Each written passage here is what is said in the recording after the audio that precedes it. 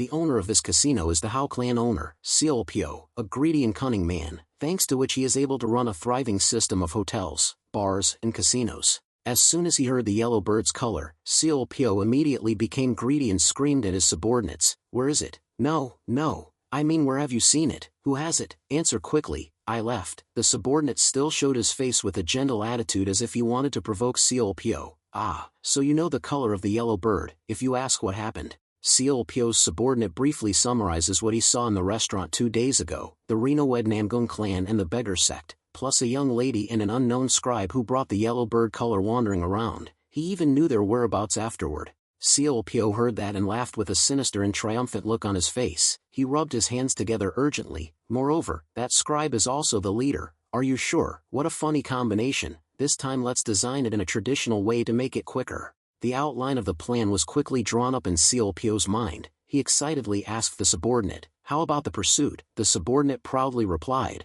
"Of course, I sent the eagle to follow closely. There they are." Feeling that this mission was not difficult at all, if not easy as pie, Seolpyo excitedly ordered his subordinates, "Very good, gather all the lords together, let's steal everything." What a bunch of anonymous scribes. After that, a round-table conference of the Hao clan was quickly and simply organized. The subordinate who caught Hugong quickly reported the specific situation to the masters. About the direction and personality of the gang, it took us about 2 days to confirm. The subordinate recounted the process of following the Hugong group, as expected. When he saw the head of the counter being caught like a mouse and forced to pay compensation at the tavern, the scribe told the maid to come and make up for the head. At that counter, Seolpyo immediately slapped his thigh and shouted, he was indeed a rich man full of goodwill and would not let anyone suffer injustice. Right after that, Seolpyo excitedly asked his subordinate, "They would go to the school tomorrow night, right?" The subordinate firmly nodded, "Yes, as long as they hadn't gone over the mountain. The horses needed to rest, so they definitely needed to rest. They will rest there."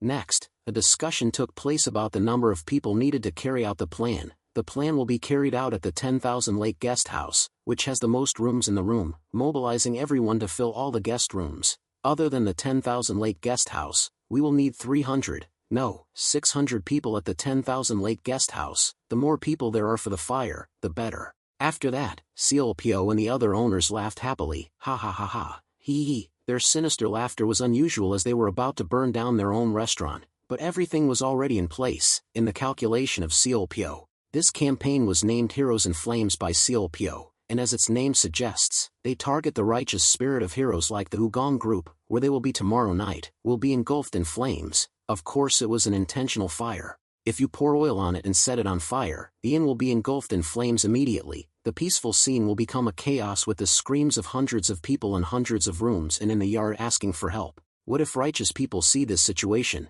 It is an unwritten rule. They have to jump into the fire and work like crazy to save people. This is also the reason why the personality of the Hugong group needs to be determined in advance. But saving people from the fire is not easy, although not too difficult, but they will have to keep their eyes and noses dark. Having to save more than 600 people means having to jump into the fire dozens, hundreds of times. At that time, in that vibrant void, just secretly carrying the yellow bird away, no one in that group of heroes would have time to worry about the bird. Seolpyo thought about this and burst into laughter. In any case, dealing with people who call themselves chivalrous and heroic is easy. The weakness is too great. It's a pity. Just as Seolpyo was laughing happily, a boss interrupted his fantasy. "But boss, it would be such a shame if the restaurant burned down. It was our great asset." Seolpyo clicked his tongue and replied, "Well, this little guy, think more broadly. You have to release the shrimp to catch the shrimp." The more Seolpyo talked, the more excited he became. "What is that?" "It's a yellow bird. It can build 500,000 thousands of lakes." And then another owner expressed doubts. But for them to carry such an expensive precious bird around so openly like that, it's not like the sect master has seen it wrong. Seolpyo firmly affirmed with a confident attitude, "I have confirmed with my own eyes." Okay, even though the eye color is a bit strange, but in terms of plumage and shape, it is the color of a yellow bird, isn't it? Where can I go wrong? Another boss asked suspiciously, "Meaning you have seen the yellow bird before, right?" Seolpyo proudly boasted, "Yes. I told you before, when I was invited to the funeral before, the clan had already seen the yellow bird there." They were still excitedly discussing the plan to steal the bird without knowing that the bird owner standing on the roof had heard the entire plan. Seolpyo looked at the skeptical eyes of the pavilion and jumped up. "This guy, you don't believe me? At that time I was a distinguished guest there. I also saw the color of the yellow bird, saw the Hugong, and even shaking hands, so for a while I didn't even dare to wash my hands. This guy, that's who I am, that's me. Hugong standing on the roof trying to hold back from laughing out loud. What a funny bunch of people. That guy CLPO, whether in the past or now, acts exactly the same as the first time I met him, which was when he was planning to work in the 4000 Tang clan, even though he was attacked, also me. After getting bored of eavesdropping, Hugong calmly turned to tell Nam Gungyun, I don't think I need to listen anymore. Nam Gungyun tilted his head in bewilderment when it seemed like Hugong did not intend to stop their plan. As for the clan, what do you plan to do? Hugong sneered sarcastically at the stupid people below. They said they would burn down the hotel they owned, so we don't need to do anything about it. Nam Gungyun exclaimed with his face seemed enlightened. Well, thinking about it, that's true. After looking at the setting sun, Hugong thought that this was the right time for entertainment venues. He immediately told Nam Gungyun, let's go somewhere else now. After that, Hugong and Nam Gungyun went directly to Seol Pyo's casino. When the two of them entered the casino managers almost wanted to scream with joy. They whispered to each other about fancy clothes. Pay attention to the neat appearance of the two of them. Just look at their appearance to know that they are lambs. When Hugong walked up to the dice guessing table, the table owner's eyes lit up when he saw his appearance. Hugong sat down innocently and told Nam Gungyun, let's try a game, shall we? In his heart, the owner of the dice table felt extremely grateful because today God had sent him a lamb, and Nam Gungyun even brought a large bag of money to deliberately show off. Even though Hugong only asked for it, just taking 1 silver niangs to bet on made the table owner feel excited. Seeing that the lamb had entered the tiger's mouth, the owner of the dice table immediately grinned like a blooming flower. He was extremely confident in his faster-than-light hands and wouldn't even need any small tricks to empty the Hugong bag. After excitedly guessing the dice like that for about 15 minutes, the table owner's face became heavy and 10 years old. Hugong gently lifted the dice cup and once again guessed correctly, but the table owner was too depressed to be any more depressed. Hugong chuckled and raised his voice. The dice guessing game would end here, right? The table owner's heavy emotions were immediately blown away. He quickly chased Hugong away like an evil spirit. It was over. If you want to bet a larger amount, try going to the dice table over there. Hugong followed the other guy's instructions and went to another dice rolling table with fewer customers. Are you guys rolling dice? Several people were already sitting there immediately welcoming him. Please come in. Just now I've seen it. Your strength is not ordinary. But young master, please stop thinking that rolling the dice here is the same as that game. Hugong immediately sat in the empty seat with a calm expression. What do you mean? This dice table operator immediately provoked him. Haha, look, gambling is a game of the mind. People must know when to show humility. Hugong curled his lips and looked mysterious. Everyone saw it just now but still don't know who I am. The dice table operator asked Hugong both curiously and arrogantly, speaking as if you were it would be someone so terrible. Even Nam Gungyun blinked and glanced at Hugong. Isn't it just the Heaven's Master Squad Master, who used to go through the archives? The big boy came to the Hao clan's casino to make trouble. Maybe that's not the case. In the face of those eyes, half questioning, half mocking, Hugong smiled, picking up each die, turning it over and over in his hands to examine it. It was made of white jade and had hollow die eyes. Everyone squinted anxiously as he stopped speaking. Then finally he opened his mouth again. Don't be alarmed. I am the unrivaled dice god. In a split second, the expressions on everyone's faces staring at Hugong were completely devoid of emotion. They were left only with a stony apathy and a few awkward blinks. The atmosphere also sank as a result. But the silence lasted only briefly before bursts of laughter erupted simultaneously, each person laughing for a different reason. One thought he was an inexperienced scribe who didn't know his place, another laughed at his foolishness, while yet another laughed at his arrogance. The dice table operator scoffed and challenged Hugong. If you're the unrivaled dice god, then you'll win every roll like you won the guessing game, right? Hugong responded calmly with a light smile. Is that impossible? Night had fallen. In a tea house on the outskirts, not far from the casino, most of the patrons had returned home. Only a few rooms remained lit, catering to special guests. One of these special guests was a woman, the casino manager, a beautiful woman with a monolith in her 40s. She was leisurely sipping tea while examining the casino's accounts. This would have been a peaceful night, but the woman heard the words of her subordinate rushing in to report. Team leader, you need to go to the casino immediately. It's lost 100,000 gold niangs already. The woman immediately spat out her tea in surprise. The woman demanded sternly, lost 100,000 gold niangs. What are you talking about? the subordinate explained frantically. They bet 100,000 and their lives on 10 rounds of dice. In short, you need to go there now, any delay and it might be too late.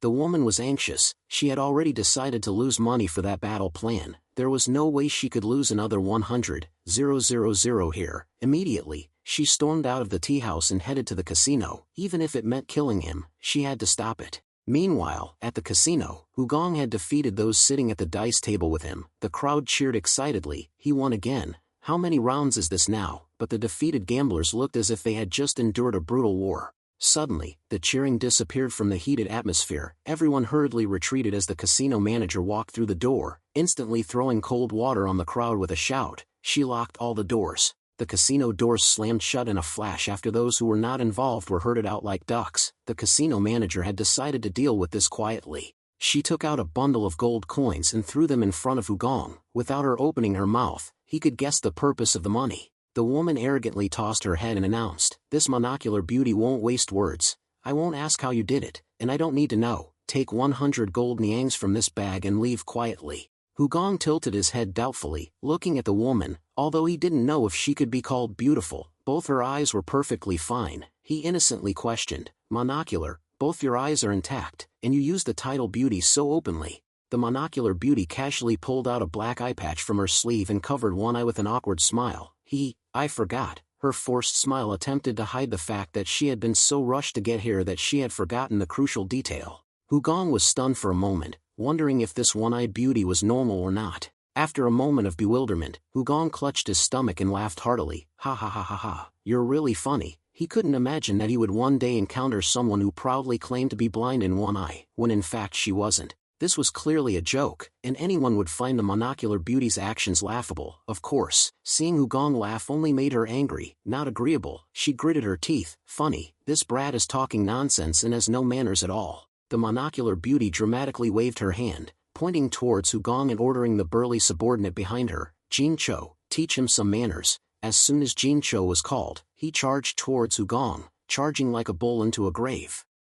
The moment Jin Cho charged to within an arm's length of Hugong, he vanished. It was clear that he was running forward, but when the monocular beauty looked towards the source of the sound, she saw him slammed against the nearby wall without even having time to scream. The one-eyed beauty raised her eyes in shock to check the situation. She thought her eyesight had deteriorated after covering one eye, but when she learned that it was true, her face became tense. The one-eyed beauty shouted loudly towards the door, "Open it for me." Hugong immediately smiled when he saw the door burst open. He knew he had achieved his goal. The monocular beauty quickly brought in 6 large bags of money, each containing 10,000 gold niangs, and she knelt sincerely before Hugong. "Here are 60,000 gold niangs. Please grant me some leniency, sir." Hugong chuckled at her sincerity. "Monocular beauty." The monocular beauty looked up at Hugong, her eyes gentle and a little worried. "Yes, sir. Is there anything you would like to tell me?" When Hugong's eyes met the monocular beauty's, she quietly lowered her gaze. Meanwhile, Hugong said cheerfully, "I'm staying at the Emperor's Inn, please pass this message along."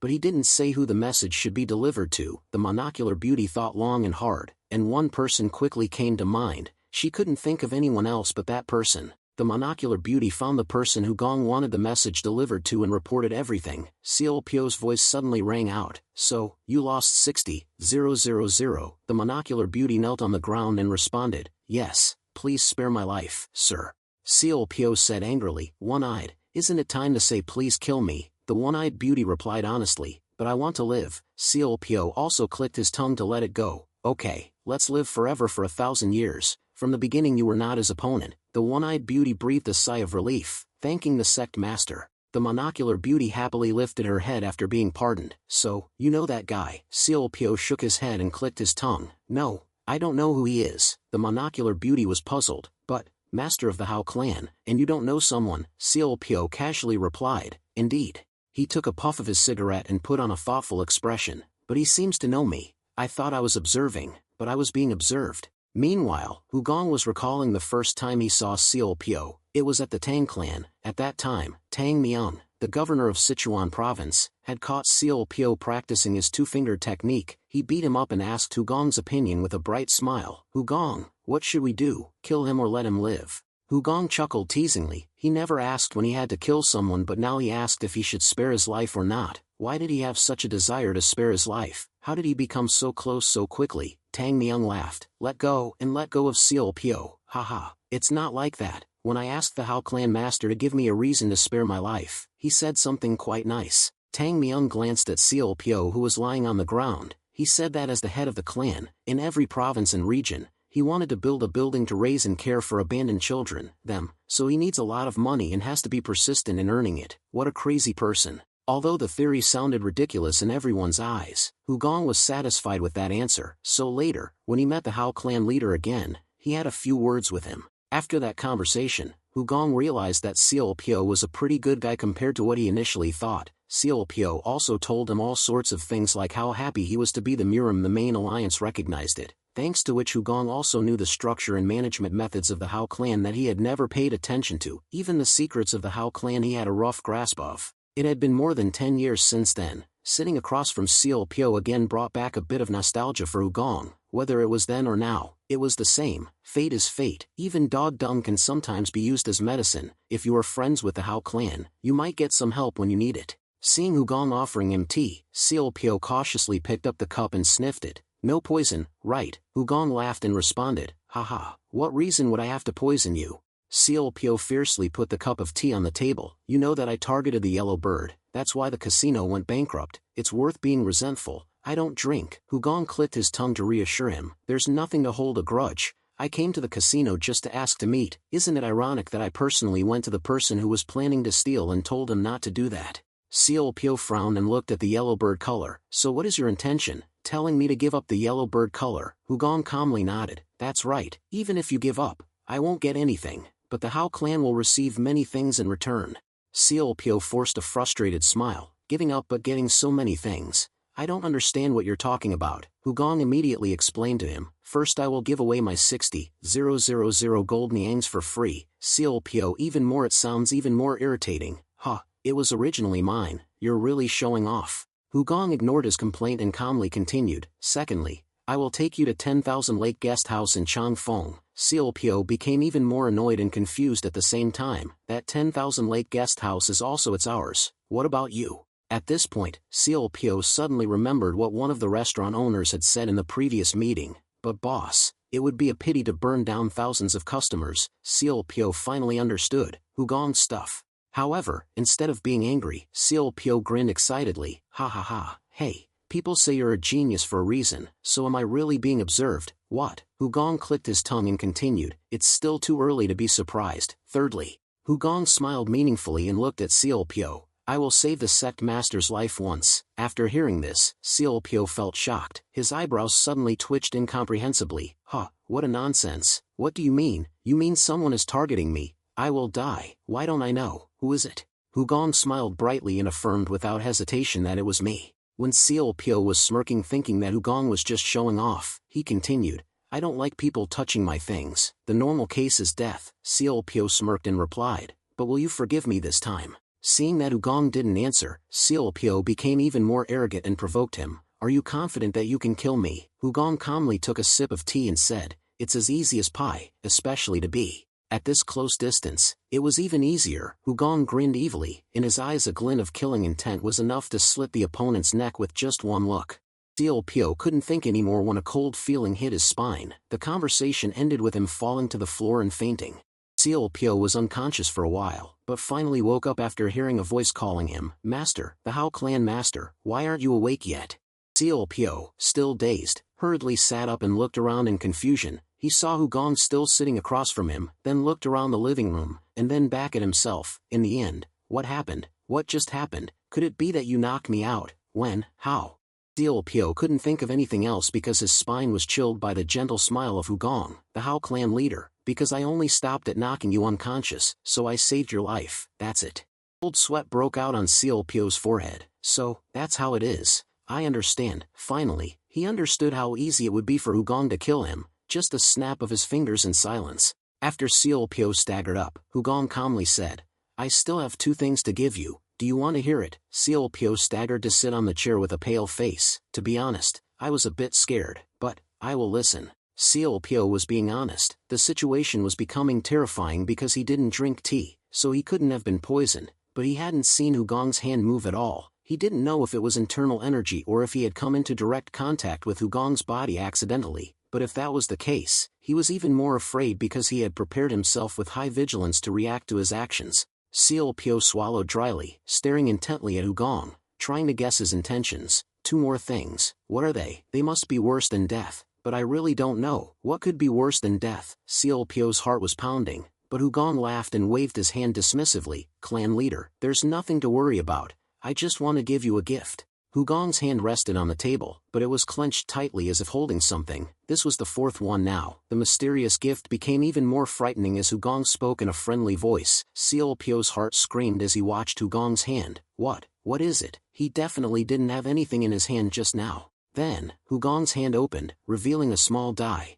It was the size of a quail egg, a 12-sided block made of metal. Each side of the die had the name of one of the 12 cities inscribed on it. Hugong's voice softly echoed, "Do you like it?" But Seal Pyo couldn't answer. He had thought of something worse than death appearing, and it had appeared. Jiuling Chio. This small metal die was the sacred object of the Hao clan, and it was also Seal Pyo's Hao clan leader's talisman. Seal Pyo's mouth gaped open, his face pale as a floating corpse. More importantly, how did Hugong know the existence and meaning of the Jiuling Chio? Very few people knew about the sacred object of the Hao clan. Unlike the Jade Buddha staff of the Shaolin Temple or the Beggar Sect's iron staff, the Jiuling Chio was something very few people knew about. The question that needed to be answered was not why the Jiuling Chio was in Hugong's hand, because Seal Pyo had been unconscious just moments ago, so finding the die on him during this time wouldn't be difficult. But if he took it on purpose, it means he knew about it. The core question was how he knew and how much he knew. Having finished with these unanswerable doubts, Seal Pyo opened his mouth in confusion with a gray face. Could it be that you know how to use the Jiuling Chio? Even though he knew from the beginning that this was a meaningless question if Hugong wanted to hide the truth, he still asked it in the end.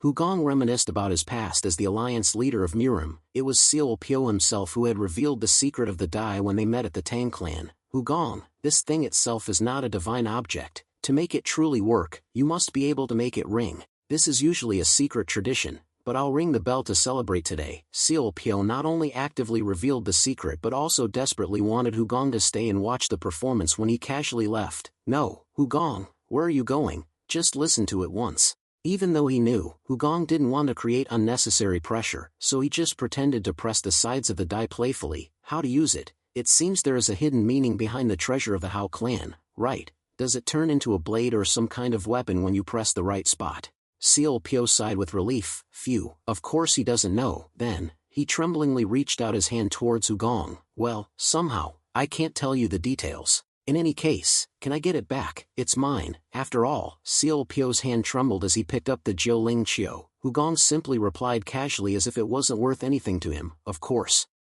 Seal Pyo's mental exhaustion was beyond words. This was the first time since becoming the clan leader that he had been robbed like this, and he finally understood clearly what was going on. What Gong wants to say is, 60,000 gold niangs, 10,000 lakes of customers in Truong Fong, my life, the sacred objects of the Hao clan. If you target my belongings, I will take everything from the Hao clan. That's it. Exactly what Hugong wanted to say, but he illustrated it in moderation. After putting the die away, Seal Pyo stared blankly at the ceiling like a lost soul, with a hazy stream of thoughts. The Seo Munjia didn't collapse for no reason. They must have endured a lot. TSK, it's pitiful. They shouldn't have tried. I'm sure there were many who tried to challenge the Tianghua Shuku Dai Gongzi, and then met a bitter end. Thinking back now, Seal Pyo felt that his current situation was still pretty good, and he suddenly realized something he had overlooked while investigating Hugong for days. Right, why didn't I notice that? Immediately afterwards, he tormented himself with self-reproach. I should have considered why the direct descendant of the Namgung clan would follow and serve the Tianghua Shuku Dai Gongzi, and why 2 disciples of the Beggar sect went with them. It means he's someone I should never face as an enemy. I guess I was blinded by the colorful bird. After thinking it through, Seal Pyo knew there was only one thing left to do. He bowed his head so low that his face slammed onto the table. I apologize. I made a big mistake about all this. Even though it's too late, please forgive me. Seal Pyo had made a wise choice. Hugong was satisfied but continued to utter the final thing without thinking. Actually, I still have one more thing. Seal Pyo hurriedly raised his head in confusion. Oh, right. Then, He looked at Ugong pitifully while clutching his chest and writhing as if having a heart attack. Sorry, but can you keep that to yourself? My heart is going through a tough time, really. I'm serious. I mean, I'm really tired right now. However, Ugong had absolutely no intention of ending this here. He gave a friendly smile to appease Silpio. Don't worry, the last gift is nothing big. I just want to give you if you give me a chance. I will give you the opportunity to become an ally of heaven through the archives. Silpio blinked in surprise and asked Ugong again because he thought his ears were ringing, so he heard wrongly. Were they allies, not enemies? Ugong smacked his mouth and lowered his face as if sad. You're disappointed because it's not much, right? Silpio frantically waved his hands and burst out laughing awkwardly. What? No, great no, ha ha ha. Why do you say that? It's no big deal. I like this gift the most. Ugong then smiled again and suddenly stood up to leave. Okay, then, it's late at night. See you tomorrow. Hearing those words, Silpio stopped laughing and spoke with a trembling voice of worry. Tomorrow, we will meet again. Ugong raised his eyebrows with a meaningful smile. Since there will be no more fiery scenes to admire, I will show you another scene to commemorate our friendship. The next day, the Hao clan's personnel were mobilized to the 10,000 Lake Hotel, not knowing that the Heroes in Fire campaign had ended before it even began. When they saw a luxurious carriage passing by street, the disciples of the Hao clan whispered excitedly, finally arrived, the Heroes in the Fire. They were heading to the 10,000 Lakes restaurant as planned. When the carriage stopped in front of the Wanhu Inn, the Hao clan disciples' excited smiles grew even wider. However, that smile only lasted for a short time. It faded after seeing the first person to step out of the carriage. Wait, that person who just got off the carriage is... Seeing the eyes of the disciples around them widening in distorted expressions, Silpio bitterly laughed with tears streaming down his face. Ha ha ha, surprised, you bastards. From now on we are friends with the Tianghua Shuku Dai Gongzi, so stop staring, get out and greet him. Silpio was met with a confused silence from the disciples, but he continued talking incessantly. Today, to celebrate, I'll treat you all to food, eat anything you want, as much as you want. I earned 60,000 gold niangs with my own money yesterday. By the way, I'm not crying, this is just sweat. Silpio finished his speech with a forced smile and tears streaming down his eyes, his voice trembling like a warm child, the memory of silently enduring being bullied. Afterwards, the Hao clan had an emergency meeting behind the inn. As soon as Silpio's story about Ugong ended, one of the 8 clan leaders immediately lost his composure and objected. Now you're telling us to believe that? That's ridiculous. Even though I've seen his skills at the gambling house, which are more than just amazing, and I admit he is a Murim's promising talent in Jianghu, how could he know about the die? Silpio yelled tragically, placing his hands on his chest. I told you that. That also shocked me. My heart hurts. Haven't I told you? The first clan leader continued to yell and question. Older brother, didn't you ask him how he knew about the sacred object? Silpio put on a confused expression and avoided the disciples' gaze. Because I was scared. Oh God, my heart hurts again. The first clan leader yelled even more intensely. What? In any case, older brother should have asked him. What did older brother do while sitting with him in the carriage all that time? Silpio clutched his head in agony, his face turning purple as he recounted. Hey, it's not that simple. It's because you weren't with him. He's extremely scary. His eyes are like an endless void. The way he smiles faintly when he stares at me, it's like the face of an old man. The first clan leader sighed helplessly. How old are you, older brother? And that guy is clearly much younger than you. Even though he was very disappointed in his clan leader, the first clan leader still tried to press him further. Then why is the young master of the Namgung clan following him? Silpio continued to answer with a weak, breathless voice. I don't know. He didn't say anything. The first clan leader sighed again. Then what do you know, older brother? The 8 clan leaders of the Hao clan had no intention of backing down. Their reason for existence was to be pillars to compensate for the clan leaders' shortcomings. Therefore, the 8 people surrounding Silpio slowly got up like zombies and declared, we can't just let this go. The enemy knows about the sacred object of the Hao clan. The first clan leader strode towards the front of the inn. We have to check for ourselves what kind of person he is. Silpio panicked and hurriedly tried to dissuade him. Hey, don't try anything, you might actually die. Hearing the first clan leader say that he would question the young master of the Namgung family, not Tianghua Shuku, Silpio smiled broadly and decided to go along. At this moment, Namgung Yun was on the roof of the inn. With the sound of clothes being whipped by the wind, 2 figures suddenly appeared on the roof, attracting Namgung Yun's attention. The first clan leader politely suggested, Young Master Namgung, we would like to talk to you. Namgung Yun generously nodded in agreement. Because Ugong had accepted the Hao clan as allies, he thought he also needed to respond politely to the disciples of the Hao clan. Immediately afterwards, the first clan leader began to ask questions rapidly, regarding the gambling house yesterday. How did you know that the gambling place belonged to us? Namgungnyeon honestly replied, I don't know. The Tianghua Shuku Daigongzi simply walked in, so I guessed it was the Hao clan's gambling house. The first clan leader was stunned for a moment. What kind of logic is that? After a moment of silence, the first pavilion master asked the next question. Sir, are you really a subordinate of the great master of the archives, or is there some other hidden meaning? There is clearly a difference. About family status. Namgungnyeon continued to answer frankly, what you see is all true. I am his subordinate. I want to learn from him. The first pavilion owner tilted his head and wondered, does the Namgung family owner know about this? Namgungnyeon calmly shrugged, my family all supports me. The first pavilion owner was speechless. The answer he gave was, I expected that despite my father's objections, it would end up like this. This only adds to the absurdity and confusion. Is the martial arts of the great master of the archives really that great? How does it compare to you? Namgungnyeon continued to answer without any hesitation, I am far behind him. Moreover, the first pavilion master became speechless for a moment. It was unexpected that Grand Master Namgung, the most highly regarded person in the juniors who participated in the Heavenly Dragon Fong, said that they were far behind the eldest son of Heavenly Dragon Archives. Seal Pyo chuckled to himself, I knew it. What's the matter now, you bastard? But the first master's questions continued to arise. It seems something happened at the Heavenly Dragon Peak. I'm very curious. Can you tell me? Less than 10 days had passed since the Heavenly Dragon Peak incident. Even with the Hao clan's exceptional information network, they wouldn't know what transpired at the renowned Namgung clan.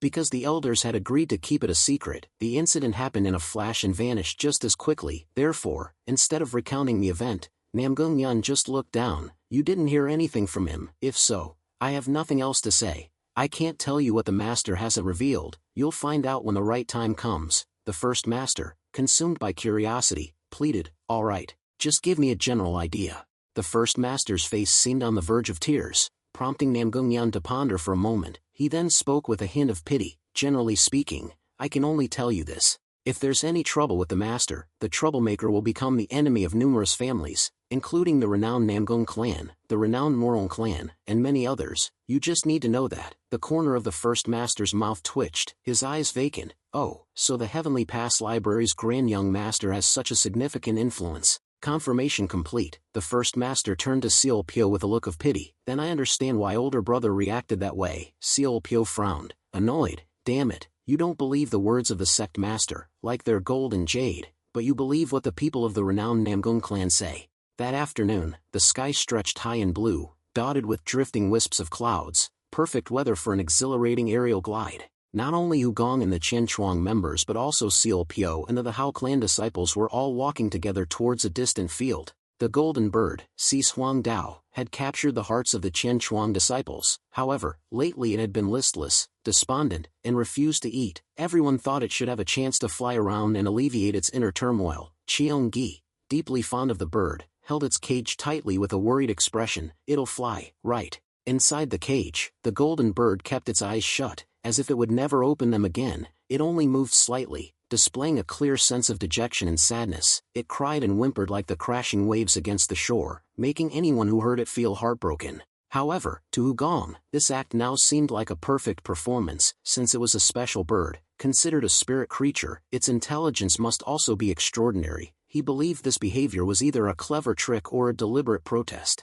Hugong was certain the golden bird was just acting because something happened a few hours earlier. On their way to the outskirts, inside the moving carriage, Hugong was gazing out the window, admiring the beautiful scenery. On the other side of the carriage, Cheong-gi and Seal Pyo were engaged in a lively conversation. Dad, why does the Hao clan never use their brains? Look, the Hao clan is still better than the beggar sect. As Hugong watched the distant scenery moving slowly with the lazily drifting clouds, his mind free from any thoughts, he suddenly felt a gaze, an intense one. Hugong slowly turned his head to investigate. Cheong-gi and Seal Pyo were still engrossed in their debate. Look at this old man, he's belittling the beggar sect. What makes the Hao clan better than us? You guys have no money, you're broke, that's the difference. Hugong's attention shifted to the cage in Cheong-gi's hands. It was the direction from which he could clearly feel the intense gaze. But there was only the golden bird preening its feathers and closing its eyes. Hugong couldn't help but feel suspicious that the golden bird was acting. he feigned looking elsewhere, turning back to the window to admire the scenery. Meanwhile, Cheon-gi and Seol-pyo didn't notice anything unusual about the bird. Lost in their intimate conversation, unmindful of the age gap,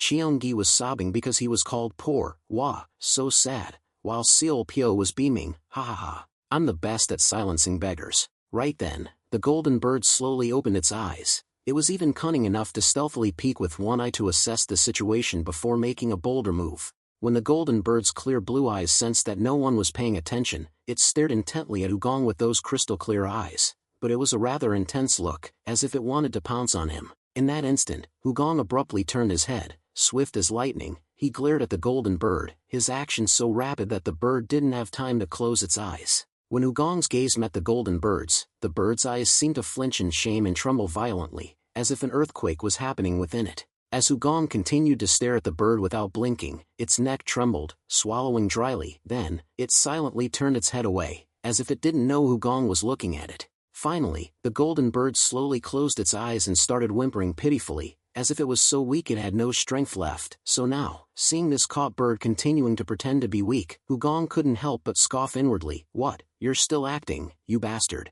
Ugong was sure this clever flying creature was up to something, so he thought it was necessary to prepare something special before it took flight. He approached Cheon-gi, who was worried about the bird, and said with a reassuring smile, I'm even afraid it will fly too well. Then, he created a drop of fragrant essence and flicked his finger towards the cage. The scent instantly adhered to the golden bird's feathers, causing the bird to shiver and shake its wings. They arrived at a distant field. The golden bird prepared. Cheon-gi excitedly placed the cage down and encouraged it before opening the cage. Xiaolong-shing, you need to be strong, strength, speed, and sound. Meanwhile, Seol-pyo puffed a cigarette and asked Ugong, do you know this bird is special? Ugong replied with a shrug, I just noticed its eyes are blue. Seol-pyo gasped, whoa, scary, goosebumps, ha ha ha, you really know everything, don't you? The final moment arrived. With the excited gazes and cheers of the Hao clan disciples behind him, Cheon-gi opened the cage door and tied a rope around the golden bird's right leg. The rope was nearly 100 meters long, sufficient for it to glide freely. Pulling on the rope, the golden bird stepped out of the cage. However, it didn't immediately take flight but puffed up its chest and inhaled deeply, as if savoring its freedom. A few seconds later, the golden bird spread its wings wide. As they opened, the wings were twice as long and wide as its body. The smooth feathers seemed to shimmer in the sunlight. Immediately after, the golden bird soared into the sky, its trajectory straight up, its speed terrifyingly fast. The powerful wing beats kicked up a blinding cloud of dust. In the blink of an eye, it was just a shimmering in the sky. It was then that everyone present in the field gazed at the golden bird with admiration. Seeing the rope being pulled away with speed, Cheon-gi exclaimed nervously, wait, you're tied to a rope, don't fly too high. However, this bird was truly intelligent, and its flying ability was truly astounding. It changed direction at a right angle while gliding at high speed without any difficulty. The moment the golden bird's claws touched the rope tied to its leg, the sound of the rope snapping echoed through the air, a sudden surprise. The rope was severed ruthlessly. The bird swiftly gained its freedom, soaring high into the sky, met with everyone's astonished gazes. Cheon-gi was the most shocked of all. He widened his eyes and gaped in disbelief. But an even more shocking event happened immediately after. The golden bird shouted loudly, with a triumphant and smug voice, you idiot, I'm not Xiaolong-shing. I am Hong-yi Leech, and I'm the best flyer. As soon as it finished speaking, the golden bird chuckled and darted into and out of the clouds, emitting powerful and exhilarating whistling sounds. Cheon-gi stood there, stunned, while everyone around him exclaimed, it can talk. Hearing the golden bird speaking so fluently, Ugong smiled contentedly, blue eyes and capable of speech. It turns out it's a combination of the golden bird and the talking red bird, an excellent lineage. So, it has been acting all this time for this moment of surprise. What an incredible effort. After a moment of astonishment, Cheon-gi was now admiring the golden bird's flight with a radiant smile. Ha ha ha, Xiaolong-shing is amazing, isn't he? He flies well and is very intelligent. You pretended to be silent all this time to surprise us. Miao Bingbing suddenly rushed forward, grumbling at Cheon-gi, you idiot, you think this is good, can't you see how arrogant it is? It's not going to come back to us.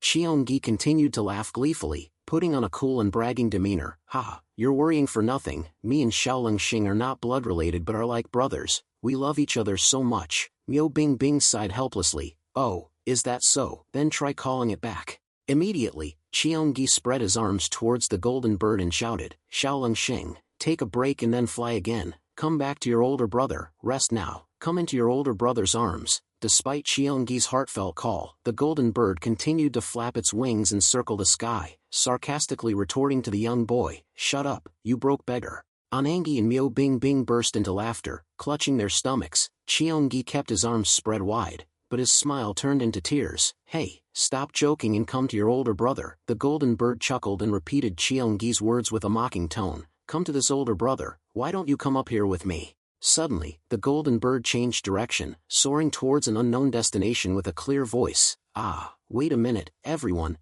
below looked up at it, puzzled about its actions. Even Hugong was curious about this cunning bird's behavior. At that moment, a black feathered hawk was circling the western sky. It was the Hao clan's surveillance hawk, which had been following the Qianchuan disciples for a few days. It also abruptly changed direction after being startled by the golden bird's clear voice. But it was too late. The golden bird, flying at high speed, approached the hawk in the blink of an eye. The surveillance hawk cried out shrilly, desperately fleeing with its wings flapping wildly. However, the hawk's effort was futile as the golden bird quickly caught up with it from behind. The hawk was swiftly overtaken by the golden bird. The golden bird's flying ability was truly in a completely different league. The moment it saw the golden bird appear in front of it, the hawk tried to turn away, but the golden bird used its right wing to deliver a powerful blow to the hawk's head with an arrogant smile. "I'll kill you, you bastard." The hawk immediately fainted and plummeted to the ground. The golden bird chuckled again, with a haughty whistle. "You have guts. How dare you think about flying around my territory, dare to hover in front of the strongest." Everyone was speechless, completely stunned. At this time, Cheongi became urgently desperate, pleading with Hugong, "Master, what should we do now? How do we catch it?" Hugong just stared silently at the golden bird, not responding to Cheongi's plea. He could catch it, but it was flying too high and too fast. There was no way to catch it without causing it harm, and Hugong didn't want things to go that far. Then, Hugong turned to Seal Pyo with an amused smile. "The Hao clan master, is that view beautiful to you?" Seal Pyo chuckled with a boisterous laugh. "Ha, it's so amazing, words can't describe it. Thank you for giving me something to brag about to the Jianghu scholars." Cheongi, standing beside him, continued to whine and plead. "Master, aren't you going to catch it?" Seal Pyo spoke again after seeing Cheongi sobbing and the golden bird still excitedly circling the sky. "But are you really going to let it go? Isn't it a shame?" Hugong calmly shook his head. "It seems it had a previous owner, so letting it go is fine." He thought so because earlier, it had declared its name. Having a name meant someone had called it that. Then, Hugong walked away without hesitation. "I showed you what I promised. See you later." Seal Pyo asked him again, with a regretful tone. "What, you're really leaving?" Hugong didn't respond but continued walking straight. The Qianchuan disciples followed him. Only Cheongi couldn't easily let go of his attachment to the golden bird and reluctantly left with his head bowed low in dejection. Hugong used a tone as if this was nothing special, so Seal Pyo looked at him with a different gaze. It was a bird that reached the peak among all golden birds. Seal Pyo couldn't help but feel regret, constantly looking back and forth between Hugong and the golden bird, but Hugong seemed to just treat it like a sparrow. As Hugong's horse-drawn carriage continued its journey back to the Heavenly Pass Library, the golden bird's clear voice suddenly sounded from inside the carriage. "It's so fragrant, it's so fragrant." So, it had voluntarily become a new member of the Qianchuan disciples. The golden bird rubbed itself against Hugong, as if its heart was melting for him. Talking a lot seemed to be its basic skill, so Hugong didn't have to ask to hear it tell the reason why it followed him. On the night it was attacked by the wind heat insects, the golden bird had trembled in fear until it smelled the detoxifying fragrance that Hugong had spread throughout the renowned Namgung clan. "Ah, a pleasant scent, so fragrant. It was the scent of that night. I've decided to take you as my new master." Cheongi, sitting in the carriage, harshly criticized the golden bird. "Hey, how could you play such a cruel joke by cutting the rope and flying away like that? Just thinking about it makes your older brother furious." The golden bird still clung tightly to Hugong and let out a dismissive breath at Cheongi. "You stupid beggar, you don't know anything at all." Cheongi, feeling confused, shouted angrily, "What, are you crazy?" Yellow Hue bird chirped and flapped its wings in response. "The string isn't broken, it will never break. The string of the master is very strong. It is always connected to me." This declaration surprised even Hugong. It was amazing that it recognized the scent of the three evils, but it was even more astonishing that it recognized the scent it was connected to. It seemed that it was truly a spirit beast. Hugong then became even more curious about Yellow Hue Bird's past. "You said new master, so that means you had a previous owner, right? What happened to that person?" Yellow Hue Bird, which was chirping happily, suddenly changed its expression completely when it mentioned its former master. With a dejected voice and tear-filled eyes, it looked directly into Wugong's eyes and said, "My former master is dead." With that same melancholic tone, Yellow Hue Bird also recounted that, for a period of time, it had not left the cave where its master died, but only wandered around it. But Yellow Hue Bird's somber mood didn't last long. It began to get excited again as it recounted the story of what happened after. "Then I encountered an enemy, 100 years old, 100 years old, well, not really 100, it wasn't even 80, that spider kept provoking me, so I killed it. However, unfortunately, I was caught in its spider web. Help me, is anyone there?" I started crying and calling for help, then I was captured. I pretended I couldn't speak, and that's how I ended up here. Yellow Hue Bird finished its story with excitement, spreading its wings dramatically, as if it wanted to boast about its strength and cleverness. However, Wugong found the bird to be rather silly and inexperienced on the Jianghu. If it continued to be so arrogant, it would surely face a miserable end one day. When they left the Medicine King Gate, Seolpyo and the two beggars sang a song of a strong warrior. Now, as they approached the Heavenly Passage Treasury, they sang a song about the return of a hero. The melody remained the same, but the lyrics differed. However, not everyone felt the same excitement to sing along like nightingales. Nam Gungnyeon could not sing along joyfully. Instead, he turned pale and called to Wugong, "Young master, are you sure we are heading towards the Heavenly Passage Treasury?" Nam Gungnyeon's reaction was understandable. They said they were almost there, but for some reason, the direction of the carriage was heading straight towards a cliff. Nam Gungnyeon was sitting at the front of the carriage roof and could see clearly. Falling off the cliff was only a matter of time. He couldn't sit still and hurriedly shouted to the driver, "There's a cliff right in front of us." But the only response he received were jokes from the two beggars and Myo Bing Bing. "Well, it's fine. So what if there's a cliff? We live and die together. That's the Heaven's Master Squad. Ha. Hey, rookie, accept your fate. Yes, be noble, Namgung rookie." Nam Gungnyeon closed his eyes and instinctively covered his face with his arms. He never imagined he would die like this. Even Yellow Hue Bird shouted joyfully with the Heaven's Master Squad, but Nam Gungnyeon couldn't join in. Soon, the carriage plunged over the cliff. With a scream, Nam Gungnyeon clearly felt his body floating. It was definitely a feeling of emptiness, but he quickly realized it wasn't like when an object falls off a cliff. Nam Gungnyeon slowly opened his eyes. He was very nervous because the atmosphere around him had changed in a blink of an eye. The feeling was light and smooth, as if the carriage had just glided through a cloud-covered area and didn't feel any terrible collision. Around him was a white space, with scattered petals floating around. The scenery was dreamy, but all sound had disappeared in that moment. After passing through one of the many variations of the formation, Nam Gungnyeon opened his eyes wider in amazement. The sound of the carriage rattled again, and at the same time, cheers echoed in his ears. A new scene flooded Nam Gungnyeon's eyes, a scene of buildings combining ancient elegance and splendor. Byung Cheon and Wugong's two stupid younger brothers had been waiting at the gate for a long time. Their joyful voices rang out in unison as soon as they saw the carriage stop. "Welcome back, brother, older brother." As Nam Gungnyeon calmly returned and stepped off the carriage, greeting everyone with Yellow Hue Bird, Bumong exclaimed in amazement, "But older brother, how come your subordinate is the young master of the renowned Namgung clan?" Byung Cheon couldn't take his eyes off Yellow Hue Bird. "I'm so curious about that bird. It must be Yellow Hue Bird." Byung Cheon's eyes quickly turned to Wugong with anticipation. "What happened on your journey? Tell me quickly." Wugong chuckled, feeling like he had just left the Heavenly Passage Treasury yesterday. Everyone in the house was the same. He cheerfully told Byung Cheon, "There are a lot of things that happened. Come inside and I'll tell you in detail." Byung Cheon's hips swayed as if he wanted to hear all the stories as fast as possible. Right, it's been a long journey, everyone must be tired, come inside." As Byung Cheon turned and cheerfully went inside the house, Myo Bing Bing hesitated before approaching Wugong. "Leader." Wugong looked at her with a gentle smile. "What's wrong? Come inside." Then, unexpectedly, Myo Bing Bing clasped her hands in front of her chest and told Wugong, "I'm planning to temporarily leave the Heaven's Master Squad for a while to train myself. Thank you for your kindness during this time. I had a lot of fun." Wugong didn't ask for a reason, he just smiled warmly at her. He understood Myo Bing Bing's thoughts. Yes, the events of that night at the renowned Namgung clan, he was sure that she had clearly seen her own limitations.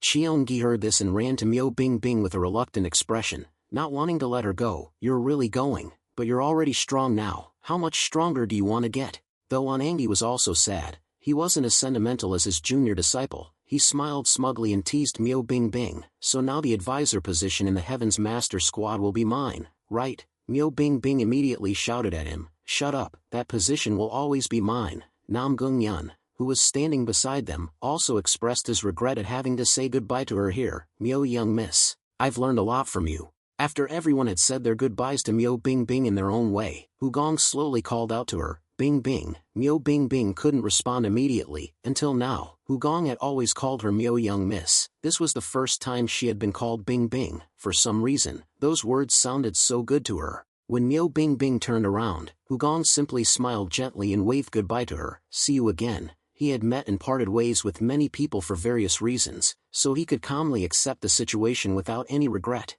It was definitely the voice of a young man, but it sounded like the way an elder would speak. The silent concern in his voice made Myo Bing Bing feel more comfortable. She smiled brightly and waved goodbye to Hugong. "Yes, see you again." A few days later, at midnight, when everyone had fallen asleep, Hugong, accompanied by Yellow Hue Bird, quietly left the grounds of the Heavenly Passage Treasury and entered the dense forest not far away. However, Yellow Hue Bird couldn't keep quiet for long. It excitedly flapped its wings and circled above Hugong with a radiant smile. "Master, finally you're willing to play with me. I'm so happy. But why are we out here?" Hugong replied indifferently, "Nothing.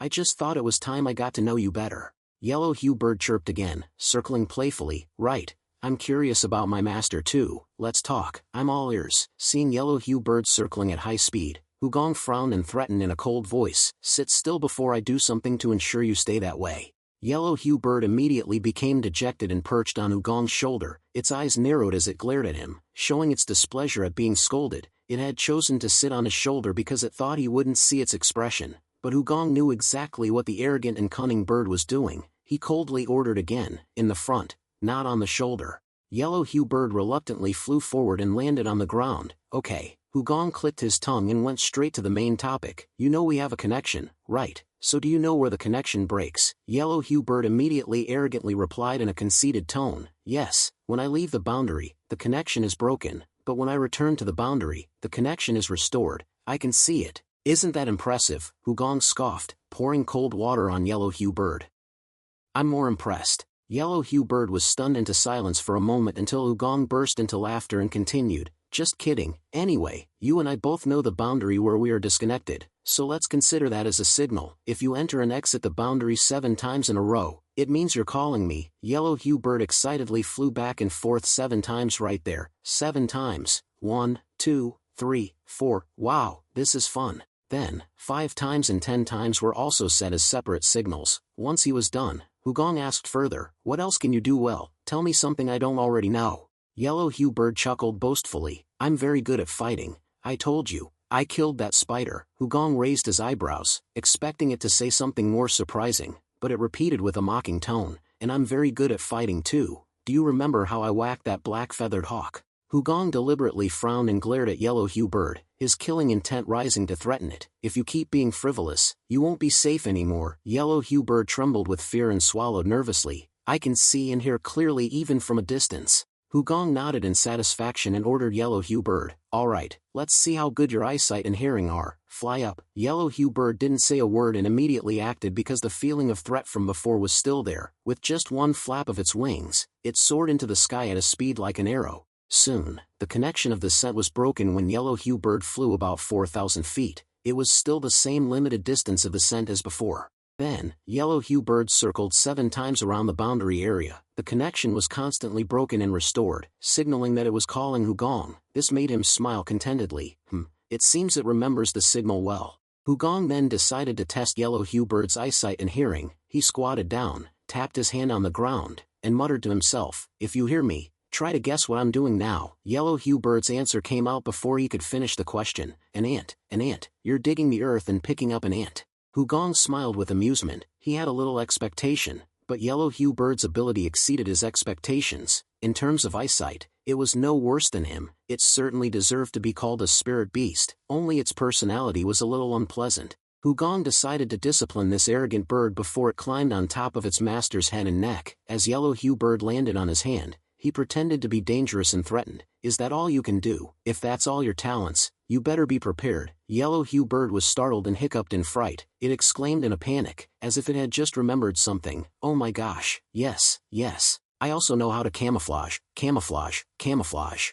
Yellow Hue Bird quickly ruffled its wings and perched properly on Hugong's hand. Look, right after that, its feather color became darker and darker. It quickly turned into a deep blue, blending into the color of the tree canopy in the night. At first glance, it seemed to have completely disappeared. Hugong was thinking that its fatal weakness was the brilliance of its feathers. They looked great, but they were too conspicuous to be of any use. But if it could achieve this level of assimilation with the surrounding environment, it would truly be an invisibility technique that would make it basically have no weaknesses anymore. Seeing Hugong smiling with apparent satisfaction, Yellow Hue Bird excitedly showed off another talent of its. It folded its wings against its chest and mimicked Cheongi's mannerisms. I can also mimic voices. Leader, let's go eat. I'm going to die if I continue like this. Come on. Hugong couldn't help but laugh in delight. Ha ha ha, you have many talents. I feel like I've got a talented subordinate. You can stop being afraid now. The next day, the chirping of Yellow Hue Bird suddenly disappeared.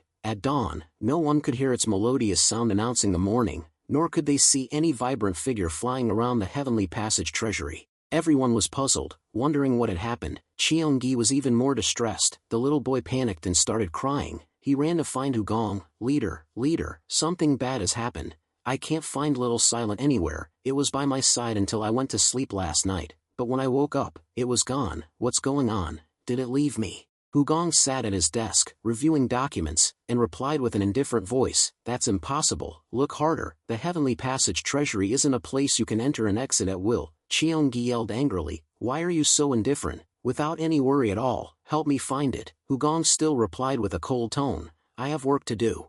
Cheongi felt heartbroken and ran outside with tears streaming down his face. The leader is so mean. Hugong was speechless with this naughty little boy, but his indifference had a reason he couldn't reveal. Later, Cheongi returned to Hugong's room that evening, but his attitude was completely different. He grinned from the doorway. Leader, I found Little Silent. Cheongi happily held the exhausted Scarlet Emperor bird and started talking excitedly. Haha, leader, Little Silent was playing hide and seek. Do you know how it hid? It can change its feather color. Isn't that amazing, isn't it? Before Hugong could react, Cheongi handed Yellow Hue Bird to him and ran away with an excited expression.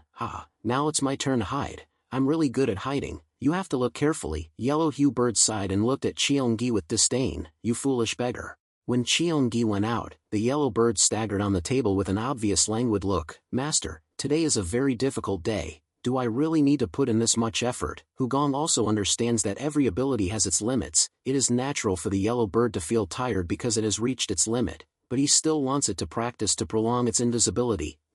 It would be better if you could hone that skill. You did very well today. I believe you will be able to improve even more. It's fun to progress further, isn't it?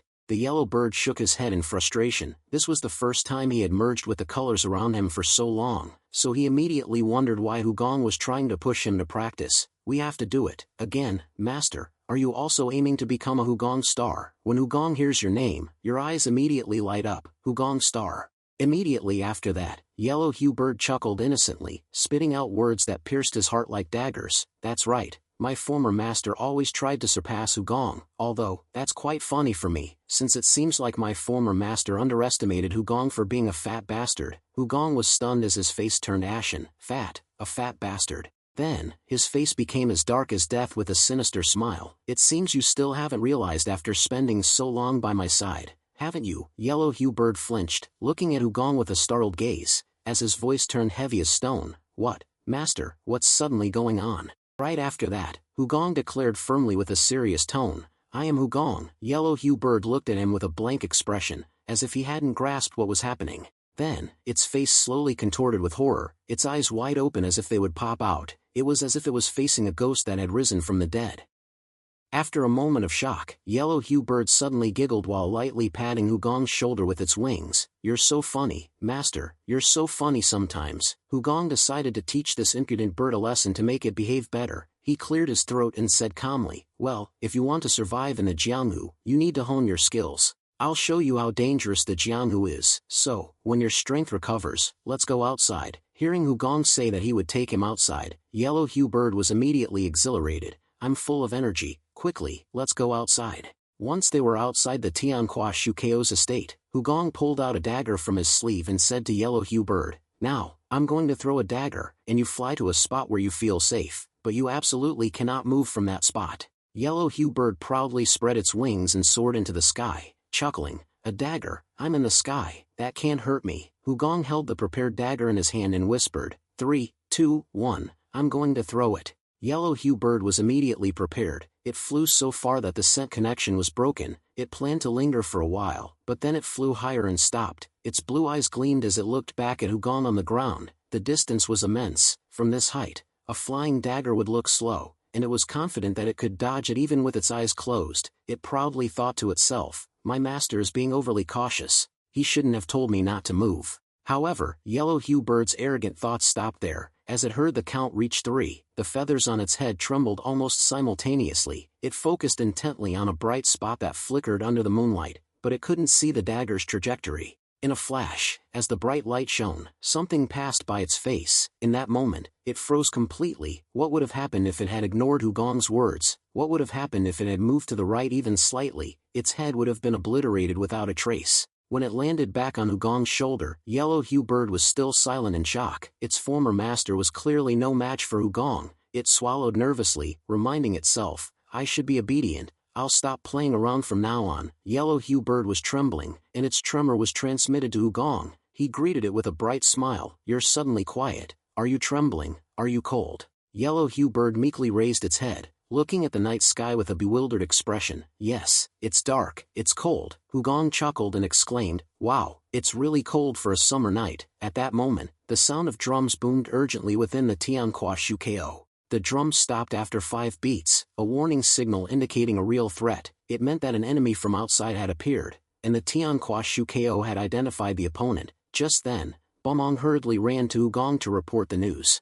Hugong immediately turned and asked Bomong, "What's going on?" Bomong was panting, nearly out of breath, and explained frantically, "Older brother, a few villains have appeared. They said they are part of the Qian Chuang Tuan and have come to see you." Hugong raised his eyebrows in doubt. "The Qian Chuang Tuan? Who do they say they are?" Bomong grew increasingly panicked and anxious. "They call themselves Wu Shan Song Xiong. They claim to be heroes, but no matter how you look at them, they don't have the appearance of a hero. I don't know how they knew about the Qian Chuang Tuan, why they're claiming to be a part of it, and why they barged in here. I'm going crazy with confusion." After a sigh, Hugong chuckled and told Bomong, "They are my subordinates." Bomong was stunned and blinked. "Sorry, what?" Hugong laughed loudly. "You shouldn't judge people by their appearances. They might have a little bit of a scowl, but they're not bad guys." Right after that, Hugong greeted Wu Shan Song Xiong alone in the guest room. Wu Shan Song Xiong bowed respectfully. "We're a bit late, Tuan Zhu. How are you doing these days?" Hugong nodded in response and went straight to the point. "I'm fine, but, since only you two are here, I guess things aren't going according to plan." Wu Shan Song Xiong sighed with worry and began to report the situation. "Yes, the situation has become strange. Juyang Gongzi has been taken hostage, and Man Park Jia as well." Hugong's eyebrows in the corners of his mouth twitched upon hearing the news. A question mark immediately popped up in his mind. Man Park Jia's martial arts skills were comparable to Jiam Chiak Jia. Moreover, he was the type of cunning person who laid traps, not one who fell into them. So how in the world were they captured? Meanwhile, Cheonggi was still lurking, waiting for Yellow Hue Bird to find him, and the young boy started to fall into despair. "Shaoling Xing, don't tell me you forgot about me." According to Wu Shan Song Xiong's account, the leader of the Wu Gsabu had been fleeing, trying to escape the extermination group, but suddenly the carefree sect stepped in, trying to mediate with Juyang. "Come now, this is enough, don't you think so? Let's stop the pursuit of the Wu Gsabu." It was clear that the leader of the Wu Gsabu had sought the help of the carefree sect.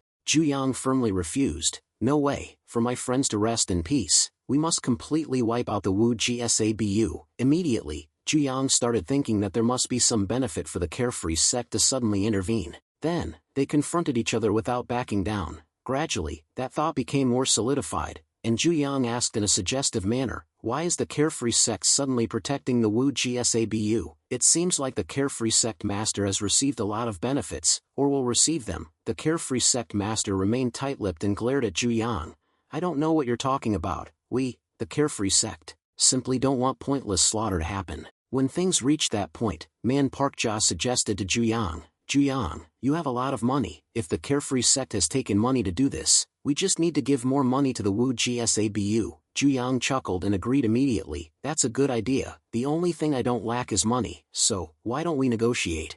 Later, Yang brought several chests of gold, silver, and jewels. However, the first negotiation failed. The carefree sect master refused vehemently. "You're trying to bribe me with money." Yang chuckled innocently in response. "Oh, is that not enough?" And Yang decided to negotiate a second time with even more money. With this amount, the sect master should be satisfied. However, the carefree sect master once again flatly refused. Moreover, he mobilized his forces to capture Yang and Man Parkja. It seems like Gonzi thinks that everything can be solved with money and swords, but what a person needs to solve problems is the ability to communicate and a compassionate heart. Then, he suddenly made a request: "Call the Tianhua Shukeo's great Gonzi here." After finishing his account, Wu Shansong Xiong sighed. "That's what happened." Hu Gong nodded thoughtfully for a moment, then raised his eyebrows and asked Wu Shansong Xiong dubiously, "Wait, did I hear that right? The carefree sect you're talking about, is it the carefree sect known as Shangshi Di Pai?" Wu Shansong Xiong nodded in unison. "Yes, it's that carefree sect."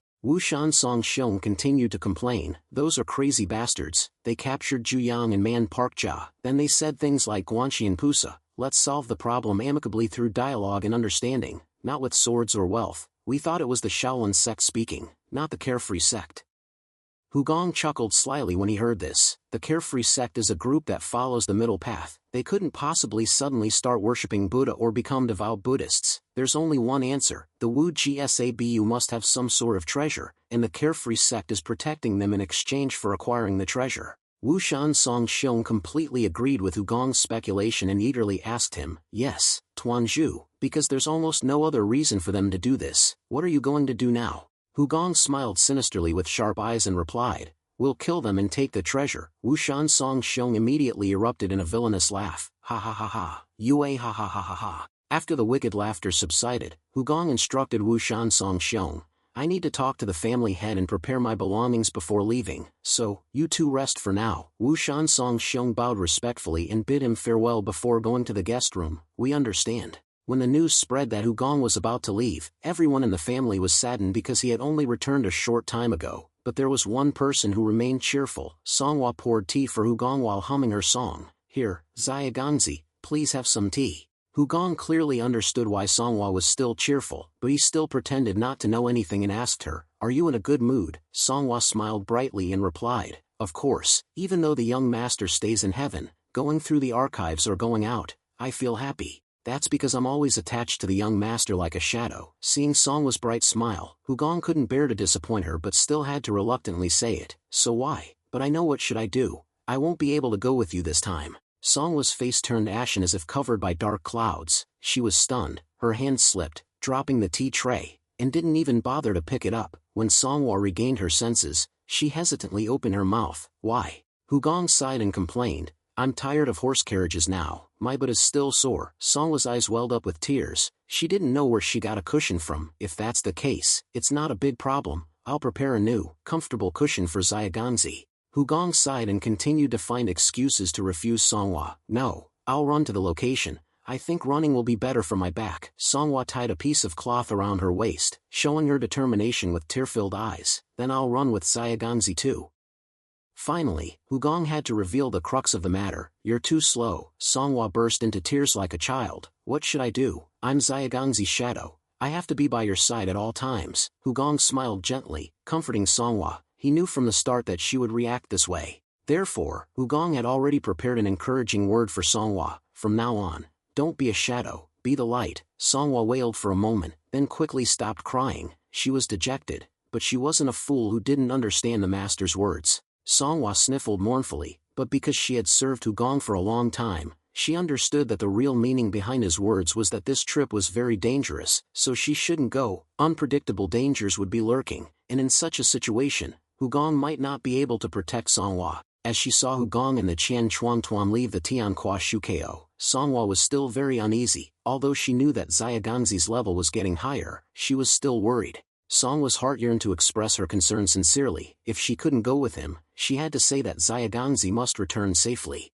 However, when Songhua's words came out of her mouth, they transformed into, "Xiaganzi, when you come back, don't forget my gift, something really expensive." Seeing Songhua waving goodbye to him vigorously, Hu Gong also waved back with a bright smile. "Haha, I know." Of course, he understood that Songhua was only conveying her well wishes in her own unique way. After leaving the library, all members of the Heaven's Master Squad began to run at full speed, heading north to Anhui and Shangxi. Meanwhile, the Crimson Emperor bird was spreading its wings and flying, turning to Hugong's side in an instant. "You are very fast, Master." Hugong praised it and confirmed the plan he had instructed it the night before. "You are very quick. You still remember what I said last night, right? From now on, you are a creature that no longer exists in this world." The Crimson Emperor bird chuckled in reply, "Yes, Master." Right after that, it soared again. The color of its feathers quickly changed. In a blink, it disappeared from the sky as if it was evaporating, then its shadow reappeared above the Heaven's Master Squad. It seemed like it wanted to hear some praise, so Hugong's lips moved slightly. "Excellent," the Crimson Emperor bird then squawked, "I'm the coolest," and then it flew higher, disappearing into the sky.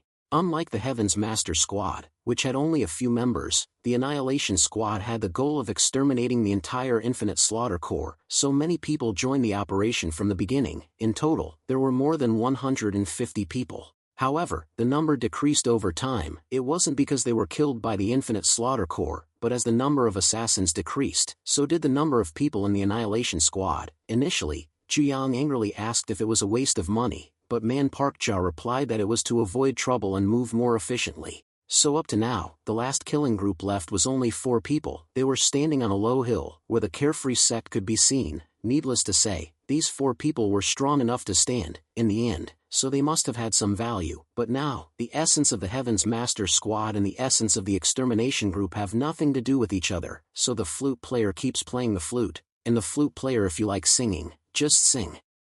If in the Heaven's Master Squad there is a Jiam Chiakja who likes to play the flute, then in the kill group there is a person who likes to sing, singing regardless of the circumstances, against the true person. Another person, always pessimistic, constantly lamenting while hugging a pillow, is the 8th ranked in the Green Forest, the Divine Wind Ranch Master. The Annihilation Squad leader is being held captive, while the Heaven's Master Squad leader is still not here. A man so handsome that no one would recognize it as a woman in disguise, soul-searching, Seal Yang. And finally, the king of the idol, In Wang, with wild hair and the eyes of a beast that always looked down on others. Humph, what's the Heaven's Master Squad leader? Will anything change if he comes here?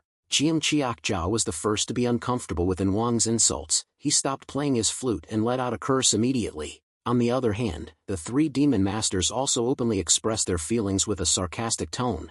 Did anyone hear a dog barking just now? Their 4 eyes coldly stared at In Wang. In Wang smirked in mockery. "Ha, who said anything? Why are you so angry? Just mentioning the Heaven's Master Squad leader makes you sensitive people jump. I'll wait for the Heaven's Master Squad leader to arrive, but if his plan doesn't satisfy me, then you all should prepare yourselves to see what I'll do." The 3 demon masters chuckled sarcastically at him. "Then just go." As the argument was heating up, the atmosphere around them suddenly turned cold. For a moment, rustling sounds and the sound of something rushing through the wind could be heard from the forest. Seal Yang immediately flinched and turned her head towards the sound. It meant something, or someone, was coming. She quickly alerted everyone to stop what they were doing and carefully focus on observing. Soon, Hugong and half of the Heaven's Master Squad members were present in front of the killing group and the other half of the Heaven's Master Squad. Jiam Chiakja and the 3 knights all happily ran over to greet Hugong with radiant faces. "Ha ha ha, Union Master, here you are. How long has it been since we last saw you?"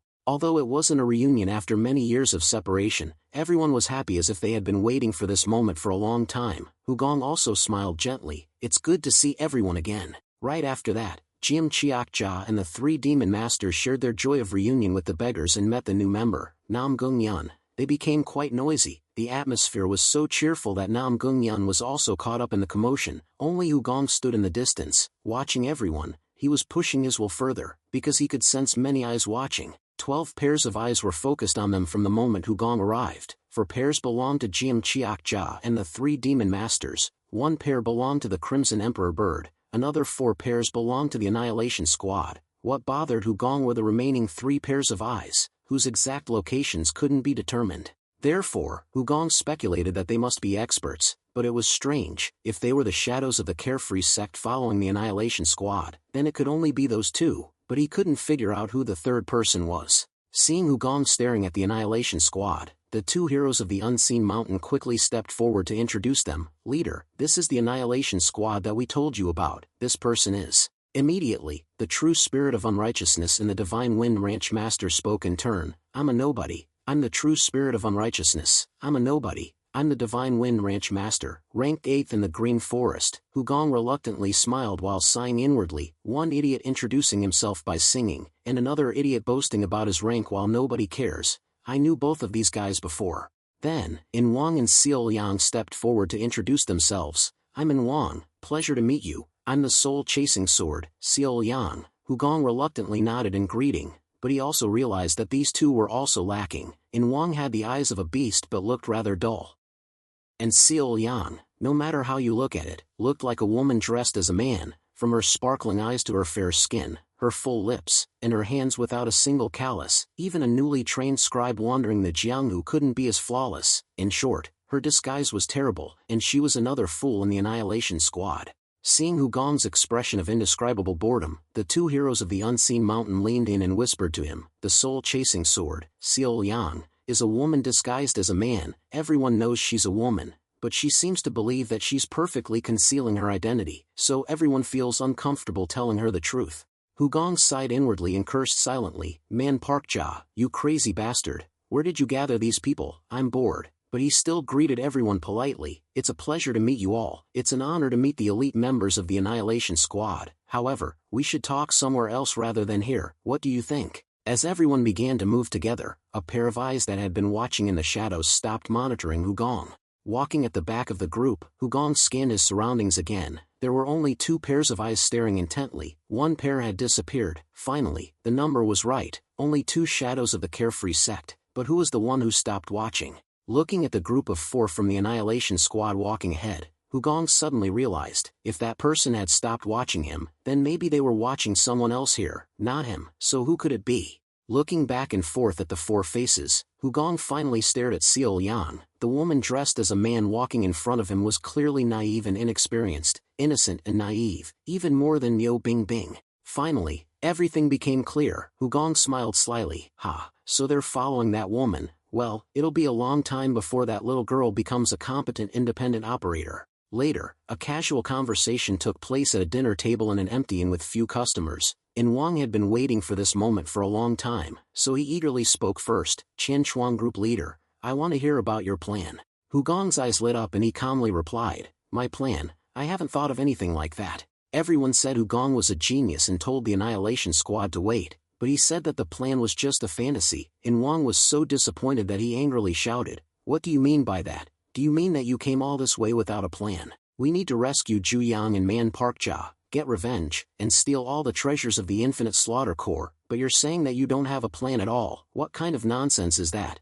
I thought you were a genius. Having finished his words, In Wang slammed the table and stood up, as if he was having a seizure. Meanwhile, the Heaven's Master Squad sat on the side without being agitated at all. They just smiled mischievously. Everyone had the experience that they didn't need to rush anything. When the time came, they would be instructed what to do and just follow the instructions. However, Cheonggi still pitted In Wang and reminded him, Beast, be quiet. Keep going like this and you'll die. In Wang glared at the boy, muttering something. Hugong calmly took a sip of tea and said in a calm voice, I've thought about it quite a lot. Even though the opponent isn't one of the 9 great sects, they're still among the 12 great sects. We should just do what the Carefree sect wants. There's no other choice. In Wang roared even more angrily, what? However, Hugong continued to speak calmly, there's no need to get angry. I'll take Zhu Yang and Man Parkja out after I discuss this matter with the Carefree sect master. After we run away, you can join forces with the Annihilation Squad to ambush the Infinite Slaughter Corps or steal their treasures. It's up to you.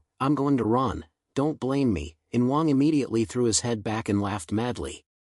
He excitedly turned to the Heaven's Master Squad with a sarcastic tone. Just as I expected, it's been a waste of time waiting. What do you think, Qian Chuang Group? I'm sure you won't agree with his plan to run away, right? The 3 demon masters, the 2 heroes of the Unseen Mountain, and Cheonggi all replied with a heart that leaned towards Hugong. Of course we'll run away immediately without looking back. I'm scared. Yes, the bottom line is to escape according to his plan. Right, no matter what. When everyone agreed like that, In Wang burst out laughing once again. Ha. It's so ridiculous. You all screamed that you would wipe out the Carefree sect and take the head of the infinite murderer at any cost, price. But now you suddenly change your mind. Everyone in the Heaven's Master Squad continued to shrug and ignore In Wang. He couldn't control his actions anymore and slammed the table loudly, proclaiming, Nobody is going anywhere, not even the Heaven's Master Squad leader, and the Heaven's Master Squad. When In Wang showed himself to be a man who doesn't think twice before acting, Hugong had no choice but to lecture him. He put down the teacup with a serious tone.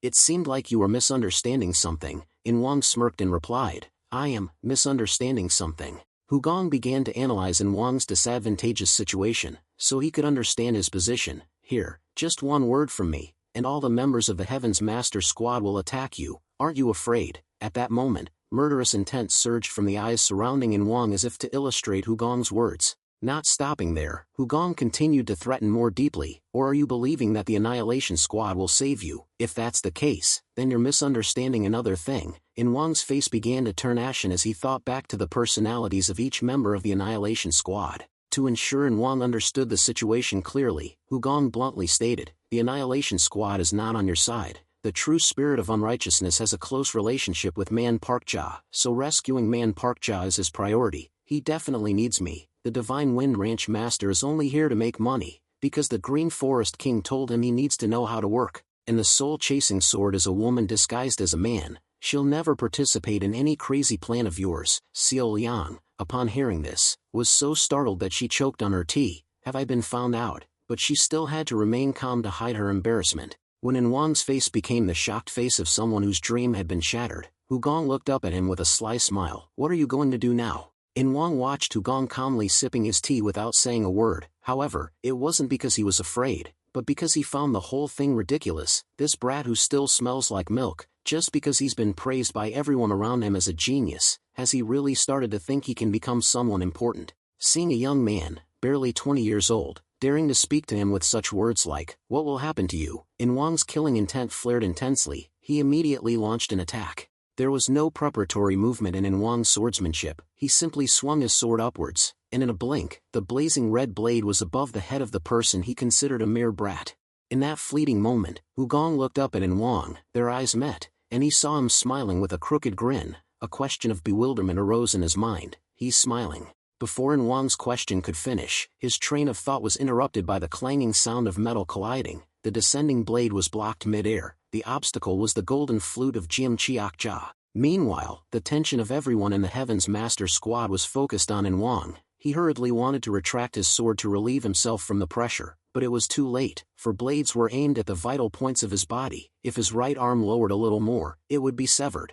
As In Wang faltered in the face of the 6 masters surrounding him, a burning pain struck his leg. The double stars of Mount Wushan had kicked his knee hard from behind, forcing him to kneel. Kneel down, you damned bastard. Do you dare be arrogant in front of us? Know your place. With such a forceful kick to the knee, both of In Wang's legs naturally buckled and collapsed onto the floor. His face was still in shock from what had just happened in a flash. More importantly, it was Hugong's attitude in this situation that shocked him the most. From the moment In Wang drew his sword until the confrontation ended, Hugong didn't even move. He just kept smiling. It wasn't just audacity, but also his trust in the Heaven's Master Squad. It was a look that couldn't be seen without the certainty that the blade would never reach him. Hugong continued to speak in a calm voice, admonishing In Wang. You yelled that you would avenge the Carefree sect, but you can't even withstand the Heaven's Master Squad. You're no different from a fool. I understand your thoughts. People are often blinded by treasures. At that moment, In Wang realized the truth. He had chosen the wrong opponent. He could only hang his head before Hugong in a pathetic way. I've gone too far. Hugong remained calmly smiling with a gentle voice. All right, I'm satisfied with your attitude. That's enough. Bury him. In Wang thought that Hugong meant to bury this conflict, so he breathed a sigh of relief and looked up at him. Yes, we should move on. Hugong showed a look of pity for him. No, it seems you're misunderstanding again. Right after, he burst into a bright smile and explained thoroughly to In Wang. What I mean is, you're about to be buried. In Wang was stunned, his mouth stammering. What?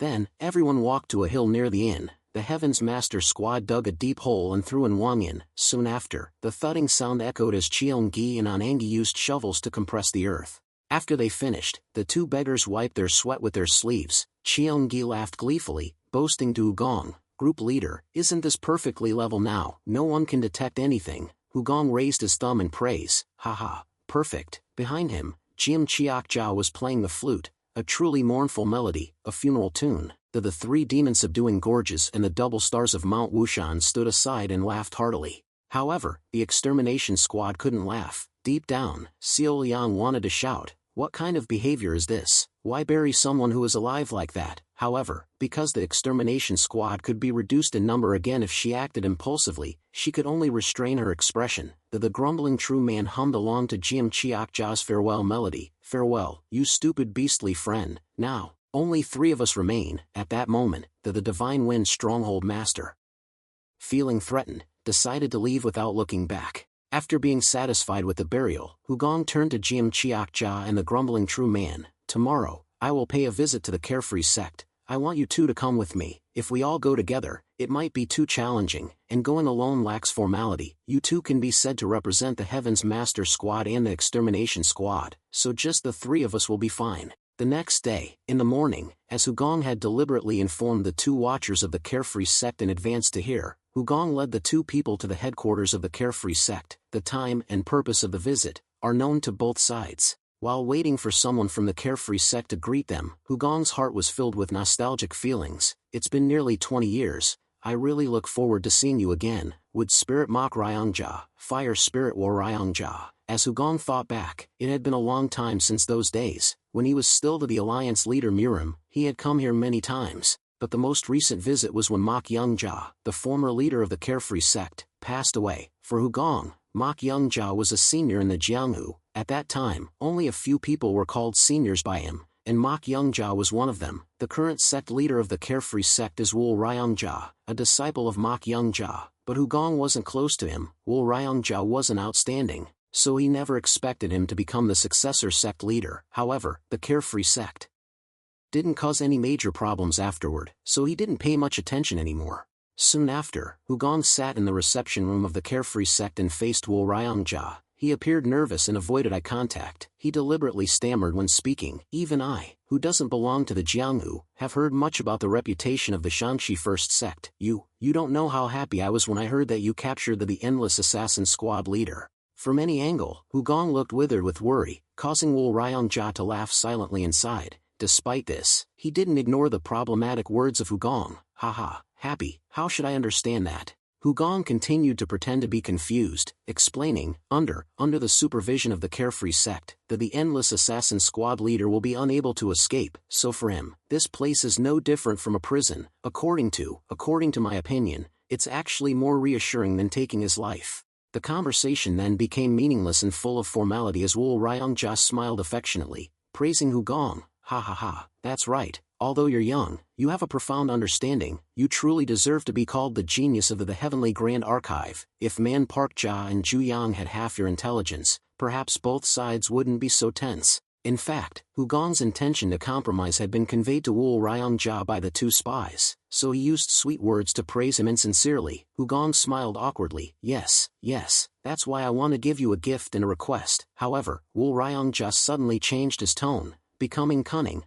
A gift and a request. I'm very curious, but before that, why don't we take off our masks? You are the Heaven's Master Squad leader. I believe you understand what that means." At the same time, Wool Ryongja's eyes lit up with a cunning gleam, like an old fox. It was clear that Wool Ryongja knew Hugong wasn't the type to shrink back from anyone, meaning he stopped acting here. Hugong grinned slyly and confidently revealed his cards to him, just as expected of a sect leader. Immediately after, Hugong stood up and bowed respectfully to Wool Ryongja. "It's not a deceptive attempt to disrespect, it's just that I was shallow. I had a foolish thought of showing sincerity through that action." Wool Ryongja tilted his head and burst into laughter. "Oh, you truly are a genius. You can even change your personality, and you're also good at elevating others." "Huh." Then, Wool Ryongja returned to the main topic. "Now, I'm ready to hear what you want to say." Hugong replied cheerfully. "I'll be back soon in the near future to give you a real gift, but before that, I've hurriedly prepared something for you as a token of my sincerity. It's in Wang." He advocated for a war against the Carefree sect, so he seems to be a threat to the Carefree sect. That's why I killed him. Hugong was sure that the news of the Heaven's Master Squad burying In Wan alive had already been sent back by the spies, so Wool Ryongja wouldn't be able to doubt this.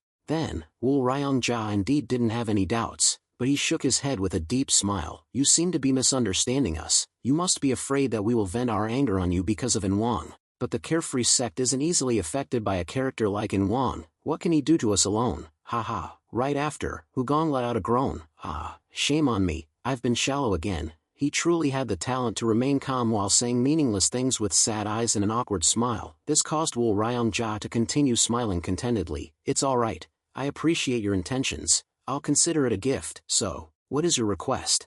Hugong hesitated to explain. I've thought a lot after hearing that the Carefree sect has taken in the Endless Assassin Squad leader. Wool Ryong-ja immediately tilted his head curiously, his eyes wide open. Seeing Wool Ryong-ja's reaction, Hugong started speaking excitedly. The moment I thought that the Endless Assassin Squad leader was protected by the Carefree sect, he suddenly became greater in my eyes.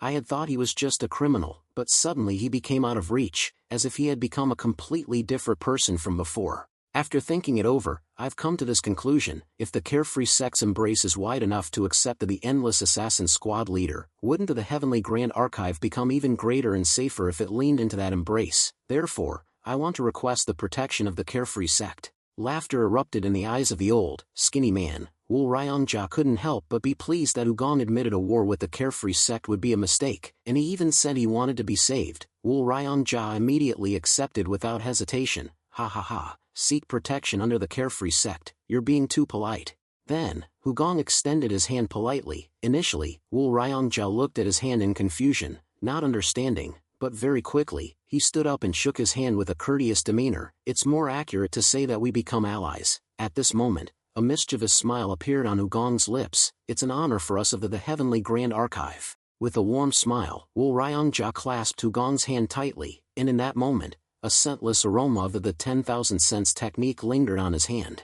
After a while, Wool Ryong-ja enthusiastically pointed to a piece of paper that was already open on the table. So now, we should sign the contract, shouldn't we? Hugong was surprised by Wool Ryong-ja's proposal. What, a contract? Wool Ryong-ja replied with a cunning smile. A contract guaranteeing that we won't mention this matter anymore and you'll never disclose it to anyone. Hugong almost burst out laughing at the absurdity but managed to hold back. What is this guy saying? Should I stop acting and beat him up right here? Wool Ryong-ja eagerly pressed the pen into Hugong's hand and urged him, sign it, and you can see Ju Yang and Man Park-ja immediately. Hearing this, Hugong finally restrained his anger and signed. Alright, the immediate task is to save Ju Yang and Man Park-ja. For now, I'll accept this. That night, everyone gathered together at a luxurious inn to celebrate the release of Ju Yang and Man Park-ja. Cheers and shouts of joy rang out, welcoming Ju Yang and Man Xianxing back safe and sound. They comforted each other and listened to Man Park-ja's grumbling as he recounted what he had endured, and they feasted, thinking of the hardship that had passed. Man Xianxing, thankfully you're alright. Come, you've had a lot of trouble, have a drink. However, Ju Yang went in a different direction. He spoke privately to Hugong in an angry voice. Biam Hang, I can't give up here. Ju Yang walked along the deserted corridor with Hugong and poured out his worries. Now, the problem isn't just the Endless Assassin Squad leader anymore. Those people captured us. They are so vicious. This time, I will gather more masters and wipe out the Carefree sect. A look of pity immediately spread across Hugong's face. Ju Yang, please stop. You have no inner strength, so why are you so eager to fight? Ju Yang continued speaking harshly. But if we don't end this, you will.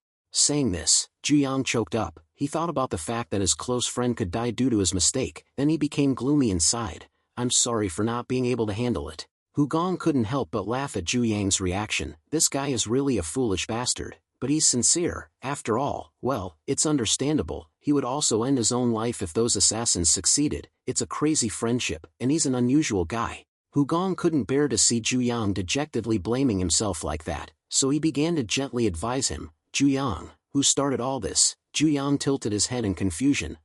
It was me. Hugong shook his head and replied in a deep voice. No, it was me. Ju Yang was confused and wanted to argue but was stopped by Hugong with another question. Do you know this? That I'm your savior, right? Hugong smiled brightly, with a hint of cunning, as he looked at Ju Yang. Of course, his implication wasn't just about saving Ju Yang and Man Park-ja from the Carefree sect. It had a much deeper meaning. Ju Yang was stunned for a moment, not understanding Hugong's meaning, but then, he suddenly realized that if the assassination contract had been successful, he would have died with him. But because Hugong had stopped that suicidal thought, Ju Yang also had the opportunity to stop and save his own life. After understanding, Ju Yang burst into a chuckle. Ha ha ha, right, I understand. He looked up at the distant sky, and a scene suddenly popped into his mind, the promise of two close friends from their childhood. When Biam Hang was a child, he proposed to Ju Yang. Let's agree to grant each other a wish, anytime, no matter what it is. Ju Yang tilted his head in confusion. Just one.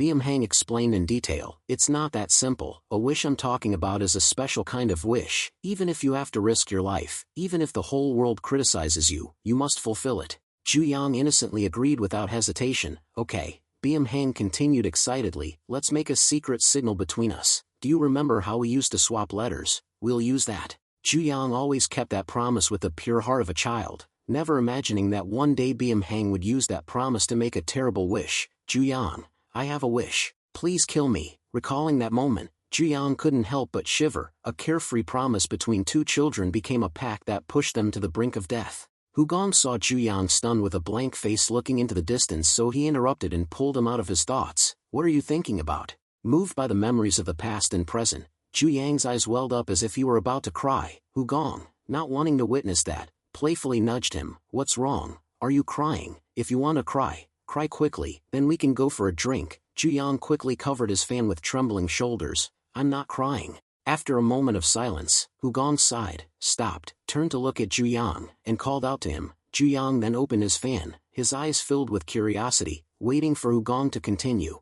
Hu Gong unexpectedly smiled warmly. Thank you for everything. One day, I will repay you, anything, anytime. Then, they both smiled and looked up at the full, bright moon. Though it was a promise between Zhu Yang and Byum Hang, Hu Gong wanted to fulfill it on Byum Hang's behalf, because he too was deeply touched by their precious, sincere friendship. The ethereal moonlight seemed to witness the new promise made by Hu Gong. Meanwhile, inside the luxurious room of the inn, everyone had been drinking late into the night. The atmosphere was intimate, and everyone was dancing merrily, except for Seol Yang, who sat quietly in a corner observing the revelry. Suddenly, a familiar voice rang out in her ears, calling Seol Yang's name intimately. So, without anyone noticing, Seol Yang stood up from her seat and quietly went to a place somewhere. When Seol Yang returned to the inn, Hu Gong and Zhu Yang had already returned to the feast. Cheong Gi, seeing her enter, curiously asked, "When did you go out?" Seol Yang chuckled and answered casually, "I just went out for some fresh air." Whether Seol Yang did it unintentionally or on purpose, she ended up sitting next to Hu Gong. He then threw out a teasing remark. "Seol, I thought you would run away like the leader of the Divine Wind Camp too." Seol Yang nervously waved her hand. "Ha, I wouldn't do that." Hu Gong chuckled and continued to tease her. "Yes, after all, we're saying goodbye tomorrow. This is the first time I've seen a woman disguise herself as well as you." "Seol, it's a shame." Seol Yang blushed and shyly waved her hand a few times, pretending it was because the weather was too hot today. After hesitating for a moment, she cleared her throat and said, "Ahem, I'm trying to accumulate experience in Jianghu. Actually, I have a request. The extermination squad has been disbanded, so I hope I can join the Chen Chuang squad." Hu Gong looked at Seol Yang with wide, surprised eyes. "Join us." Hu Gong laughed and joked, "Is there someone in the Chen Chuang squad that you admire? Is it me or Namgung? You have to choose carefully. Namgung is more handsome, but I'm the leader." "Ha." Namgung Yun, just as he took a sip of wine, choked and spit it out. And Seol Yang could only bow her head with a shy face. "Ah, yes, anyway, thank you for allowing me to accompany you, group leader, haha." A burst of laughter followed. Hu Gong quickly glanced at the window behind him to confirm the remaining number of followers. The watchful eyes of the carefree sect had completely disappeared. They must be relieved, since the Chen Chuang squad was heading towards the Heavenly Vault Library. While the carefree faction thinks that everything has gone smoothly, for the Heaven's Master squad, everything has just begun. Hu Gong asks everyone, "Do you still remember the words I said on the first day we gathered?" Everyone stopped drinking, stopped laughing and stopped singing. They silently nodded to signal Hu Gong. Only Seol Yang was bewildered. The path to take, the words to say, the entire plan was whispered to everyone by Hu Gong from that moment. The first step was to lower their guard. Step 2 is to make yourself disappear before their eyes. The final step was to reappear and retaliate. Now was the time. Hu Gong, with a sinister smile and a deep, sardonic curve of his lips, announced to everyone, "Now, let's go get back what we left behind at the carefree sect." When the party was over, Zhu Yang, Man Park Jia and Malcontent had all left. Seol Yang on the way back to her room frowned as much as possible. She couldn't understand what the hell Hu Gong was talking about. They were running hard right after leaving the carefree sect headquarters. It was a tiring journey, and Hu Gong's attitude at that time was that he wouldn't even look back. But now things turned 180 degrees. She could only open her mouth to ask Nam Gung Yan, who was considered the most normal person in the group, "What did we come back to carefree to get?" Nam Gung Yan calmly replied, "I don't know." Seol Yang was even more stunned, opening her eyes wide in disbelief. "What, you don't know? You didn't ask?" Namgung Yun laughed generously. Ha! Who am I to ask the leader about everything I want to know? Seol Yang was almost dumbfounded. Is this something that could come from the mouth of the prestigious Reno-wed Namgung clan? What the hell is the Heaven's Master Squad that even such a person has no voice? I suddenly expressed my thoughts to Namgung Yun. But aren't you the eldest son of the Reno-wed Namgung clan? I can't ask. Namgung Yun laughed sheepishly and explained to Seol Yang. I'm not that great. I'm just someone who goes wherever the leader tells me to go and kills whoever he wants me to kill. At these words, all of Seol Yang's questions were completely silenced. She looked at Namgung Yun with eyes filled with 3 parts pity and 7 parts bewilderment, unable to understand why someone so renowned would see himself as insignificant before the Heavenly Vault Library's eldest son. The next night, as Hugong was meditating in his room, a bird swooped through the window. It was almost lost in the darkness until it spread its wings under the moonlight. The bird, with its pitch-black feathers, transformed into vibrant colors as it glided into Hugong's window. It was the yellow-hue bird, returned. Hugong smiled, opened his eyes and looked at it. Welcome back. Did you relay my message exactly as I said? The yellow-hue bird perched on the windowsill and hopped around as if dancing. Yes, Master. I delivered everything to the Heavenly Vault Library without a single mistake. Its expression clearly sought praise, so Hugong praised it. Well done, you are truly intelligent and the fastest bird in the world. The yellow-hue bird, delighted by the compliment, growled and flew around the room in circles. As Hugong extended his hand, the yellow-hue bird landed in front of him. He used the 10,000 scents technique to create a scentless scent on his index finger. Now smell this fragrance. This is the scent I imprinted on Wu Ryongjia, the sect leader of the Carefree sect. The yellow-hue bird sniffed and memorized it instantly. Then, Hugong instructed it, listen to everything he says. Be cautious at all times, and don't forget to change your feather color frequently. The yellow-hue bird chuckled excitedly and replied, leave that to me, Master. Hugong smiled encouragingly. All right, I believe you will do well. Stay here tonight, and go to the Carefree sect tomorrow morning. The yellow-hue bird happily flew and hopped around the room. Okay.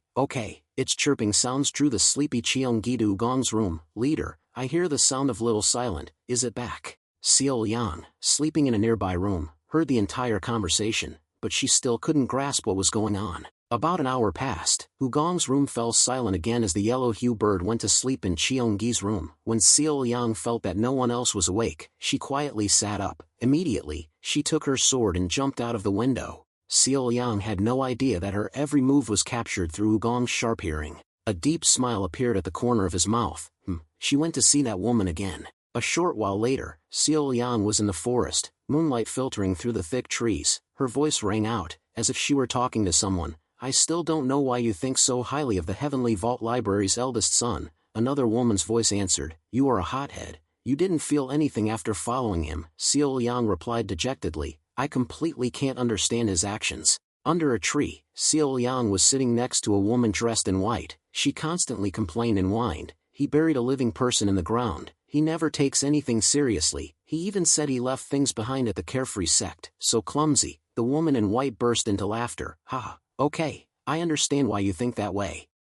Because the woman in white was laughing, Seol Yang became even more dejected. At least she still knew that this laughter had other meanings. After a while, she hesitated and said, Master, please show me what I can't see. The disciple was gloomy, while the master simply smiled softly under her veil. Under the moonlight, her beauty shone like a woman under 30. This was the master of Tianshan Vesta. She had understood many things from Hugong's actions, but she had no intention of explaining to her disciple. She just smiled meaningfully. What you can see is everything. He's shown a lot already, but if you can't see it yet, you don't need to be impatient, just wait.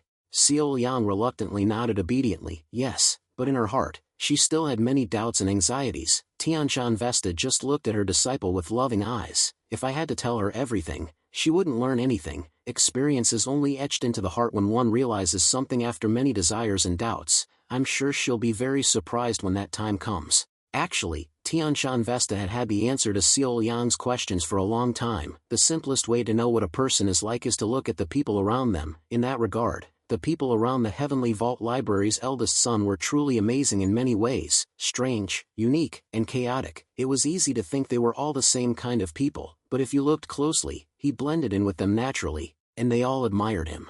Furthermore, judging from the fact that he bowed his head to the Carefree sect, it showed that he was not a person bound by pride or arrogance, but a person who knew how to advance and retreat. and could bow without hesitation, when necessary. This also means that people's gossip can never sway him, which is why in Wang can be buried without such hesitation, if one thus. It is said that there is something forgotten in the carefree sect, so that means the head of the infinity of killing department. Xiao Yang didn't understand all of this, so she was still dejected. Tianshan Vesta asked her, Young, did he ask you anything? Xiao Yang shook her head and sighed. That's also what made me curious. Xiao Yang put on a bored expression and complained.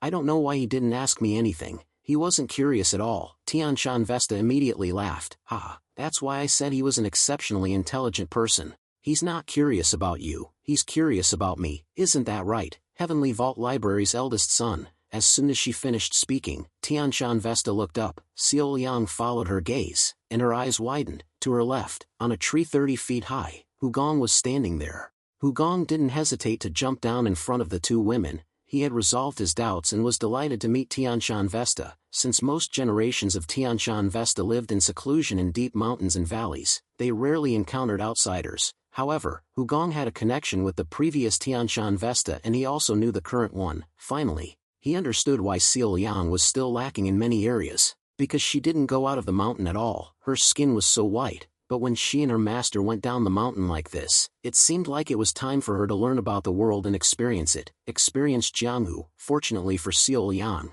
this time she will gain experience in confronting the carefree faction. But not only Xiao Yang was lucky, Hugong also considered himself lucky. This was because if Tianshan Vesta appeared, dealing with the carefree sect would be much easier. While Xiao Yang was still stunned, Hugong had already reached Tianshan Vesta and politely bowed. He hoped that this uninvited guest wouldn't disturb their intimate conversation. Tianshan Vesta smiled gently and replied, Welcome, just in time. I thought you would be here soon. Hugong politely flattered Tianshan Vesta a bit. I have heard that there is a mysterious master on Tianshan. It is an honor to meet you. Tianshan Vesta burst into a hearty laugh. Haha, mysterious, that's an exaggeration. Hugong was stunned looking at her radiant smile, not a single wrinkle. He thought he was the only one who was getting younger, but she hadn't aged at all. She must be over 50, but her appearance looked like she was only in her early 30s. Well, he guessed all Tianshan Vesta generations were like that. Tianshan Vesta frankly asked Hugong, Are you planning to confront the carefree sect? Hugong didn't hesitate to tell the truth. That's right. The story took an unexpected turn again, making Xiao Yang gape in amazement. It's not about forgetting something, but about fighting the carefree sect. What's going on, and why does the young master suddenly appear, and they seem to know each other like this? Tianshan Vesta continued to ask in a calm voice, Do you think you will win? Hugong frankly admitted, No, it's like using an egg to fight a rock. Sect Master Carefree knows for sure Hugong won't stop here, so he quietly tilted his head and waited. Sure enough, he continued, But if that egg was different from its appearance, the result would also be different. Hugong said with a sly smile, Maybe that egg is made of iron, and it even brings its friends. Then the impossible will become possible. Tianshan Vesta burst into laughter. Ha ha ha, an iron egg, that's a funny metaphor. Then Tianshan Vesta's smile became more profound. The friend you're talking about, must be me, right? If I don't join the fight with you, what will you do then? Hugong nonchalantly smiled and shrugged as if it was nothing. No problem, it's just a matter of whether it's a bit easier or not. For a moment, Tianshan Vesta was speechless. This wasn't what she expected. It was beyond her expectation. She couldn't understand where that confidence came from. Could the young master of Heaven's library be more outstanding than she had assumed? She asked in surprise, You want me to participate, so you know about the shadows of the carefree sect, right? Hugong nodded, Yes, Mok Ryong Jia and War Ryong Jia. Tianshan Vesta was inwardly astonished. She thought he vaguely heard the story about the shadows from Jianghu rumors, but she didn't expect him to know their names. Tianshan Vesta let out a sigh with a satisfied smile. You are indeed an unpredictable person. So, do you have any plans? Hugong didn't hide his thoughts and said, I'm thinking about stirring things up a little first. When you stir it up and shake it, it will make a sound. Then I will judge based on the sound and make my next plan. Tianshan Vesta didn't know what Hugong would use or how he would stir things up, but she was sure he had already thought it through. Tianshan Vesta didn't ask specifically about Hugong's method, but suddenly changed the direction of the conversation. Young master, what is the real reason you are confronting the carefree sect? It was a basic question that encompassed everything, and it was also the most curious question. Hugong pondered for a moment, looking for words to answer. There's only one. I am interested in the treasure of the infinite killing master, the one the carefree sect leader is coveting. Then Hugong clenched his fist firmly with a confident smile. Whether it's a glittering treasure or something invisible, I will get it. In that moment, Tianshan Vesta's eyes lit up. A treasure that can't be seen. What is he pursuing? I thought it was because of the conflict with the infinite killing master. He wanted to kill him, but is it not so? That was something Tianshan Vesta hadn't even considered. It seemed like the young master of Heaven's library had a deep connection with the Carefree sect because he knew about the two shadows. She became curious and wanted to see what that treasure was, so she agreed to help Hugong. He politely replied, "Thank you, but I have a favor to ask."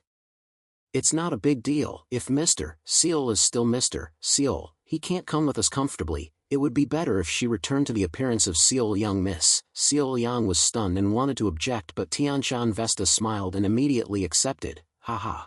I leave that matter to you." That night, Seal Young became a woman again, but this time she was outstanding in a different way. The problem was she was too beautiful, so Hugong turned her into a shabby beggar to hide her beauty. Anangi and Cheongi burst into laughter as soon as they saw Seal Young's new appearance. "You look exactly like a beggar. Should we call you Young the beggar? Big sister, you're not dressing as a man anymore, but playing a beggar." After no longer able to bear it, Seal Yang angrily yelled at the two beggars, "Because I have no other choice." Anangi and Cheongi continued to tease her. Okay, Young the beggar, Young the beggar." Seeing this, Nam Gungyan also realized something about himself. After returning to his room, Nam Gungyan looked thoughtfully at himself in the mirror. "I also have it. My appearance is a bit eye-catching." He stared at his long hair, like the style of a rich young master. Then he thought about how easy it was to be recognized whenever he appeared beside the Heaven's Master squad. So, Nam Gungyan finally decided to cut his hair. He cut it himself to look more ordinary and simple, no longer standing out and attracting people's curious eyes. After that, Nam Gungyan's sword scabbard was also touched. Nam Gungyan quietly looked at the Namgung family's symbol prominently on the scabbard and pondered for a long time. Then he drew his sword, channeled his inner energy into the blade and slashed directly at the scabbard. He erased the three bamboo symbol of the Namgung family and decided to leave all of this behind to completely blend in with the Heaven's Master squad. A few days later, everyone in Hugong's group went to the Great Cloud Inn to eat and get the information they needed. As soon as the large group entered, the waiter ran out to greet them with a radiant smile. "Welcome, guests." The waiter briskly set the table and smiled expectantly for the order. Today's sales were lower than usual, so the appearance of these 11 people was like a jackpot exploding at noon. They didn't disappoint the waiter's expectations and ordered 17 dishes with wine, including main courses and snacks. As the waiter was about to run into the kitchen, Hugong told him, "Can I pay in advance?" The waiter happily nodded profusely. "Oh my, of course." As the waiter was about to go crazy with joy, Hugong only presented a single coin and said, "Here's the advance payment." The waiter's face immediately turned sour. "Excuse me, sir, you must have made a mistake. This is not enough." Hugong calmly smiled and said, "Tell the owner that the young master of Heaven's library wants a table with 17 dishes for just this amount." Behind Hugong, not only the three demon trio but also the two mountains twins were looking at the waiter menacingly. "Listen, you're talking too much. Say another word, you're dead." Finally, the waiter trembled and decided to retreat to inform the innkeeper. Upon hearing the waiter's report, the Great Cloud Inn owner immediately yelled, "What? 17 dishes for just this amount? Who are those people?" The waiter rubbed his hands together with a sly smile. He said he's the young master of Heaven's library, a young fellow with a cocky attitude. "I guess it's because he's with those rough guys carrying swords. I've called for swordsmen."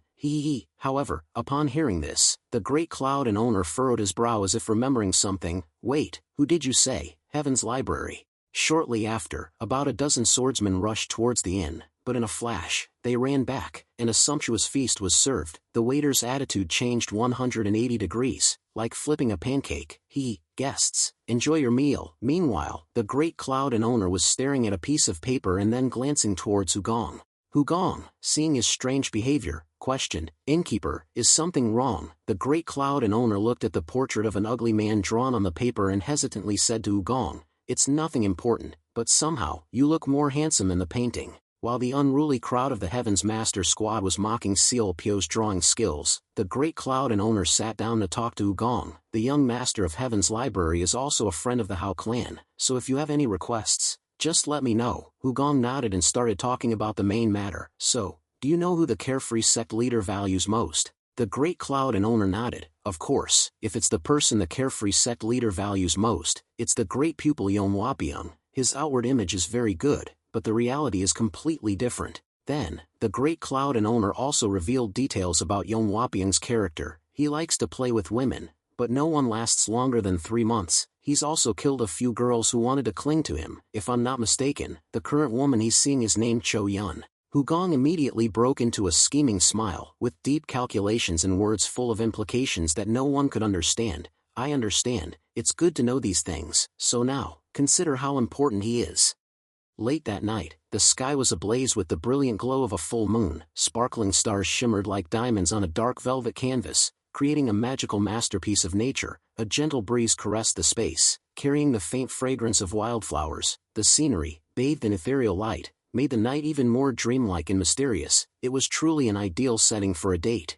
Sure enough, in that romantic setting, a pure young maiden was alone waiting for her dream man. Even though he was late on their very first date, she was fine. What could shake the mind of someone in love? Even while waiting, poetic ideas suddenly came to her spontaneously. When you love, you become a poet. Suddenly, the girl stopped writing poetry because many noises were coming from afar. It was two men unknown to her, the two Mountains twins, dragging something dark red. They immediately waved and greeted the girl as soon as they saw her eyes looking towards them. Hello, young lady. Seeing the girl standing alone on the road in the middle of the night, waiting for her lover, the two Mountains twins clicked their tongues and reminded her to be safe. You're not afraid, are you, young lady? You really don't know what to be afraid of. When the two Mountains twins got a little closer, the girl unconsciously took a step back in fright.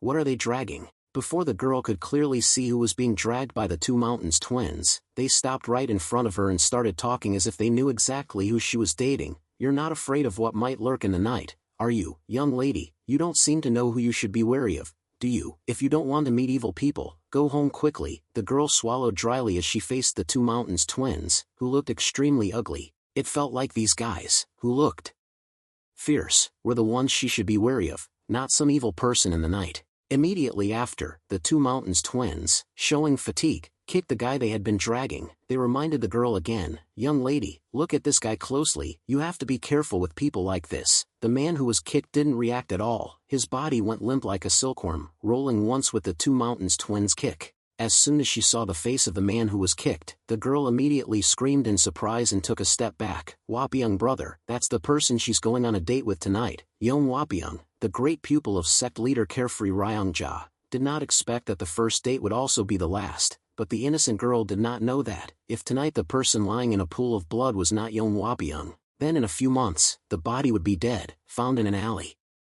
Somewhere would be herself. After the shock, the lovesick girl stayed up all night and early the next morning, she rushed to the front of the Carefree sect like a loud messenger. Last night, I saw Wapyeong Huang covered in blood, dragged away by two evil people. We need to save him right now. The girl was greeted by two disciples of the Carefree sect. They were very eager to hear what she said. You're telling the truth. I'll inform the sect leader immediately to gather a force to search for him. Young miss, don't worry and go home to wait for news. One of the two gatekeepers seemed to be in a hurry to open the door to go inside, but the other one just stood there indifferently and wasn't very enthusiastic. Hearing this, the girl temporarily calmed down her anxiety and turned to go home. Yes, I understand. The naive girl had no idea that the two gatekeepers actually didn't care at all about what she said. As soon as she left, the two of them whispered to each other with a snide, mocking laugh. You don't believe her, do you? Of course not. This isn't the first time a woman has come here for our senior brother. As they had said, such days often happen when young Wapyeong snuck out at night, and it was nothing unusual for a woman to come looking for him the next morning. That's why the two disciples guarding the gate chased the girl away with clever words and completely did not believe what she said. Who would dare to touch the great pupil of the sect leader of the Carefree sect? As if is that really going to happen? Should she say something reasonable? We have to make sure this doesn't reach the sect leader's ears. After laughing amongst themselves, the two disciples guarding the gate broke through, walked straight inside without realizing that two pairs of eyes were intently watching them from the other side of the street. Seo Liang is squatting like a beggar, her hair is messy and her face is dirty. The most beautiful thing from top to bottom right now is only her eyes. Seo Liang opens her round eyes and tilts her head looking towards the Carefree gate. They really didn't believe that girl. Nam Gung-yeon immediately laughed and responded in a calm voice because Hugong had predicted all of this in advance. That's why we were sent here. Seo Liang felt even more bored inside and complained, even if we stared like this, they wouldn't care. Even though she received Hugong's instructions to come here to deliver the goods, she still couldn't understand what the eldest master of the library was thinking. Nam Gung-yeon, on the other hand, was too used to doing what Ugong said even though he didn't understand what he was planning, so he didn't complain at all. On the contrary, he laughed and joked with Seol Yun. Haha. I'm sure it's because they think the two of us are just some random beggars. Seol Yang was stunned when she heard it. Eat, beggar. She still can't get over it, the shock of being called a beggar by Anangi and Cheongi, and now even Nam Gung Yun. Seol Yang burst into tears miserably as she looked at the rag-like clothes on her body. I really don't understand what's wrong with the Heaven's Master Squad leader. It's true that he told me to dress normally for convenience, but this appearance is really unacceptable. Nam Gung Yun immediately chuckled and praised Seol Yang. In my opinion, I think the current appearance is the best image of young Miss. Seol Yang was complimented but became even more depressed. She could only sigh at Nam Gung Yun's cheerful expression. That's unreasonable. What are you talking about? Nam Gung sir, your way of talking. The young master is becoming more and more like the great master of the archives. But Nam Gung Yun smiled with satisfaction while slightly bowing his short hair that he cut himself to express his gratitude to Seol Yang. Thank you for the compliment, young miss. The unexpected reaction made Seol Yang burst out laughing, and curiosity arose at the same time when she looked at Nam Gung Yun's hair. Why did Nam Gung Prince suddenly cut his hair? Is there something wrong with him? Did you change your mind? Nam Gung Yun immediately explained. It's nothing. I just don't want to stand out when I'm with the group leader. People who don't have sharp eyes often keep an eye on me, and I also want to integrate more with everyone in the Heaven's Master Squad. I was worried that one day I would be kicked out, and when I saw this new image of young miss, I decided I also had to change. Now let's go do the work we were assigned by the owner. Let's go. When Nam Gung Yun happily turned around and walked away, Seol Yang couldn't help but feel curious, unable to know what kind of person the eldest master of Reno Wed was. Nam Gung clan admires him so much. Other people have said that they have seen the great things he did in Medicine King Gate and Reno Wed.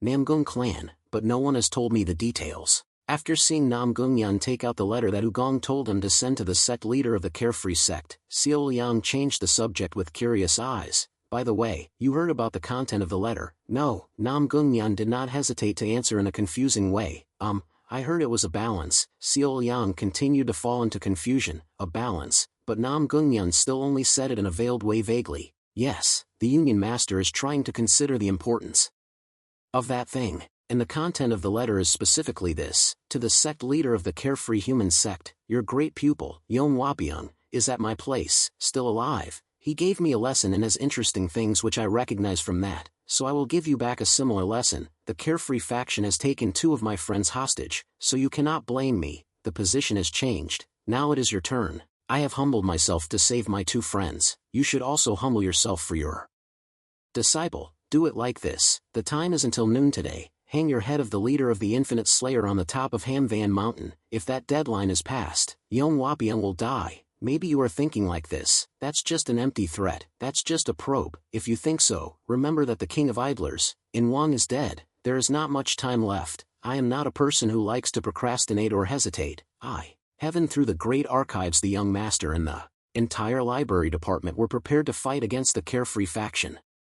It was a letter that was not difficult to understand and was enough to make the reader angry. Immediately after reading the letter, an urgent meeting between Ryong Jia and the 12 elders of the Carefree sect took place. Everyone read the letter, and also learned that a woman had come to spread the news early in the morning. The elders vented their anger for a while about Yon Wapiang's usual behavior, but being angry did not solve the problem. They quickly calmed down and let's start discussing. Sect leader, there is no other way. First of all, you must save Yon Wapiang. You must kill the infinite sect leader immediately and hang his head. I agree. There is no other choice but to obey what is written in the letter. The next step is revenge. You need to take revenge on the Treasury Department and the Heaven's Master Squad with more cruel and greater punishment. Many elders had the same opinion and began to speculate about all kinds of things about what Ugong had done before. As a long-time scholar, the great master who passed through the archives was not just an ordinary scholar. Think about it. Look, he came all this way and bowed down to sign the pledge without any hesitation.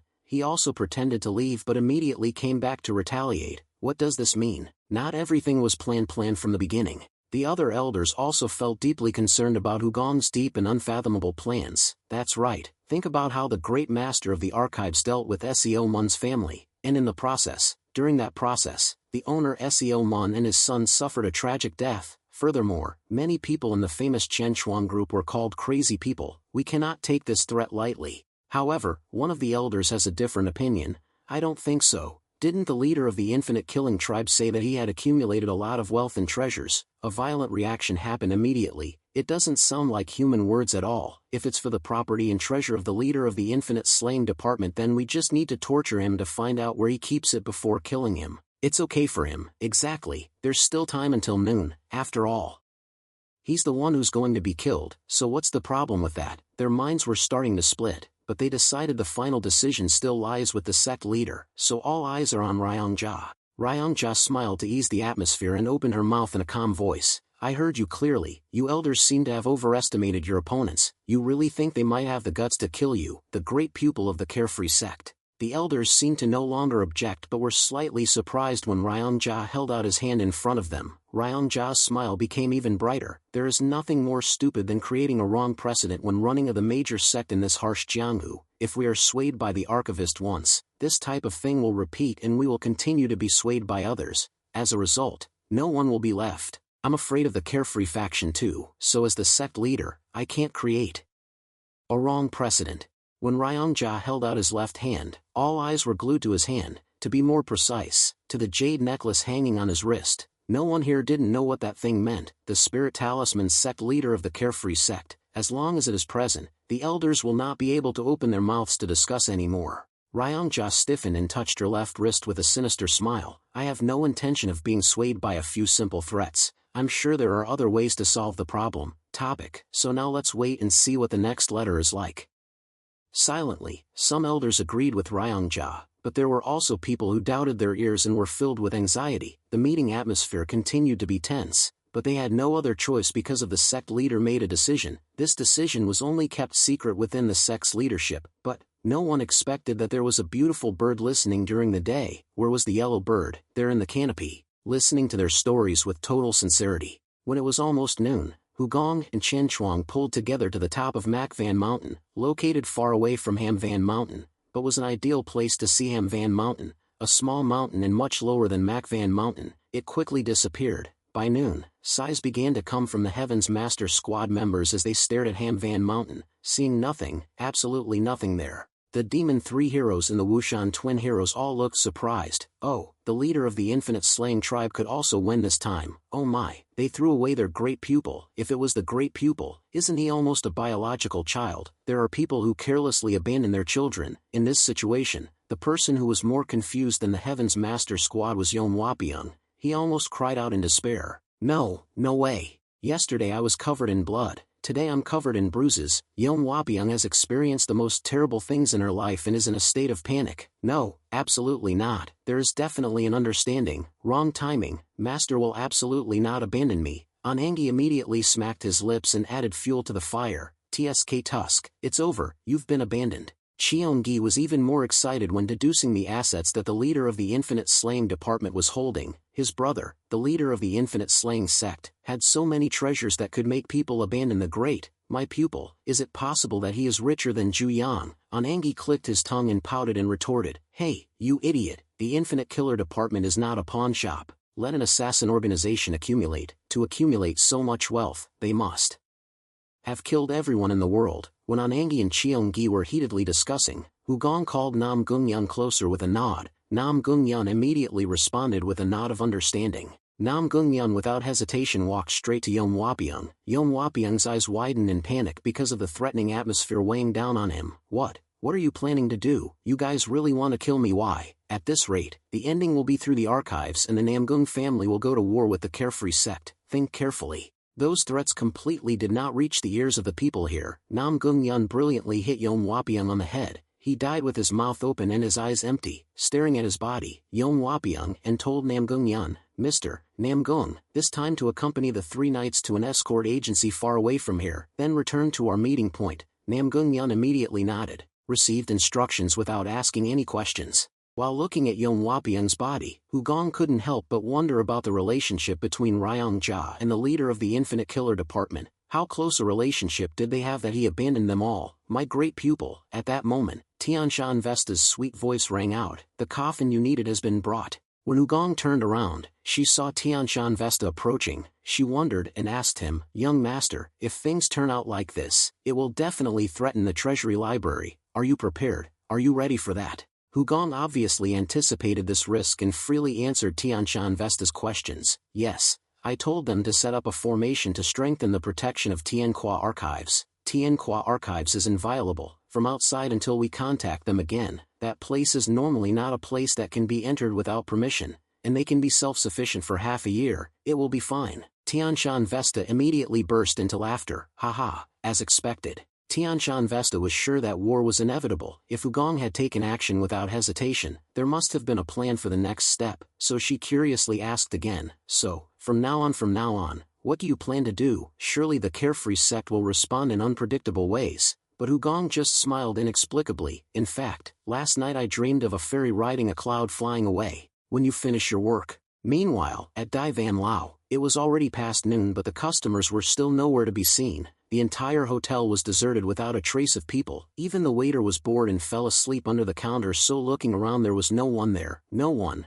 just heard the sound of snoring echoing from somewhere. Of course, the only person who could sleep comfortably in Dai Van Lao without anyone complaining was the Dai Van Lao owner. Because there were no guests, he could sleep soundly until noon. Suddenly, a series of loud sounds rang out in the master's ears. The sound of the flute was not melodious, lulling people into a dreamy sleep, but on the contrary, it was as loud as an alarm bell. Dai Van Lao's owner was immediately awakened by the sound of a flute ringing in his ears. He was startled and sat up with a panicked face. His little heart seemed like it was about to jump out of his chest in terror. As soon as he opened his eyes, the master of the Great Cloud Castle grabbed the flute player's neck and screamed loudly, "Who the hell dares to prank me like that?" Dai Van Lao master stopped his hand just as he was about to punch Jiam Chiakja. Surprisingly, the opponent was one of his allies. Dai Van Lao master was confused and retracted his fist. Ah, so it was Senior. I wonder who the bastard is. Jiam Chiakja laughed and glanced at the seemingly strong fist of the Great Cloud Castle master. Nonchalantly,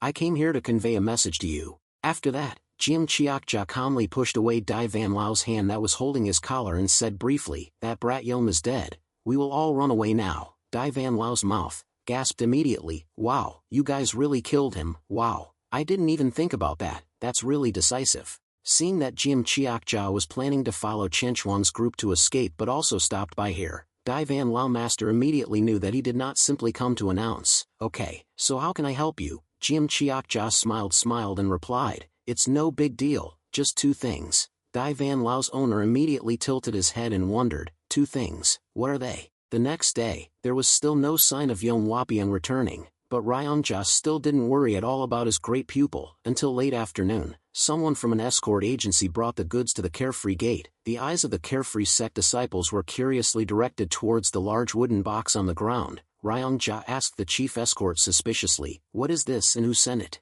The chief escort smiled brightly with her hands rubbing each other excitedly. "The customer who sent this was the Grand Master of Heaven through the archives. They said they wanted to return the thing that belonged to the Carefree faction, but when I asked if it's a treasure, they say it's not. I'm also a little confused when they say it's not too valuable and not important to the Carefree sect." After that, the chief escort suddenly bent down, leaned closer to the wooden box on the ground and sniffed it with praise. "But this is even more strange. It smells very, very good. Didn't realize it when I first received it, but the scent that wafted through during delivery was amazing. This is the first time I've smelled a scent like this. It seems like it's a mix of many scents, floral scent. Anyone will feel comfortable when smelling this scent. Obviously it is a special scent that Gong placed on the coffin to hide the smell of blood and the smell of rotting bodies. The more Ryongjia heard, the more unstable he became. He quickly ordered his disciples to open it. The disciples looked at each other and nodded with decisive eyes. They took a crowbar and opened one side of the box. Though it opened up right in front of the escort warriors, everyone looked curiously inside without knowing it was actually a coffin. Very quickly everyone became thoughtful and took a step back before the screams of terror began to echo. "Big brother!" Even Ryongjia couldn't keep his calm face like before. He shouted with a bitter voice, calling Yong Wapiang's name as if he loved his great pupil very much. Ryongjia still couldn't believe it even after seeing it with his own eyes. The surprise turned into rage and murderous intent. His anger could not be expressed in words. Immediately, fierce orders is issued. The four great protectors and elders listen. Go directly to heaven through the treasury, level that place for me, send a letter to all the relatives of this sect, and above all, the top priority is to find the eldest son of the library. He absolutely cannot escape. There is no place in the Central Plains that does not have disciples of the Carefree sect. They have become the eyes and ears of the justice force in emergencies, so the search for Hugong was deployed very quickly on a large scale. The crowd, the Carefree sect's disciples, spread out all over the streets and screamed loudly. They were very reckless and fearless, so they certainly haven't left here yet, searching every corner and inn. We must find them. At the same time, 52 members of Carefree dispatched Medical Order Ryongjia and flocked to the neighboring valley to search closely. The possibility of him running away could not be ruled out. Began to pursue from the other side of the valley. After capturing Heaven's eldest son through the archives, take his entire family and friends to hell. Important instructions are constantly being issued by Ryongjia. Please send a letter asking for help from the first family of Shangxi, Jianzhou the Pearl Clan, Hebei Pinjia and Shandong Lijiao of Hebei Province and Shandong Province. If having more support from them would be very beneficial for us. It's clear that Ryongjia is trying to mobilize the relationships of the Carefree sect to isolate Tian through the archives, not just arrest Hugong and Chen Chuang group alone.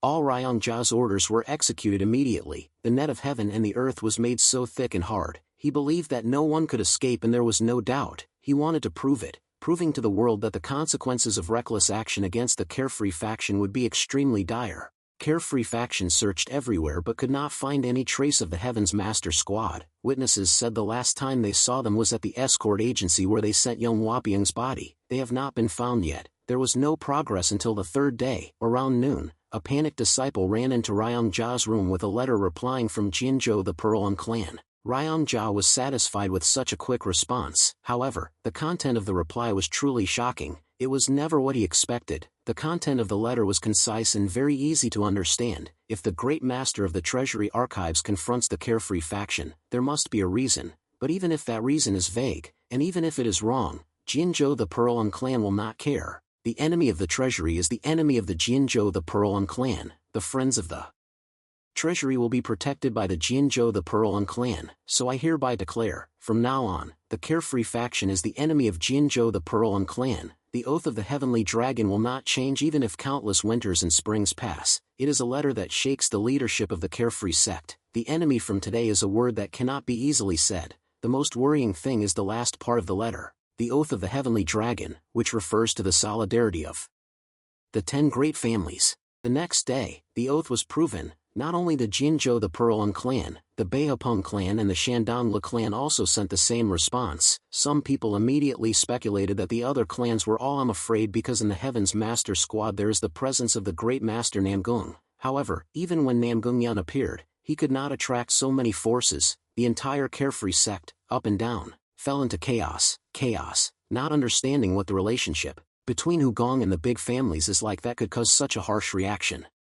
Very quickly it was the 7th day since the raid began. While the whole Carefree faction was still confused as to what the hell was going on, news was transmitted from the elders responsible for leading the army, attacked through the archives, but the results the messenger brought back were disastrous. During the attack on Tianhua archives, due to the activation of the magic array protecting that place, more than half of the Carefree sect's force died. Tianhua archives seemed to have no doors, no one coming and going from there, so it was impossible to catch anyone. Things didn't stop there. Even worse, famous families in the north of Anhui, even the masters of the SEO1 family also came out to protect heaven through archives. Every day, worse news is brought in. Hugong's current whereabouts are still obscure and impossible to find, but somehow, his influence is being confirmed by all of Murim. But that was not the end. From that afternoon, a rumor began to spread throughout the region. Hey, have you heard the news? They said that the great pupil of the Carefree sect died. Oh my, is he sick? What the hell is he sick? It's clearly the work of an assassin.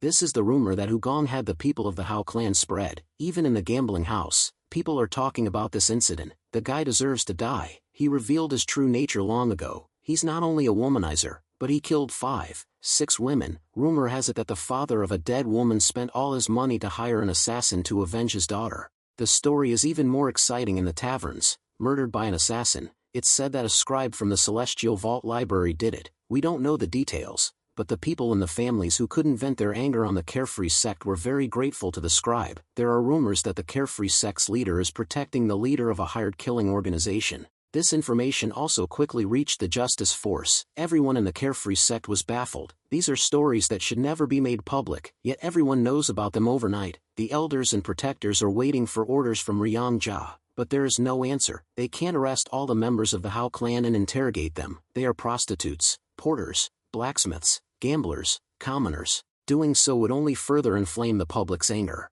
Ryongjia is about to spit blood. Everything has reached a stalemate. The net of heaven and earth has become meaningless. The celestial vault library is surrounded by formations, making it an impenetrable fortress. Meanwhile, public opinion is quickly turning against the Carefree sect. The Carefree sect only made the celestial vault library's young master their enemy, but it's come to this. Before Ryongjia could realize it, the Carefree sect had become the enemy of the entire Jianghu. The plan has completely backfired, leaving him in a state of utter confusion and rage, unable to do anything. Only questions keep popping up in his mind. What in the world is going on? Within 10 days, public opinion has sided with Hugong. All his vital weaknesses have been carefully prepared. The powerful families in Jianghu have declared themselves his friends and shown their hostility towards the Carefree sect. While his whereabouts remain unknown, the best victory in war is a victory without fighting. Hugong is doing just that. He has done great things without lifting a finger. It's no exaggeration to say that he is truly an excellent tactician and strategist.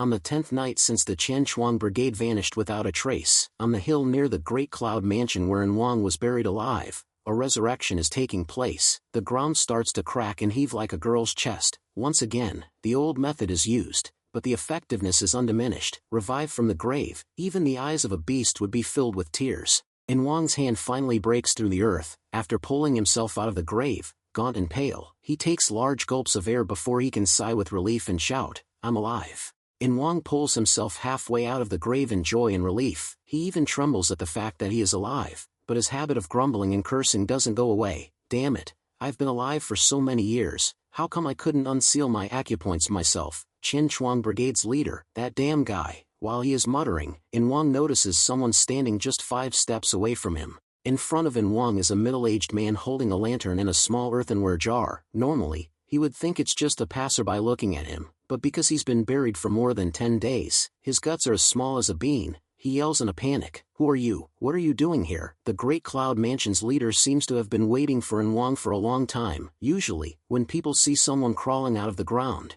they'd be surprised, but he remains calm and reassures him, "Haha, you really got out. Here, have some water." Then, the Great Cloud Mansion's leader sits down and hands Wang the jar of water. "I've been waiting for you to crawl out as instructed by the Qianchuang brigade's leader, but I didn't expect you to actually crawl out. I was startled when I saw the ground shaking." Well, the more I think about the Qianchuang brigade's leader, the more goosebumps I get. Wang is still half buried in the ground and gulps down the water. After drinking it all in one go, he has the strength to ask, "Qianchuang brigade's leader, did he predict that I would come out at this time? Is that possible?" The Great Cloud Mansion's leader shakes his head and shrugs. "If you're asking how the unsealing time can be adjusted, how would I know? On the contrary, you've experienced it yourself, so you should tell me." With this insightful answer, Wang finally understands the problem. Normally, a sealed acupoint can be unsealed within half a day. Even if you don't try to unseal it, your meridians will automatically circulate within 2 or 3 days. So when he was buried, he wasn't too worried and even gritted his teeth, saying he would get his revenge if he got out. But to his surprise, unsealing didn't work, and Wang cried a lot, thinking he would gradually rot in the grave. But just a few hours ago, the acupoints were suddenly released. He thought it was a miracle, but it turned out Hugong had planned this all along. The more Wang thinks about it, the more he feels a chill down his spine. If Hugong wanted, he could have been left in that grave with his acupoints unsealed for at least a month or 2. After regaining his composure, Wang cautiously asks the Great Cloud Mansion's leader, "Are you a member of the Qianchuang Brigade too?" The Great Cloud Mansion's leader immediately waves his hands. "No, I've received several requests, and bringing water here is one of them. I'm here to deliver a message from the Qianchuang Brigade's leader." Wang is relieved and exhales. "What's the message?" After clearing his throat for a moment, the Great Cloud Mansion's leader mimics Hugong's tone and relays his exact words. "Good job, ha ha ha. You're a great bait. To catch a big fish, you need good bait." Finally, the Great Cloud Mansion's leader carefully explains further. "That's what he said, so don't misunderstand me." Wang pulls the rest of his body out of the grave and immediately freezes in place because of what Hugong said. Bait? Did he plan everything? Who's the big fish the Qianchuang Brigade's leader wants to catch? The Great Cloud Mansion's leader chuckles at Wang's bewildered expression. The Carefree sect. The Qianchuang Brigade is currently in a war with the Carefree sect. Wang is shocked once again, but his attitude changes. he starts to grumble irritably. What? So what's the result? Is the war still going on? No. Why are they having fun together and leaving me aside? Then, as the Great Cloud Mansion's leader leaves with the lantern, In Wang automatically follows behind and relentlessly asks, "Where's the Qian Shuang Brigade now?" The Great Cloud Mansion's leader nonchalantly shrugs. "They've all run away." In Wang yells even more anxiously, "What the hell are you saying?" The Great Cloud Mansion's leader doesn't know where Hugong is now, so he changes the subject. "Ha ha ha, let's go find something to eat." However, In Wang keeps rambling the whole way. "I want to know where the Qian Shuang Brigade is." Meanwhile, the Qian Shuang Brigade is adrift on the sea. The beggars are fishing on the deck, truly like a vacation. On one side of the ship, Heng Ma Sangxi and Nam Gungyan are lying down and sleeping. Jiam Chiakjia is sitting on top of the mast, playing the flute. The twins, Wushan Song Xiong, are a bit more energetic, swimming around the cruise ship. Qiongyi has started to lose patience after several hours of not catching any fish. He sighs to Anangi, "Brother, is fishing always this hard?" Anangi also looks at the sea with a bored and absent-minded expression. "I know. When will we catch it and when can we eat? I'm starving." As the two beggars are complaining, Xiao Yang, who is dressed like a beggar, clicks her tongue and lectures them. "TSK, TSK, fishing requires patience, patience, patience, you have to wait." Immediately, Cheonggi looks at Xiao Yang with a naive expression, tilting his head. "Big sister, isn't this your first time at sea? I heard you only lived on the mountains before." Xiao Yang is completely unguarded against this innocent expression and confidently nods in confirmation, looking proud of her origins from a very peaceful place. Right after that, Cheonggi reveals a murderous expression. He clenches his fist and grumbles, warning Xiao Yang, "So shut up." Xiao Yang is stunned and speechless against Cheonggi's logic. It takes a while before she can answer, "Okay, okay." Meanwhile, Hugong, Tianshan Vesta, and the head of the Shandong music family are sitting in the ship's cabin. The head of the Shandong music family suddenly suggests to Hugong, "Young master, what do you think about staying here for a month? I think by then, the carefree sect will have collapsed from exhaustion." "Haha, your plan is bold indeed." The head of the Shandong music family laughs heartily when it sounds like Hugong won't do that. Hugong nonchalantly states his intention, "Unless the carefree sect is an evil cult, it can't last that long, because it is a sect with a long history and has maintained its balance for many years. The pressure that the Yuling Zi, the carefree sect's leader, is facing now will not be small. The answer will soon be revealed, at most 5 days. We might even be able to get evidence today or tomorrow." The head of the Shandong music family is a bit stunned. He doesn't really care about what's happening to the carefree sect and just wants to spend more time with Hugong. He's been very impressed with the Namgung family being able to accompany him. His joy is indescribable when Hugong chooses his seaside villa as a hiding place. So the head of the Shandong music family honestly expresses his feelings. "Haha, it's a pity. I really want to spend more time with you, young master." Even though Hugong came unexpectedly and is in the midst of a war with the carefree sect, the head of the Shandong music family's treatment is truly excellent. Knowing the head of the Shandong music family's words are genuine, Hugong smiles happily in response. "I like this place very much, so I'll come visit you again sometime." The head of the Shandong music family nods excitedly. "Haha, it's my honor." Then, the head of the Shandong music family returns to the topic of the carefree sect. "I want to confirm something about the carefree sect. I want you to listen and see if my speculation is correct. Please explain to me if there are any mistakes." Hugong smiles brightly and agrees without hesitation. "Please feel free to speak." The head of the Shandong music family frankly states his speculation about the relationship between Ryong Jia and the leader of the Infinite Slaughter Corps. Ryong Jia, the carefree sect's leader, whom Jianghu often calls Yuling Zi. Did he perhaps hire an assassin through the Infinite Slaughter Corps, and has the leader of the Infinite Slaughter Corps discovered this weakness and is blackmailing him? Perhaps the so-called treasure refers to the evidence or something related to the hiring of the assassin from long ago that the leader of the Infinite Slaughter Corps is holding, that could actually be considered a treasure that can protect the leader of the Infinite Slaughter Corps' life. How about it? Am I right? Hugong nods calmly. "That's right, because it's not a particularly special speculation. Looking at this situation, anyone would think that way. This kind of speculation must also be secretly circulating within the carefree sect. Moreover, the head of the Shandong music family is the head of a family, so it's no wonder that his brain can at least make this kind of inference. In reality, for the leader of the Infinite Slaughter Corps, the secret might be a treasure, but frankly, in the long run, it will be poison, because Ryong Jia will definitely want to get rid of this unpleasant stain on his path." Seeing that the topic of conversation is becoming exciting, Tianshan Vesta also excitedly joins in with a playful smile. Then listen to my deduction too. According to Tianshan Vesta's speculation, it would be easy for Ryongjia to simply kill the leader of the Infinite Slaughter Corps, but an assassin wouldn't be an easy target. The leader of the Infinite Slaughter Corps must have prepared for the possibility of being killed to silence him. Perhaps he has outside help now, or has set a deadline for the commission with an escort agency. If the leader of the Infinite Slaughter Corps doesn't return alive, or doesn't get in touch within the deadline, the letter containing the evidence and details of the murder will be copied and spread everywhere. Hearing Tianshan Vesta's deduction, Hugong praises her. Your deduction is excellent. Indeed, if that information were to be made public to the Miram Alliance, or any famous great family or righteous sect, Ryongjia would be completely destroyed.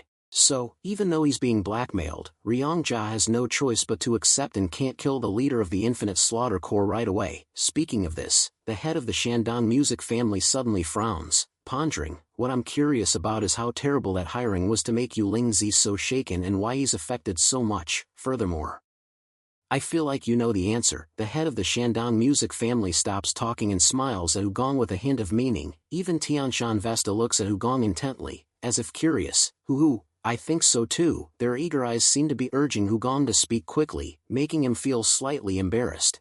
Of course Hugong knows. It can be said he's already guessed. However, it's not certain yet. Thinking about the relationship between Ryongjia and the leader of the Infinite Slaughter Corps for the first time, he remembers something from the past. The details come together like puzzle pieces, but Hugong has no intention of telling anyone else at this time. It's not the right time yet, and he needs more confirmation on this matter. So he smiles awkwardly and waves his hands with a naive look.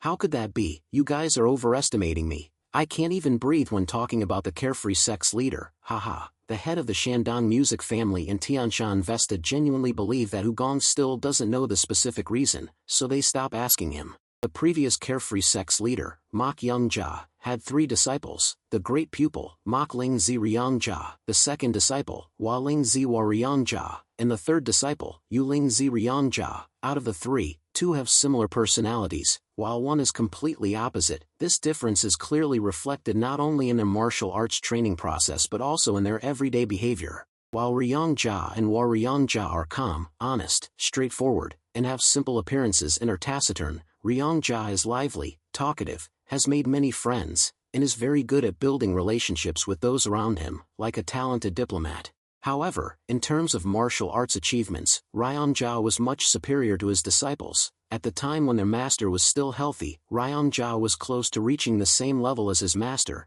Next, while Ryongjia was 1 level lower than his senior brother, and although Ryongjia's martial arts skills were not bad, he couldn't compare with his 2 senior brothers, which is why everyone didn't suspect him. What about the next sect leader being Ryongjia, and of course, Mok Youngjia?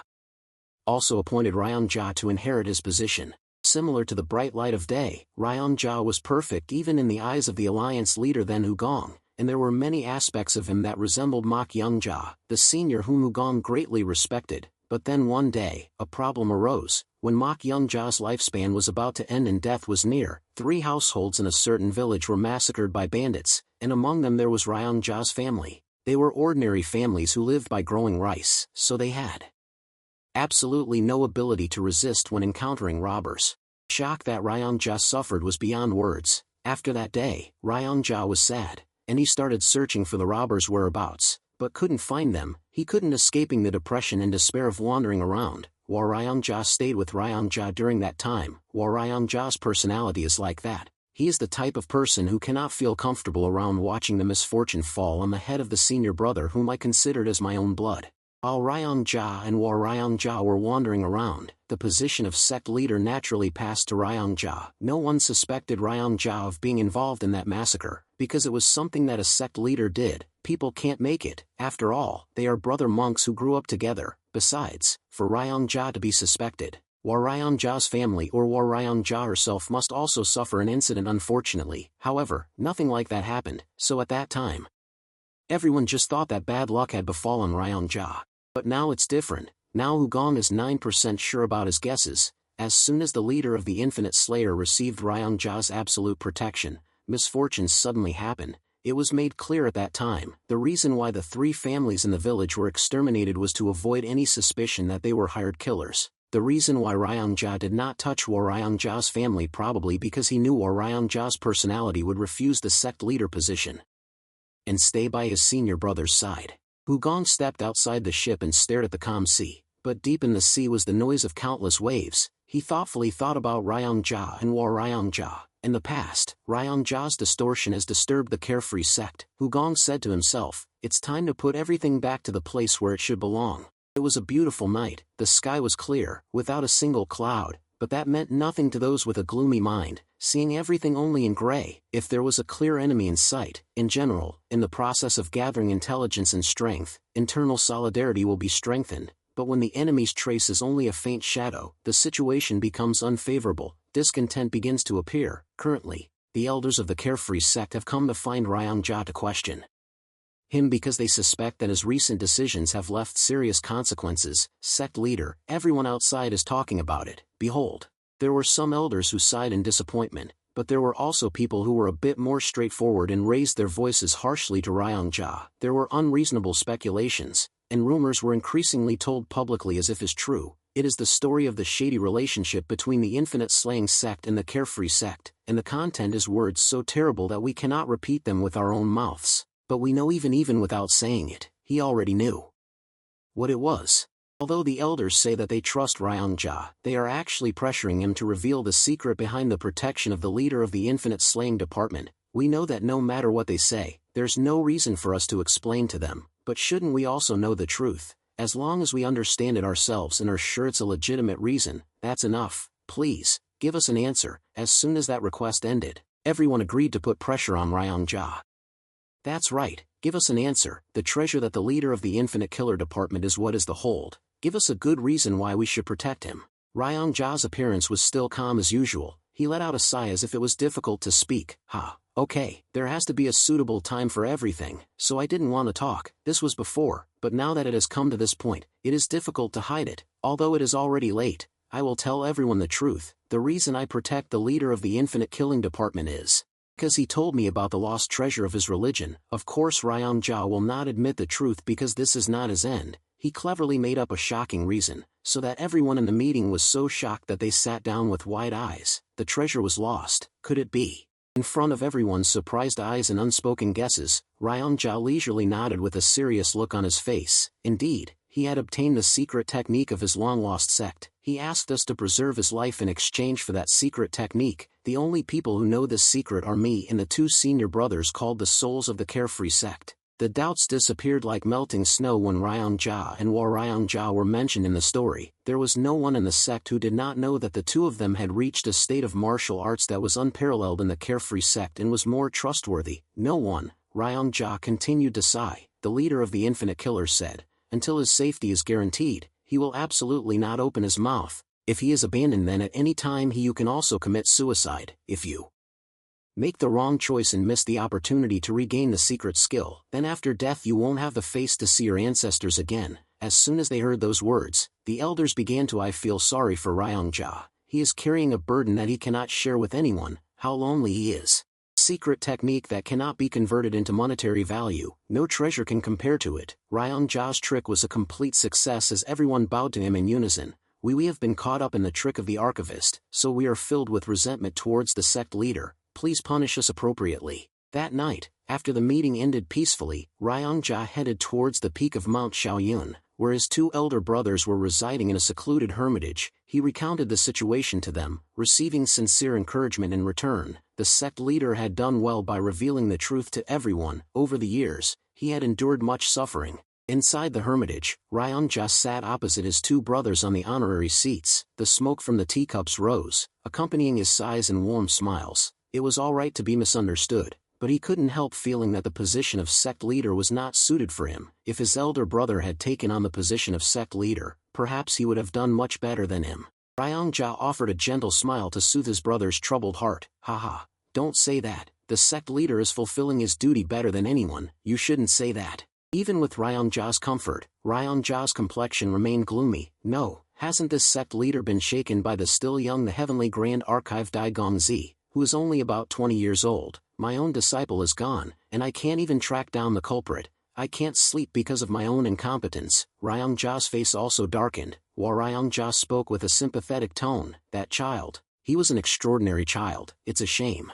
Ryongja nodded silently. After a moment of silence, his expression grew heavy. Actually, one of the reasons I wanted to see you two today was to discuss what we should do next, and I hope that you can help me with this matter. This sudden request, after decades, startled both Ryongja and Ryongja. They, of course, understood what Ryongja meant. As Ryongja began to announce the decree of the Carefree sect leader, the jade pendant on his left wrist immediately emitted a bright red light, activated by the Carefree sect's cultivation method to demonstrate authority. The reason I imposed restrictions on you two all these years was because I was worried about my elder brother. He was wandering all over Jianghu, seeking the murderer who slaughtered his family. I'm sure that is something he cannot forget, but now, you two should be all right in controlling your minds.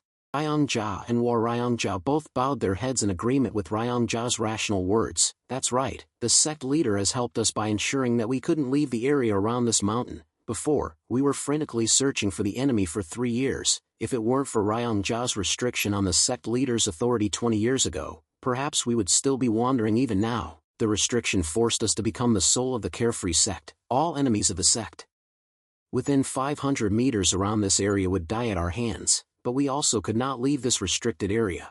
Ryongja and Ryongja quickly adjusted their posture. Kneeling before the sect leader, Ryongja solemnly extended his left hand in front of them and declared, "But now, the 20-year restriction will be lifted. For the prosperity and glory of the sect, the soul of the Carefree sect will be allowed to cross the 500 meters, the enemy will be eliminated, the Dai Gongzi of the Heavenly Grand Archive will face death." After leaving the peak of Shaoyun, Ryongja went to another place known only to those of the Carefree sect. On a branch outside the window of the room where Ryongja was meeting with a man, the golden emperor bird was perched, seemingly asleep. Of course, the truth was different. It was merely pretending to sleep. Its eyes occasionally opened slightly to observe the situation inside that gloomy room.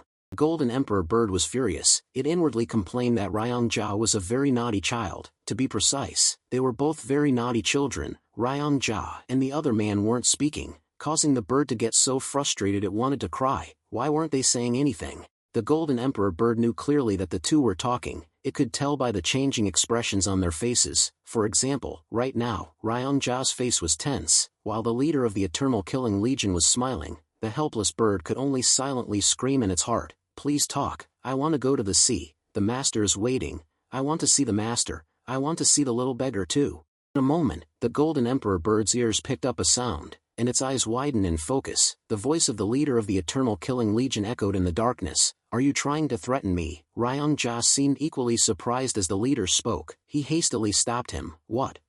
Use sound transmission to talk to me." Ryongja's skin quickly turned ashen while the corner of the Eternal Killing Legion leader's mouth curled into a mocking smile. "You Ling Zi, you're ridiculous, using the excuse of the Carefree sect's secret techniques. What a convenient reason. But have you forgotten who holds the upper hand in this matter? What would happen if Wood Spirit and Ling Zi knew you were the one who hired the assassin to kill Wood Spirit's entire family?" Faced with the Eternal Killing Legion leader's sinister smile and threatening words, Ryongja ultimately yielded. "Oh my, I've made a mistake, I apologize. Don't make a fuss." The leader's smile widened even more. TSK, are you scared? In a remote place like this, who would hear you, even if I did shout?" With Ryongja pushed back into a vulnerable position, the Eternal Killing Legion leader turned serious and threatened him. "You Ling Zi, the deadline is approaching, this is unavoidable, you must deal with the Heavenly Grand Archive Dai Gongzi before that time comes." Ryongja meekly responded, I know. The conversation ended there, but that was enough. The golden emperor bird took flight,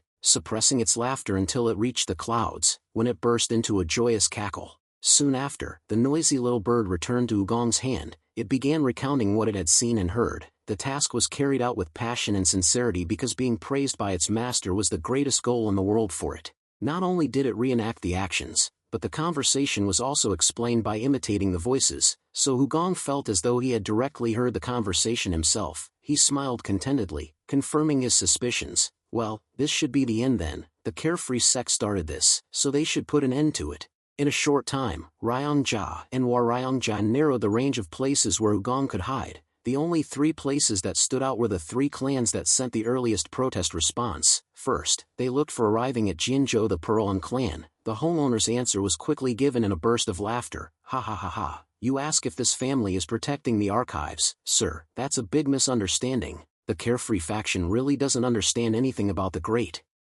master of the archives. He's not someone who needs to be protected. After leaving with 1,000 questions in their heads, the next place Ryongjia and Hwarryongjia visited was Hebei Pingjia. Surprisingly, the Pingjia clan head's reaction was even more intense than that of the Pearlon clan, who, if the Heavenly Grand Archive Daigongzi comes to our clan, he should announce it proudly. Why would we hide him? Besides, who dares to look down upon the carefree sect? But if the Heavenly Grand Archive Daigongzi despises the carefree sect, then it's surely the carefree sect that deserves to be looked down upon. Seeing the two of you like this, it seems like the carefree sect is truly determined to kill the Daigongzi. I'm very curious about the outcome.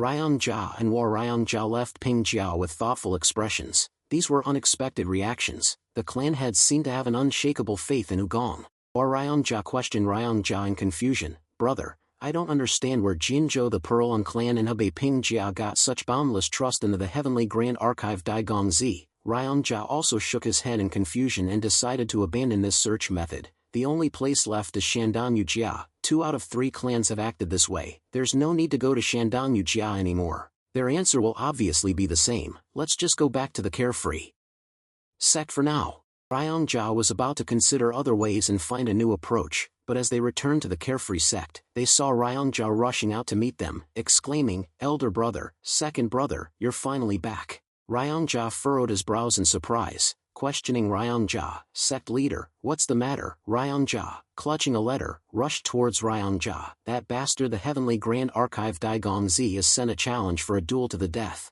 Ryongjia immediately opened the letter and began reading. The contents were very simple, but they caused him to experience a wave of intense emotions. To the carefree sect, I know you've been frantically searching for me. I've thought about everything carefully. The matter started with an unintentional request to the Eternal Killing Legion, but it has become more complicated with time. I have no intention of wasting any more time. My Jianghu friends have told me that there is someone who has reached the peak of martial arts in the carefree sect, and that is Wood Spirit. Carefree sect, Wood Spirit, let's fight a duel to the death to end everything. If I die, the carefree sect will be at peace, but if I kill Wood Spirit, I will have nothing to fear from the carefree sect anymore. Ryongjia's eyes widened in astonishment at Hugong's audacity and recklessness. At the end of the letter, Hugong also didn't forget to state a clear agreement. Of course, if I win, I will take the life of the leader of the Eternal Killing Legion and his treasures. I have also informed my Jianghu friends. They will all accept the outcome regardless of what it may be. The time and location are. Ryongjia suddenly burst out laughing after finishing the letter. What an arrogant fellow. People say he's young, but the more you interact with him, the more strange and unpredictable he seems. Perhaps that's true. Ryongjia anxiously asked, "Brother, will you accept the challenge?" Ryongjia continued to laugh again, amused by Ryongjia's unusual reaction. For a true martial artist, accepting a challenge is natural, so he casually replied, "Of course, why are you so worried, sect leader?" Ryongjia awkwardly explained, "That brat makes me uneasy. It's not because I'm afraid of his martial arts, but because he's very good at talking and charming people." Ryongjia nodded in agreement. Charming people, after inquiring about him with the prestigious families. I can see that too. Ryongjia involuntarily broke out in a cold sweat, his face ashen. He increasingly revealed his fear and carefully emphasized to Ryongjia, "Yes, brother, be careful when you meet him, no matter what he says. Don't let yourself be charmed." Ryongjia, unaware of the true nature of Ryongjia's anxiety and distress, merely offered a generous smile. "Ha ha ha. Don't worry too much, sect leader." Immediately after, Hwarryongjia expressed his genuine concern for Ryongjia in a different way. "Brother, I will go with you," but Ryongjia firmly shook his head. "No, this is an agreement between me and him. If we don't follow it, the world will laugh at us. Besides, although it's unlikely, if he can really overpower me, you will definitely intervene, then it wouldn't be considered a fair duel." This was a decisive voice, and because the argument was completely valid, Hwarryongjia couldn't say anything further. Ryongjia then confidently stepped out of the carefree sect, heading towards the location of the duel. "This is for the benefit of the carefree sect, so I will go alone." That night, on the peak of Mount Huangshan, an atmosphere of stillness enveloped everything. The sky was dark, dotted with twinkling stars like glittering diamonds. The gentle silver moonlight illuminated the scene, creating long, hazy shadows of the trees and rocks. The air was cool, carrying the fragrance of wildflowers and herbs. The chirping of insects and the soft breeze rustling through the leaves created a serene nighttime melody. Everything seemed to pause as Ryongja's footsteps approached. He was like a strong gust of wind sweeping through the trees. He seemed to be rushing with excitement. Perhaps he was eager to participate in his first life-or-death duel in 20 years, or maybe he was looking forward to showcasing his brilliant aura. Ryongja's footsteps agilely leaped over the rocks from the foot of the mountain to the peak. In a blink of an eye, he paused for a moment, as if suspended in mid-air. Ryongja wasn't floating in the air to show off his superb lightness skills. While hovering for a moment, he expanded his senses, especially his eyes, which extended for miles, capturing the scenery of the entire mountain. The carefree sex divine technique was unleashed with such powerful internal energy that it could shake the entire mountain. Each crescent-shaped burst of energy, like waves of power, swept over the surrounding area. Ryongja had found his target, a young man standing alone on the opposite peak, only about 20 years old, with his hands clasped behind his back, his eyes gazing into the distance at the scenery below. Of course, Hugong had also noticed Ryongja's presence. He smirked as if challenging his opponent with a sharp look. It's been a long time since I've seen Ryongja, and it's also been a long time since I've seen the carefree sex divine technique, one of the signature movement techniques of the carefree sect. Now, both of them had confirmed that the other was alone, so Ryongja began to descend. Hugong continued to look at Ryongja with a calm expression. His face seemed more relaxed than before. With the passage of time, the sadness of the past must have faded. Hugong couldn't help but feel in his heart that Ryongja looked completely different than he did back then. The last time he saw him was 20 years ago, and Ryongja's appearance was so pitiful that it only evoked sympathy. Ryongja had come to bid farewell to Hugong when he was still the alliance leader. Murim, we will stop wandering and become the soul of the carefree sect. Once we become the soul, we will be unable to leave the 500-meter radius around the carefree sect. Therefore, we have come to say goodbye to the alliance leader one last time. Yet, in this first reunion after 20 years, Hugong firmly told himself, Ryongja, say goodbye to the past, because tonight, I will tear you apart. Then Hugong smiled and greeted Ryongja, you're here. That was the opening greeting of the reunion after 20 years, but Ryongja couldn't understand, so he stood staring at Hugong for 10 minutes. Even though he still smiled confidently, he couldn't understand why the young scribe greeted the elders so disrespectfully. Moreover, when you are here as the first sentence heard the moment of encountering Hugong, it means that Ryongja certainly has no other choice but to do as he asked, but that is also now it doesn't matter anymore. Ryongja thinks it's funny to pick on Hugong for that, because this place is a place of survival between the two of them. What's the use of age and what's the point in talking about etiquette anymore? Where? Even so, Ryongja still couldn't completely dispel the feeling of surprise in his heart, because there was another special thing about Hugong. He faced himself in Lang Ba Fu Van without trembling, even though there was only one thing, alone, but he was not afraid, had no killing intent or anger. It was difficult to gauge his psychology. It seemed he was not a living person but had become a tree or a rock. With many people have enough will to destroy everything, but not many people have the will to cover the whole world. When Ryongja silently recognized that Hugong was the one worthy of being given a life-or-death challenge, and today's match had an unpredictable outcome, Hugong's voice suddenly rang out, Wood Spirit 2, why did you come alone? Ryongja frowned and asked Hugong in doubt, didn't you also come alone? Hugong smacked his mouth and laughed with a look full of sarcasm, Moklin 2, even though I have repeatedly proven to Carefree that I am not the type of person to be bound by my words, you still ignore it. That's why you stick to your righteous path. Ryongja frowned in obvious shock. Has he proven it many times? Yes, I once thought that his actions were incomprehensible, so that's it. After realizing the situation, Ryongja immediately tried checking the surroundings by expanding his senses even more. At this moment, a woman's laughter echoed from afar, ha ha ha ha ha. The laughter sounded closer and closer. The woman's approaching speed was extraordinary, very fast. A mass of white mist appeared and then disappeared like a puff of smoke. In the middle of the air was a beautiful woman, having a mysterious aura. Tianshan Vesta chuckled and greeted Ryongja, Moklingzi, nice to see you again. Ryongja's eyes narrowed, then widened when she recognized her. You are. Tianshan Vesta continued to smile brightly and tease Ryongja, seeing that you can still recognize me so quickly, it seems your memory is still very good. Her unexpected presence made Ryongja catch you. Head flinched. Tianshan Vesta, what are you doing here? The answer was obvious, but it took Ryongja a while to accept the truth. Ryongja was surprised to see many families openly hostile to the Carefree sect because of the Heavenly Crossing Library Grand Master,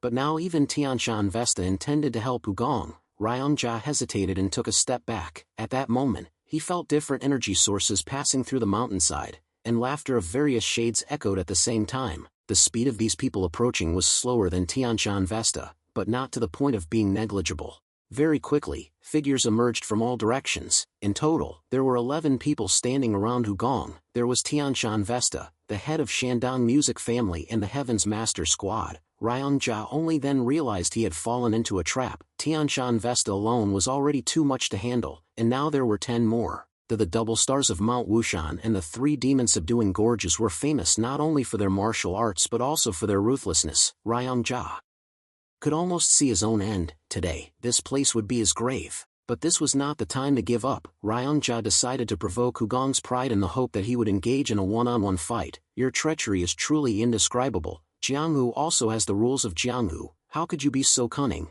We agreed on a fight to the death, just between you and me, and then you do this. Are you not afraid of being ridiculed by the world? Even if you win, is it really a victory? Ryongjia was so provocative, but Hugong just calmly stared at him. With the Qianchuang troop by his side, he didn't need to come out and argue himself anymore. The ghosts of the 3 heroes in the mountains and rivers of the mountains were not yet burst into laughter, mocking Ryongjia's innocence. Hey, everyone, it seemed like I heard something really funny just now. I wasn't the only one who heard it, right? Kukuku, that's right. It seems like this old man has become confused. The Jianghu I know has always been cunning and despicable. Look at that surprised face, so pitiful. He must be only a fool doesn't understand that. At the side, Jiam Chiakjia played the golden flute in an excited tune as if the 3 ghosts in Wushan Song Hero were right. Wushan Song Hero continued speaking in a mocking tone. What is the point of fighting for life and death? What is a fair fight? What are those things? If you secretly stab someone in the back, won't that person die? Is it necessary to kill someone by stabbing them in the face? If there's an easy way to go, why do we have to take the bumpy road? Cheonggi also chimed in with an eloquent statement. But the uncle is right. Beggar sect we beggar, but sometimes we still kill people. The dead person is a bastard. Why blame the murderer, right?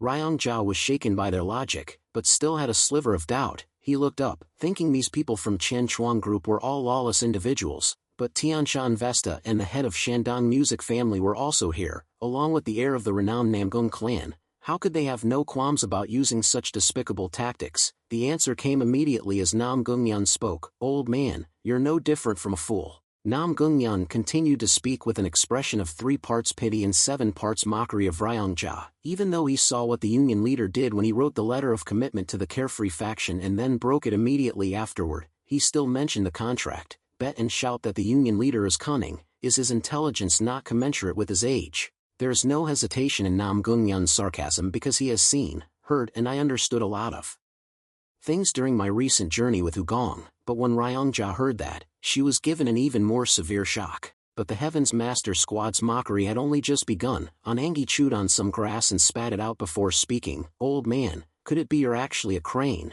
Because to me, you don't look human. Before Ryongjia could react, the 3 demon-subduing gorges burst into laughter with a mocking sneer. It's true, isn't it? I also think he looks like a crane, a very transcendent crane. Anangi immediately chuckled and jested at Ryongjia. Otherwise, he wouldn't be rambling about being the spirit of the Carefree sect or whatever. It's like, no matter whether his sect leader kills or not, he's still a transcendent spirit of the Carefree sect. The 3 demon-subduing gorges added a few more sarcastic remarks. Oh, it's fine if you're trembling in silence. You're thinking, as long as I'm not the one who does it, I'm still a good person, a transcendent crane, right? The cruel insults poured like a flood, quickly engulfing Ryongjia in confusion. A fight to the death. How cool. Ha ha ha. Why are you so blindly trusting? Why didn't you bring any of your sect members? At least one guy. And why didn't you realize this was a trap? You're pathetic, like an old dog cowering after a cruel priest stole what rightfully belonged to him. The leader of the Endless Assassin Squad found the secret technique of the Carefree sect. That's ridiculous. Don't you have a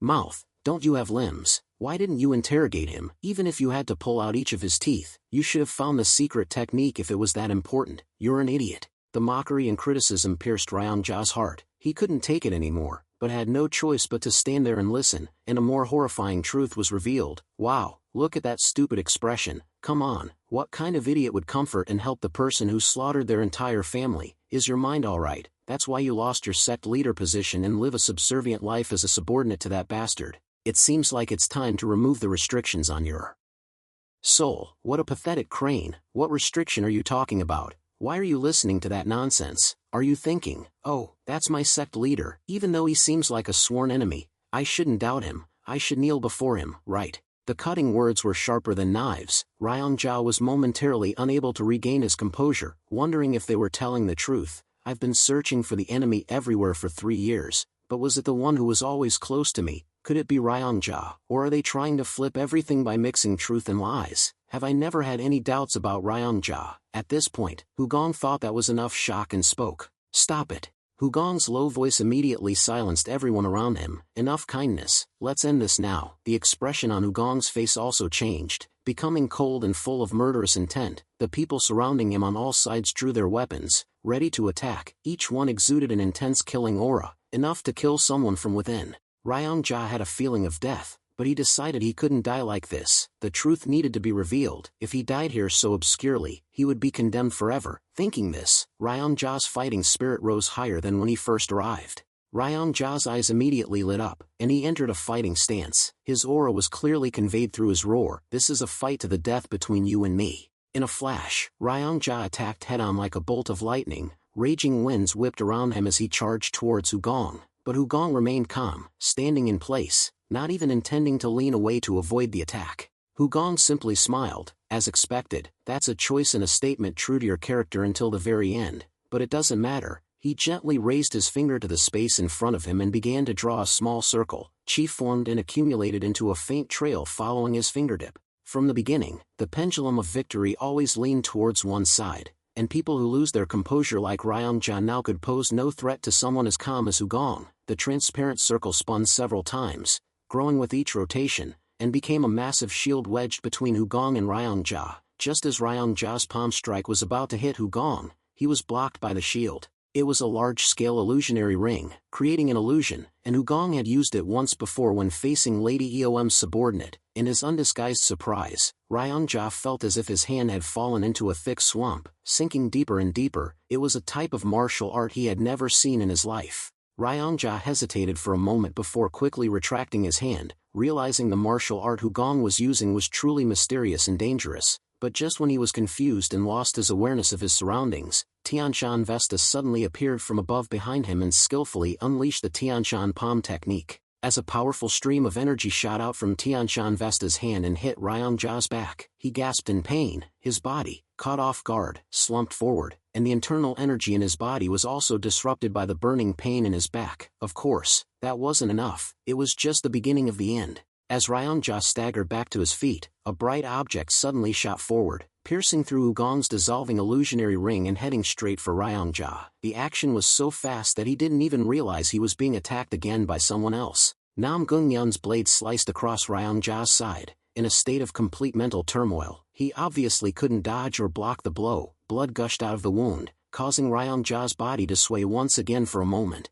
Ryong-ja hobbled, one hand clutching his stomach, the other fumbling in the empty space in front of him. Blood continued to flow, and he retreated helplessly. Only despair remained in the eyes of the wounded beast. It was now the double stars of Mount Wushan's turn to approach Ryong-ja with a sneer. Humph, where did your spirit go? Ryong-ja was soaked in blood and pain, but still tried to fight back. He released his wound and entered a defensive stance, his eyes unwilling to yield. Shut up. Though he was still defiant, his ragged breathing clearly showed that Ryong-ja was weakening. Ryong-ja had no choice but to try to unleash the martial arts of the carefree sect to repel the double stars of Mount Wushan. But the double stars of Mount Wushan chuckled while effortlessly dodging each of Ryong-ja's palm strikes, as if he was mocking his martial arts for being unable to even catch a chicken. As the tension reached its peak, the double stars of Mount Wushan stretched out his hand and struck Ryong-ja's shoulder with a palm strike. At the same time, he plunged his dagger into Ryong-ja's chest and side twice before stopping. Ryong-ja was not only indignant at the feeling of being treated like a punching bag, but also fell into despair as his entire body was stained with blood. The tragedy was unspeakable. After Ryong-ja collapsed on the ground like a sandcastle struck by waves, Hugong calmly walked closer. The double stars of Mount Wushan sheathed his dagger and quickly turned to look at him, as if to ask if that was enough. Hugong simply nodded silently and continued to approach Ryong-ja. Hugong directly took over from here. He grabbed Ryong-ja by the neck and dragged him away. It was clear he could break his opponent's neck in an instant or strangle him to death, but he didn't. The fun was yet to come. Soon after, Hugong and Ryong-ja appeared on a cliff edge. Hugong calmly extended his hand over the edge. Ryong-ja's 2 feet were dangling in the air, in a state of unconsciousness due to excessive bleeding and excruciating pain. He could barely open his eyes to look at him. His whole body trembled uncontrollably with fear, but his strength to resist was exhausted. A voice rang out under Hugong's indifferent gaze and mischievous smile. Would spirit go well? Ryong-ja opened his eyes wide in shock, his eyes revealing utter despair. You intend to kill me, like this? Hugong nonchalantly replied without hesitation, of course. In the face of imminent death, Ryong-ja trembled and begged Hugong for a single favor, to let him know the truth before he died. Just one thing, please, let me ask one thing. Was it really what the moon spirit did? Of course. Deep down, Ryong-ja knew it was too late to know now. There would be no chance for revenge anymore. He just wanted to make sure of this hatred so that even when he died, he would become a vengeful spirit haunting his enemy. But his question was met with Hugong's mischievous and suggestive smile. Instead of answering, Hugong let go of his hand, acting decisively and without mercy. When Ryong-ja fell off the cliff and sank into the darkness of the abyss, his eyes widened in confusion, hopelessness. All the feelings of disappointment, bitterness and pain are creating a mess in my mind. His bewildered eyes saw the ground getting farther and farther away, trees and rocks becoming as small as blurry dots. Despair enveloped him, and the terror was unspeakable. Time seemed to stop. Ryong-ja could only feel the freefall, nothing to cling to, no escape. The feeling of helplessness invaded every cell in his body. He could only wait for the worst. I'm going to die, like this. Behind Ryong-ja, the abyss was like a black hole swallowing all light. Time seemed to stretch endlessly, each passing second a terrible torture. His helpless hands reached out in vain, his mind was in chaos, his last thoughts flickering like short films. But the essence of these thoughts was a lingering concern. No, what about my question? What's the answer? What about the truth? Ryong-ja looked at Hugong standing at the cliff edge as he fell helplessly. The image of him gradually faded and became smaller. The wind whistled through, cold and echoing in the vast space, making Ryong-ja's ears buzz. At that moment, like a whisper, Hugong's voice pierced his ear. No, it was you, wood spirit. The sound of clothes fluttering wildly in the strong wind. As he sank deeper into the bottomless abyss and could no longer see Hugong, Ryong-ja could only ask himself, was it me who killed them? What the hell was the Heavenly Crossing Library Grand Master talking about? I don't understand. Everything feels like a dream, but I feel it's incredibly real, this illogical feeling. Ryong-ja recalled the scene on the cliff top, with his seemingly endless doubts. At that moment, everyone stood together by Hugong's side. Tianshan Vesta, the head of Shandong music family, and the members of the Heaven's Master Squad, they all expressed absolute trust, making him wonder if he should believe him. When Ryong-ja's vision became blurred and the appearance of those 11 people faded, images of Hebei Pingjia and Jinzhou the Pearl clan appeared in his vague memory. He really didn't understand in the end why are they all on the side of the great master of the archives. Is that person so trustworthy? All thoughts gradually disappeared like a puff of smoke. Ryong-ja's soul flew away as if the connection between soul and body had been severed. After he fainted for a while, his body was plummeting downwards. Off the cliff tore through the 2 nets placed at the bottom of the cliff and fell slowly. At the last net, Ryong-ja's body finally stopped completely with a few bounces up and down. At the foot of the cliff, there is a gaping mouth. That is the Dai Van Lao master talking to In Wang. Have you picked him up yet? Is he still alive? If you can't pick him up then you better bite him. The tongue is dead. He's still alive. But it's definitely not okay. Quickly feed him the lingonberry and lead him back to the eldest son. Right after that, In Wang breaks the net spread under the cliff that is 3 times the size ordinary fishing net and carried the Ryong-ja on his shoulders.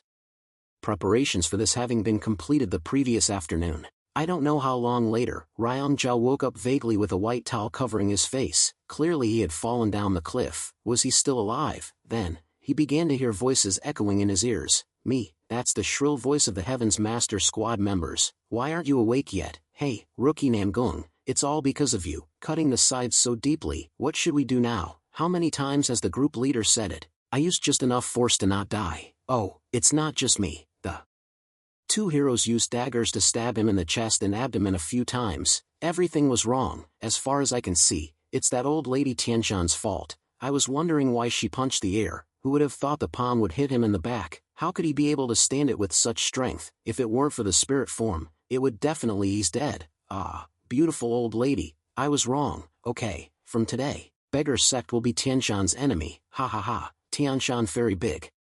Sister, I'm just kidding, just kidding. Ryong-ja heard the Heaven's Master Squad laughing and talking for a long time. The voices he heard were all very carefree. He also knew why he was still alive. After that, Ryongja's consciousness interrupted again. In his trance, he had a dream. On top of Hongsan Mountain, he was there again, but the scene in the dream was completely different from reality. Everyone, including Hugong and Ryongja himself, were at the top of the mountain, but everyone was sitting around Ryongja, a fresh and peaceful atmosphere completely different from the time at the top of the mountain the night before. It seemed as the scene changed, Ryongja's perception of people's words also changed. It's the same old lines, but the voices of the double stars of Mount Wushan and Cheonggi are much softer. Hey old man, the Jiang who I know has always been cunning and despicable. Look at that surprised expression. It's worth it. Thuong, you must be a fool to not understand that. What is a life and death fight? What is a fair fight? What are those things? But Uncle Hung is right. Beggars sect we beggars, but sometimes people still kill people. The dead person is a bastard. Why blame the murderer? Right. In Ryongja's dream, everyone behaved amiably, nodding in agreement at the words of the double stars of Mount Wushan and Cheonggi. Nam Gungyan also spoke with a serious expression instead of joking. Seniors, please think. Look, even though I saw what the union leader did when he wrote the letter of commitment to the Carefree faction and then broke it immediately after, the seniors still mentioned the contract and said that the union leader was cunning. The seniors should be flexible when needed. It's necessary. I'm learning how to do that, and I think everyone here is right. Even Anangi and the most evil 3 knights in the Heavens Master Squad appeared to seriously admonish Ryongja. You really don't know the great pupil of sect leader. Did Yongwapian kill someone? Why do you just stand there? Just look at that. Is it because of that restriction? Did the sect leader tell you not to interfere in the sect's internal affairs? Even if the group master said this was a life and death match, so what? You should think about the trap instead of coming here blindly alone. No, you dug a trap yourself. It would be better if you brought the experts of the Carefree sect, or at least must bring someone with you. The advice continued to be given. You should at least check for the existence of a trap before entering. Whether you can kill the guild master or not is not the issue. The issue is the torture. It's not difficult for the leader of the Infinite Slayer to find secret techniques. But why are you struggling to do this fighting with us? Look at us. Power is held by people. It's not a person controlled by power. The murderer is Noyet Lin too. He hired someone to kill your family to depose you. From the position of sect leader, in the dream, the Heavens Master Squad did not laugh at all. It's sad, sadness and worry hidden in every word. Ryongja was temporarily unable to say anything. In fact, they never said these things, but subconsciously Ryongja gradually realized the problems that he himself had ignored for a long time. When he looked towards Hugong, who was sitting silently, Ryongja also realized this is what he wanted to convey from the beginning, not that he wanted to use dirty tricks to take his opponent's life. In the blink of an eye, the dream scene changed. Ryongja found himself being carried by Hugong's neck in front of the cliff, his feet dangling in the air. This time he asked Hugong the same question, but no, still trembling. Let me ask just one thing. Is that really what Noyet Lin Tu did? In response to his question, Hugong was no longer smiling. In his eyes there was only a cold feeling, as if he wanted to emphasize that the answer was already obvious, and Ryongja still had to ask. Asking again and again is a sign that he still has a bit of stubbornness in his heart, not wanting to believe the truth that is being exposed. At that moment, Ryongja's hazy mind seemed to wake up from his dream again, and the voices entered his ears again. Cheonggi next to him was talking to the yellow bird. He was silent. You mumbled. What are you talking about? The yellow bird cheerfully chirped and boasted. Because the master told me to tell the other person. I'm practicing so I won't forget. Practice speaking loudly so I can hear for you. Ryongja, after several times half awake and half asleep listening to the Heavens Master Squad's conversations in the past few days, she was able to understand that this sound was a conversation between Cheonggi and a friend. The bird can talk, and this bird can also imitate other people's voices. Clearing its throat, Yellow Hue Bird seriously told Cheonggi, listen carefully, and then it began to mimic the conversation between the leader of the Infinite Slaughter Battalion and Ryongja that night. Even the tone was exactly as the two had spoken. Are you trying to intimidate me? What? Use voice transmission to talk to me, you Ling Tsu, you're really laughable. Using the pretext of the Carefree sect's secret technique is quite reasonable, isn't it? But have you forgotten who is the superior in this matter? What if Mu Ling Tsu and Ho Ling Tsu knew you were the one who summoned the Slaughter Battalion to kill Mu Ling Tsu's entire family? Oh, dear, I've made a mistake, forgive me. Don't make a fuss. TSK, are you afraid? In a desolate place like this, who would hear? Even if I yell, you Ling Tsu, the deadline is approaching. This is an unchangeable fact. You will have to deal with the Heavenly Grand Archives Grand Master before that time. I understand. After that, Ryongja no longer heard Ryongja's voice. When the conversation between the two villains ended, Cheong-gi immediately praised Yellow Hue Bird. "Hey, that sounds just like old Yuling Tsu. I thought I was actually next to him." Yellow Hue Bird returned to its true voice and chirped continuously. "Isn't that amazing? I eavesdropped while pretending to be sleepy, like this, like this." At this moment, Ryong-ja fell into a daze with turbulent emotions, unable to laugh, unable to cry. He returned to the cliff in his dream and witnessed Hugong letting go of him, allowing him to fall into the abyss. Although it looked terrifying, in reality, it was his only way out. Better to hurt once and be done with it, to awaken himself, to no longer remain lost in delusion, to close his eyes and ignore, to not harbor any suspicion, to be no longer deceived by Ryong-ja. Ryong-ja understood that he had been so foolish before. His doubts and suspicions weren't non-existent, but he actively ignored them because he trusted others too much. It was also because of his righteous nature, bordering on naivete, that he couldn't survive in the ruthless and cunning Jianghu. In that moment of enlightenment, Ryong-ja smiled serenely, watching himself falling into the abyss. No longer fearing or pitying himself, there was only a sense of self-reproach. As the Heavenly Grand Archives Grand Master had said, it wasn't entirely Yuling Tsu's wrongdoing. It was also my fault, because I didn't want to open my eyes and see the world, because I didn't have the ability to fight in the cruel Jianghu and didn't try to delve deeper into the matter after it happened. It was because I was lost in delusion. With this train of thought, Ryong-ja walked straight towards the cliff without hesitation. Immediately after, he threw himself into the abyss, of course, not because he wanted to die, but because he wanted to escape from this dream and return to reality. Laughter erupted from his lips as he fell, as if an uncontrollable joy was surging. It was no longer the bitter smile of blaming his cruel fate. As sobs were about to burst forth from his throat, fueled by resentment towards Ryong-ja and self-reproach for his blindness, Ryong-ja laughed even louder, immersing himself in the laughter. The laughter flowed from the dream into reality, rumbling like a summer downpour. At the same time, he heard laughter echoing around him. It was the Heaven's Master Squad laughing, and Hugong, witnessing this scene, also smiled. Ryong-ja's laughter lingered for a long time. Perhaps it would continue like this throughout the night. It was a manifestation of letting go of past regrets. Ryong-ja was also in the process of breaking free from his limitations. This was the moment he shattered the boundaries he had imposed on himself. The sound of laughter gradually shifted, becoming lighter, and finally, there was only overflowing excitement. At this moment, Hugong knew that Muling Tsu was dead.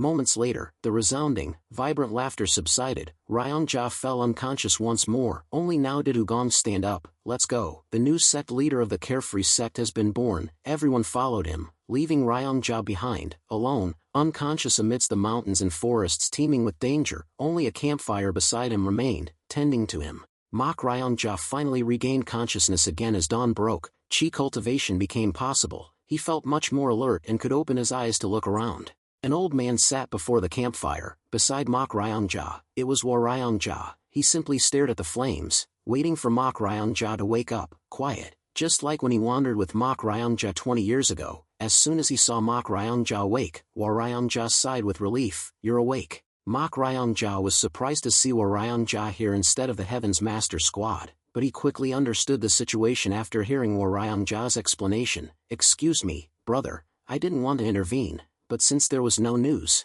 I came here." Then it was War Ryong-ja's turn to be curious about the current situation. "So, what happened?" Mock Ryong-ja remained silent for a moment, then recounted everything that had happened and the truth he had learned about War Ryong-ja. War Ryong-ja's expression changed continuously. Initially, he uttered a sound of astonishment, then he angrily clenched his fist, and finally, he calmed down and sighed. Ultimately, they both had to face a truth that War Ryong-ja realized immediately after hearing the story. From the beginning, the goal of the Heavenly Grand Archives Grand Master was not to deal with the leader of the Infinite Slaughter Battalion, nor to expose War Ryong-ja's cruelty. His target was you, brother. Mock Ryong-ja agreed with this speculation. He couldn't help but think that way. There was no reason for Hugong to go to so much trouble to reveal War Ryong-ja's brutal acts, and if the goal was to bring War Ryong-ja down, then simply using Yellow Hue Bird as a tool, with Tianshan Vesta and the head of the Shandamyu family being people with enough prestige to mediate a judgment, there was no need to orchestrate a complex confrontation with Mock Ryong-ja. Everything was purposefully directed at Mock Ryong-ja. Hugong truly spared no effort to deliver a powerful blow to him, and even his final sarcasm as he pushed Mock Ryong-ja into the abyss was a piece of advice. But the question that puzzled Mock Ryong-ja was why Hugong would help him so much. War Ryong-ja seemed to have a similar thought, so he asked Mock Ryong-ja, "Who is he?" Could he be someone we've known before? After struggling to sit up, his body swaying wildly, Mak Ryongja let out a sigh and replied, I don't know who he is or why he did that, but one thing is certain, that he is a bastard. That brat doesn't respect anyone. I've never seen anyone as arrogant as him. He killed me, then brought me back to life. He dares to play with me like I'm a dog. Damn that bastard. Mak Ryongja's attitude abruptly shifted, becoming harsh and crude, which surprised War Ryongja. Mak Ryongja continued to rant, he's a crazy bastard. I never thought I'd meet someone like that in my life. Don't you think so? War Ryongja still stared wide-eyed at Mak Ryongja, but he had no intention of stopping his older brother from venting, because this was proof that Mak Ryongja had changed and was full of life. His previous melancholic and lost demeanor had completely vanished. War Ryongja burst out laughing as a thought crossed his mind. Could it be because he died and came back to life? It seems like nothing can stop him now. It's as if his limitations have vanished. So, War Ryongja smiled contentedly, silently congratulating Mak Ryongja's rebirth and joining in his laughter. Ha ha ha, yes, he's a madman, and Mak Ryongja immediately continued War Ryongja's unfinished words, and he also owes us a favor. War Ryongja laughed even more heartily. Ha, ha, you're right, I thought so too. After the bursts of laughter, Mak Ryongja thought about finding Hugong to thank him. He asked War Ryongja, so, do you know where our benefactor went? War Ryongja nodded in response, yes, I heard he's going to Jinzhou the Pearl clan, and he seems to be stronger than I thought. According to War Ryongja's account, he had been searching for Mak Ryongja's whereabouts throughout the mountains and villages nearby. Coincidentally, last night, War Ryongja heard Mak Ryongja's laughter and was able to locate this area. Because he didn't know the situation clearly, War Ryongja could only hide and observe from a distance. At that time, after Mak Ryongja stopped laughing and fell into a coma again, most of the people in the Heaven's Master Squad began to fall asleep, only soft snores echoed in the air.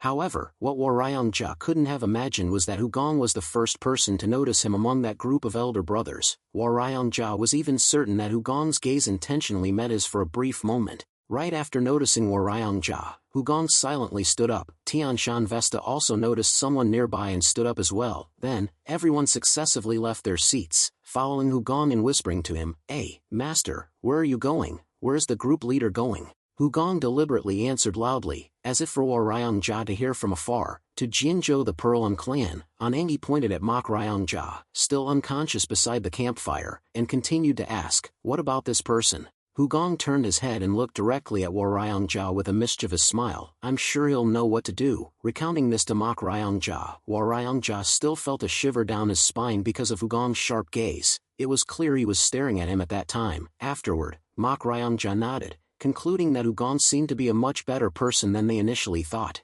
When Mak Ryongja could move freely and no longer felt tired, he extinguished the campfire and excitedly stood up, telling War Ryongja, let's go back. The next morning, Mak Ryongja's return caused War Ryongja to wail and cry from outside the gate of the Carefree sect. Oh, dear brother, you've suffered so much. Just from his reaction, it was clear that Mak Ryongja was pretending to act normally instead of fiercely confronting him and settling the score immediately. Looking at Mak Ryongja, his hair disheveled, his clothes stained with blood, his face haggard after several days, War Ryongja shed tears like rain. It's only been a few days, and you're already so haggard. Mak Ryongja continued to feign a carefree laugh. Ha, ha, sect leader, why are you crying? It's all over now. This blood isn't mine anyway. War Ryongja still feigned sympathy and lamented. I know, but how can you say that this didn't cause you hardship? Mak Ryongja happily continued to act with him. Sect leader, don't say that. The ones waiting at home always suffer more than those who participate in battle. War Ryongja then wiped away his genuine tears and smiled. I'm so happy to see you again. Seeing you makes me shed tears. Brother, you've worked so hard. I truly thank you for your help. Please rest. Watching Mak Ryongja smile kindly as he walked into the room, War Ryongja revealed a sinister glint in his eyes. This fool is always like this. I ordered the extermination of his entire family, and I even stole the position of sect leader that was meant to be his. But he still gives me unlimited trust, always looking at me with warmth. My tears actually flowed when I saw this. I'm truly happy that he acts like a loyal dog. At the same time, War Ryongja was sitting with the elders in a secret emergency meeting, recounting the entire truth to them. That's how it happened. When he finished speaking, the 6 elders were so astonished that no one could speak. War Ryongja continued in a resolute voice, Tonight, we will bring Yu Ling Tsu before the entire sect to punish and kill him. If any of you disobey us, you will die with Yu Ling Tsu." Then, Warayang-ja extended his right hand before the elders. A white light formed in his palm. Very quickly, a white orb appeared. The white orb rose and floated in midair, then transformed into 7 smaller orbs. The small orbs slowly rotated while floating. No elder was unaware of what they were. They were the poison sect's technique of the carefree sect. Wherever the 7 orbs passed, only a corpse remained. This was why the elders' faces instantly turned serious. Warayang-ja added in a decisive voice, "Grand Master, and I have prepared to end the entire carefree sect if necessary. If we see that someone or something no longer has value, we will eliminate it." While the elders were all stunned, Shu Ling Tsu suddenly stepped forward with bright eyes and a booming voice. "Brother, why are you saying such things? Is there anyone here who doesn't know who the previous sect leader wanted to appoint as the next sect leader? Furthermore, is there anyone in our sect who wouldn't respect the two of you? We're not the kind of people who don't understand the principles of human conduct. The things Yu Ling Tsu has done are not things a human should do." Shu Ling Tsu quickly made a pledge on behalf of the elders. "Please rest assured, leave it to us." Warayang-ja then gathered the small orbs back into his palm with a satisfied smile. "All right, I'll wait and see." The meeting concluded, and the 6 elders immediately withdrew. After that, everything proceeded smoothly. Some elders took on the task of conveying the plan for that night to everyone. Meanwhile, some elders, along with Shu Ling Tsu, arrested Warayang-ja's assistants, completely ignoring their loud shouts. "What are you doing? Are you trying to rebel against the sect leader? Do you actually believe Mu Ling Tsu and Hua Ling Tsu and betray the carefree sect? Are you out of your minds?" That afternoon, after distracting Warayang-ja and getting enough rest, Manhwa secretly went to where the leader of the Infinite Slaughter Battalion was imprisoned. The leader of the Infinite Slaughter Battalion didn't know that death was approaching, so he still sat leisurely, swinging his legs and talking, without bothering to open his eyes. "Yu Ling Tsu, what is it this time?" Seeing that the other person didn't reply and hearing the sound of many hurried footsteps approaching, the leader of the Infinite Slaughter Battalion suddenly opened his eyes. As soon as he saw Manhwa, the leader of the Infinite Killing Tribe panicked and shouted in a choking sob. Manhwa pondered for a moment and then opened his mouth calmly. His reaction was not harsh. "It's like imagining when facing a deadly enemy, far away on the horizon, right in front of my eyes. I didn't expect you to be so close to me. I've been looking for you for a long time." Right after that, Manhwa ordered his subordinates to capture him. He did not say a word but just glanced. The surrounding people rushed towards the leader of the Infinite Killer Ministry. "Yes, sir." After a while, Thursday Lin Tu actually came to Warayang-ja's side to secretly report the news. "Sect leader, something is wrong. Would Lin Tu and Hoa Lin Tu have been seduced by bad guys? They are slandering them, controlling you and planning to depose you tonight." They made a very ridiculous statement that the sect leader had joined hands with the leader of the Infinite Sect to invite the murderer to kill Mok Lin Tu's family. When Thursday Lin Tu finished speaking, the corner of Warayang-ja's mouth curled up. He asked Thursday Lin Tu if he believed that. Thursday Lin Tu immediately denied it. "Of course not, but they arrested him. The elders didn't believe me and arrested the leader of the group, so I couldn't openly protest." They had completely lost their minds, just gone crazy. Warayang-ja still smiled leisurely without worrying about the uprising of Manhwa and Warayang-ja. "Oh, what a surprise. So the face we saw just now was just acting, is it? Is that so?" After that, he smiled evilly and caressed the spirit talisman on his left wrist. "This will stop. The carefree sect is everything to them. When the spirit talisman appears and shines, that is the law of carefree. It seems that this time we have to put bigger restrictions on the two of them." Thursday Lin Tu also immediately agreed. "Of course, only the sect leader's spirit talisman can stop them." Surname. That night, the sound of the bronze bell ringing alarmed the entire carefree sect. Amid the distant ringing of the bell, the carefree sect disciples hurriedly gathered together. A makeshift platform was quickly erected, and standing on it was not Manhwa, but Warayang-ja. About 1,000 disciples of the carefree sect lined up in an endless queue on both the left and right sides. Everyone stood at attention, even daring not to breathe too hard, because everyone knew the meaning of this urgent summons. In that tense atmosphere, Warayang-ja's voice boomed out, "Where are Manhwa and Warayang-ja?" Immediately after, Manhwa and Warayang-ja appeared. The empty path in the middle of the courtyard had become an honorary passage for them. Their steps were leisurely and relaxed, as if they were the masters of this place. 5 swordsmen surrounded and followed them. They were the disciples who always supported Manhwa and Warayang-ja even when they were restricted by Warayang-ja. They stopped when they reached Warayang-ja. Without giving Mak Ryongja a chance to speak, Wool Ryongja launched a preemptive strike in an arrogant tone. You two have made arrogant and insane statements. Have you forgotten the rules of the Carefree sect? If you have, I'll remind you. Echoing Wool Ryongja, Thursday Lin too, who stood beside him, immediately shouted, Disciples of the Carefree, listen here, what are the rules of the Carefree? Everyone roared in unison, with 1,000 voices united. The roar was thunderous. The path of the Carefree will never change. The Carefree is eternal. The way of the Carefree is ever changing. But the heart of the Carefree depends on one single principle. When the Spirit Talisman appears and shines, the words of the owner of the Spirit Talisman are the law of the Carefree. Immediately, Wool Ryongja raised his left hand and used his internal energy. The Spirit Talisman wrapped around his wrist emitted a blue light as it flew up in the shape of a disc. He proudly and solemnly commanded, Disciples of the Carefree, kneel before the sect leader Ren of the Carefree. 1,000 people knelt down at the same time, creating a magnificent spectacle that shook the night. Naturally, Thursday Lin too beside Wool Ryongja also did so, with reverence and solemnity. Even Wool Ryongja had to bow and kneel to show respect to the sect leader Ren. The 5 swordsmen standing beside him also knelt. Only one person did not kneel. Wool Ryongja was immersed in the feeling of pleasure, savoring the power in his hands. Extreme excitement caused his face to tense up, and his mouth could not close. However, his joy was short-lived. The sect leader's face turned pale in an instant, with his eyes wide open in shock. The arrogant look on Wool Ryongja's face quickly turned into confusion. He looked around with a bewildered expression. What? Because all the disciples of the Carefree sect were facing another person and turning their backs on him. Seeing everyone showing respect to someone else, not the sect leader Ren himself, a wave of anger surged like a tsunami within Wool Ryongja. He slammed the table, roaring like a wild beast with bloodshot eyes fixed on the only one who was kneeling, Mak Ryongja. Only Mak Ryongja stood. He did not kneel, or rather, he did not need to kneel. All the disciples of the Carefree sect were facing him with reverence. In that moment of feeling betrayed, Wool Ryongja turned to Thursday Lin too and angrily questioned him. Thursday Lin too, what's going on here? Wool Ryongja's confused voice was quickly drowned out by Thursday Lin too's shout. The Carefree sect will rectify the past mistakes. At the same time, the shouts of 1,000 Carefree disciples echoed in unison, shaking the heavens and earth. Amidst the earth-shattering roar, Wool Ryongja stood up calmly and declared, the Carefree sect will turn away from the wrong path of the past 20 years.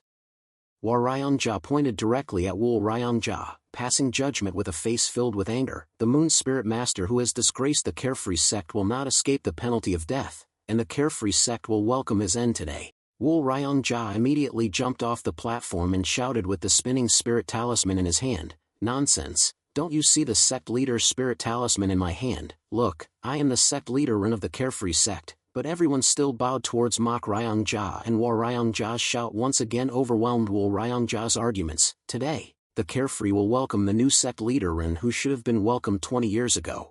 At this moment, Mak Ryongja remained silent. He was feeling everyone's respect towards him, a man whose words and actions no one in the sect doubted. It was also the trust everyone had for him, but for the past 20 years, he had forgotten it. Finally, Mak Ryongja broke his silence and gave a decisive order as he pointed at Wool Ryongja. Eliminate him. All the disciples of the Carefree were overjoyed and rushed towards Wool Ryongja when they saw Mak Ryongja decide to use force, but Wool Ryongja still swung his left hand wildly and looked contemptuously. This is the law of the Carefree. I am the law of the Carefree. Wool Ryongja continued to shout until 5 blades pierced his body. No one could survive such a relentless attack.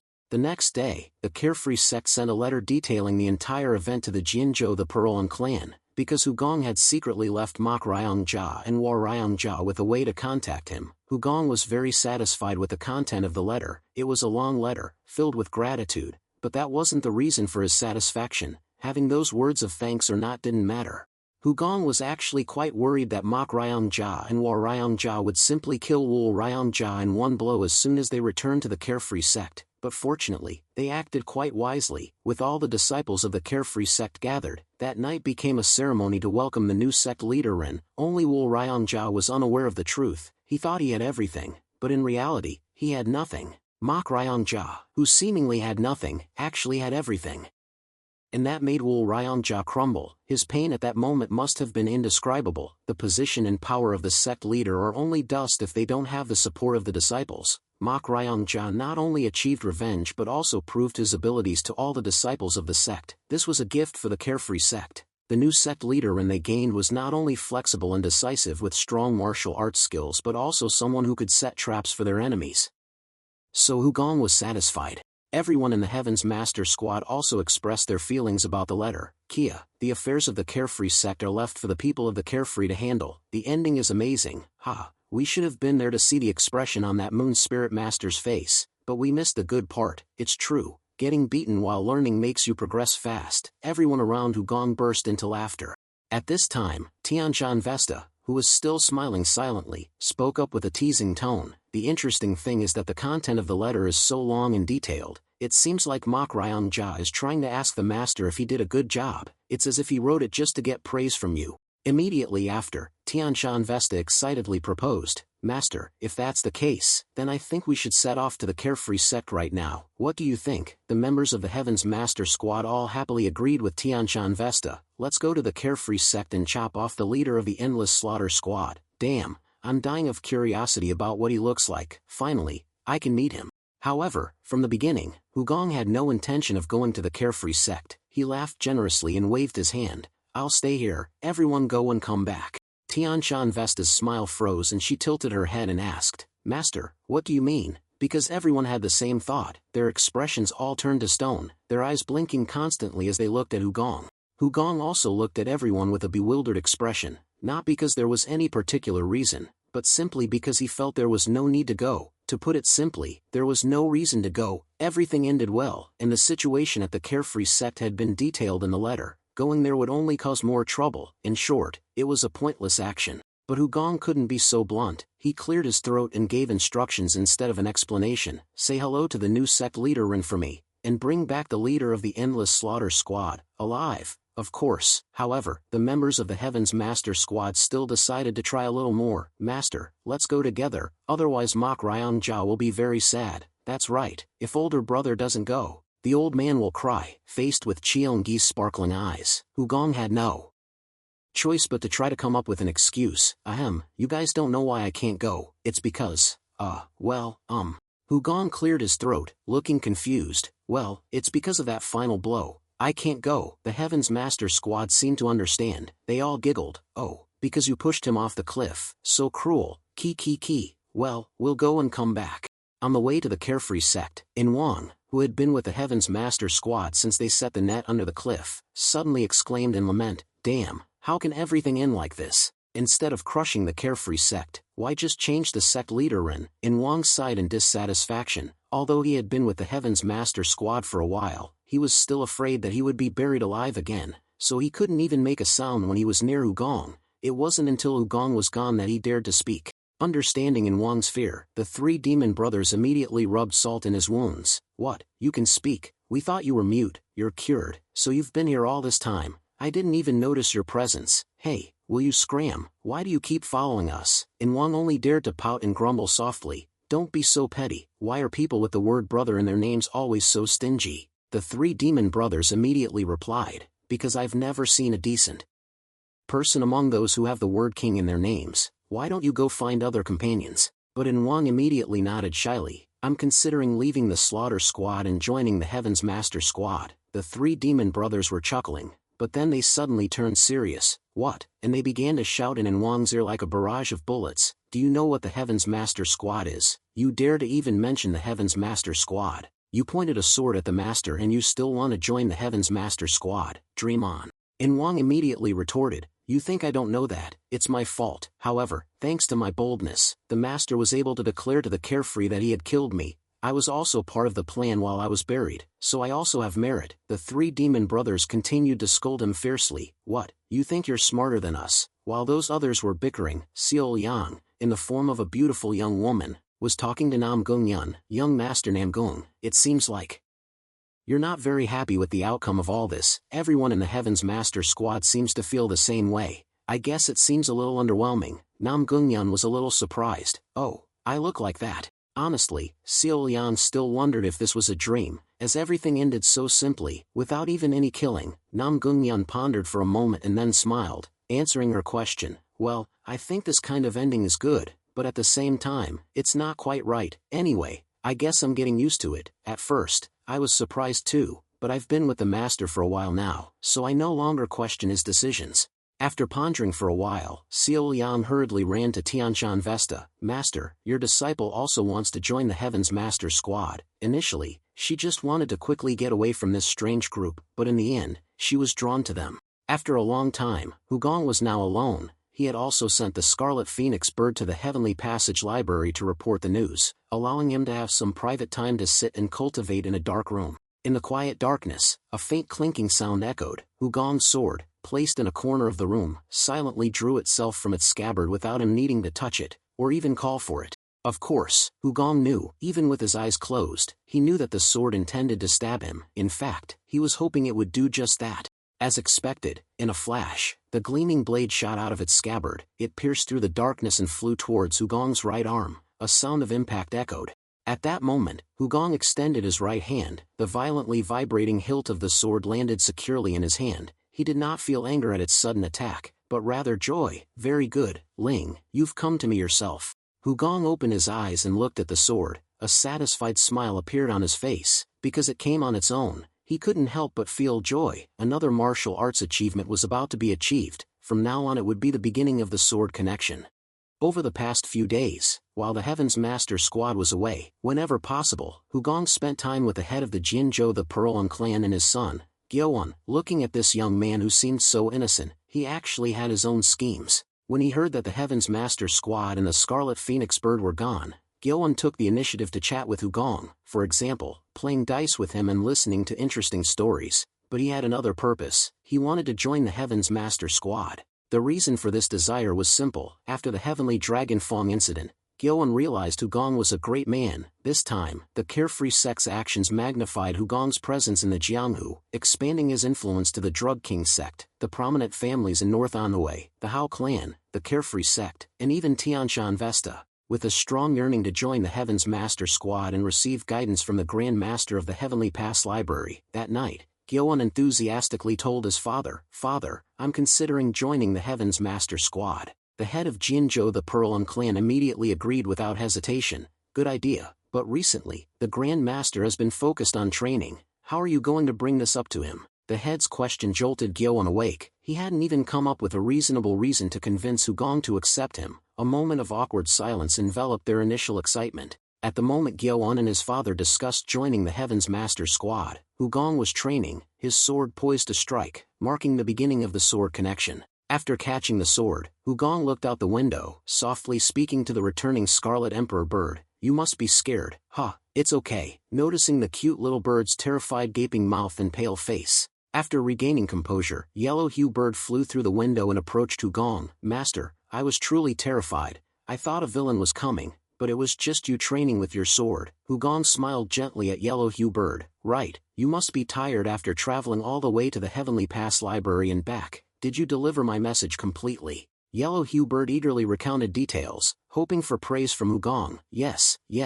Grandfather at the Heavenly Pass Library was very worried, but I told him the carefree sex matter was resolved peacefully and I even helped cheer him up. I danced and sang. Grandfather was sad, so he clapped and laughed." Hugong chuckled, encouraging Yellow Hue bird. "Ha, you're getting smarter." Praised, Yellow Hue bird became even more animated and began dancing and singing in the air. Suddenly, the sword in Hugong's hand clinked, making the bird jump. "Master, the sword just made a noise." Seeing this, Hugong was even more delighted, instructing Yellow Hue bird, "It's a sword spirit. It seems like it likes your song. From now on, it will be your friend. It came to me by itself." Yellow Hue bird was even more excited, exclaiming, "Wow, it came by itself. I thought you pulled it here."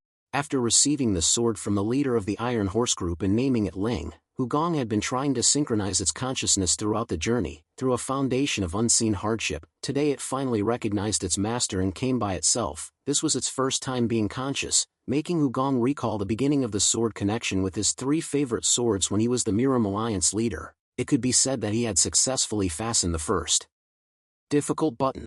Hugong couldn't help but smile in satisfaction, continuing to tell Yellow Hue bird, "There are more surprises in store. This is just the beginning. For now, all it can do is find its way and leave. I'll show you." It seemed Hugong's desire was conveyed. The sword's spirit responded with a clink, as if ready. Yellow Hue bird was surprised but also filled with anticipation. "Master is a special being. I can't describe it. he stands tall, overlooking everything, wielding great power. He also emanates a pleasant scent that no one else in the world has. He's going to show me the power of the sword spirit. I'm so excited. Hugong raised the sword horizontally across his chest and commanded, Ling, return. Yellow Hue Bird swallowed nervously, watching as its master gently threw the sword forward. The sword, tossed into the air, twitched slightly, mirroring Hugong's expectant and confident smile.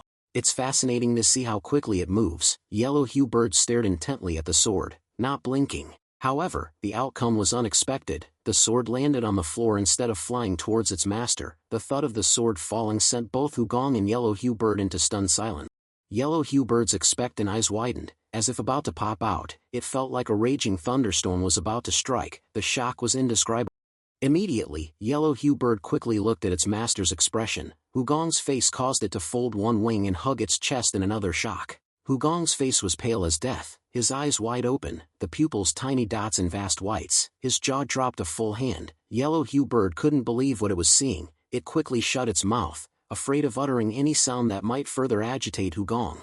Hugong couldn't believe his eyes as he saw the sword fall to the floor. He stared intently at the sword spirit with disbelief. It came on its own, yet it can't return. None of my previous 3 swords ever did this. What the hell is going on? But it seemed things weren't over. The sword moved, gently vibrating as it lay on the floor. Yellow Hue Bird immediately caused a commotion. Master, it's moving. But again, the sword spirit didn't fly. It was crawling inch by inch. The hilt of the sword slowly turned towards Hugong. It looked like a child learning to crawl for the first time, looking at its mother, then crawling, smiling at its mother, then crawling again. Hugong couldn't help but shout in anger, "What are you doing, you bastard?" Yellow Hue Bird's pupils trembled. It didn't know its master would react so strongly. It quickly clenched its beak, because if it burst out laughing now, its master's angry sparks might fly towards it.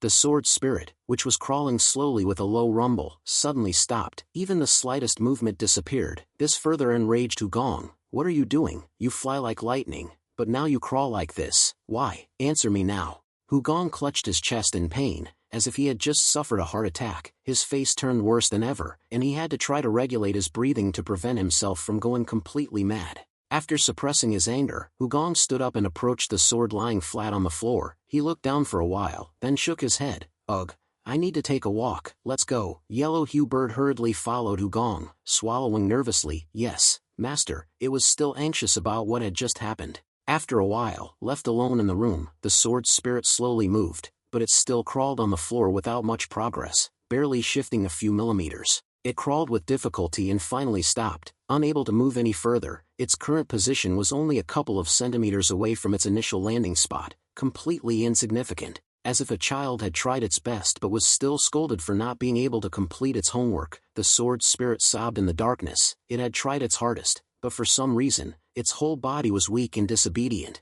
3 days passed after that night, and there was still no progress. Gyo Yuan's desire to join the Heaven's Master Squad remained undisclosed, and the development of the sword connection hadn't occurred. Hugong looked at the sword spirit, which was showing no reaction, with annoyance, but then he reassured himself, "This isn't something to rush. Starting slowly doesn't mean it will be slow forever. I'll wait." It's said that great things take time. Great people often succeed later in life after many efforts. I'm sure this will be an explosion. While waiting, Hugong immersed himself in practicing the myriad fragrance technique. The result of his constant practice was that the myriad fragrance technique had progressed from its middle stage to its later stage. The range of the heavenly fragrance increased by about 100 zhang, reaching 500 zhang now. The communication distance with Yellow Hue Bird through scent also changed. As the range of the emitted scent widened, the effectiveness of the myriad fragrance technique increased. While practicing, Hugong suddenly thought of Mook-young from the Orchid Library. He hoped that Mook-young could figure out what the food for the hexagon king snake and the essence of mystical vile herb were. Like how the wind heatworm was the food of the poison yang worm, the substances providing nutrients for the hexagon king snake and mystical vile herb could boost the power of the 3 evils. The myriad fragrance technique could then be enhanced 3-fold to 4-fold. That night, Hugong sat in his room practicing again. Soon after, his senses began to expand. The sounds of the night reached his ears. The chirping of insects became increasingly louder, and the leaves rustled in the wind. Suddenly, Hugong heard Gyo Yuan's voice, sounding like a sigh. "Well now, should I try talking to him?" Earlier, Hugong knew that Gyo Yuan had come to look for him but left when he saw Hugong practicing. But the kid hadn't gone back to his room. It seemed he was talking to someone in the hallway. It turned out that Gyeowon was talking to Yellow Hue Bird. The kid seemed confused. I don't know what to do now. Should I just talk to him? Yellow Hue Bird clicked its beak and shook its head in lament. That's right, but you know, my master hasn't been happy recently because of a friend of mine. The situation is really bad.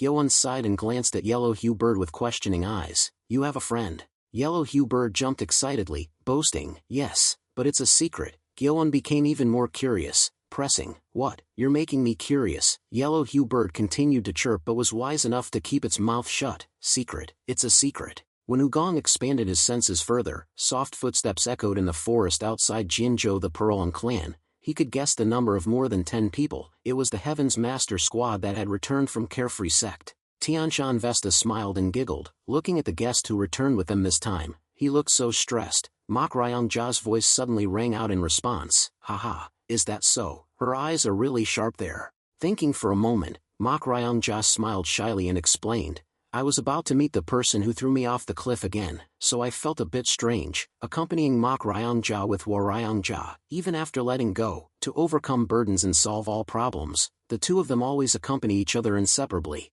Tianshan Vesta happily led the way, offering encouragement. I believe the Grand Master will be surprised to see you, too, because he probably never imagined you'd come here in person. Mok Ryongja burst out laughing eagerly. Really? Ha, ha, ha. Following behind Tianshan Vesta and Mok Ryongja, the three devils of the Ma clan were also curious about Ugong's reaction. They turned to whisper to Gyeowon. Hey, Gyeowon, do you think the group leader will be surprised? Gyeowon clicked his tongue, replying, the group leader, you know, he's not that kind of person. The three devils of the Ma clan immediately agreed. I know, that's what I'm saying. I bet he won't be surprised. What about you? In Wang, from this moment, the bet seems doomed to fail, because no one expects Ugong to be surprised. Even In Wang snorted with a mischievous smile, denying the bet. Bet on what? The Heaven's Master squad leader being surprised. Don't be silly. As someone who was buried alive recently and waited at the bottom of the cliff, he'll either be calm or just have a blank face. The three devils of the Ma clan chuckled, praising him. You've gotten smarter. Everyone assured that Ugong wouldn't be surprised, and as expected, it was a useless idea. On the contrary, it was all the members of the Heaven's Master squad who were surprised. Not just the Heaven's Master squad. Everyone gasped and couldn't close their mouths. As soon as they met, Mok Ryongja prostrated himself before Ugong, bowing his head, his forehead touching the ground. The 14th generation of the Carefree Sect leader, Mok Lingzi, thanks the Grand Master of the Heavenly Pass Library, War Ryongja, standing behind Mok Ryongja, also knelt down alongside the sect leader and bowed his head to the ground respectfully. Everyone was speechless, as they hadn't expected this action. Ugong smiled contentedly. The meaning of their thanks was deeper than the words they expressed. Thank you for helping me find my enemy. Thank you for enlightening me. It seemed they wanted to thank him for helping them return to their original selves. But for Ugong, this prostration and gratitude had a deeper meaning that Mok Ryongja would never know. It was the face that Ugong had been waiting for. 20 years ago, as the Miram Alliance leader, Ugong had hoped to see Mok Ryongja in this form, wearing the Carefree talisman and sitting in the position he deserved to occupy. Finally, the Carefree sect had found a worthy sect leader. Ugong's smile grew even brighter, his heart overflowed with joy. For a moment, he was like the Alliance leader reborn. All right, let's go back 20 years. Immediately after, Ugong quietly extended his hand, wanting to take Mok Ryongja's hand, completing what he had wanted to do for 20 years but hadn't had the chance. Mok Ryongja and War Ryongja immediately stood up with relaxed smiles, their eyes filled with light. Their previous gloomy and dark appearances had completely changed after 20 years, though it had taken a long time. This ending was still beautiful for them. Mok Ryongja smiled brightly and grasped Ugong's hand tightly. It is an honor, young master, Ugong responded. The honor is all mine, sect leader of the Carefree sect. In this moment, Ugong felt like he was living as the Alliance leader of the past and enjoying the joy he had always longed for.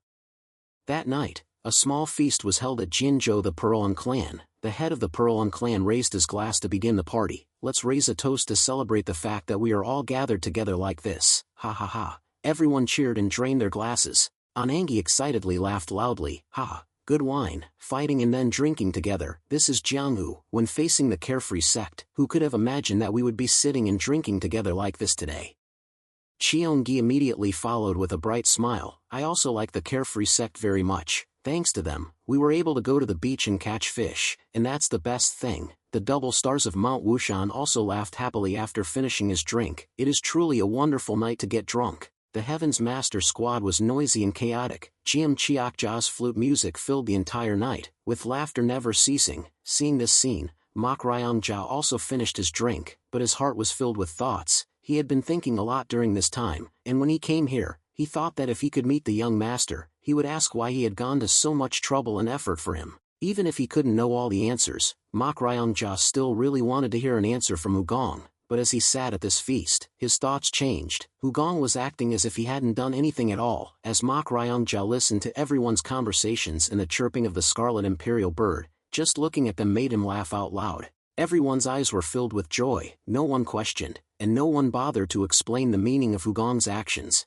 As if the reason for Wugong's efforts didn't matter at all, they were acting as if they wanted to say that the only thing that mattered was feeling the joy of their actions. Even though he hadn't asked, Mak Ryongjia seemed to have heard the answer and was very pleased with it. Haha, it seems like I'm the only one overthinking this. Alright, what I'm seeing right now is all there is. The question was answered, and Mak Ryongjia no longer had any doubts in his heart. He stood up and personally picked up the wine jug, wanting to pour it for Wugong. Young master, have you finished drinking? Let me pour for you. Wugong nodded, thank you. At that moment, the scarlet imperial bird, having finished singing, flew in to interrupt, mimicking Wugong's voice. Give me another cup, sect leader. Both Wugong and Mak Ryongjia were surprised and wide-eyed as the scarlet imperial bird dared to mimic its master's voice. But quickly, everyone, including Mak Ryongjia, burst into laughter at the scarlet imperial bird's actions. Haha, alright, the scarlet imperial bird became even more excited and continued to mimic Wugong's tone from their encounter with Mak Ryongjia that afternoon. It is an honor, sect leader.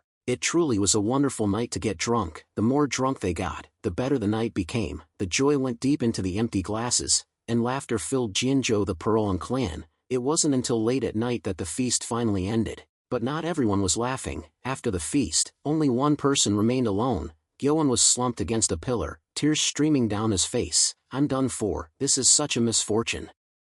In the joyful atmosphere of laughter and continuous conversations, Gyeon missed his chance to talk about joining the Heaven's Master Squad. To be more precise, he didn't dare open his mouth. Wugong was surrounded by powerful figures, like a wall, and a small person like Gyeon had absolutely no chance to get close. The problem was that Wugong and the Heaven's Master Squad were leaving the very next morning. It was clear that they would be very busy preparing for their journey, and Gyeon would have no more chances to speak with Wugong.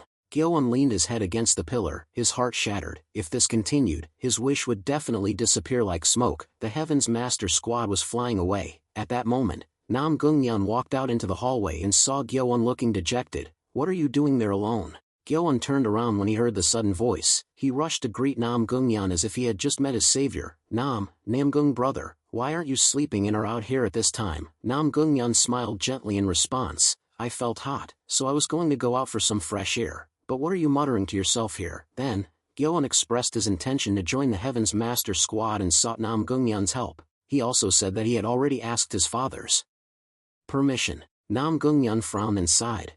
I understand. I'm sorry, but I can't do anything. You know, I'm new too, so I can only observe. Gyeon sighed sadly. Oh, okay. His heart was completely devoid of any remaining hope, so even the eldest son of the renowned Namgung clan wasn't officially a part of the Heaven's Master Squad. He felt that this matter would be even more impossible for him. After a moment of silence, Nam Gungnyeon put on a serious face and reminded Gyeon, I want to tell you this because it seems you don't fully understand the Heaven's Master Squad, but the Heaven's Master Squad isn't always laughing and joking and only having happy things. It's not an easy place to adapt to either. Gyeon tilted his head curiously. What's it like? Can you explain it better? Nam Gungnyeon continued in a low voice, as if you were scaring a child.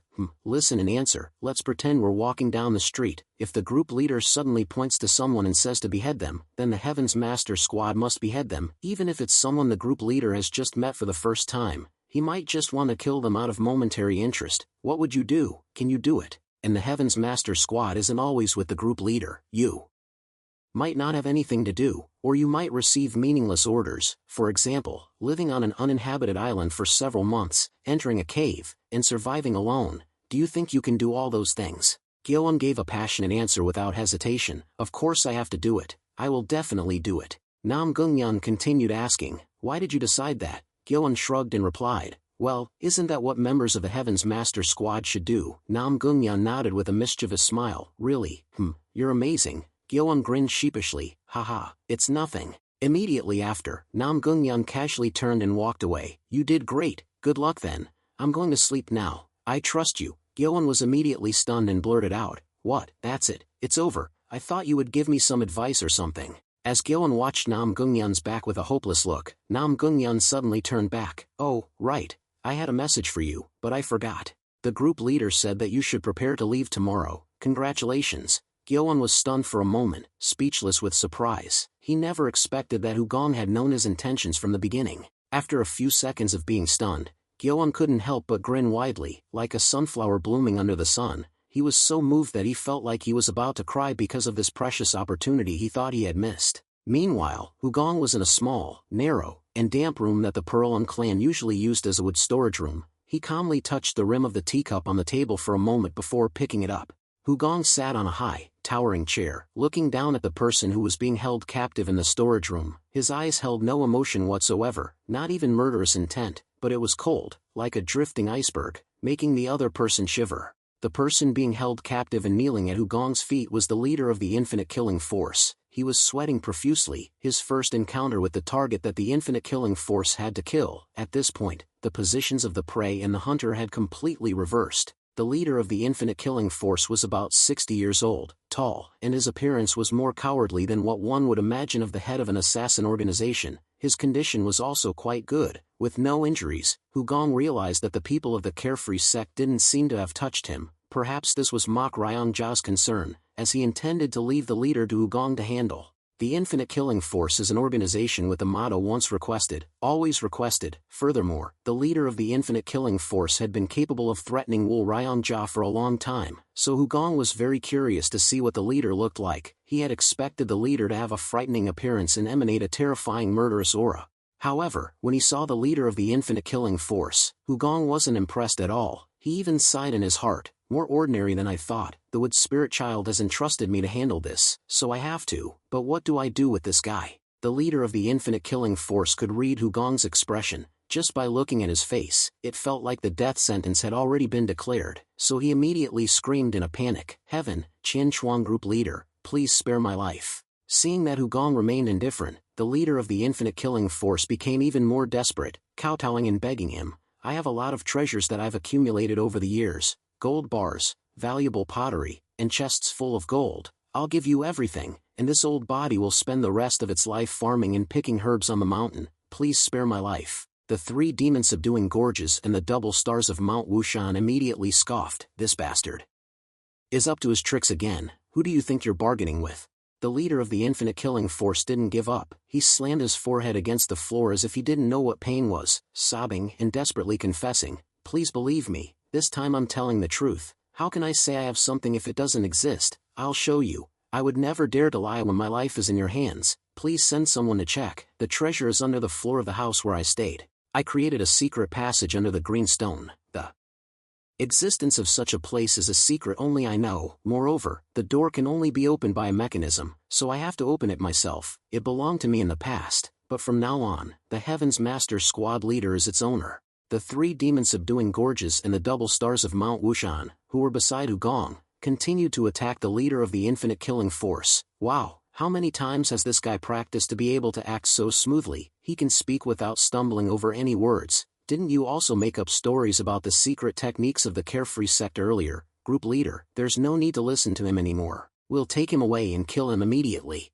Instead of answering the double stars of Mount Wushan, Hugong looked towards the leader of the Infinite Killing Force with a curious expression. This isn't a lie, is it? Everyone in the Heaven's Master Squad was surprised and exclaimed, Group leader. However, that was all. There was no objection to his decision. The leader of the Infinite Killing Force also tilted his head in astonishment, not sure if he had heard correctly, but a moment later, he rejoiced in his heart. I'm alive. Then, he hurriedly assured Hugong, of course, if it's a lie, I'll be torn to pieces right here. How could I lie then? This is the undeniable truth. Hugong nodded with a satisfied expression. Good, if there are treasures as you said, then I'll spare your life. Then, Hugong gestured to have the leader of the Infinite Killing Force dragged out. This is over, take him outside. The Heaven's Master Squad can go back to rest now. The leader of the Infinite Killing Force, seeing his chance at survival, thanked Hugong repeatedly. Qian Chuang Group Leader, thank you. I wish you eternal peace. I will never forget this kindness, even in death.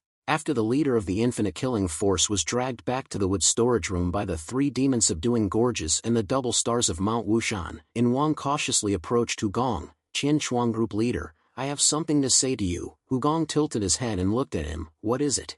In Wang immediately spoke, his eyes shining like a beast. I dare to request, Qian Chuang group leader, I want to join the Heavens Master Squad, please allow me. An immediate silence enveloped the room. Hugong narrowed his eyes and looked at In Wang with an awkward smile. Tell me why. It was clear that he didn't want to let him join the Heavens Master Squad, but In Wang foolishly explained, because through this incident with the Carefree sect, I have been completely convinced by you. Hugong replied coldly, with a twitch of his lips. No, that's your problem. I'm asking you what reason I should have to accept you into the group. In Wang was stunned and could only blink. He had never anticipated this situation. Hugong instantly pulled his chair away from him and looked at him with disgust, suddenly pretending to be close. You're making me very uncomfortable. We're not that close. In Wang immediately shouted in a desperate voice. Don't be like that. Can't you just accept me? Just accept me. I'll do whatever you tell me. To be honest, those guys like the 3 demon-subduing gorges and the double stars of Mount Wushan can join the Heavens Master Squad, so why can't I? Although what he said was true, Hugong couldn't understand why the guy begging to be accepted was yelling so loudly.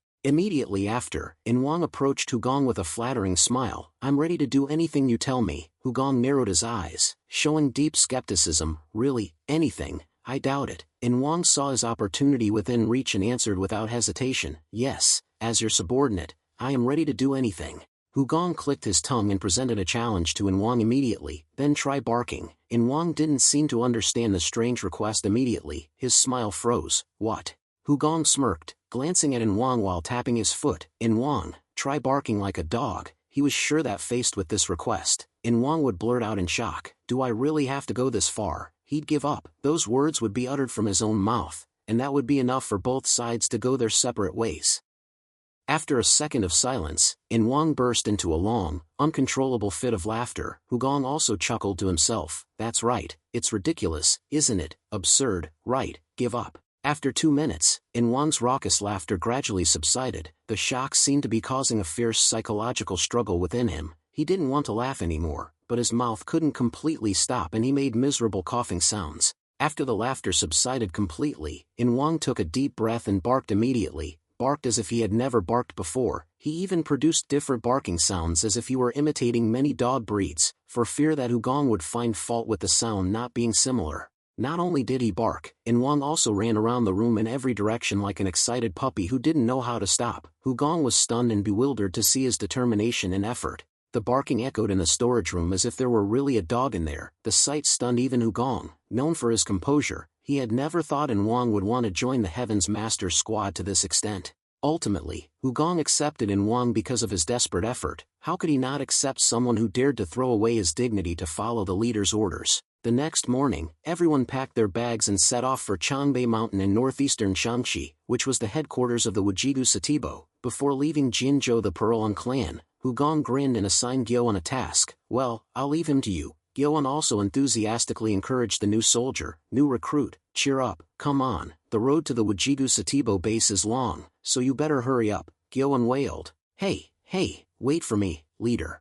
Afterwards, there was no one left by Gyo Yuan's side. He had fallen behind the group a long time ago because he was a new recruit and had to carry the Wujigu Satibo leader on his back who had been acupointed. Heavy sighs escaped his lips. Ha. No matter how you think about it, it's too much, forcing me to do this just because I'm a new recruit. Ha. I didn't join the Heavens Master Squad to do this. It would be better if we could take turns carrying him, Gyoan said with a hint of dissatisfaction. Yet, last night in Jinzhou the Pearl clan, he boldly declared he would do anything. The other members of the group were so far ahead that even their shadows were nowhere to be seen. However, this very situation, along with Gyo Yuan's discontent, became a ray of hope for the Wujigu Satibo leader. The Wujigu Satibo leader sighed and whispered in Gyo Yuan's ear, "Why don't you take a rest? I think it would be better if you recover and run again." Gyoan immediately snorted and rejected the Wujigu Satibo leader's suggestion. "Are you worried about me? Even someone like you is worried about me. I really do look useless, don't I?" Afterwards, as if showing off his strength, Gyoan tried to run faster. Unfortunately, he stumbled on a rock due to his distraction. Immediately, Gyoan and the Wujigu Satibo leader both fell into a nearby pit. They rolled over a few times as his legs gave way and he lost his balance. Continuous cries of pain rang out. Finally, they both landed at the bottom of the pit. It wasn't too deep but enough to make it difficult for someone who had fallen to climb back up, and around them, there was no sign of any of the Heaven's Master Squad members to help them. We've just begun our journey and it's already this difficult. Nothing goes smoothly. Gyeon couldn't help but sigh. The Wajigu Satibo leader also lay sprawled on the ground with a look of distress. As I said, I told you rest. The Wajigu Satibo leader had no choice but to lie still after falling, because he had been acupointed from the beginning. Gyeon quickly sat up, clicking his tongue. You're lucky, too. You survived the Carefree faction, and now you're still alive in front of the Heaven's Master Squad leader. The leader of Infinite Slayer smiled when he noticed the subtle changes in Gyo Yuen's way of addressing him. He changed the way he called him from leader or Union Master to Chen Chuang Union Master, which was clearly a sign of unsatisfied with this situation. The leader of the Infinite Slaying Department immediately took the opportunity to say goodbye. Just like you said, I'm quite lucky. Even lucky to have you carry me on my back. Gyeon clicked his tongue and praised the leader of the Infinite Killer Department. Perhaps it was not because of luck, but because of his skill. His voice and the way he talked made everyone feel comfortable. Seeing that Gyeon seemed not being careful with him, the leader of the Infinite Killer continued to use words to seduce him. If so, why don't you try this? Gyeon tilted his head curiously and looked at the leader of the Infinite. Follow suit. The old man immediately used sweet words to persuade him. After all, the Heaven's Master Squad leader promised to spare my life, so I don't think there's any reason for you to carry me on your back like this. I feel very guilty for making you carry me on your back, so why don't you release the acupoint for me? If we run together, wouldn't that be more comfortable and better for both of us? Gyeon forced a laugh and turned away, avoiding the Wajigu Satibo leader's eyes as if afraid of being truly enchanted by his words. That's ridiculous. Do you think I'm stupid? The Wajigu Satibo leader also turned away and looked straight up at the sky with a pensive tone. If you don't believe me, then there's nothing else I can do. Then, he resolutely made no further suggestions. A gentle silence passed between the two of them. While gazing at the sky, the Wajigu Satibo leader secretly called Gyeon a fool. He was proud that he had experienced all these brutal things before Gyeon was even born. Gyeon was no different from a ready-made cake that the Wajigu Satibo leader could simply pick up and eat, because, after all, Gyeon was just a pampered child from a well-educated family. He might think he has a strong will, but he wouldn't be able to endure it when difficulties arise. Moreover, by expressing his discontent behind the Heaven's Master Squad leader's back instead of speaking directly, he also inadvertently revealed his weakness and cowardice. As the Wajigu Satibo leader expected, Gyeon glanced at him because he was paying attention to his suggestion. He could feel his gaze even though he was looking at the sky. He was sure it was only a matter of time before Gyeon followed his suggestion. Sure enough, Gyeon was swept away by the Wajigu Satibo leader's words. He scratched his head and nervously asked, Can I trust you? The Wajigu Satibo leader immediately smiled cunningly. That was exactly the reaction of a gullible lamb. Then, the Wajigu Satibo leader seized the opportunity to speak like a hermit who had renounced the world. To tell you the truth, I have given up everything. My only wish is to spend the rest of my life in seclusion in the mountains.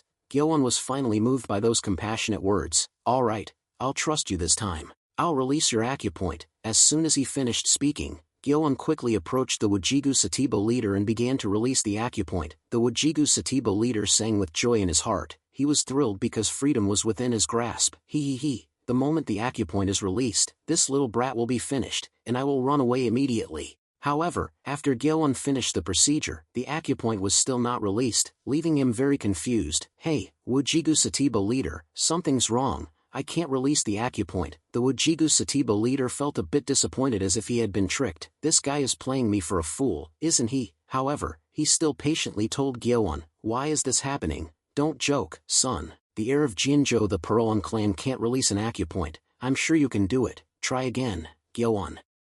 Tried again but the result was the same. No, it's real, don't you feel it? The Wajigu Satibo leader's skin turned ashen. He showed his disappointment for having expected too much. Hey, you're going too far. Is it so fun to play pranks on others?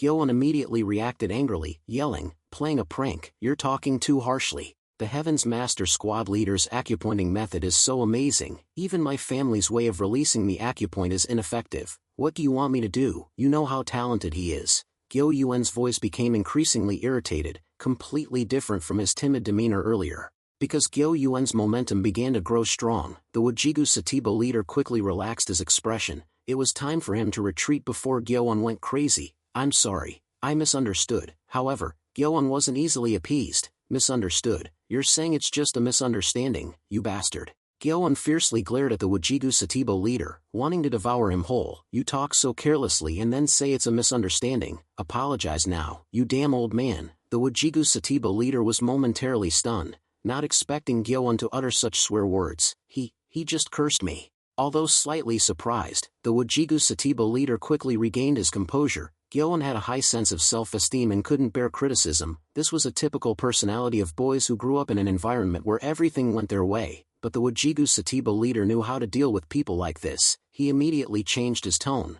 provoking Gyeon. I misunderstood. I didn't realize your skills and abilities were so bad.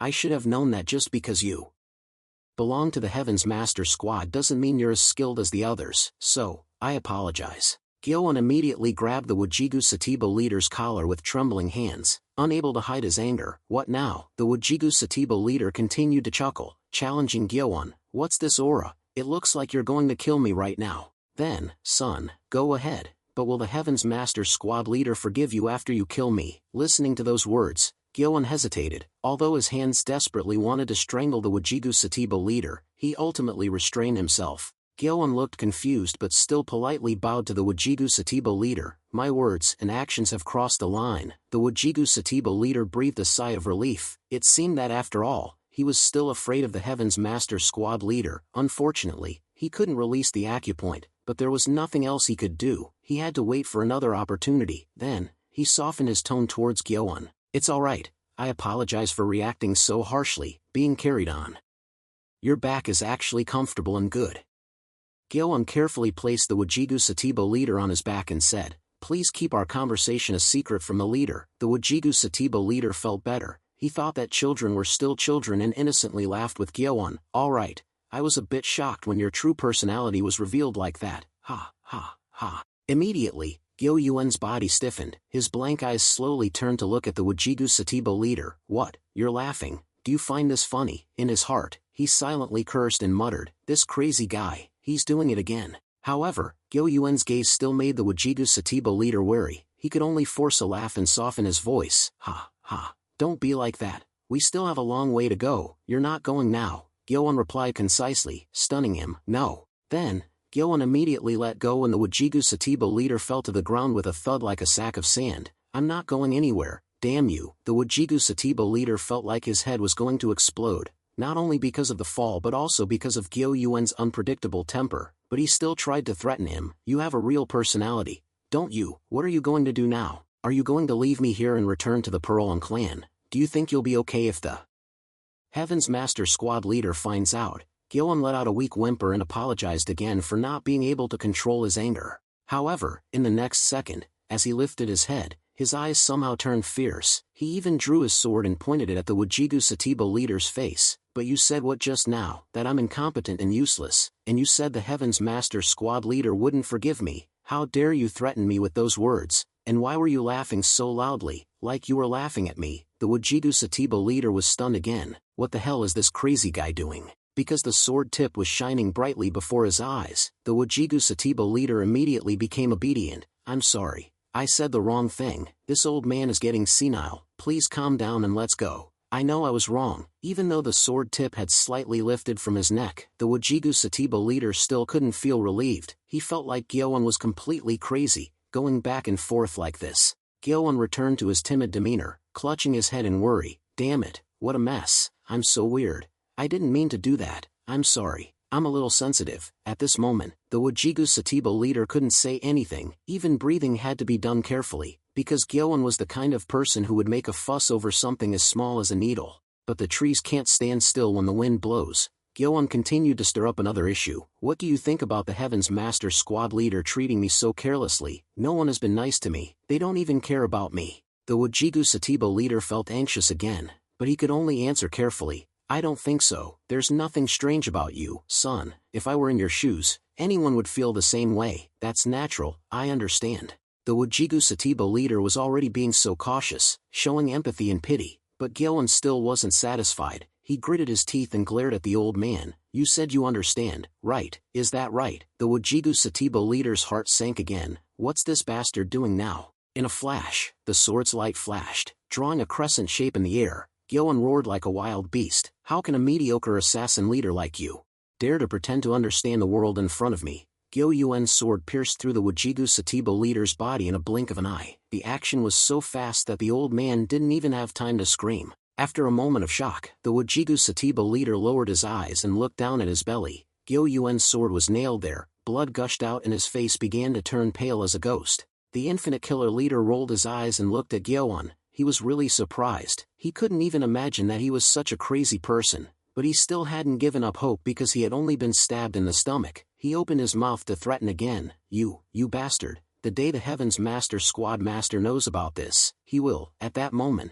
the sword was pulled out, but then stabbed again, this time straight between his chest. Gyoan smiled for a long time before opening his mouth. He would praise me. Gyoan regained his usual calm expression with a mischievous chuckle. He still didn't understand why. Who do you think dug this hole? It was as if he had been hit on the head with a hammer. The leader of Infinity was stunned. Damn, could it be that this is my grave? All of these are instructions from the master of the Heaven's Master Squad. At that moment, the yellow bird flying right above Gyo Yuan's head called down. Hey, everyone is in the valley with the master. Quickly bury him and leave. Gyoan clicked his tongue and replied with a calm expression. We know. Right after that, Gyoan arrogantly looked down at the leader of the Infinite Killer Department, who was extremely shocked.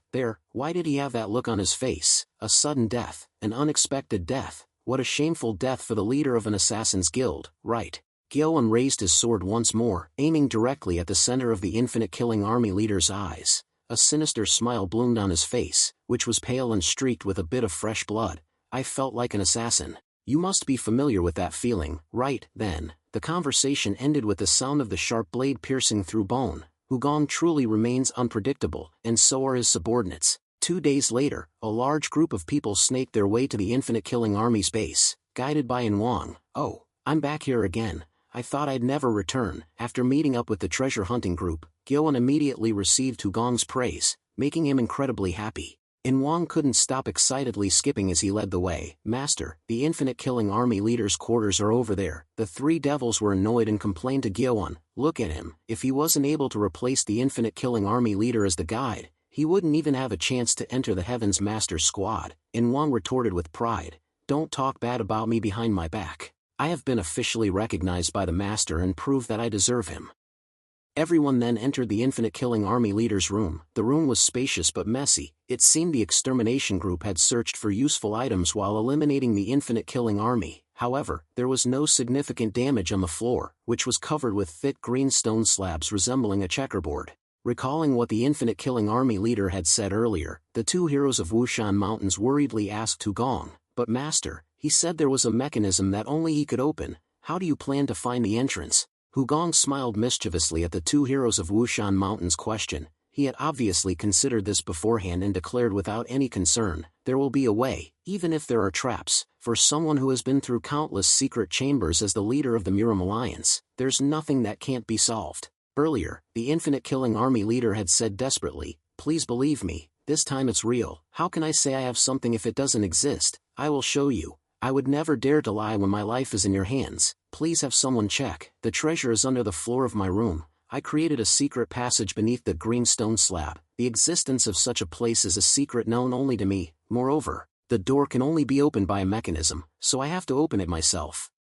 It belonged to me in the past, but from now on, the master of the Heaven's Master Squad is its owner." However, that was a lie. Hugong knew immediately upon hearing it. There might be a secret chamber, but there couldn't be a mechanism to open the entrance, because opening the stone floor through a device would surely create noise, which would be the best way to announce the secret chamber to the world. Therefore, there couldn't be any secret mechanism here. Hugong ordered the members of the Heaven's Master Squad to step on the floor to find the location that made a hollow sound from within. Everyone dispersed to search. The constant sounds of tapping footsteps echoed throughout the room. However, after covering 2/3 of the room, there were still no clues. All the tiles produced a dull, ordinary sound. Until the two heroes of Wushan Mountains stepped on the 10th tile from the entrance, they discovered an unusual echoing sound. To be sure, they tried stepping on it several more times and heard a thudding sound like hitting a drumhead. Immediately, the two heroes of Wushan Mountains turned and reported to Hugong, "Master, it's here." He nodded and walked towards the tile they were standing on. Hugong sat down in front of a hollow tile and placed his hand on it, instead of searching for something to pry it open. He simply pulled the tile out, lifted it up, and placed it aside. No sound was made. Silence would preserve the absolute secrecy, which was what a secret chamber should possess. 6 such tiles were lifted in succession, revealing the space beneath. A hidden staircase appeared, making everyone surprised and excited by the width of the entrance. The staircase was deep and dark, with no end in sight due to the extreme darkness below. Everyone then took turns going down the dark staircase. It was so deep that people had to exclaim that the infinite killing army leader was more like a mole than an assassin. Although the staircase was very deep and dark, no one encountered any problems walking. They didn't need to light torches because the eyesight of these experts was better than ordinary people. Only one person was struggling with this situation, the great Yin Manor Master, who Hugong had brought along while they were searching for the treasure. Seeing the great Yin Manor Master fumbling around, Yin Wang worried that he might stumble and took his hand to guide him. "Manor Master, if you let go of my hand, everything will be over. You might die, you know."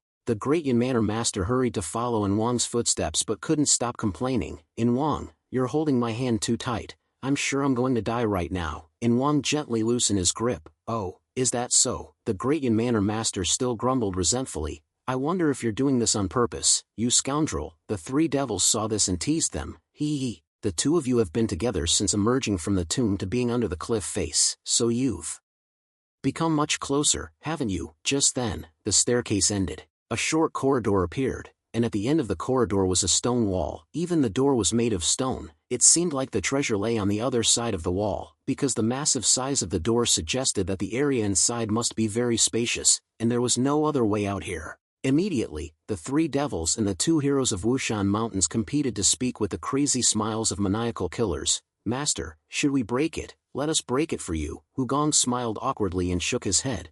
"Don't even think about that." In his heart, he was sure this was the final point. Despite this, he couldn't avoid the possibility of a trap if it was designed to collapse due to external impact. Even if they didn't die from being crushed by rocks, escaping could be a challenge due to the extreme depth. Just then, Tianshan Vesta and Mok Ryongjia walked towards the right side of the door and stared intently at something protruding from the stone wall. Tianshan Vesta widened her eyes, tilted her head, and wondered, "Oh, if we want to avoid destroying it, I guess we have to choose one of these 2 then." Immediately, everyone intently observed the 2 protruding tiles on the stone wall. One was on top, and one was below. There was a gap behind each tile so that they could slide in and out. According to Mok Ryongjia, the top tile was smooth but had many scratches, as if it had been rubbed repeatedly by a human hand. The bottom tile, however, was rough and had no scratches. If he had to choose, he thought it would be the top tile. However, he still carefully asked Hugong's opinion before taking action. "Young master, what do you think?"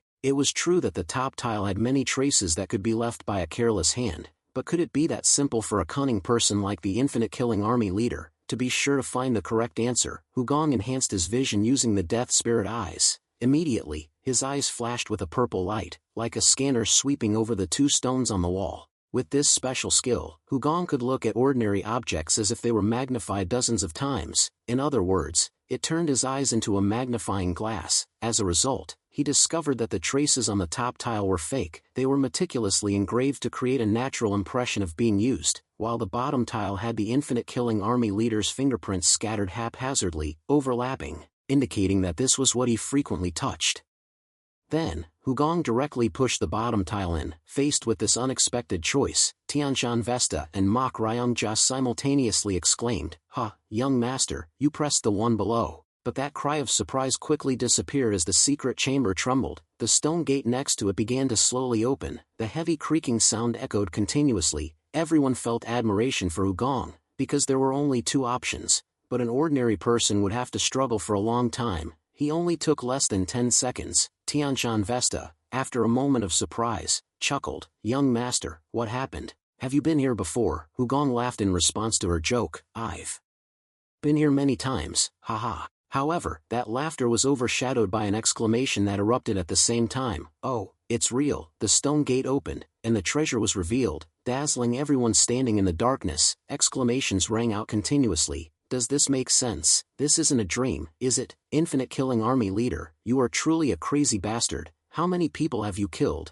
I am 70 years old this year, and this is the first time I have witnessed this sight. An incredible sight unfolded amidst the light of the luminous silk on the ceiling. There were piles of money, dozens of treasure chests, and even gold bars spilled out, rolling on the floor. There weren't just one or two beautiful paintings and shiny ceramics, it was truly a treasure. Afterward, all the valuables were gathered together, and the gold was divided into chests. The Heaven's Master Squad struggled to divide this vast wealth equally. Then, Hugong unexpectedly pushed 2 chests of gold in front of the Shandong Music Manor Master. This is Shandong Music Manor Master's share. The Shandong Music Manor Master immediately objected. Young Master, I can't accept this. I haven't contributed anything. All I did was admire the beautiful scenery and meet good friends. Why are you giving this to me? Hugong burst into laughter. Haha, Shandong Music Manor Master, you're being funny. Everyone who sees this will think I'm dividing up the wealth of the Heavenly Passage Library. The Shandong Music Manor Master replied in confusion, of course not, but, Hugong continued to skillfully persuade him, how can I not share the good things when we've overcome difficult situations together? If you don't accept, how can I comfortably ask for help in the future? I'll still need your care, so, just consider it as you accepting it first. After Hugong said that, the Shandong Music Manor Master could do nothing else. Refusing further wouldn't be good, so he agreed with a smile. I'll take it, thank you, young master.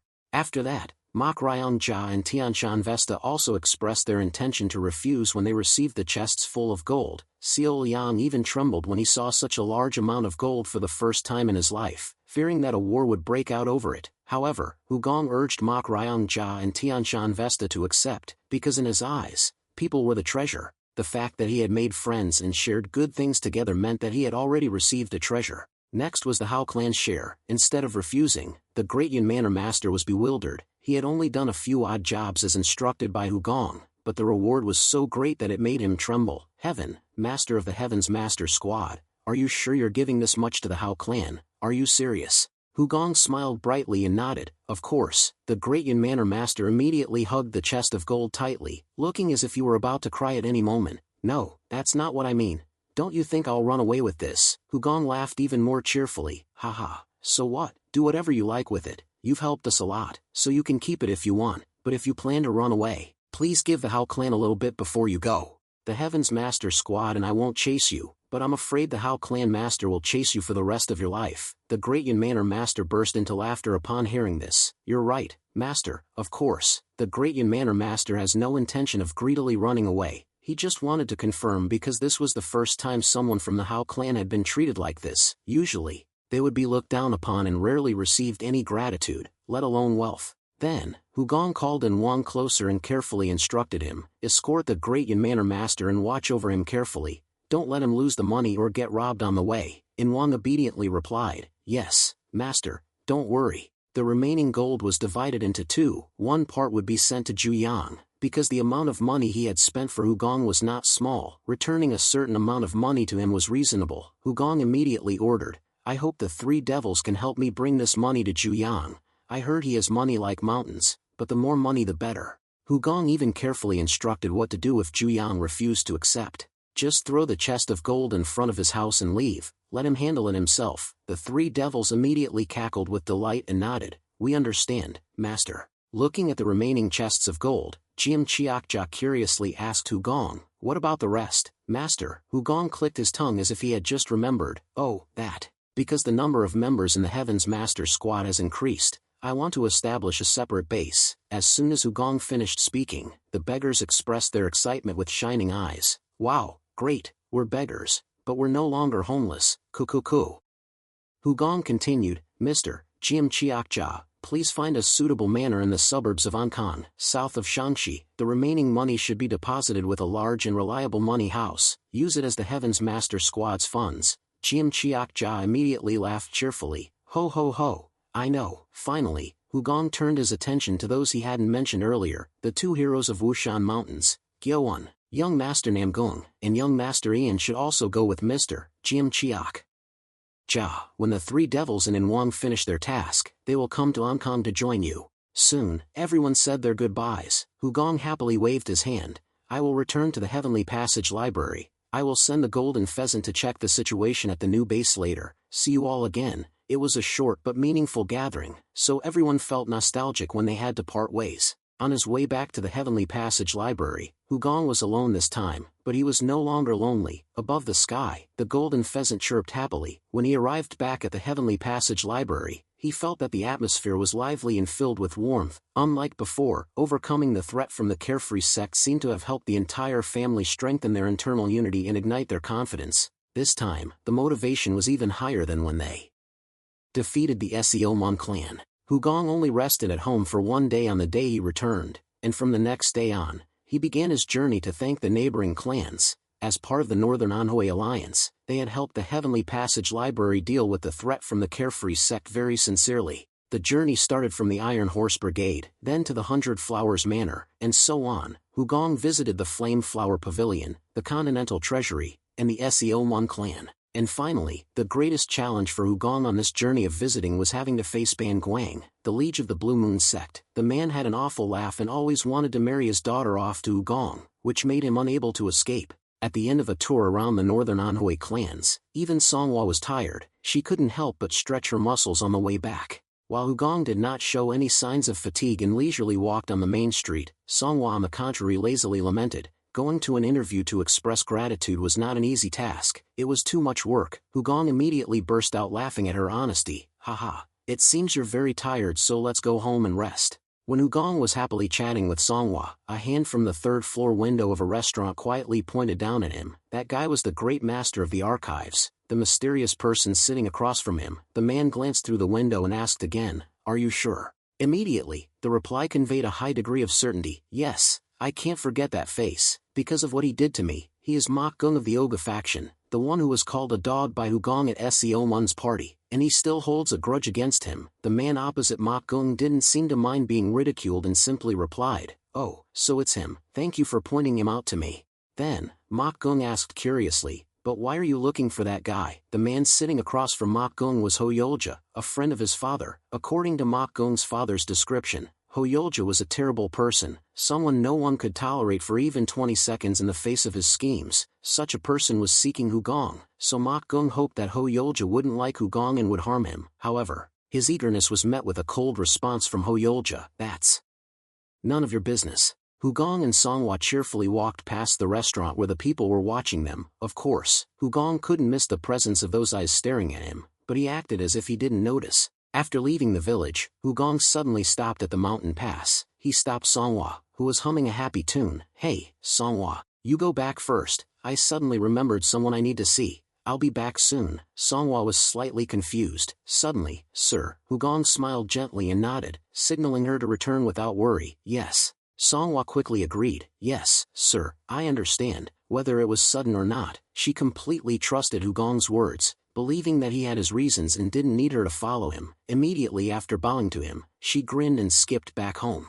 Hugong looked up at the sky for a while, then slowly walked back along the path he had just taken. He didn't continue all the way to the central area but stopped at a shabby eatery in the outskirts, not the one where Ho Yolja and Mok Gung had just been. The waiter immediately greeted him enthusiastically. "Welcome, sir." There were no other customers in the diner. It seemed like business wasn't doing too well, but Hugong still said cheerfully to the waiter, "Bring me some wine and simple snacks. Get me 2 cups. Ho Yolja heard the conversation between Hugong and the waiter from outside the diner and immediately understood. It was clear that Hugong was inviting the person watching him inside. This made him slightly astonished. A person more talented than he thought. Had he discovered it all along? After that, Ho Yolja didn't hesitate to go inside. He strolled over and sat down opposite Hugong. There was no conversation at that moment. The drinks and glasses were full. Hugong lifted the bottle, poured a full glass for Ho Yolja, and Ho Yolja did the same. After they both took a sip, Hugong's voice finally began the conversation. "Let's see, what do you need me to help with?" It may sound arrogant, but I'm certain that you're seeking me out for help. If you wanted to attack, you wouldn't have followed me for so long. Ho Yolja couldn't hold it in anymore and burst out laughing, spitting saliva everywhere. Talking to a genius is truly refreshing. "I am Ho Yolja, let's get to the point, shall we? Actually, our side wants to ask you to decipher an encrypted document. I will pay any price you desire." Hugong raised his eyebrows in suspicion. "Anything I want," Ho Yolja answered firmly. "Wealth, fame, anything. If you want to learn martial arts, I can teach you too." Hugong nodded slowly, pondering. It was indeed a tempting offer for anyone, but nothing good came so easily in Jianghu. This proposal also meant that once the task was completed, the person who carried it out would be killed. The more important and valuable the document, the more people who knew its secret had to be silenced, because only the dead could ensure the secret's safety. However, instead of being scared and refusing immediately, Hugong became curious and pulled the other man along. Money is all I need. Hoyolja laughed cheerfully. Haha, surprising, but there's nothing wrong with wanting money. Hugong nonchalantly nodded and continued to dig for information. But I need to hear some answers from you before deciding. Hoyolja responded generously. Go ahead. Hugong then asked a series of questions. I want to know where the deciphering will take place. If I have to travel, where will I go? What is the origin of the document? And, as you said, your side, who are they? Hoyolja readily nodded. Those are natural questions. I'll answer you, of course. You will have to go to the south of Hubei, on our side. It means those who follow Yuan Zunzi. Most of us are very strong. Moreover, Yuan Zunzi is a very fair and righteous person, and he has such high martial arts skills that it's hard to find an opponent in Jianghu today. You probably haven't heard of him because he has been in seclusion for a long time. Hugong nodded casually as he listened. He knew it was all a lie. His questions were only meant to establish a dialogue, not to expect accurate answers, so Hoyolja's words went in one ear and out the other. Hoyolja continued talking as if he thought he had tricked Hugong. We obtained this document by chance. We don't know its origin, so there's nothing else to say about it. But don't worry about safety. I will take responsibility and ensure it. When the lies finally ended, Hugong focused his eyes back on Hoyolja. The most important thing here wasn't his answers, but him, the guide. Then, Hugong pretended that he needed to think it over and extended the deadline to Hoyolja. I want to think about it for a day, whether I accept this commission or not. I will meet you tomorrow at noon at the Huasien Tower to give you my answer. Hoyolja readily nodded. Okay, I'll wait. Hugong immediately stood up and left. Well, then, I'll take my leave. At that moment, Hoyolja took out a golden object from his chest and placed it on the table. It was a gleaming solid gold drinking cup. When Hugong turned his head back, Hoyolja grinned with a generous attitude and pointed to the cup. This is a small gift. Please accept it. Hugong actually accepted the golden cup and became even more suspicious of Hoyolja. He had said he could refuse his commission, but Hoyolja still insisted that he accept it. Whether he took the commission or not would be decided later. After all, what kind of document would make someone so willing to pay so much to win over someone's heart? After seeing Hugong off, Hoyolja also turned and walked towards the inn where he had rented a room. He was filled with joy, making his steps light and airy, almost like he was flying. Hoyolja didn't even know that a small stalker was following him. Under Hugong's orders, the scarlet imperial bird silently circled above him. A sinister smile silently spread across Hoyolja's deceitful face as he glanced at Hugong's receding figure. Tomorrow at noon, no matter what, you will have to accept Tianghua Shuku, the Grand Master. That night, after following Yolja for several hours and gathering all the information Hugong needed, the scarlet imperial bird rushed back to Tianghua Shuku to report. While flying, with just a shake of its wing, its feathers changed from the camouflage blue-black to their original vibrant red. As it flew past Songwa's room, she was busy sewing with a bright smile. Because her sewing skills were very good, Hugong had specifically instructed her to make him a new outfit for a meeting with an important person. The outfit had a black lining and a white outer layer. The unusual thing was that the stitching on both sides was very neat, making it impossible to tell which side was the inside and which was the outside. This allowed the outfit to be worn in two ways. Simply turning it inside out, the black would become white and vice versa, just like the scarlet imperial bird's ability to change the color of its feathers. More importantly, Songhua couldn't stop smiling because she thought Hugong would wear this outfit to go on a date with some girl. As the scarlet imperial bird landed on the windowsill of Hugong's room, he immediately asked, "Is that guy asleep?" The scarlet imperial bird chuckled and replied, "Yes, he's completely drunk." Hugong,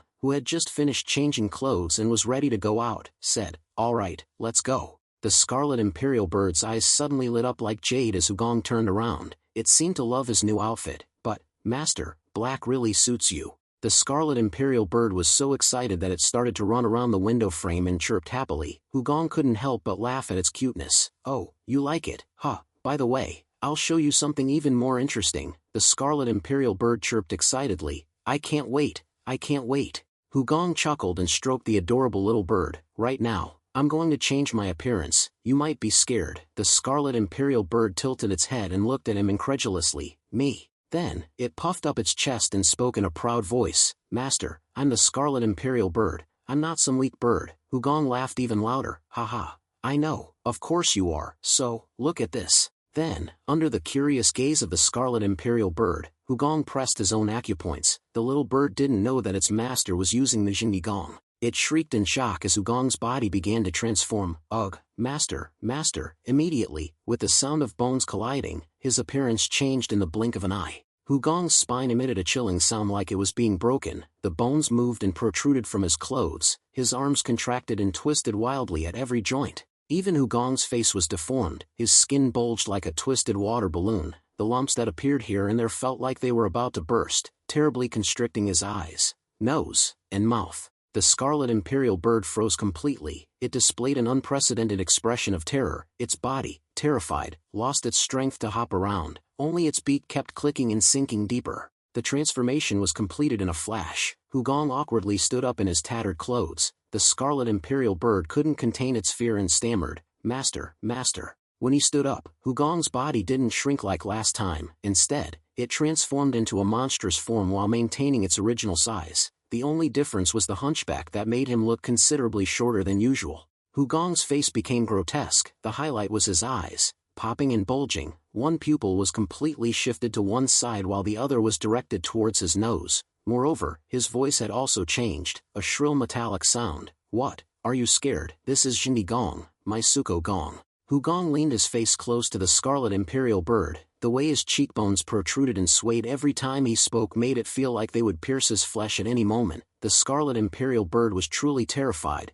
It used its long wing to cover its face and dodge, its beak clicking nervously. "Master, master, that's scary." Hugong laughed chillingly. Ki. But what if I do this?" As soon as he finished speaking, Hugong pressed his acupoints again. In the blink of an eye, he restored his original form. The transformation was so fast that the scarlet imperial bird was surprised and widened its eyes, blinking several times. Then, it jumped up as if it really liked the way Hugong transformed. "Master is back, master is back, master is so cool." Then, Hugong transformed back into the ferocious figure with the Jinigong. "What if I become like this again?" The scarlet imperial bird used its wing to cover its beak once more. "Master, master, that's scary." This continuous transformation was repeated several times. The words exchanged between them became increasingly concise. "What about this? Kia, master is so cool. What about now? So scary." After several times, the scarlet imperial bird gradually adapted. It even wanted to yawn. If you look at something too many times, even a ghost wouldn't be scary anymore, it would just be boring.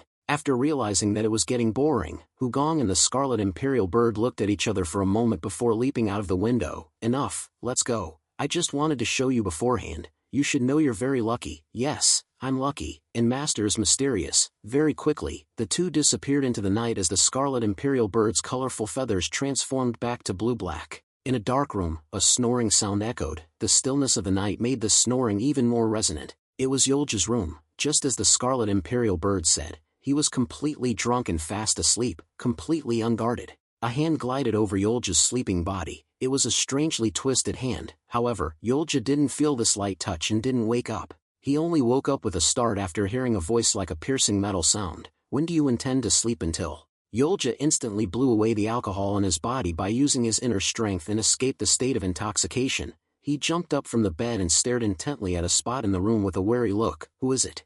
Yolja couldn't help but shiver when he saw a bizarre figure sitting at the table in the corner. He didn't know since when. Moreover, the figure's appearance was terrifying. His heart sank when the laughter of Hugong echoed. "Ha! I will surely answer your question. I am a kind person, you see. I am the fiery divine spirit." Yolja immediately frowned with doubt in his heart. "The fiery divine spirit? What? I've never heard of him," he cautiously asked. "Divine spirit, why are you here?" Divine spirit chuckled. "You had a very interesting conversation with that young man from the Heavenly Grand Archive, didn't you?" Yolja's eyes immediately widened. "What?" In a moment, Yolja's expression changed. His surprised eyes turned blood red. His entire body was enveloped in a scorching aura as if he had just emerged from lava. "Haha, this damned monster, you are digging your own grave with that useless curiosity." Yolja knew the monster in front of him would be very powerful. He was certain that he was as fearsome as he looked. But what if he only specialized in the skill of hiding his presence? Facing him directly was a whole other area.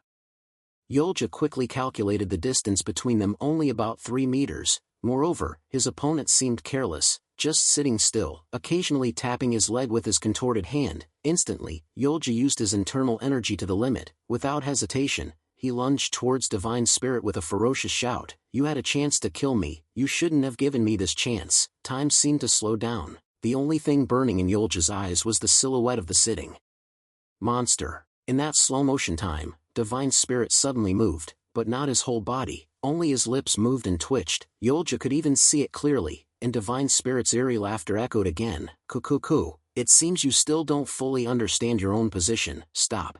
Yolja really did stop. He stood stiff as a stone statue in a pose of reaching out. Of course, he never intended to stop voluntarily, but the feeling from below his neck had completely disappeared, a state similar to being acupuncture locked. He could do nothing but roll his eyes in astonishment. With just one word from Divine Spirit, Yolja's meridians and the internal energy supply for his attack were blocked. He couldn't help but stare in horror at the stiff joints on his body, which were trying to move so hard that they were trembling, unable to do anything. What is this? My body stopped automatically just because that guy told me to stop." Yolja's voice began to become frantic. "You, who are you?" Divine Spirit snorted with disdain. "You, TSK, this fool is still being impudent. Kneel down." Yolja heard this as an absurd command. Even if he wanted him to kneel, he had to unlock his acupoints first, but unexpectedly, his knees gave way helplessly and actually buckled to the ground. As the acupuncture-locked body was forced to kneel, it was temporarily unlocked, and the knees folded automatically, but immediately after that, the meridians became stiff again. If one hasn't personally experienced it,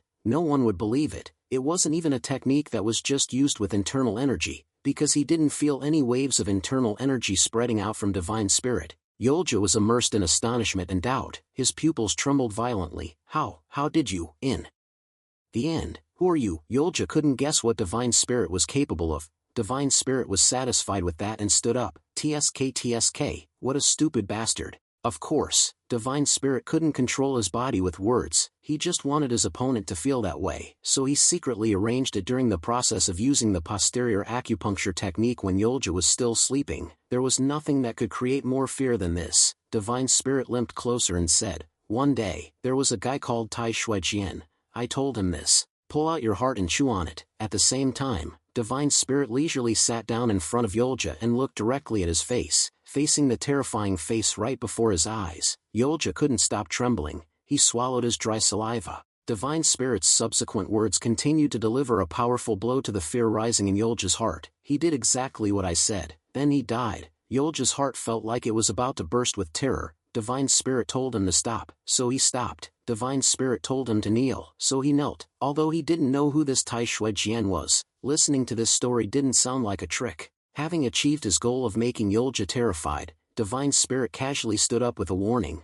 "Don't make me say those words to you again." Yolja immediately changed his attitude. He obediently replied sincerely, Of course, sir." Then Divine Spirit tried asking Yolja a simple question to test his honesty. "Is your name Sang Wulja?" Yolja stammered in response. It's Ugong." Divine Spirit immediately grinned. "Of course, that's a terrible laugh. Cuckoo, you're smart. If you had said yes, your right arm would be severed by now." Divine Spirit continued to interrogate him. "Who sent you here?" Yolja was so afraid of facing Divine Spirit that he lowered his head, gritted his teeth trying to stop himself from trembling. It's the wise old freak." Divine Spirit's eyes immediately narrowed in astonishment. That wise old freak, he never thought such a great figure would be involved in this. The wise old freak is one of the 7 freaks of Zhongyuan, alongside other strange old men like the heavenly potential old freak and the yin-yang old freak. If Ugong still had the power of the alliance leader from back then the wise old freak would just be a toy, but at his current level, it's very difficult to guarantee victory. It's no exaggeration to say that the wise old freak is one level above Wood Spirit. Seeing Divine Spirit pondering for a while, Yolja seemed to have misunderstood and quickly affirmed, "That's the truth. Why would I lie?" Divine Spirit continued to interrogate him. "If it's something the wise old freak has his eye on, then the document you want to decipher must not be an ordinary one. Guess what it could be." Divine Spirit told Yolja to guess because such an important thing might be hidden by the wise old freak to the point that even Yolja didn't know the details. Yolja stammered and confessed, "It's true I don't know the details, but I heard that the location indicated in the coded document seems to be a place with terrain like a mountain, so there might be some kind of spiritual herb or mysterious spirit beast." Immediately, Divine Spirit exclaimed with a sigh, "Oh, it seems someone has already deciphered the document before." Yolja nodded his head profusely and honestly recounted, "Yes, you are very wise. We entrusted it to Wu Jin from the Tianjin Library first, then we came to the eldest son of the Heavenly Grand Archive for cross-verification." Divine Spirit nodded and fell into his own thoughts. He immediately understood the general situation. The Tianjin Library is one of the three major libraries, alongside the Heavenly Grand Archive and the Manhwa Library. This couldn't have happened too long ago. It's very likely that it coincided with the time when Mook-young from the Manhwa Library and Ugong were attending the Heavenly Dragon Festival. So Wu Jin was invited to decipher the document first. And Wu Jin is also a genius. It's highly likely that he realized he would die as soon as he deciphered the document.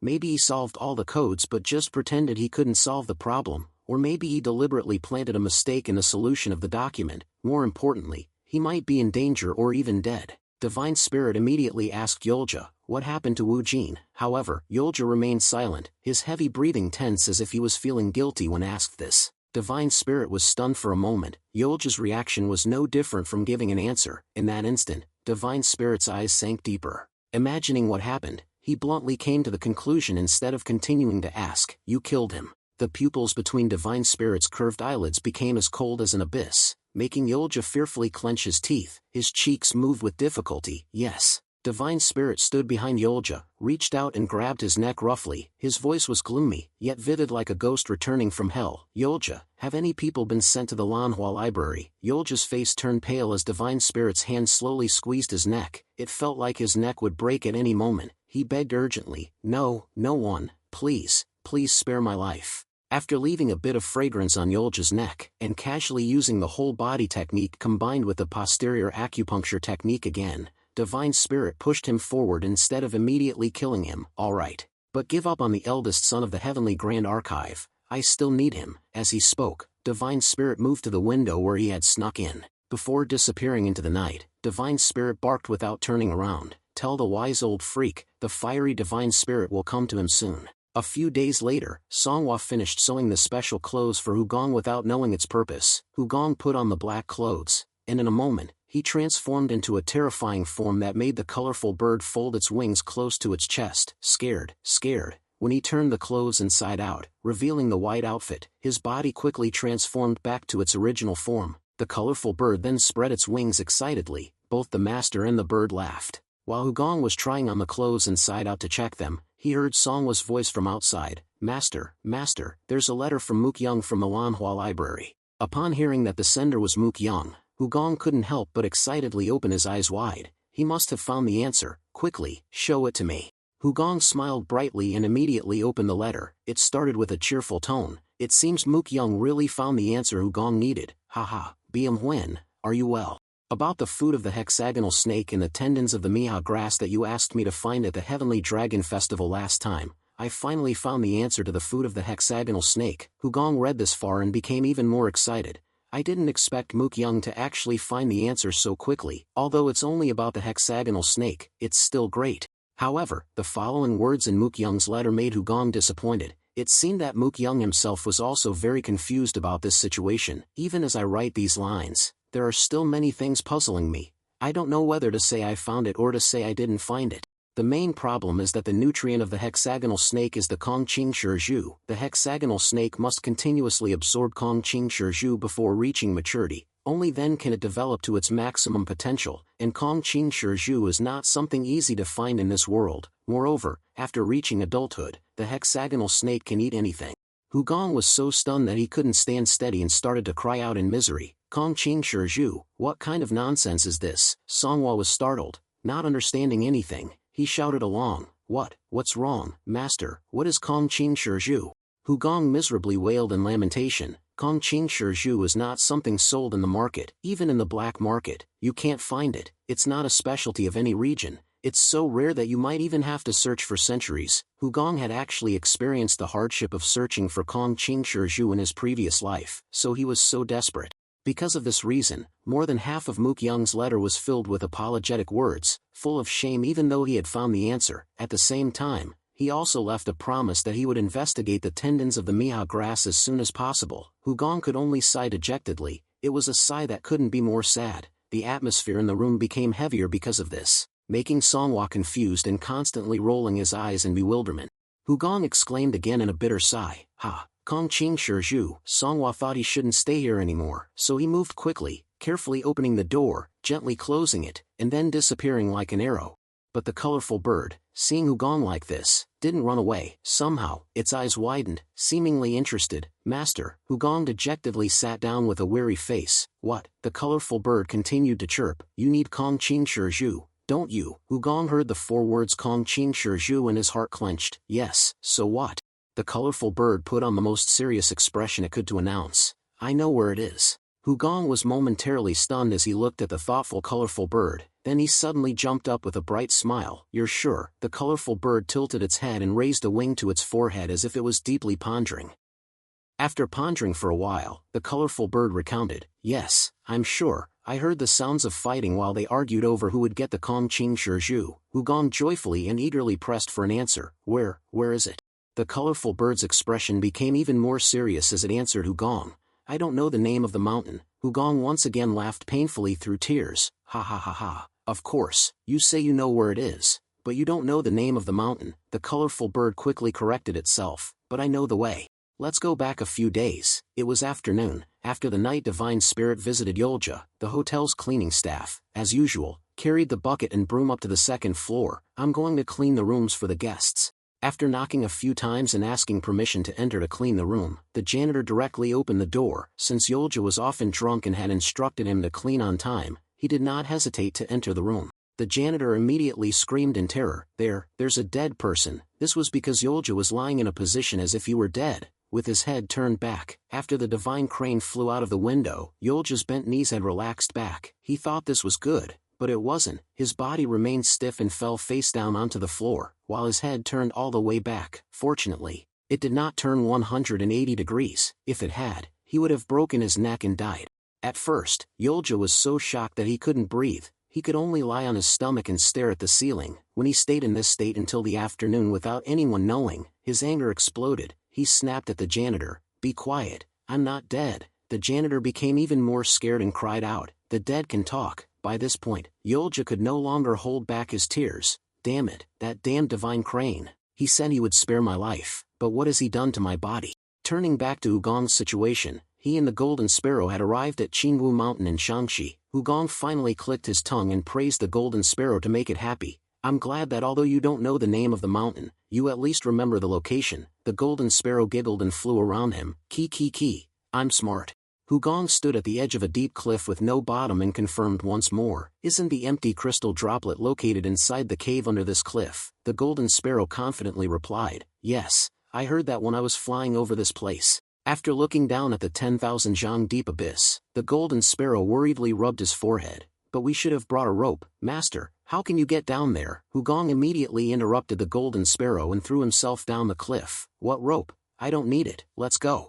The Golden Sparrow exclaimed in panic, trying to stop Hugong. But master, at this moment, he had already let himself fall freely and slowly disappeared into the darkness of the abyss. The Golden Sparrow quickly flew down the cliff. With a flap of its wings, it reached its master's side and exclaimed in panic, Master, what are you doing? You don't have wings. Hugong calmly plunged his head down to increase his speed, causing his robes to flutter in the wind. He clicked his tongue to reassure the Golden Sparrow. Don't worry. The Golden Sparrow began to sob with fear. Master, if you have hidden wings, you need to spread them out, please. However, Hugong completely ignored its whimpering cries because he saw something on the opposite cliff. In the remaining stream of light, Hugong saw a cave on the opposite side, slightly lower than his position.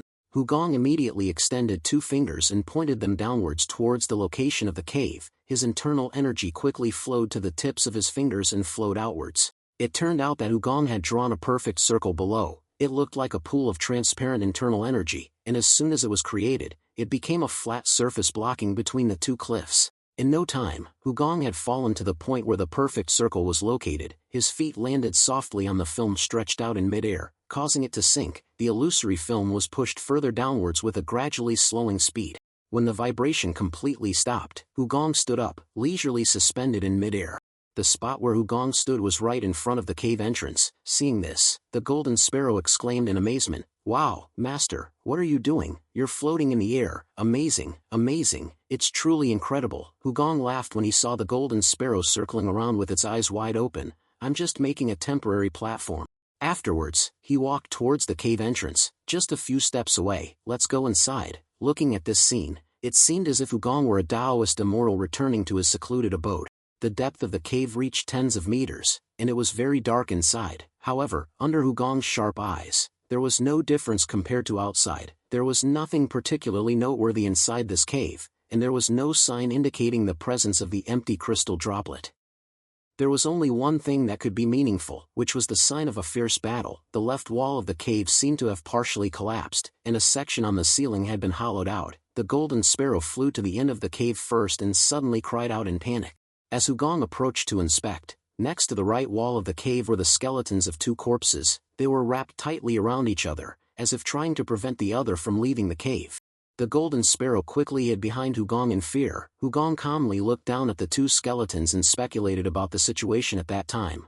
Seeing them clinging to each other like this, they must have fought each other to the death. He then clicked his tongue and said to the golden sparrow, "The sound of the fight over the empty crystal droplet that you heard must have been theirs. Do you remember more details about the situation at that time?" The golden sparrow received the question from its master and immediately appeared, its expression becoming thoughtful. After clearing its throat, it began to imitate the sounds it had heard at that time. One of the two was the yin-yang old freak. The other person's name was not mentioned in the conversation the golden sparrow heard. The situation in the cave a few years ago was like this. The mysterious person lamented, "Yin-yang old freak, how could you do this to me?" The yin-yang old freak pointed his sword at the other person with a wicked smile. "Haha, you blame me, that's ridiculous. If you want to blame someone, blame your own stupidity. You are intelligent but cannot understand the greed of humans, therefore, you are just a fool." The mysterious person bitterly exclaimed, "You want to have everything." The yin-yang old freak did not hesitate to admit, "Of course, both the empty crystal droplet and your life. Moreover, my ultimate technique will be completed." The mysterious person tried to stall for time while reaching behind him to grab his weapon. "What if I give up the empty crystal droplet?" The yin-yang old freak immediately laughed with a sinister expression. "Nothing changes," and so, the battle between the two of them began. The outcome was that neither of them got to laugh last. Wugong looked silently at the two skeletons. Perhaps the yin-yang old freak was overly confident in his victory and became flustered at the last minute. He must have felt regret for his arrogance and greed, as the outcome was that neither of them obtained the empty crystal droplet. Looking at the weapon piercing the neck of one skeleton, Wugong identified it as the yin-yang old freak and wondered if he felt regret when this thing pierced his neck. He could imagine the situation at that time. The person was dead, but the objects left behind were still valuable. The weapon stuck in the yin-yang old freak's neck revealed the identity of the mysterious person. This weapon is called a dragon scale blade, a type of poison sex weapon wielded by the Ghost Valley Master. The Ghost Valley Master's hand was so tough that it could dig deep into a skull until it pierced through. That's why the yin-yang old freak's skull was in such a punctured state. It seems that after using the dragon scale blade to pierce the yin-yang old freak's neck, the Ghost Valley Master dealt the finishing blow to his head. The two of them died like that in an unknown place, and there was no empty crystal droplet here. After understanding the situation, Wugong decided to put away the dragon scale blade. He didn't intend to use it. He took it because he remembered the person he would return this weapon to. Would he be pleased, saddened, or angered? Wugong silently looked down at what remained of the two skeletons for a long time. The golden sparrow saw this and misunderstood. It took the initiative to say to him, "Master, I'm sorry, you're very disappointed, aren't you?" Seeing the golden sparrow drooping its wings and landing with a sad face, Wugong guessed that it considered his thoughtful gaze all this time as disappointment. It seemed like it was worrying about how to find the empty crystal droplet and was afraid of his anger. However, Wugong was not disappointed as the golden sparrow thought. Although the empty crystal droplet was not here, it would be nearby. Based on the recorded conversation between the yin-yang old freak and the Ghost Valley Master, it could be seen that both of them knew this area had the empty crystal droplet. The moment of betrayal only came when that was confirmed. The yin-yang old freak must have lured the Ghost Valley Master to this place before reaching the exact location. This was enough information for Wugong to search for the empty crystal droplet, but seeing the golden sparrow worrying like that, he found it very funny, so he deliberately lowered his voice and said, "You." The golden sparrow immediately turned its bewildered gaze towards its master. In the next second, Wugong smiled gently and praised it. "You are the best." Seeing that its master finally smiled, the golden sparrow knew that the compliment was sincere and it began to fly around happily. Master said, "I'm the best, I'm the best, the coolest bird." Just a simple word was enough to make it incredibly happy. Wugong also cheerfully walked towards the cave entrance. "Let's go find it." Hugong stopped at the cave entrance. This was only the first cave that could be seen when descending from the cliff, so the empty crystal droplet must be in another cave nearby. He then pointed his index finger towards the space in front of him and used the 10,000 fragrances technique. Hugong marked a spot in the air, a drop of water seeped from his finger, and his ability to perceive scents began to amplify around him. Like ripples spreading in water, the lines from a point on Hugong's fingertip continued to spread outwards. Hundreds of lines stretched out left and right, up and down. They could not be seen with the naked eye. These were lines only Hugong could see. The effect of the appreciating fragrance skill, one of the unique skills of the 10,000 fragrances technique, it would collect all the scents within the range covered by the lines.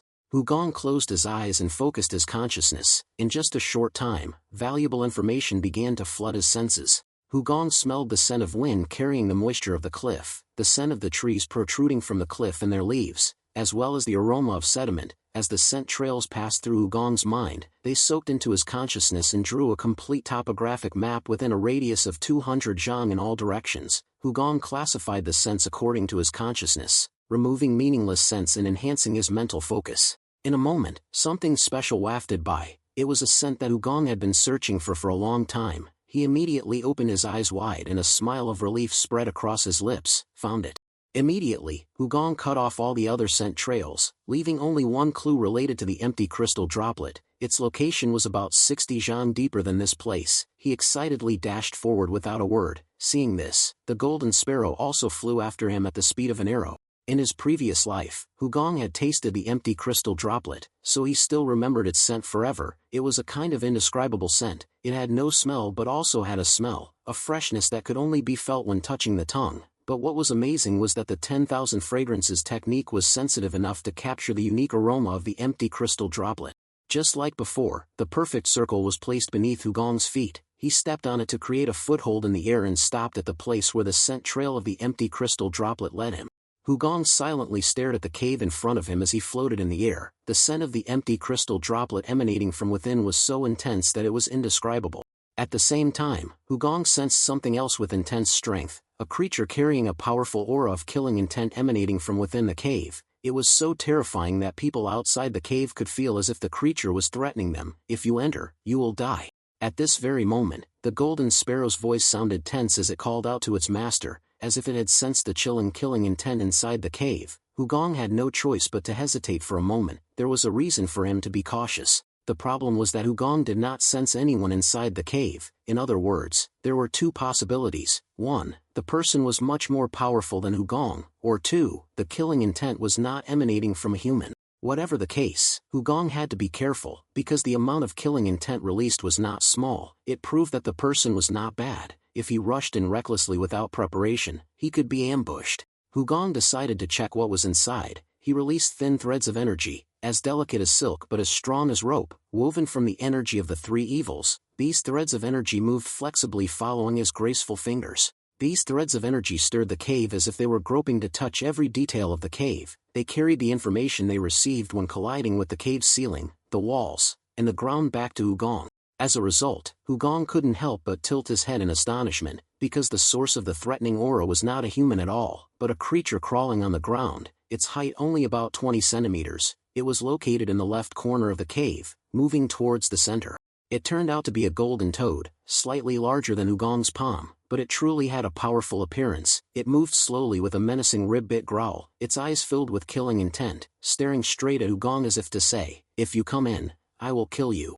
Since the golden toad had made a sound, Hugong could not hide his surprised expression. It was true that there were many cases where a special creature would reside near a place with rare herbs, but he couldn't imagine he would actually see a real golden toad. He immediately asked the Scarlet Phoenix, "Do you know anything about it?" The Scarlet Phoenix, also looking surprised, shook its head and said, "Oh, Master, this is the first time I've seen that golden toad." The golden toad, annoyed by the feeling of being ignored, furiously opened its mouth and roared. A drop of saliva, sparkling like a purple bead, immediately flew out of its mouth.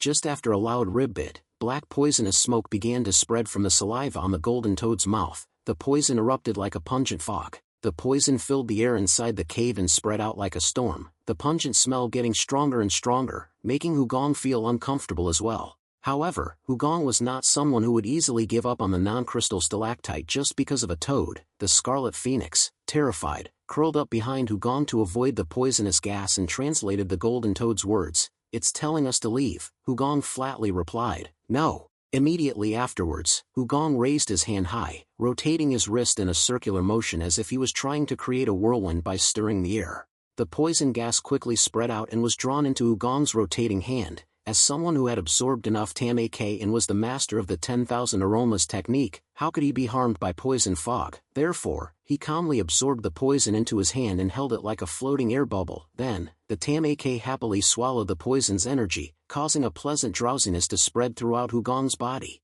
The poisonous fog disappeared, and the air from outside flowed back into the cave, becoming clear again. The golden toad must have never imagined that its opponent could not only resist its poison but also absorb energy from it. Hugong immediately stepped into the cave with the scarlet phoenix. "Let's go in." The golden toad's expression at this moment was so panicked that it no longer looked like a toad. However, the golden toad still didn't give up. It roared again, but Hugong interrupted it. "That's enough. One more time, and I'll kill you." The poisonous fog was just starting to come out again when the golden toad swallowed it back in bitter defeat. At the same time, Hugong waved his hand, and the scarlet phoenix, encouraged by its master's greatness, immediately rushed towards the golden toad. It began to scold the foolish toad who was holding its head in distress. "You jerk, how dare you spit poison at my master?" The golden toad immediately put on a sad expression and let out rib-bit sounds, expressing its injustice. Then, the scarlet phoenix began to soften its voice and chat with the golden toad. "That's right, you should treat people according to their worth. You were wrong." The golden toad, no longer as afraid and pale as before, gradually relaxed.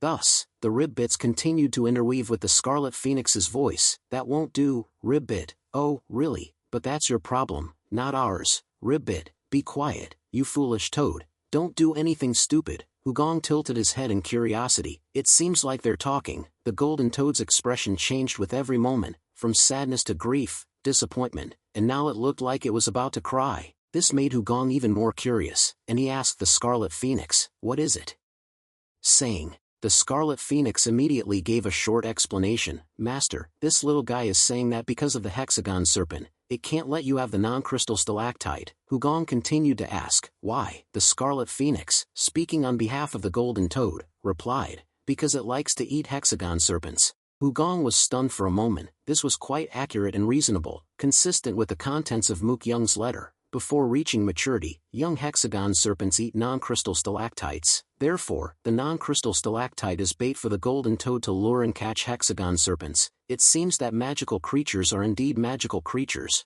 The golden toad is still intelligent to a certain degree even though it looks quite foolish. Moreover, it can eat the hexagon serpent, one of the strongest of the 100 spirits. Thus, the golden toad must not be an ordinary magical creature. Then, Hugong tried to talk directly to the golden toad. "Golden toad, you understand the scarlet phoenix's words, so you should understand mine as well, right?" As if to answer, the golden toad let out a short rib-bit. Hugong suddenly sat down near the golden toad with a sympathetic sigh.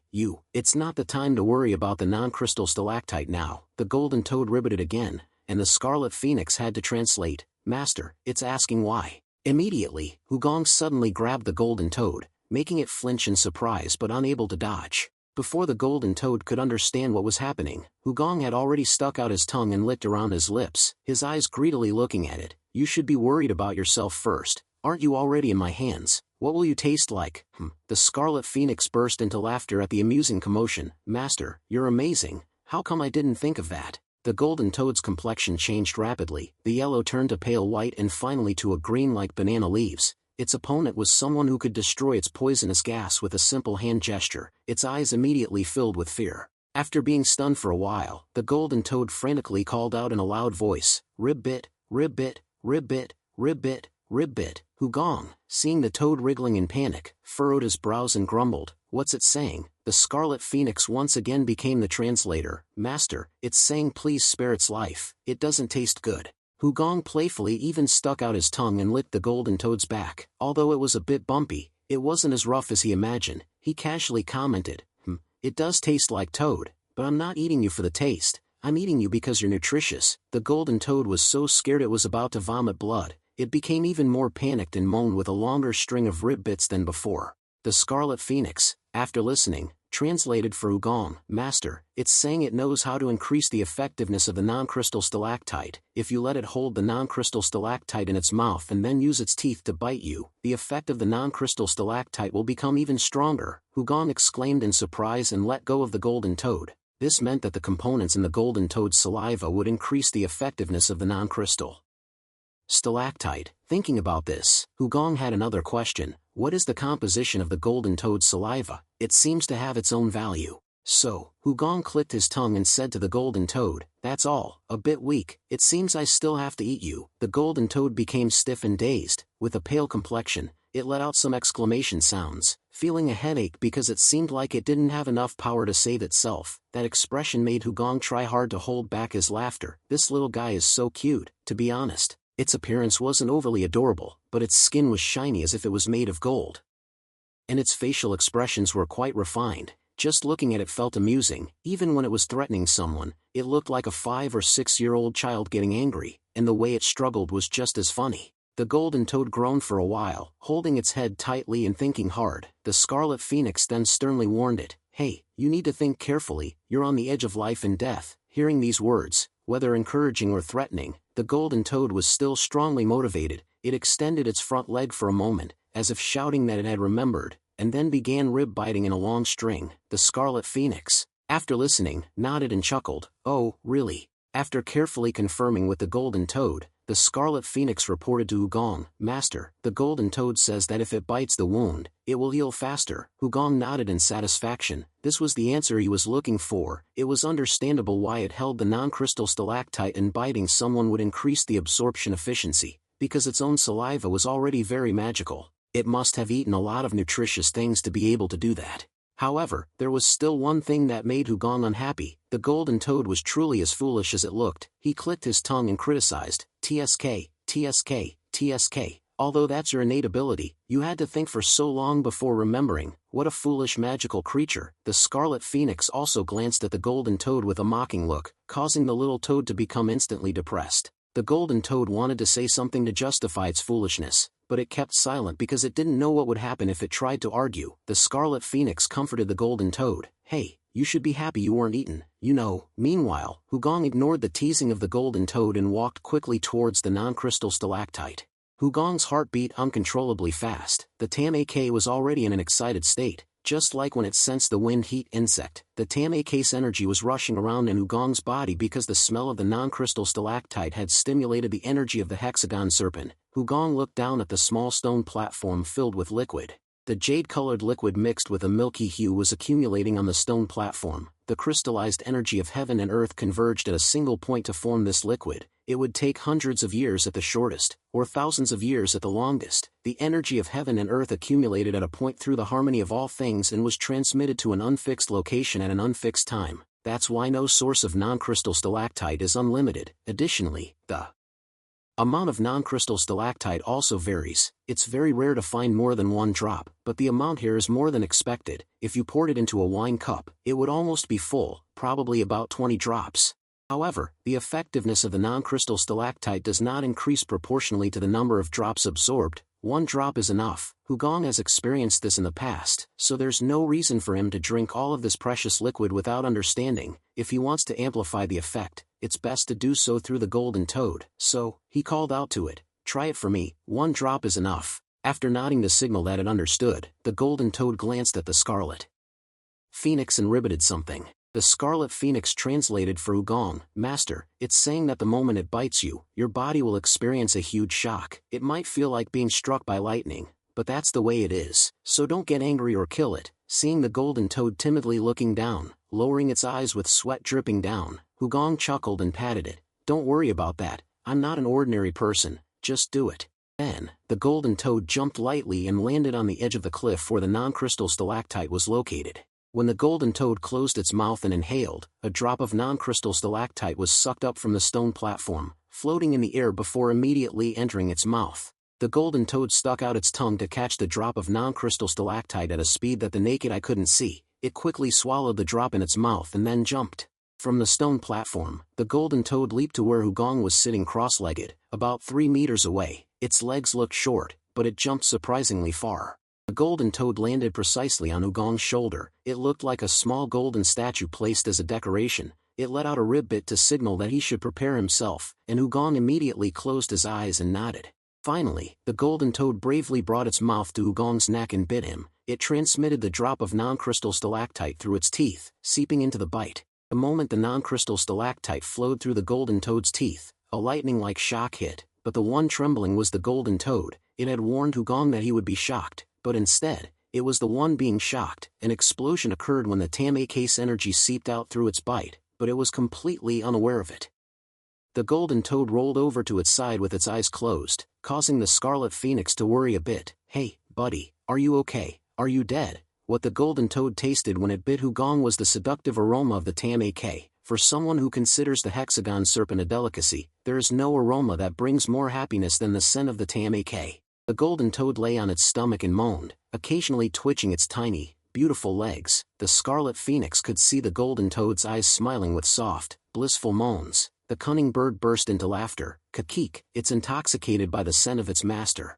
Then, Wugong instructed the scarlet phoenix, "I need you to go to Nkong for a trip." The intelligent scarlet phoenix understood his meaning immediately. "Nkong, you mean to go to the Qian Chuang group?" Wugong nodded with a smile of approval. "Yes, don't explain the reason. Just tell them that I called for them and then lead them here." The scarlet phoenix circled the golden toad's head twice before flying out of the cave. Wugong instructed further, "Tell Jiam Chiakja to bring me 5 small jade jars." The scarlet phoenix chirped and flew away instantly. "Yes, master, Qian Chuang group, Qian Chuang group." After the scarlet phoenix left, Wugong's gaze returned to the golden toad, which was now grinning widely. He spoke in a cold, indifferent tone, "Golden toad, and you, just relax, don't bother me." After saying that, Wugong immediately entered a state of meditation. The golden toad was shocked by his coldness and just stared for a long time. It was originally its home, but for some reason, it now felt like it was in someone else's house. At this moment, Wugong's eyes began to emit rays of light. Although his eyes were closed, faint purple light still shone through them, and his entire body seemed to be enveloped in a soft, blue light. This strange sight made the golden toad slightly panic. Inside Wugong's body, as the Tamake merged with the non-crystal stalactite, the energy lost control, overflowing outwards. A huge surge of energy caused the ground to tremble, followed by the surrounding rocks and the cave shaking, even small rocks falling from here and there as if experiencing an earthquake. Wugong's hair fluttered wildly and the edges of his clothes glowed brightly. The energy of the 3 evils had finished merging with the pure white stalactite and started flowing through his meridians, even more intense than when he absorbed the wind heat bug. The abundant energy ran through his main meridians and through the acupoints distributed throughout his body. Even Wugong was unsure when this process would stop. The golden toad didn't anticipate such a terrible tremor happening to its home. It looked around with panicked eyes, unsure what to do. After hesitating for a moment, the golden toad leaped out of the cave as if trying to escape the rain of falling rocks. Luckily, it was unharmed. Meanwhile, at the Qianchuang's base, in the suburbs of Ankang, meat was sizzling on the grill in the base's garden. 11 people sat around. Cheonggi asked while putting a piece of beef in his mouth, "Have you all heard the rumors about the pure white stalactite?" There was no reply, as everyone already knew and was busy eating meat. Instead of answering, Cheonggi continued asking with a more serious tone, "Has anyone ever seen that thing in real life?" Once again, Cheonggi was met with silence. Everyone even stopped picking up food because none of them had ever seen the pure white stalactite in their lives. Even the oldest, Jiam Chiakja. Cheonggi sighed in disappointment. "No problem." After a while, Anangi opened his mouth. "Yes, I heard it was the color of milk. Even if I saw it, I would probably think it was rice water and ignore it." The 3 ghosts continued to eat and give their opinions. "I bet the group leader only needed to look at it to know what it was." Wushan Songhong also immediately agreed. "Ho ho, of course." In short, the group leader probably knows. He can see through everything even though he has never walked to Jianghu. How could he not know about the stalactites in the sky? The others nodded in agreement, not objecting and busy eating meat. The 3 demons continued their lively speculation. But who started this rumor? Who is it really targeting? Why did the rumor about the pure white stalactites suddenly appear and spread so widely in just one day? Well, who knows? Only the wise old freak mentioned in the rumor is the one suffering. Xiao Yang, after chewing on a piece of meat, also joined the discussion. "They say the pure white stalactite is located in Bukyo Mountain, the southernmost part of Shaanxi." "Right, if it's Bukyo Mountain, It's not that far from Hong Kong. These rumors spread throughout the streets, discussed everywhere, even by those without power. There are even rumors that the wise old freak knows the exact location of the pure white stalactite, so countless powerful people have gathered in southern Jiangxi. The appearance of the stalactites is enough to make the whole Jianghu riot, because this is a dream treasure for those who have studied martial arts. However, the reason why the Heavens Master Squad still leisurely grills meat is because of these people. People with a lot of experience traveling here are people who understand the situation, although the younger generation like Anangi and Cheonggi are a bit greedy because of this rumor and want to rush to the place where it is rumored that there are stalactites. Jiang Chiakja stopped them with a calm expression. That rumor is clearly a trap. That's how Jianghu works. Empty carts often make a lot of noise, and rumors usually hide traps. There's another reason. It's that we belong to the Heavens Master Squad, so we have to wait for the leader's orders. Anangi still complained angrily. I just want to say that I can't be as calm as you. I'm sure the leader hasn't heard about this rumor. Regardless of whether it's an empty cart or not, everyone is very curious. How can they not be interested when it's the pure white stalactite? However, the reason why they don't act on their own is because they have learned through experience that if they inform Hugong first and listen to his instructions, they can arrive faster even if they start later than others. So Gyoen suggested, let's go to the Tianhua archives and tell the leader about the rumor. I also want to see the scenery of Tianhua archives. I haven't. At that moment, a voice from the sky interrupted their conversation. There's no need to go to the Tianhua archives. The entire Chen Chuang group looked up at the sky in astonishment. It was the golden bird, singing, I'm here. After landing on Cheonggi's head, the golden bird excitedly relayed the summoning order from Hugong. The master is calling you. Let's go, let's go. Gyo Yuan's face, which was eager to visit the Tianhua archives for the first time, immediately wrinkled with a sigh. Oh, my visit to the Tianhua archives. 2 days have passed, and the tremors finally stopped. Strangely, even the small falling rocks stopped, suspended in mid-air. Hugong let out a sigh of relief and finished his cultivation process.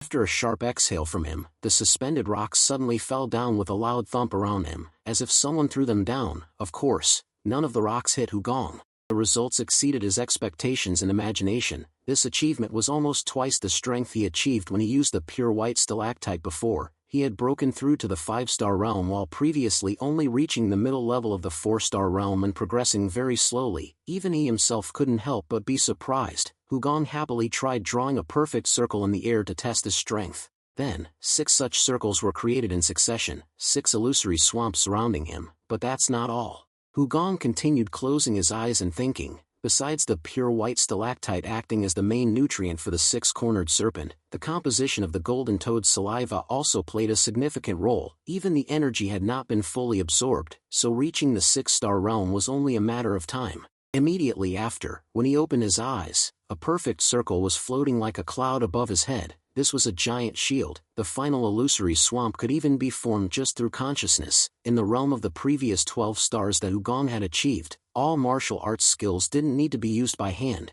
where everything was done with consciousness. Therefore, when he created the perfect circle with consciousness, he felt satisfied. Even in the event of a sudden attack, the perfect circle of consciousness would automatically rise up to protect him. At this moment, Hugong heard the croaking of the golden toad coming from behind him, so he turned towards it. It turned out that the golden toad had been busy going out to find food. It brought acorns and various fruits to place in front of Hugong because it didn't know what he would want to eat. Seeing it had prepared so many things, Hugong was a little surprised. You're here, what are all these? You want me to eat them? Are you trying to take care of me now? Hearing that, the golden toad immediately nodded vigorously and croaked excitedly. Hugong raised an eyebrow in doubt, looking at it. Why, you want to follow me too? The golden toad held its head high with its eyes narrowed as if smiling and nodded again. It had the idea to follow Hugong because he was the owner of the golden bird, who seemed very strong, and above all, he had a fragrant smell, a scent it wanted to smell all the time. Hugong no longer teased the golden toad. He smiled gently at it, seeming to understand. It's really a pitiful little fool. Everything it has here was stolen, yet it still offers fruit to the mouth of the thief who took its things. But that's also a cute aspect. Hugong didn't say anything, just picked up a berry in the golden toad's eager anticipation. He took a bite of the fruit, the sweet juice filling his mouth. While savoring the taste, he gently closed his eyes and enjoyed it with a smile. Golden toad, it tastes great. After that, Hugong looked at the golden toad and smiled again. He picked up a berry and gave it to it. Here, you eat too. The golden toad immediately grinned. not because it liked the fruit Hugong chose, but because when he gave it to it, he had liquefied the fragrance of the three evils and infused it into the fruit. The cave was filled with a seductive aroma and a crispy chewing sound. The golden toad bit into the fruit with even more joy.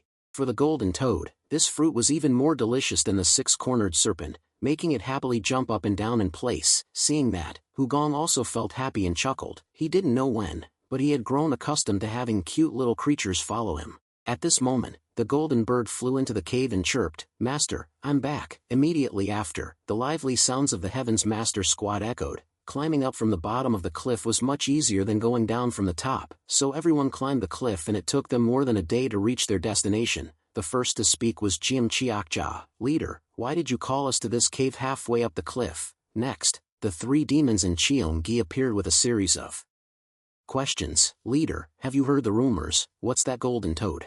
Surprised by the faint aroma of the three evils still lingering in the cave, Jim Chiakja enjoyed it for a while before continuing to ask Hugong, "When did you arrive here?" "Oh no, what are you doing here? Where's this?" Hugong smiled and looked around at the Heaven's Master squad who were full of confusion. "This is place with the pure white stalactite. I called you all here to share it," Hugong said as he pointed towards the stone platform behind him. Everyone was surprised and exclaimed in astonishment, "What?" After being surprised for a moment, everyone went crazy with excitement. As a result, each person enthusiastically shared their most genuine feelings. "This must be it. It's milky white, just like the rumors. It's really the pure white stalactite." But they said the pure white stalactite was in Bukyo Mountain, while this is Qingwu Mountain. The two places are so far apart. Does that mean the rumor was a lie? Then, everyone bowed their heads and expressed their gratitude. "Leader, I swear to dedicate my life and be loyal to you forever." "Thank you, leader. The greatest fortune of my life is meeting you." Jim Chiakja even burst into tears. Sniff. "Leader, I won't forget your kindness." Even In Wang was crying,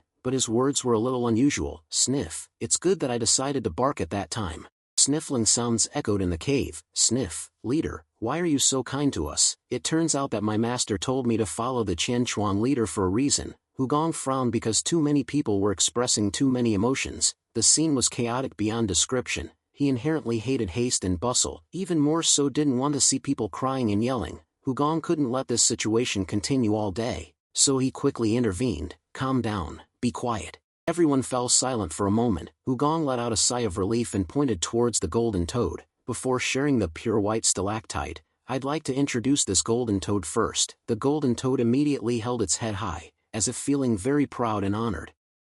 After that, the golden toad performed the same action as with Hugong. In this way, everyone in the Heaven's Master squad successfully absorbed the pure white stalactite. Although during the biting process, they felt like they were struck by lightning, it was truly a shock. Everyone meditated for a day and a half, and everyone couldn't hide their passion for their progress. On the other hand, Hugong narrowed his eyes when he received a report from Jim Chiakja, who had finished his cultivation the fastest. "Are there rumors about the pure white stalactite spreading through Jianghu?" Jim Chiakja nodded. "Yes, so we were even more surprised."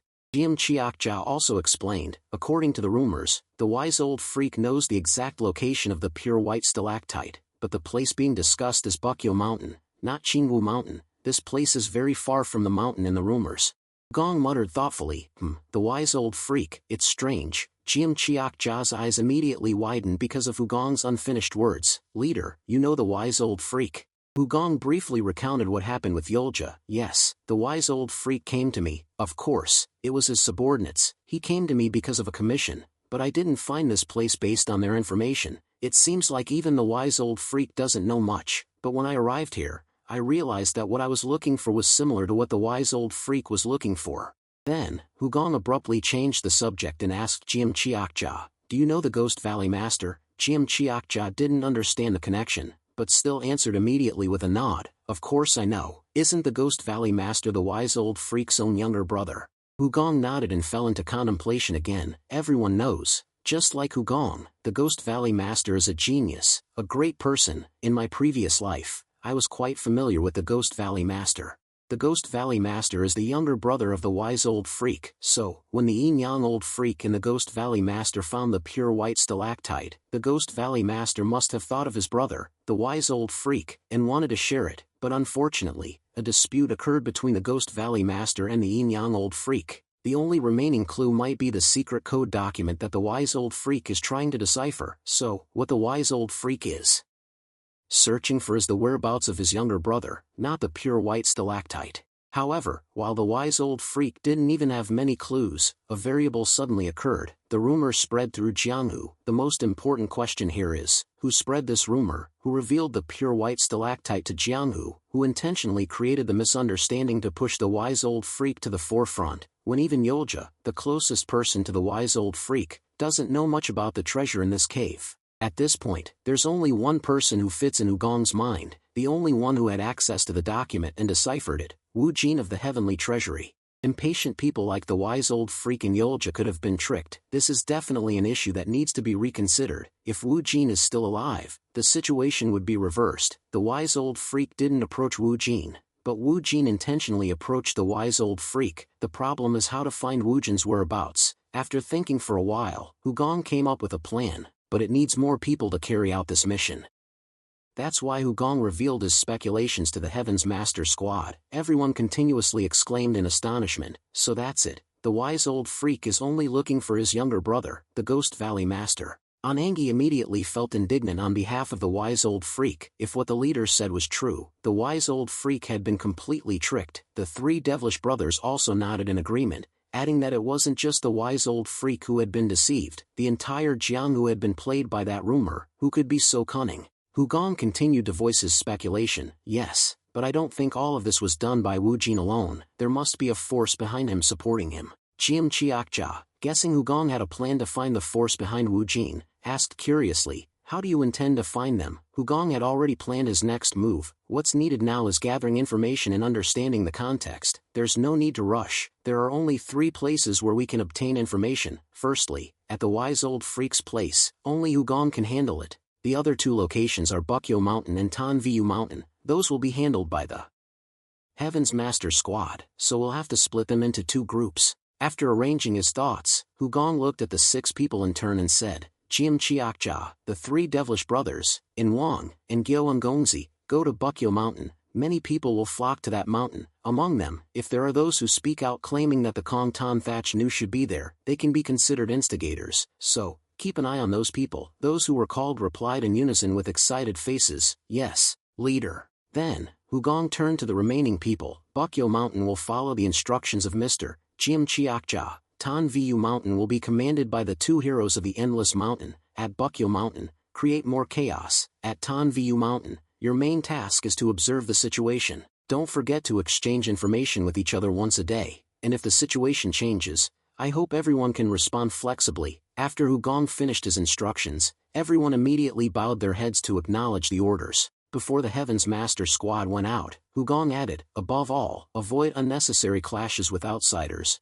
Don't push yourselves too hard. There's no reason for us to engage with others. Everyone looked back at Hu Gong with puzzled expressions. Hu Gong grinned cunningly and explained with pride, because we've already obtained the Kong Tan Thatch Nu. We've already won from the start. Everyone in the Heaven's Master Squad laughed along with him, pleased. After the Heaven's Master Squad left the cave, Hu Gong turned to the Golden Toad and said, let's finish this. For out of the 5 bottles that Jiam Chiakja brought, each contains 1 drop of Kong Tan Thatch Nu. Only the 5th bottle contains 2 drops. Hu Gong decided to use the remaining drops for the yellow hue bird, making it shed tears. It knew that it wasn't something you could give away just because it was surplus. It was touched by Hu Gong's concern. The Golden Toad sucked up all the remaining Kong Tan Thatch Nu and bit the yellow hue bird. After the thunderous shock passed, the multicolored feathers of the yellow hue bird began to shine, becoming increasingly brighter. Its originally turquoise eyes also sparkled more and more. It spread its wings and howled. The color of its feathers instantly changed to blue, black, white, yellow, purple, and then back to its original red, with about half a dozen colors changing in the blink of an eye.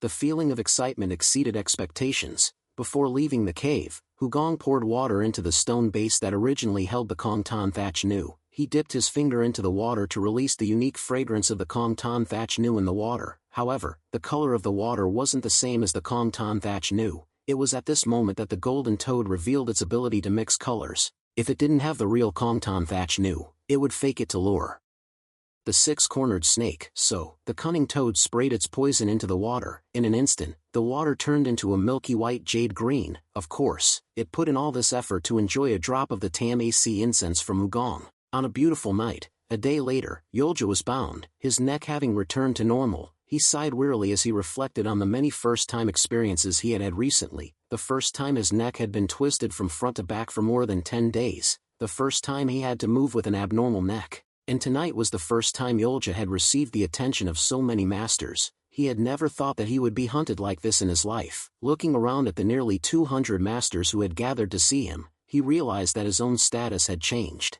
Yolja really wanted to cry with emotion. Every eye that looked at him was sparkling brightly. The pursuit had already begun before he even reached his and the wise old freak's dwelling. Furthermore, instead of being called Yolja, a new title had been given to him by his pursuers, Kong Ton Thatch Nu, and the number of those chasing him kept increasing, even though he didn't know why. There were some familiar faces, but most were strangers. Among those Yolja knew, many were of lower skill than him. They normally wouldn't dare look him in the eye, but now they dared to chase him because of the Kong Ton Thatch Nu. Although he was very angry and wanted to smash the faces of those minnows, Yolja had no choice but to endure it patiently. Because among the 200 people, there were those with extremely high levels of skill, even reaching the point where they could suck the blood of demons, let alone humans. When the Murim Alliance leader, Wugong, was still alive, these people wouldn't even dare show their faces in the Jianghu, yet now they were openly appearing here. Yolja was very resentful but could only endure it to prolong his life. At this moment, a monk with a large physique and wearing a red robe, with a benevolent smile, began to speak, seemingly unconcerned with the nearly 200 people watching around him. Nama Kwansam Bosal, may all beings be well. Do we really need to fight here? Let's form an alliance first, protect the Kong Ton Thatch Nu,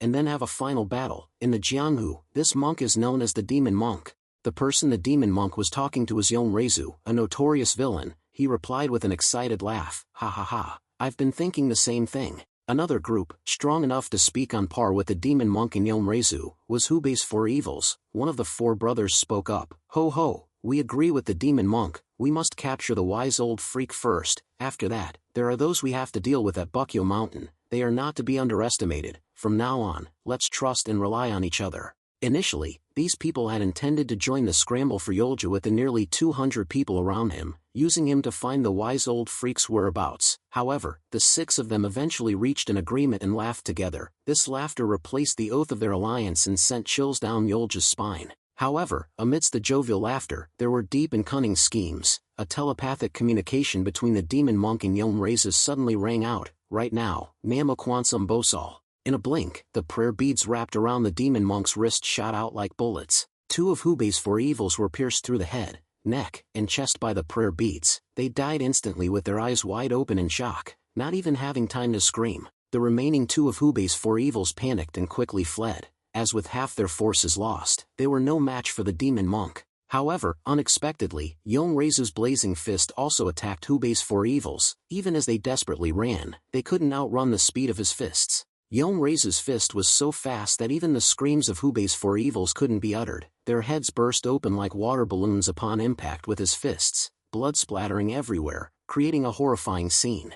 Hubei's Four Evils, with terrible wounds on their bodies, fell like straw. The prayer beads that had mercilessly pierced through their bodies returned to the Demon Monk's wrist, and he calmly smiled again. "Nama Kwansam Bosal, may you be reborn soon." Then, Yongrezu smiled, looking at the group of nearly 200 people behind him. "Demon Monk, I think I'm starting to enjoy this a little. Do you really intend to let them live?" In such a situation, the eyes of the nearly 200 people watching were filled with astonishment. Betrayal in the Jianghu was common, but it was horrifying to witness this sudden attack while they were still laughing together. There were nearly 200 people gathered, but they were all so scared they didn't dare to breathe heavily. The Demon Monk contemplated for a moment and then said, "Nama Kwansam Bosal, actually, I am very troubled. When I see blood, my heart boils. I can't easily calm down. I have a little problem stopping after I start killing people." Nama Kwansam Bosal, the Demon Monk said this as he grinned creepily at the bloodstained prayer beads on his wrist. Yongrezu, seeing this, laughed and made a suggestion.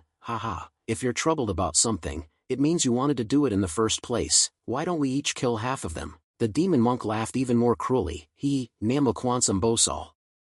"Would that be alright?" Those who witnessed this event doubted their own ears. "They're going to kill us all here. How did things come to this? Why aren't they fighting each other but targeting us? I thought they were going to slaughter each other." Things have gotten really strange. The calm Tom Thatch knew is no longer the issue. Here, it's all about life and death. Like the other 200 people, Yolja was stunned. He had heard a lot about how cruel the demon monk and Yomrezu were, but he never thought they would be this cruel. He even tried to protect the others. Yomrezu, demon monk, what are you doing? If you want to capture me, why do you have to kill everyone? Let them go. Of course, Yolja didn't do this out of chivalry. He just thought that not everyone here had committed grave crimes. Greed is human nature. Moreover, in the Jianghu, the desire to become stronger is natural. It's ridiculous to say you're going to kill everyone when they're just seeking the ability to become stronger. Furthermore, everyone is now trembling with fear, losing their fighting spirit. The demon monk and Yomrezu are clearly killing people for entertainment, which is unacceptable.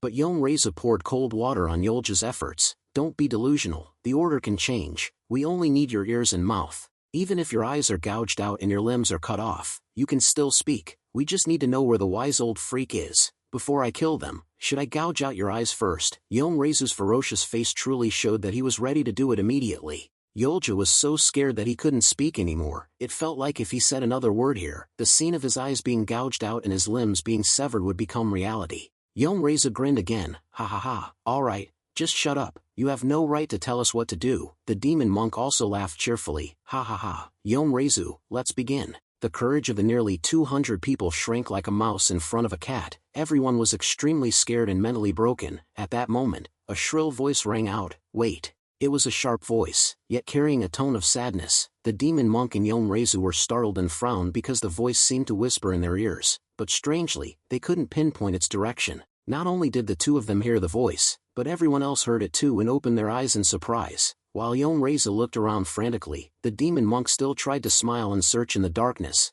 Namakwansum Bosal, who might you be? This voice caused the demon monk and Yomrezu to temporarily pause. For the remaining 200 people, it felt like a comfort and hope for survival. Then, a voice lower than before came from the left side of the forest. I am the nightmare. Everyone immediately turned their heads towards that direction but saw no one. The voice became even deeper and shifted to the right side of the forest. I am death. Once again, everyone looked towards the source of the sound but saw no one. The voice rang out again. Surprisingly, this time it came from the center of the sky, directly above the crowd. I am everyone's fear. In that moment, a dark figure soared into the air like smoke, causing everyone to be stunned.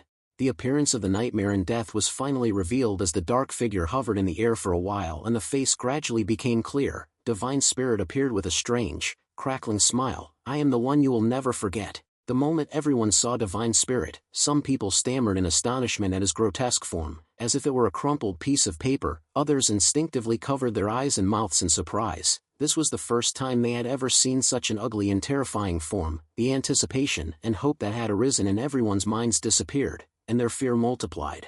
Everyone was unsure who it was. Only one person, Yolja, recognized the monster with a bewildered face. Hua, the fiery divine spirit. Yomrezu, after hearing this, had no idea who the fiery divine spirit was. He had never heard of this character. In an instant, Divine Spirit's eyes shot straight at Yolja, with anger overflowing in them. This caused Yolja to be immediately flustered. Oh God, what have I done wrong? Could it be? After swallowing dryly, Yolja added another word as if he hadn't finished speaking. Senior. Only at this moment did Divine Spirit nod in satisfaction and give a thumbs up. Kukuku, Yolja, nice to see you again. Yolja was finally relieved. It turned out that he had just called out his name without context before, which had angered Divine Spirit. Divine Spirit's eyes shifted towards the demon monk and Yomrezu. I heard you two formed an alliance earlier. Yomrezu angrily raised his fist to threaten Divine Spirit. So what? Divine Spirit began to laugh with excitement, his head slightly tilted upwards, his eyes shining brightly, and his curved back constantly moving up and down with his laughter. His hand pointed at himself. Add me in too.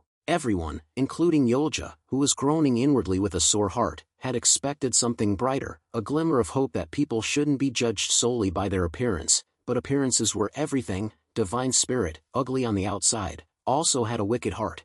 Yomrezu and the demon monk silently nodded at each other, clearly telepathically discussing something. Divine Spirit immediately became impatient and urged them, why aren't you saying anything? Don't want to. Since he didn't know the opponent's strength, Yomrezu cautiously asked with a sly smile, haha, the fiery Divine Spirit, I have never heard your name before. I don't know what kind of person you are. How can I trust you and form an alliance? Divine Spirit immediately frowned in displeasure, his two eyebrows contracting, pushing the thick, bumpy skin upwards. making him even more hideous. Then, like a child throwing a tantrum because he didn't like something, Divine Spirit began to stomp his feet on the rock. You two trust each other, do you? You don't trust each other either, so why won't you let me join? The ground shook as if there was an earthquake because of Divine Spirit's stomping, and those around him were shocked and surprised to see their bodies swaying to the rhythm of the tremors. After stomping his feet about 10 times like that, Divine Spirit suddenly stopped as if he had remembered something. Could it be? Because of my appearance, are you embarrassed to be in the same group as me?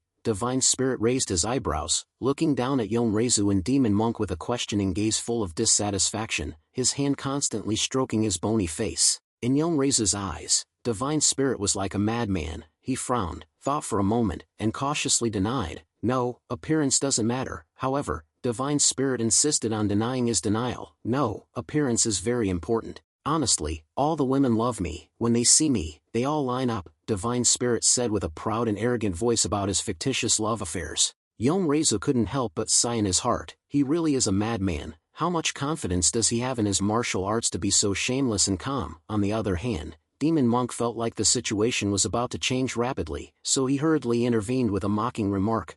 Homage to Avalokiteshvara Bodhisattva, the fiery Divine Spirit. Don't you have a mirror?" Although Demon Monk spoke in a joking tone, Divine Spirit calmly replied, "No, but I have looked into a lake. My appearance is reflected in the water, and I am radiant." Demon Monk was stunned for a moment by the unexpected answer, but that only lasted for a short while. Then, he burst into laughter as if he couldn't contain it anymore. Everyone around him also couldn't help but laugh. The only one who was different was Yonrezu. He was staring blankly, seemingly without the mood to laugh. Divine Spirit's eyes turned towards Yonrezu, and the expression on his face suddenly became vicious as he asked, "Why aren't you laughing?" Yonrezu was slightly taken aback by these words because he couldn't understand the other person's psychology. But then, he didn't care anymore and burst into laughter. "Ha ha ha, you hunchback, you want to die, don't you? That's what it comes down to, isn't it?" Finally, Yonrezu laughed as Divine Spirit expected. Beside him, Demon Monk also chuckled and then laughed loudly, his tone becoming increasingly intense. Divine Spirit immediately realized that the moment had arrived because these guys had a very strange habit. They had laughed like that before killing Hubei's 4 evils, and it had been the same in many cases before, and it was still the same now. Divine Spirit also smiled along. He had patiently waited for their laughter and felt that he had acted a bit late.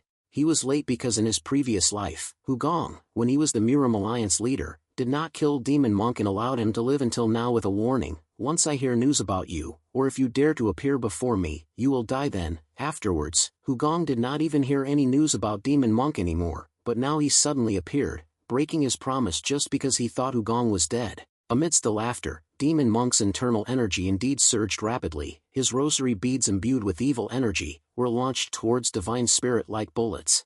The energy of the 3 evils harmonized with the empty sound stone milk, which brought Hugong's martial arts and Divine Spirit's form to a new level. The rosary beads reflected in the Death Spirit eye very slowly, and even their trajectory was predictable. 2 beads shot towards the head, 3 towards the chest and upper body, and the remaining 3 would circle around to attack the back and both sides. Then, Divine Spirit suddenly shouted, "Stop!" The sound spread out like a cheer and left a piercing echo like the sound of metal clashing together. Everyone opened their eyes wide in shock as they witnessed that scene. They couldn't even believe it even though they saw it with their own eyes. Demon Monk was so panicked that he no longer had a human face, his skin was pale like a corpse, and his expression was stiff as if he had lost his soul.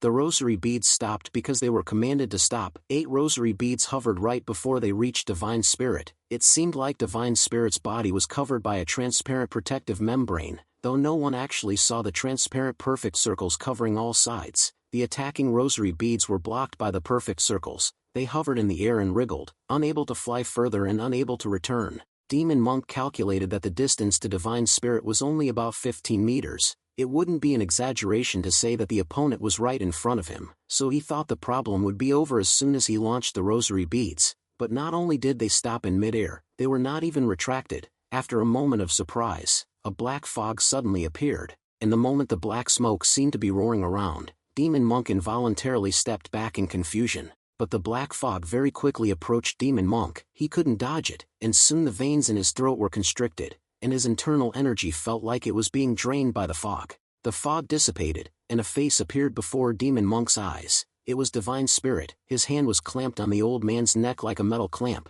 and the old man felt like his neck would break at any moment. Demon Monk didn't even have time to see how Divine Spirit moved and where his hand came from. His whole body was lifted in that state, trying to struggle, but he couldn't do anything. Divine Spirit asked with bloodshot eyes, "Didn't I tell you never to appear in front of me again?" Divine Spirit tightened his hand as he spoke. He had to keep Wugong's promise, regardless of the form he was in. Demon Monk desperately tried to pull Divine Spirit's hand away, but he had no internal energy left in his touch, so struggling helplessly was all he could do. Demon Monk felt confused by Divine Spirit's words and tried to reason. "What? I've never seen you before, this is the first time." Divine Spirit showed a disgusted expression, cutting him off. "Shut up and die." Immediately afterwards, Demon Monk's desperate eyes suddenly widened. He burst into laughter as if hope still remained. It turned out that in Demon Monk's eyes, he saw Yomreizu charging to attack Divine Spirit from behind. Because Divine Spirit was holding Demon Monk's neck and turned his back to Yomreizu, he assumed that he would be unable to defend himself. He eagerly anticipated Yomreizu's fist attacking Divine Spirit's back. At this time, although Yomreizu himself didn't understand why he was worried about Divine Spirit, he still shouted out a warning about the danger behind him. However, the warning came too late. Divine Spirit was hit with a punch in the back, pushing his whole body forward, but his hands still did not release Demon Monk's neck. Yomreizu was filled with excitement in his heart. Even though he had only landed one punch, he couldn't help but smile excitedly, thinking that this time, Divine Spirit would surely die. However, what Yomreizu and even Demon Monk didn't expect happened. The force of the fist was indeed very strong, but it didn't cause any damage to Divine Spirit at all. The problem was the Tong-ji, one of Divine Spirit's three main defensive techniques, which had been activated. Yomreizu's power flowed through Divine Spirit's body, passing through his hand that was holding Demon Monk, and was transmitted intact to the old man. With a horrifying groan, as if a pig was choking, Demon Monk's head bulged like an overinflated balloon. In the blink of an eye, the balloon burst. This was equivalent to Yomreizu blowing Demon Monk's head off with a punch. Of course, Yomreizu couldn't understand that. He stepped back with panicked eyes. "Damn it, why is Demon Monk the one affected?" Yomreizu was bewildered as Divine Spirit turned around calmly and grinned. "Seems like you're confused, aren't you? I can feel your heart beating fast." His right hand was reaching towards Yomreizu at the same time. Yomreizu was indeed confused. He was even more embarrassed when he lowered his head to look at his chest. He didn't understand how Divine Spirit's hand was stabbing into his chest, directly at his heart. When did it pierce his body, and why was he only feeling pain now? He couldn't understand anything. Yomreizu revealed a belated expression of pain. "Why is my heart in someone else's hand?" was what I saw just an afterimage.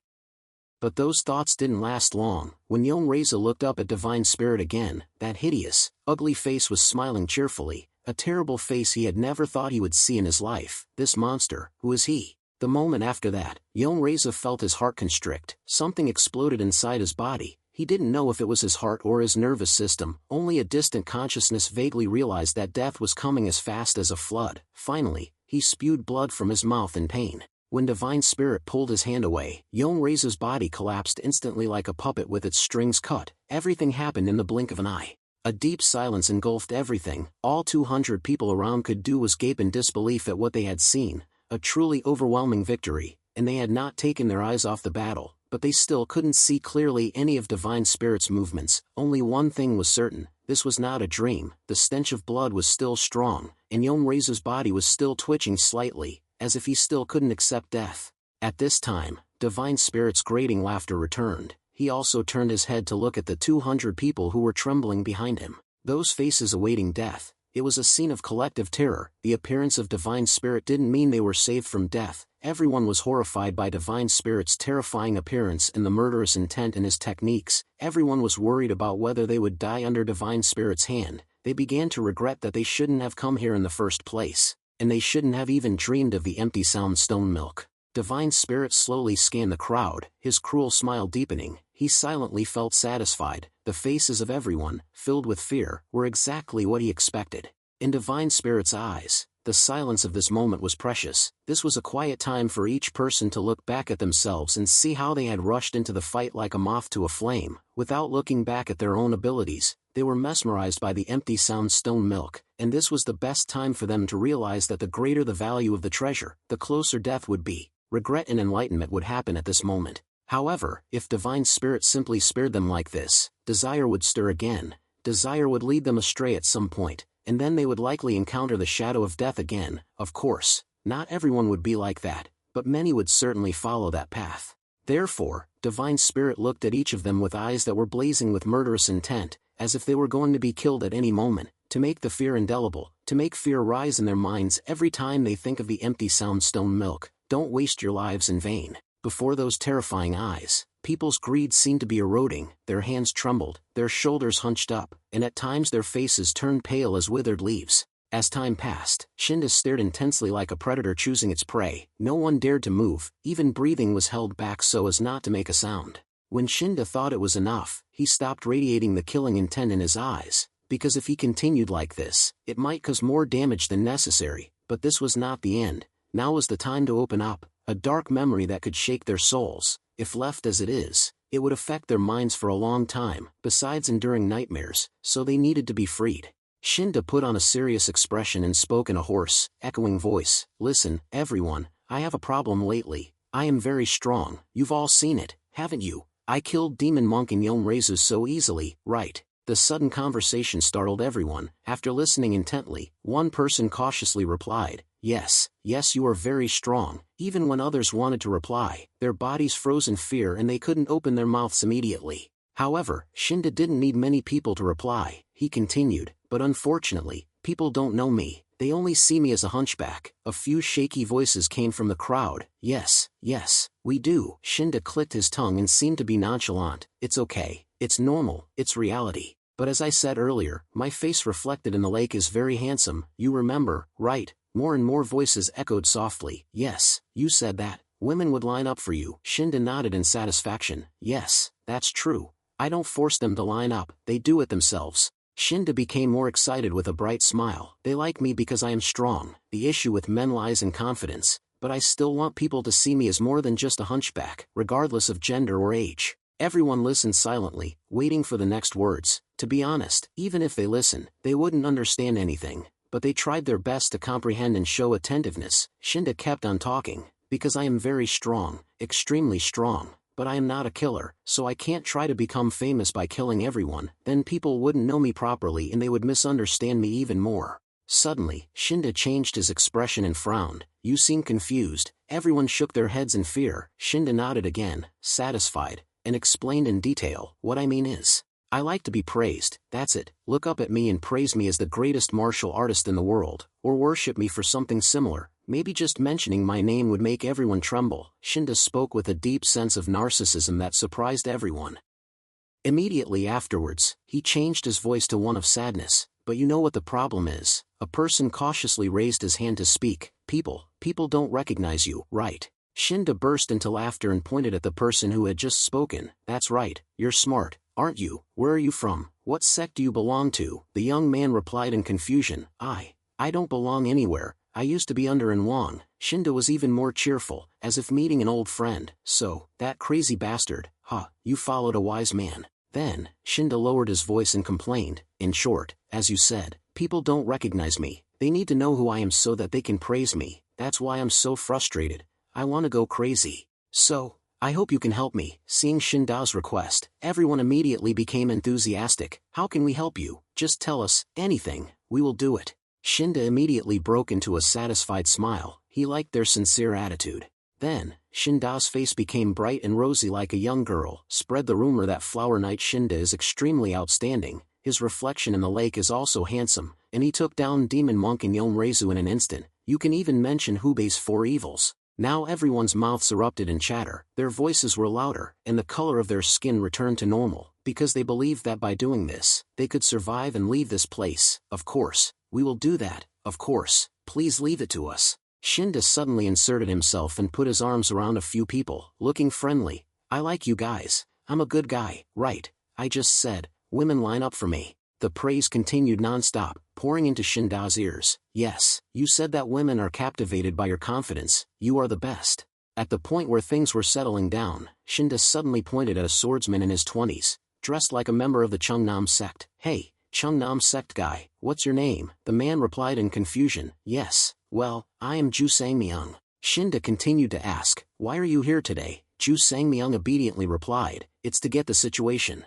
Shinda continued to ask questions, pressing him. Okay, then when you return to the Chungnam sect, you will tell them my story, right? Tell them about it well. Tell them that Flower Knight Shinda has intervened, then Kong Chong Suk-Hu will definitely be in my hands. If they come to Bukyo Mountain to compete, they will all die, understand? Don't miss a word, leave it to you. The psychological pressure from Shinda caused Ju Sangmyeong to obey. Yes, please leave it to me. Shinda laughed happily and shouted, okay, I like strong people like this. You all heard my conversation with him, right? Who owns Kong Chong Suk-Hu? Everyone shouted in unison, as if Shinda was their leader. Flower Knight Shinda, Flower Knight Shinda. Right after that, Shinda grabbed Yolja's collar and dragged him away. Well, let's say goodbye here then. Before leaving, he didn't forget to remind everyone sincerely, don't fight and be nice to each other, you bastards. Don't fight no matter if your opponent is stronger or weaker than you. You are all just little people on this Jianghu, understand? Everyone shouted in unison, we understand, sir.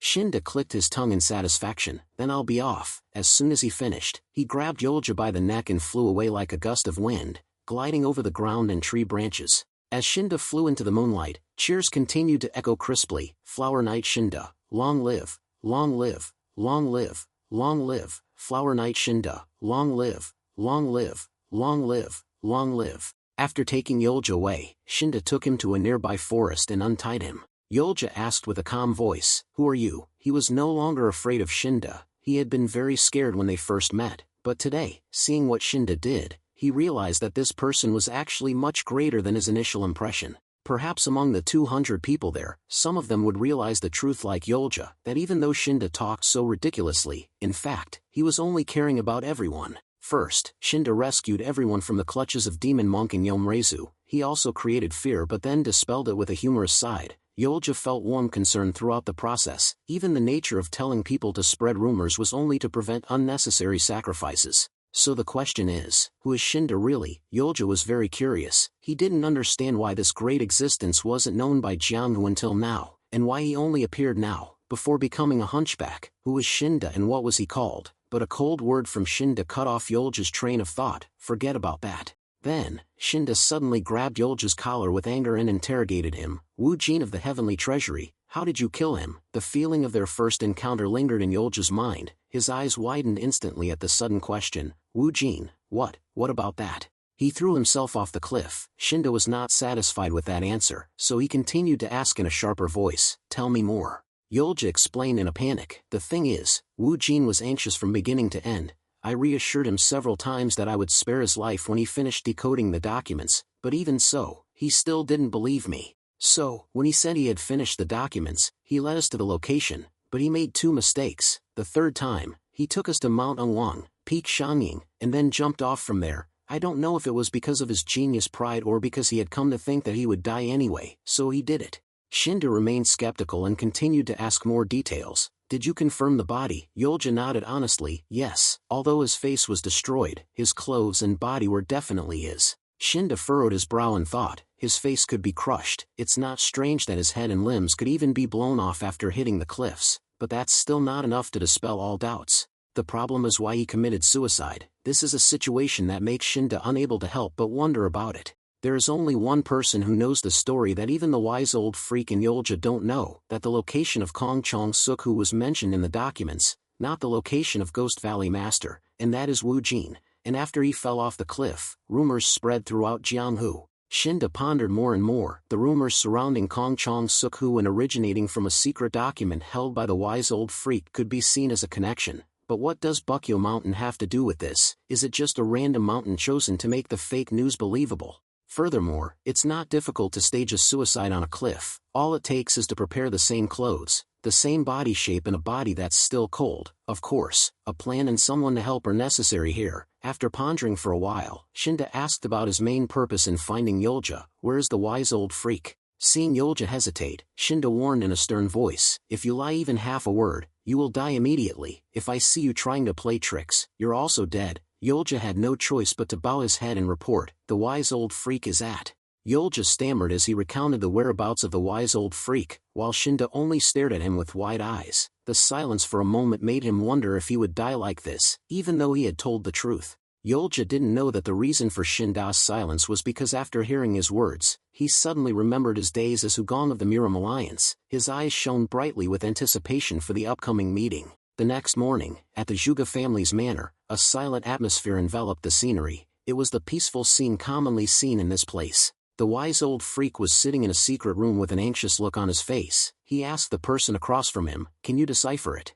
Opposite the wise old freak was a young and beautiful woman with fair skin and long black hair. "I need time, but I have a question." The wise old freak tilted his forehead and furrowed his brows. "A question, what is it?" The girl nodded slightly with a mischievous smile, as if she had noticed something strange in the wise old freak's story. After piquing the wise old freak's curiosity, the girl burst into a chuckle, revealing her speculation. Somehow, it seemed Wu Jin was still alive. This beautiful and intelligent girl was Jie Galhai, who was once a warrior in the Miram Alliance and was completely trusted by the Alliance leader Hu Gong. The wise old freak frowned in astonishment upon hearing this. "Xian Wu Jin is still alive? You mean someone switched the bodies?" The suicide of Xian Wu Jin was fully explained, but the genius girl Jie Galhai says he might be alive. "So, the only possibility is that the body was switched. The problem is that Yolja himself verified the body, which casts suspicion on Yolja." But Jie Galhai's reasoning later dispelled that suspicion. Yolja didn't even know what he was looking for was the empty cloud stone. Right, moreover, he went to Anhui to invite the genius of the Heavenly Library. So, the only one who knew the old master had the coded letter and knew the secret about the empty cloud stone was Xian Wu Jin. Hearing the detailed explanations from Jie Galhai, the wise old freak's face immediately darkened. "Did Xian Wu Jin plot against me?" After a moment of astonishment, the wise old freak began to review the previous situation. "Of course, Jie Galhai's speculation is not impossible, but the problem is that I only discovered the letter recently. It all started with a gift from my younger brother, Ghost Valley Child, a ceramic vase that arrived 3 years ago. It wasn't valuable and nothing special, but because it was a gift, I kept it carefully. Moreover, I hadn't contacted Ghost Valley Child for years after arguing with my brother about trivial matters, so I was convinced that the ceramic piece was sent as a means to reconcile. At that time, I even complained to Yolja a lot about the worthless vase. But now, thinking back, I guess Ghost Valley Child might have thought I would get angry and smash the vase. If I did that, I would have gotten the secret letter much earlier. Besides, there's also a coincidental meeting with Xian Wu Jin. It wasn't that I went to the Heavenly Library and invited him, it was during the time when the vase broke, when I was desperately in need of a genius brain, that I coincidentally discovered that Xian Wu Jin was nearby. At that time, I thought I was just lucky. These coincidences made me wonder, if Xian Wu Jin approached the letter intentionally, how did he know beforehand that I had it? If the vase hadn't accidentally broken, I wouldn't even know there was a letter inside. More importantly, even if Xian Wu Jin was nearby, if the vase hadn't broken, I wouldn't have invited him. After expressing my concerns, I asked Jie Galhai, "What do you think about this?" But Jie Galhai's answer was again beyond my imagination. I don't know why he knew about the letter beforehand, but if the vase hadn't broken and the old master hadn't invited him, then things would have happened in reverse. He would have visited the old master first, to steal the ceramic piece. The wise old freak was speechless in shock. It wasn't that he didn't understand or didn't trust Jie Galhai's speculation, but that he couldn't believe that the white-faced scribe Xian Wu Jin was so cunning. As the wise old freak thought deeper, the image of Xian Wu Jin appeared in his mind, making his skin crawl. If what Jie Galhai speculated is true, then even his trembling appearance of fear and his struggles of not knowing what to do were just acting. Moreover, the arranged suicide wasn't something he could do alone, so, there must be someone, perhaps even an organization, involved in this, and Ghost Valley Child is also connected to them. An even scarier thought arose in the wise old freak's mind. My brother's life, Ghost Valley Child, must be in danger, so the ceramic vase was sent to me. Maybe it's a form of entrustment to an escort agency in case he himself falls into danger. As those thoughts accumulated,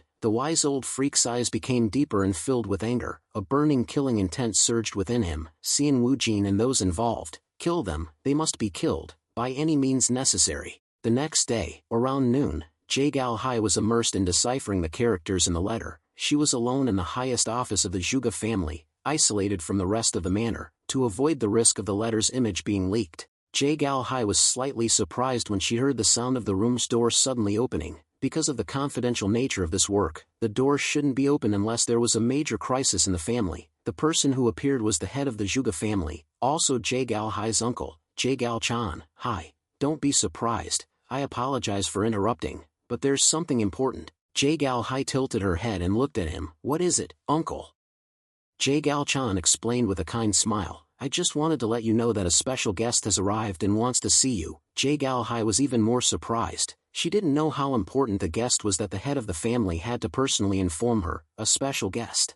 Gal-chan solemnly replied, "The Heavenly Library's eldest son is here." Gal-hai immediately became flustered, stood up abruptly, and slammed the table. "Uncle, you mean right now?" Gal-chan understood Gal-hai's question. They didn't know why Hugong had arrived at this time, a very inopportune time when the wise old freak was here, but Gal-chan didn't think Hugong knew anything and came for that reason. Moreover, he was the benefactor of the Heavenly Dragon sect. How could they not welcome such an important person? Because this was beyond expectation, Gal-hai was speechless for a moment. Although she and Gal-chan didn't participate in the Heavenly Dragon sect, she had heard the details from the two elders who did, and was extremely surprised and curious about the talent of the Heavenly Library's eldest son. Finally, after regaining her composure, Gal-hai smiled excitedly. "Uncle is right, he is a special guest. I also want to meet him." The atmosphere in the guest room became strange after Gal-chan and Gal-hai entered. To be precise, everything was fine until they finished greeting each other. Then, a problem arose. Along with the silence, Hugong's gaze was fixed on Gal-hai,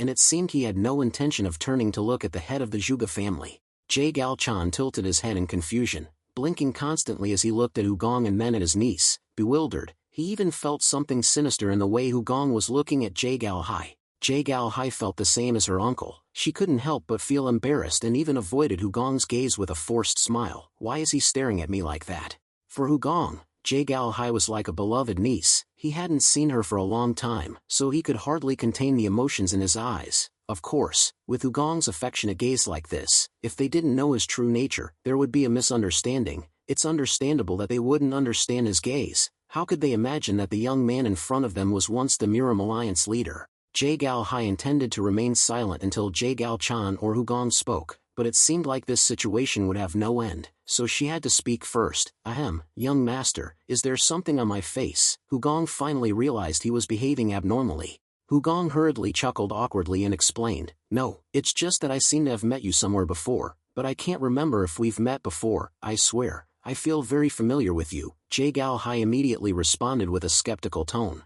"I'm sure we haven't met." Hugong could only laugh to try to dispel the awkward atmosphere. "Ha, ha, is that so? But you look strangely familiar. Maybe I'm mistaken. I'm so rude at our first meeting. Please forgive me." In the family head, Gal-chan felt that the matter wasn't a big deal, so he immediately gave a hearty laugh. "Ha, ha, it's all right, this kind of thing happens often." With the awkwardness dispelled, a bright smile and eager eyes appeared on Gal-chan's face. "Young master, I am deeply grateful for your contribution to the Heavenly Dragon sect. Hearing about it, I still can't believe it to this day. I even feel regretful for not participating at that time. I'm also very surprised to hear about the Carefree sect. Your visit to our family now is truly an honor. But may I ask why you've come to our family?"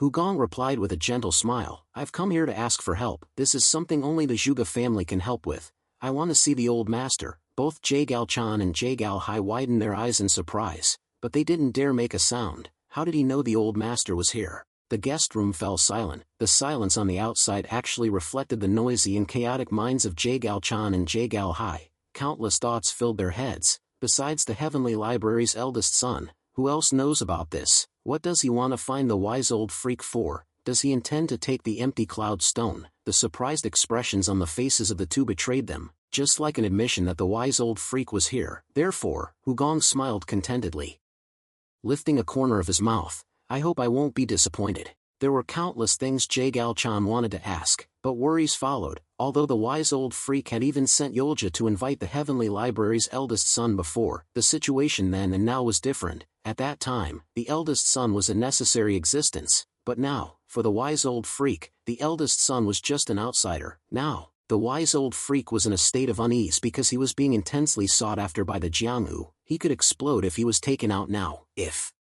I satisfy the Heavenly Library's eldest son, the wise old freak will be disappointed. The problem is that it won't stop at disappointment. If he gets angry, the Zhuge family will be in big trouble. On the other hand, if we disappoint the eldest son, it would be betraying the oath of the Heavenly Dragon." But this wasn't a situation where Gal-chan could choose. The oath of the Heavenly Dragon was extremely precious. He quickly exchanged thoughts with Gal-hai about the pros and cons, and immediately reached an agreement. The events in the Heavenly Dragon sect had also clearly shown what kind of person the Heavenly Library's eldest son was, what his character was, whether he was trustworthy or not. Moreover, the right path doesn't mean just looking at the benefits, it must be a path that doesn't make people feel regretful.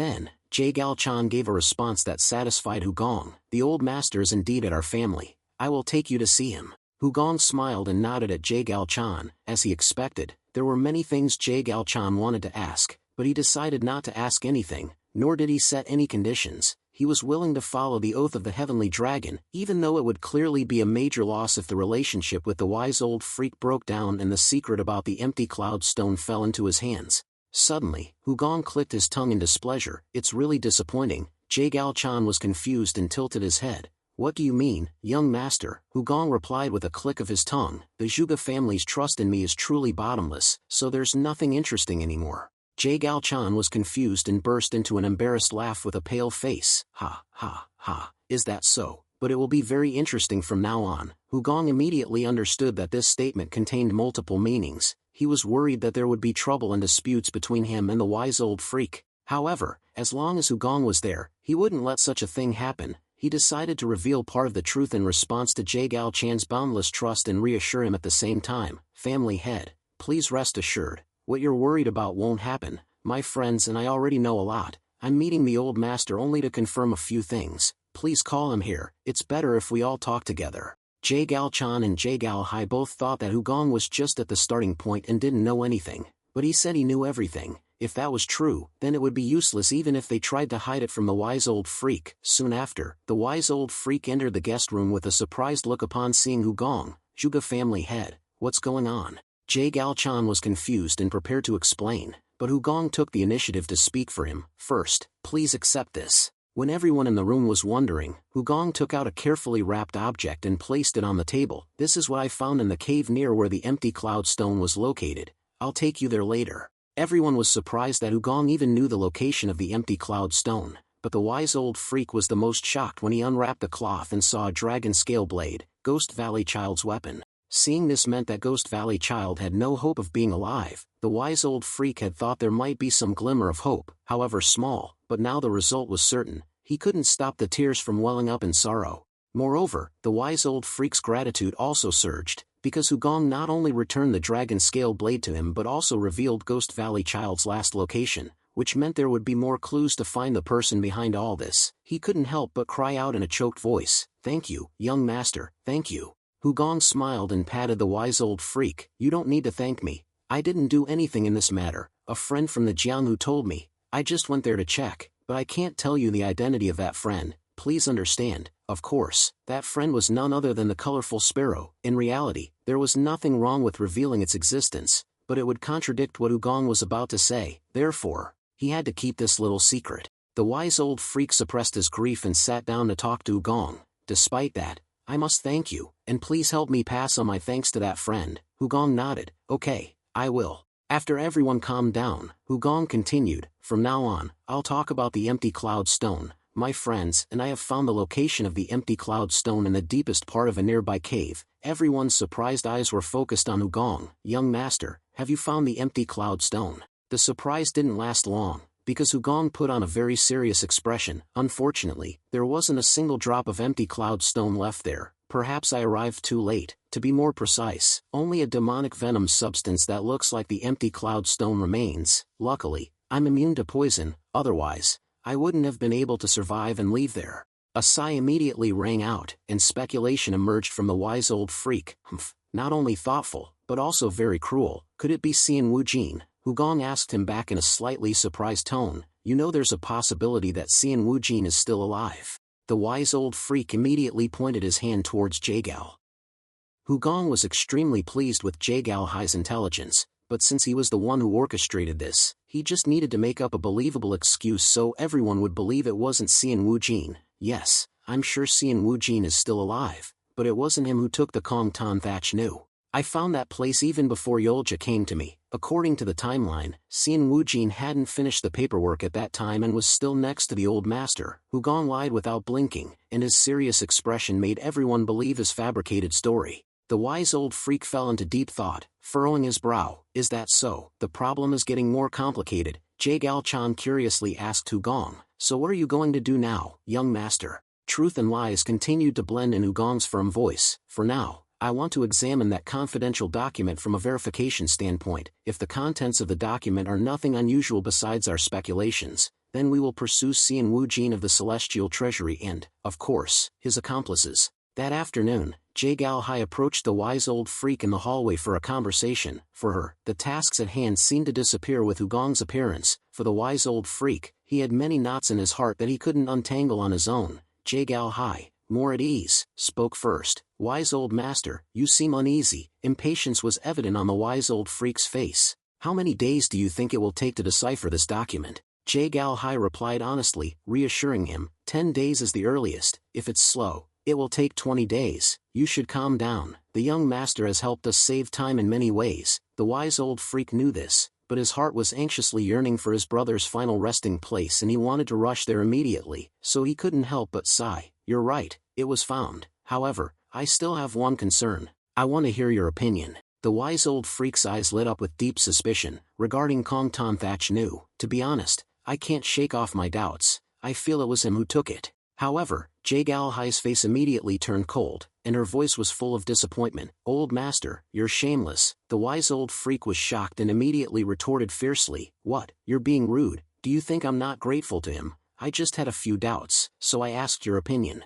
Jie Gaohai continued to display a scornful expression. Yes, you are indeed shameless. What if the young master took Kong Ton Thatch Nu? What if he didn't? We've received so much from him. Why are you doubting him? The wise old freak, under fierce criticism, could only frown and do nothing. But Jie Gaohai hadn't finished her lesson for this grumpy old man. The reason why I and the Zhuge clan help you is because your brother is the Ghost Valley Master. We are willing to step up because Master Hugong used to highly value the Ghost Valley Master. Of course, the wise old freak knew that. He came here thinking the Zhuge clan could help. Although the wise old freak remained silent, begrudgingly, Jie Gaohai wasn't done. There's something about the young master you might not know. Old master, at the Heavenly Dragon Peak, he proved his abilities in front of many. The path he's walked shows he is trustworthy. The wise old freak reluctantly replied. I know, but Jie Gaohai still had more to say. If he took Kong Ton Thatch Nu, there's no reason he would tell us about its location and the situation there. That would only bring suspicion upon himself. The wise old freak understood this but couldn't feel comfortable because he was reprimanded so harshly, so he started to get snappy.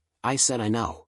The wise old freak couldn't help but feel heartache, wondering if he was getting old. It had been a long time since he was in a situation where he had to converse with young geniuses like Xian Wujin, Jie Gaohai, and even Hugong, but he couldn't think clearly without support beside him. He couldn't help but sigh bitterly, being lectured by a child who's my grandchild's age. Is this the Yangtze River, where the waves behind drive on those before? Jie Gaohai understood the wise old freak's feelings and gently changed her tone. Old master, relax. He immediately snapped back, as if saying that will make me relax. When the wise old freak became angry and lost his composure, Jie Gaohai just clicked her tongue and shook her head. You also need to grow up. The wise old freak, feeling irritated and resentful, stomped his feet and left. I can't stand you anymore, I'm leaving. Hearing those words, Hugong, who was sitting in another building, couldn't help but burst out laughing. It's too late for him to grow up. Seriously, this old man is suddenly acting like a child. Even though his hair is silver, he's wrinkled, and looks really unpleasant. Hugong could eavesdrop leisurely like this because deciphering the document was complete. As expected, it only marked the location of Kong Ton Thatch Nu, a place he had found earlier. Since no further issues arose, he decided to leave tomorrow. At this time, Hugong couldn't help but think about Jie Gaohai. He didn't know when he would see her again, so he decided to take a walk with her tonight. Afterward, Hugong took a walk under the night sky in the Zhuge family's manor, with Jie Gaohai by his side. This is the first time the young master has visited our family, right? This is a path Hugong has come and gone many times, but it is indeed the first time the young master of the Celestial Treasury has come here. It is also the first time Hugong has walked alongside Jie Gaohai in his new role, but there was no difference. He smiled contentedly at her. Yes, it's nice to be here and see you, young miss. Jie Gaohai just smiled politely in response, unaware that Hugong's words held more meaning than what was on the surface. He only wished for Jie Gaohai's happiness, whenever, wherever, as long as she was no longer sad. Suddenly, a bright, cheerful laughter rang out. A group of children were playing while wearing animal masks. Fox, panda, tiger, mouse, all cute. The boy playing the fox jumped out of the bushes with a cheerful grin. Guess who I am? Seeing everyone surrounding him with curious gazes, the fox boy giggled. You don't know, I look exactly like a fox, right? Then, the little fox boy continued playing hide-and-seek with his friends, their laughter ringing out. I'm not here. The little fox boy jumped into a bush by the roadside and said, "Guess where I am?" The constant giggling coming from the bush attracted Hugong's attention. A voice echoed, but not the little fox boy's. It was a familiar voice from Hugong's memories. "Do you know where I'm hiding? I'm sure nobody can find me." Hugong couldn't help but smile fondly as he peeked into the bushes. There, he caught sight of a familiar image. The image of Jae-gal-hai as a child appeared, and it seemed Hugong could hear her voice. When she was younger, she had to go to bed early, but whenever she didn't want to go to bed early, she would suddenly put on a fox mask and ask Hugong to guess who she was. Then, she would give him a difficult puzzle, which was to find her.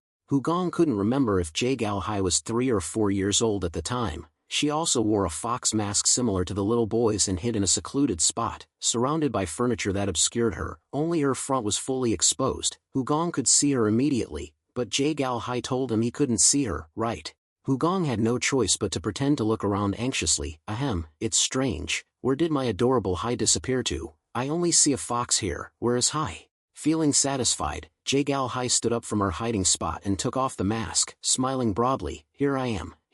I'm the fox. I've been here all along. However, Hugong still pretended not to find Jae-gal-hai. He even pretended not to see her. He searched everywhere, looking at the ceiling, looking out the window, then bending down to look under the table, in the drawer. Where did she go? She was just here. It's strange. Where is she? Jae-gal-hai tried to stamp her feet and shout to make noise, grabbing attention. Uncle, I'm here, I'm here. Hugong, jokingly, even turned around with urgency and walked outside. No, I have to go out and find her. Jae-gal-hai was immediately defeated by the joke. She frantically jumped up and down and waved her hand. I'm here, right here, uncle. After a while, Jae-gal-hai began to roll around and cry, wriggling on the floor, but she still wouldn't completely remove the mask. Hoo-hoo, I'm right here. Why don't you know? I'm here. Jae-gal-hai continued to cry like a fox. Uncle, you're stupid, a pig. Hugong smugly sat down in front of her, but he still didn't stop teasing her. So you're here. I thought you were a fox. I didn't know it was Hai.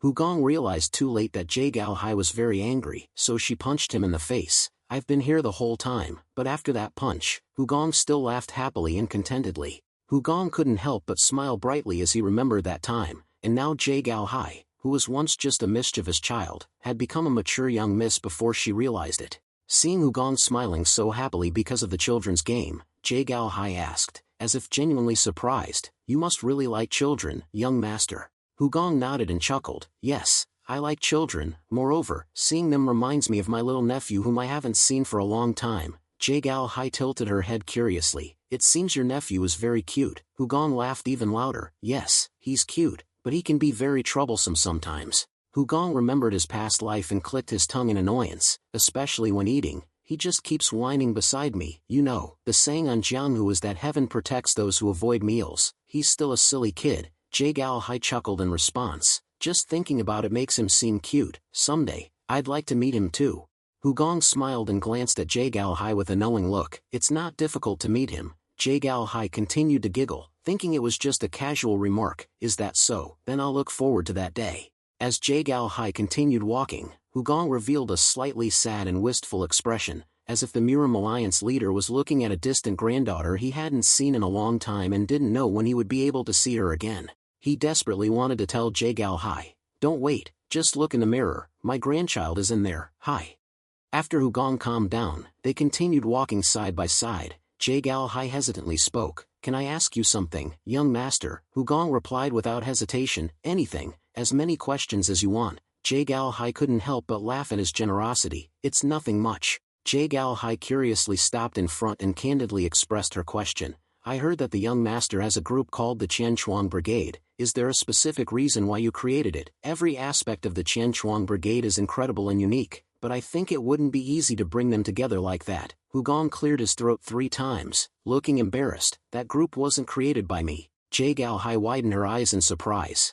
Then who? Hugong sighed with a groan. It was just created by those fools. The explanation is too long, so I think I should skip it. To put it simply, they declared themselves the Qianchuang Brigade and made me the leader. I let them do whatever they wanted because it wasn't anything bad for me, although it was a bit troublesome. Jae-gal-hai couldn't hold back her laughter at this bizarre story. Haha, is that even possible? Hugong pointed at himself with a bitter smile. That's right, most of them are masters. An ordinary person like me wouldn't have the ability to create such an organization. Moreover, most of them are abnormal. Why would an ordinary person like me create such a group? I feel sad when I hear that. Jae-gal Hai tilted her head and exclaimed, really, but I heard the renowned Namgung clan was personally recruited by the young master. Hugong exhaled a breath as if regretting his decision at that time. That's true, since they're a chaotic, motley crew. I thought it would be great if there was at least one serious person, but recently, young Master Namgung has been even stranger. He sleeps curled up on the street, spits everywhere, and curses. He didn't do that before, but now he's been tainted. Jae-gal Hai burst into laughter with increasing amusement. Ha ha ha. No way. Jae-gal Hai couldn't stop laughing as if Hugong was just putting on a comedy show. It must be really interesting. This makes me even more curious. Hugong tilted his head. You mean the Qianchuang Brigade? Jae-gal Hai shook her head and glanced at Hugong. No, it seems like the young master is trying to make me happy, so I'm curious. I don't know why you're doing that. Hugong was a little confused. Do I look like I'm trying to do that? Jae-gal Hai silently nodded. You don't have to be too smart to realize that. What Hugong did before revealed that he's not a genius, but a monster. That's why the Qianchuang Brigade, with so many masters, still has to obey him. Talking about a heavy topic like the reason for creating the Qianchuang Brigade could be quite sensitive, but Hugong just cheerfully told a funny story so Jae-gal Hai wouldn't feel tense. When their eyes met directly, Hugong cleared his throat, embarrassed, and explained, Young miss, I've never tried to do that. Jae-gal Hai was stunned for a moment. Did I misunderstand? Hugong nodded decisively. Yes. Jae-gal Hai burst into laughter. This isn't anything shameful, but somehow, I feel embarrassed. Hugong smiled back at her. It's because you misunderstood, young miss. Only Hugong himself knew why it was Jae-gal Hai's misunderstanding, because he'd never had to try to do that. He could please her 1,000 times or 10,000 times without effort. It just happened naturally. As they walked a little further, Jae-gal Hai spoke again with a wistful tone. This young master, it's strange. Being with you makes me feel very comfortable. Maybe it's because you remind me of someone. The two of you are so alike. Hugong knew immediately that Jae-gal Hai was talking about him when he was the alliance leader Murim. He put on a self-satisfied expression and praised her. That person must have been exceptional, right? Jae-gal Hai lowered her head, her lips tightly closed, and remained silent. She tried to hold back her laughter, but finally couldn't help but burst out laughing. Yes, that's exactly it. Saying things like that, things I would never imagine. There was something about Hugong's nonsensical words that always made people happy. Hearing that tone again made Jae-gal Hai unable to contain her surging emotions of longing. Feeling closer to Hugong,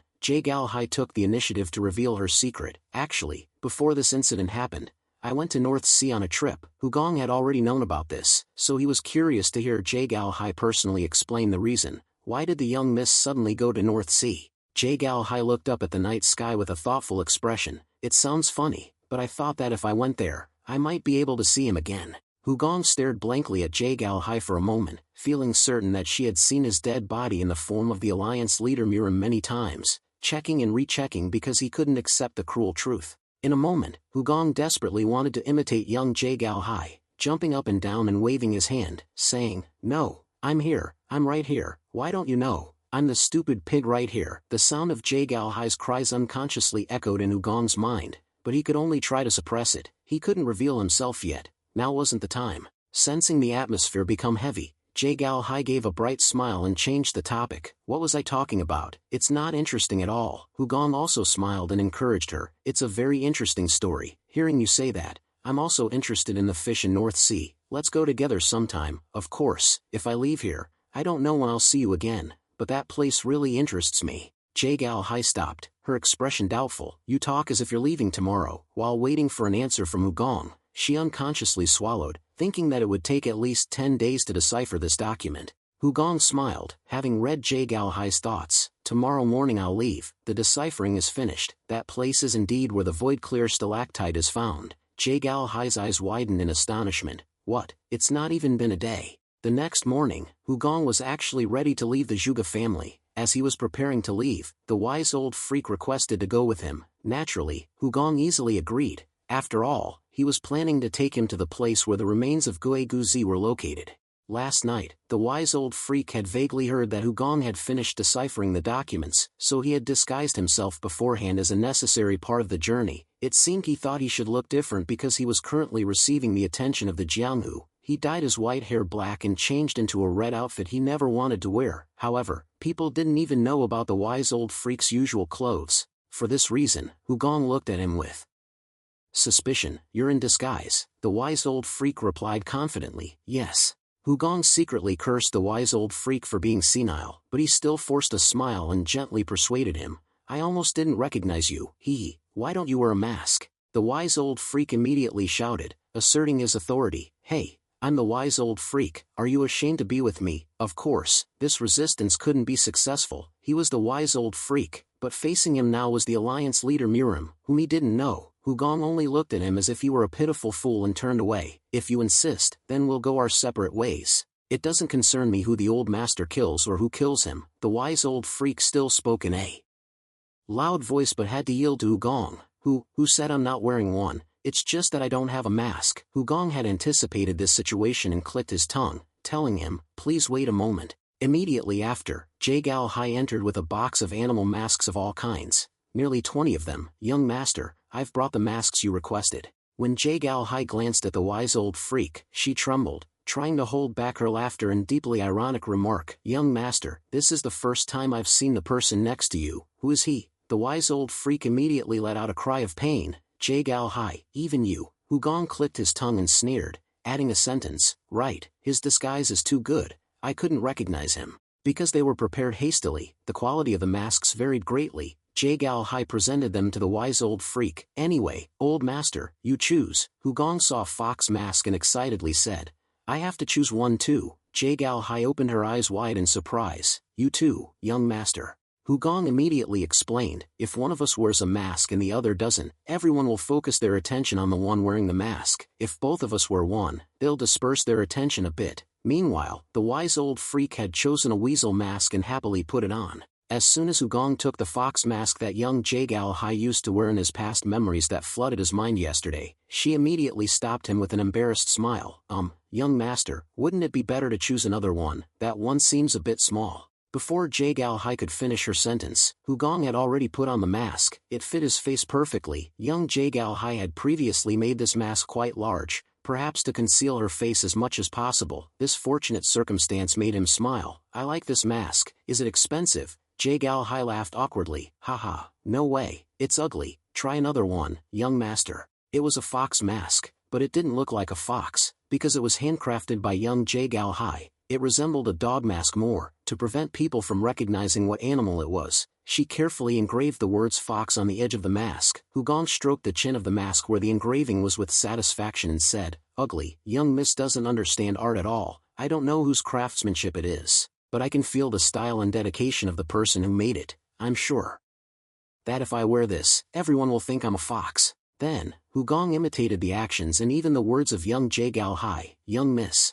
guess where I am? Can you find me? I'm sure no one can find me. Young miss can't see me, right? Jae-Gal Hai burst into laughter, delighted by this childish joke. Of course, she couldn't remember what she said when she was a child, but Hugong would remember it forever. That's why he liked this mask. It was a treasure. Then, Hugong turned to the wise old freak and said, old master, I think just the mask isn't enough. The face behind the mask also needs to change. The wise old freak grumbled, I don't know any of those tricks like disguise. It was true. His concept was that a strong person only needed to kill. Hugong replied, I know. I'll help you. It won't hurt. There was no reason for the wise old freak not to trust Hugong, so he agreed without hesitation. Oh, then I'll rely on you. After that, Hugong immediately applied the complete body technique on the wise old freak, but only to the upper part of his face and neck. He also used the After Effect technique to ensure the transformation process was slow and painless. The wise old freak's face gradually distorted, his cheeks protruded, his forehead bulged, his chin retreated, and his nose twisted. His entire face seemed to be crushed, making Jae-Gal Hai startle in fear. After the transformation process was completed, the wise old freak didn't feel any pain. Compared to the appearance of a divine spirit, the wise old freak was still considered a handsome man. His physique remained the same, only his face had changed, so it wouldn't affect his martial arts practice. Such a transformation wasn't a big deal for Hugong, but it was a shocking sight for Jae-Gal Hai. How can the young master do this? It's truly admirable. Not only is he unaffected by the poison, he seems to have achieved an invincible state. He was also able to decipher the secret document in a short amount of time. Now he can even transform another person's face. It's hard to assess how many hidden abilities he has. Just then, the wise old freak's cry rang out after he looked into the mirror. This, what on earth is this? Hugong grinned, being as hospitable as if he were receiving a difficult guest. Do you like it? The wise old freak was so angry that he trembled upon seeing his own ugliness. If you can do this, can't you adjust it to make it prettier? Do you have to make it like this? Hugong chuckled teasingly. I can't stand it if the people around me are more beautiful than me. Don't be so humble, old master. The wise old freak knew it was a sarcastic remark and became even more irritable. What? Jie Gao Hai couldn't help but burst into laughter. Old master, this disguise is much better than before. Hugong smiled contentedly and nodded. Right, young miss. The wise old freak roared again. Stop laughing. Are you going to do this for real? Hugong shrugged casually. That's why there are masks. After everything was ready, that afternoon, Jie Gao Chan and Jie Gao Hai saw Hugong and the wise old freak off at the gate of the family estate. Watching them leave, Jie Gao Hai said to them with eyes that seemed about to cry, Young master, take care. Hugong stopped, turned his head, waved his hand, and gave a bright smile, making her laugh. Don't worry, I have many excellent sides. The one I'm most confident in is running away. Under the setting sun, Hugong looked at Jie Gao Hai with warm eyes full of lingering affection. See you again. Jie Gao Hai looked at him with a changing expression, from crying to smiling. In her heart, she couldn't help but reminisce. This tone, this casualness. Jie Gao Hai felt the same way again. Someone who reminded her of her uncle, and she wondered if the Heaven Passage Treasury young master would ever reach the same position as her uncle. After leaving the Zhuge family, Hugong and the wise old freak passed through Bukyo Mountain and headed towards Lingying. It was the area located between two mountains, with Bukyo Mountain to the east and Qingwu Mountain to the west, also the place where the real and fake locations lay. When they entered a famous inn here called Taiwan Tower, they were immediately warmly greeted. Welcome, guests. What can I get you?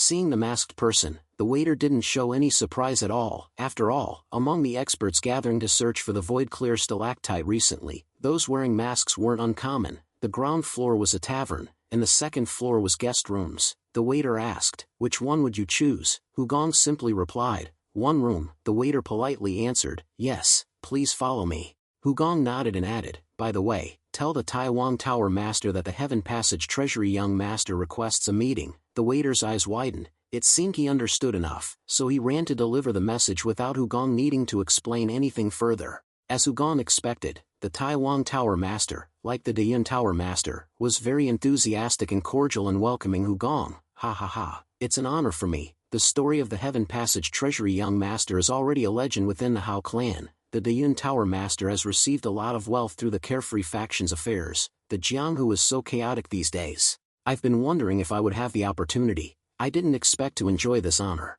While exchanging light-hearted laughs, the Taiwan Tower master's gaze turned to the person wearing the weasel mask. But that one looks a bit uncomfortable. Why don't you just take off your mask to relax? The wise old freak replied bluntly. No need, I'm ugly. The Taiwan Tower master laughed again with a gracious expression. A man's looks are strong and tough enough. What I mean is, why do you care about your appearance? There's the handsome young master, and there's also someone as warm as me. It's okay. Just take off your mask. The wise old freak clicked his tongue and removed his mask. If you insist, then fine. As soon as he saw the wise old freak's bizarre face, the Taiwan Tower master was so terrified that he fell to the ground and crawled backward with heavy, clumsy steps. Damn it, why does your face look like that? Is this the appearance of a human being? Quickly put your mask back on. The wise old freak silently glared at the Taiwan Tower master and returned to being a weasel. Unlike usual, this was a rare situation where he displayed the patience of a mature person. Of course, afterward, the Taiwan Tower master awkwardly smiled brightly at Hugong. In short, young master, what can I do for you? As long as it's not searching for the wise old freak or the void-clear stalactite,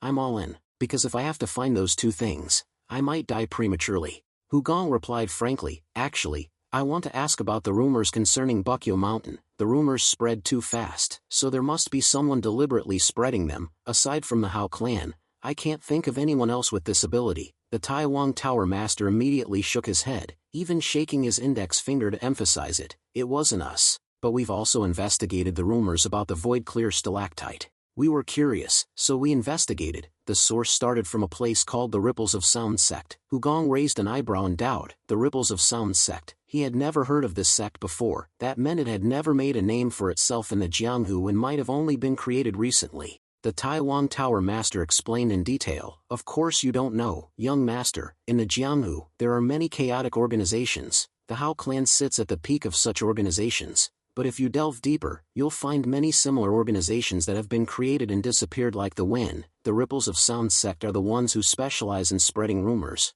They're also the kind who will do anything for money. To figure out who commissioned the spreading of these rumors, Hugong asked the Taiwan Tower Master to find the members of the Ripples of Sound sect as soon as possible. Upon receiving the task, the Taiwan Tower Master excitedly said with a proud voice, "Ha ha ha, those bastards. No matter how good an organization they are, they're still in the palm of the Hao clan. Just leave it to me, young master." Hugong nodded with satisfaction and added, "All right, if the Qian Chuang group comes here, don't be surprised and just tell them everything you find." The Taiwan Tower Master laughed frivolously and heartily answered, "Of course, who in the Hao clan doesn't know the Qian Chuang group? Is there anything else you need, young master?" Hugong then glanced at the wise old freak, who was still grumbling about his ugly face. "Do you think I wear this face because I want to?" Shortly after, as dawn approached, on top of Tanviyu Mountain, Hugong and the wise old freak stood side by side on the edge of the cliff still shrouded in darkness.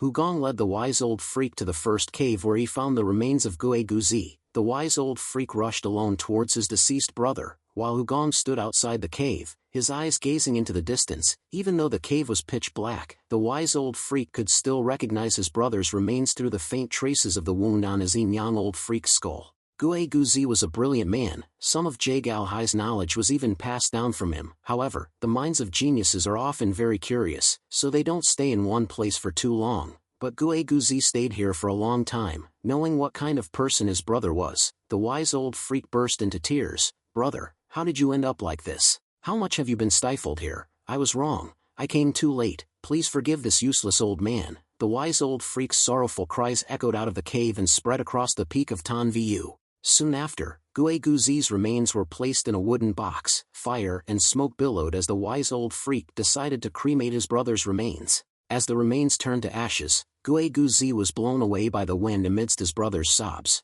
"Brother, fly high, become the sky and become the earth. And then we will meet again." Now next to the wise old freak, Hugong just stood quietly looking at the remaining light from the skeleton that was gradually turning into ashes. Like smoke, Gue Guzi seemed to have become a star in the bright night sky. Echoing in the wind was Hugong's farewell. "Rest in peace, Gue Guzi." This scene reminded him of Gue Guzi in the past, just like a star that shone brightly not only for his talent but also for his kind and helpful nature. Gue Guzi often said that he loved Jianghu because he had many friends there. He was also a man with a smile as beautiful as starlight. At the same time, it was raining heavily in a distant place. The rain was so heavy, but a young man was walking outside in the rain at night without an umbrella. He walked slowly, as if his weak legs were melting away bit by bit in the rain. A woman saw this scene and seemed to feel that he was in great pain. The man's expression revealed it. Seeing him looking sad as if he were crying, then collapsing and groaning, the girl dropped her umbrella and ran quickly to his side. Hey,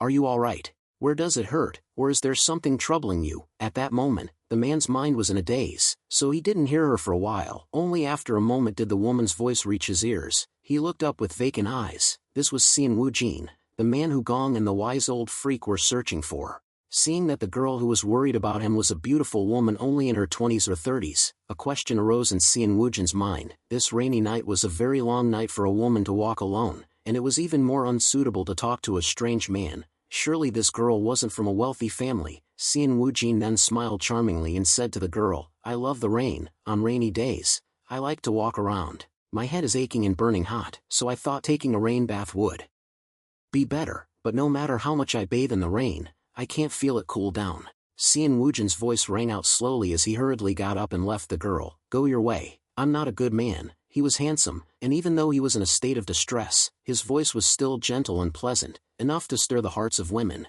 The sky was pitch black, there was no one around. It seemed like only the two of them existed in this world. No one would know what happened on this torrential rainy night. Therefore, Xian Wujin's words implied that he might do something shameful if he couldn't control himself in the face of the girl's beauty. The girl thought for a moment, understood, and grabbed his hand to hold him back. The woman boldly expressed her thoughts to Xian Wujin. "That's great, because that means you think I'm very attractive." The woman put Xian Wujin's hand on her chest with a seductive smile. "I like you. Tonight, I will make sure you can't think about anything else. You will even forget who you are." Afterwards, their passionate time passed in a deserted house, under the sound of the rain falling like a romantic melody. The woman was called Tu Jing Meiji. She couldn't even count how many men she had tested her stamina with, an estimated over 500. Tonight, Xian Wujin was her late-night meal. When it was over, Xian Wujin sat up in a daze and mumbled, "Sorry, I finished too quickly." A bit chaotic, right? Everything ended so quickly that Xian Wujin assumed Tu Jing Meiji must be very disappointed, but she just lay there silently. "Although it ended a bit quickly, I'm very kind and know how to be gentle and sweet. That's right, you need to fix your clothes, so I'll bring you a mirror." The old mirror in a corner of the house was quickly brought to Tu Jing Meiji. Xian Wujin smirked as the reflection in the mirror showed Tu Jing Meiji transforming into a frail old woman. "Well, what do you think?" Tu Jing Meiji was stunned and wanted to say something, but she didn't even have the strength to speak. Initially, she thought Xian Wujin would be the one to face the end of becoming a wrinkled old man with all his yang energy sucked dry, and she would be the one smiling brightly when she saw him like that. But now, it was the opposite. Xian Wujin smiled sweetly, but his tone was full of sarcasm. "You said you would make me unable to think about anything else tonight, but you were wrong. My worries haven't disappeared at all." Tu Jing Meiji could sense that her time was running out. She wanted to ask one thing before dying. The question came out as a groan, but Xian Wujin understood immediately. "You're asking who I am." Xian Wujin smiled, got out of bed, and answered Tu Jing Meiji's question. "I am Xian Wujin." She heard it, but it was also the last name she could hear. As soon as he finished speaking, her body crumbled, losing all its life force, like a tree that burned to charcoal and then shattered. Xian Wujin went outside. It was still raining heavily, but he thought he was lucky. His head was aching and burning hot, and the weather was rarely cool for him. Xian Wujin only hoped to decipher the rest of the document quickly to cool his head. If the wise old freak could find the answer first, the void and pure stone essence might be taken.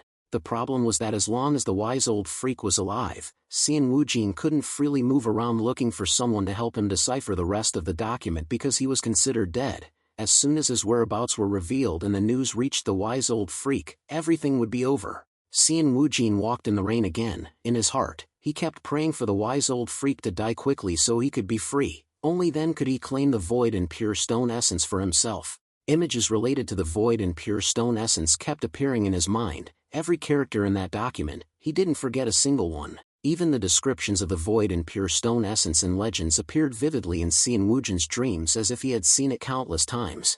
Xian Wujin walked in the heavy rain, mumbling the name the void and pure stone essence countless times. His face gradually took on the shape of a demon as his greed surged. Dozens, hundreds of whispers escaped Xian Wujin's mouth, blending into the rustling sound of the rain. He silently merged himself into the darkness with a burning desire that scorched his heart. Back to what happened on Tanviyu Mountain. Half an hour after mourning his unfortunate brother, the wise old freak reappeared, his nimble steps climbing the mountain peak. While waiting, Hugong received a report from Wushan Songxiong and issued new instructions for future plans.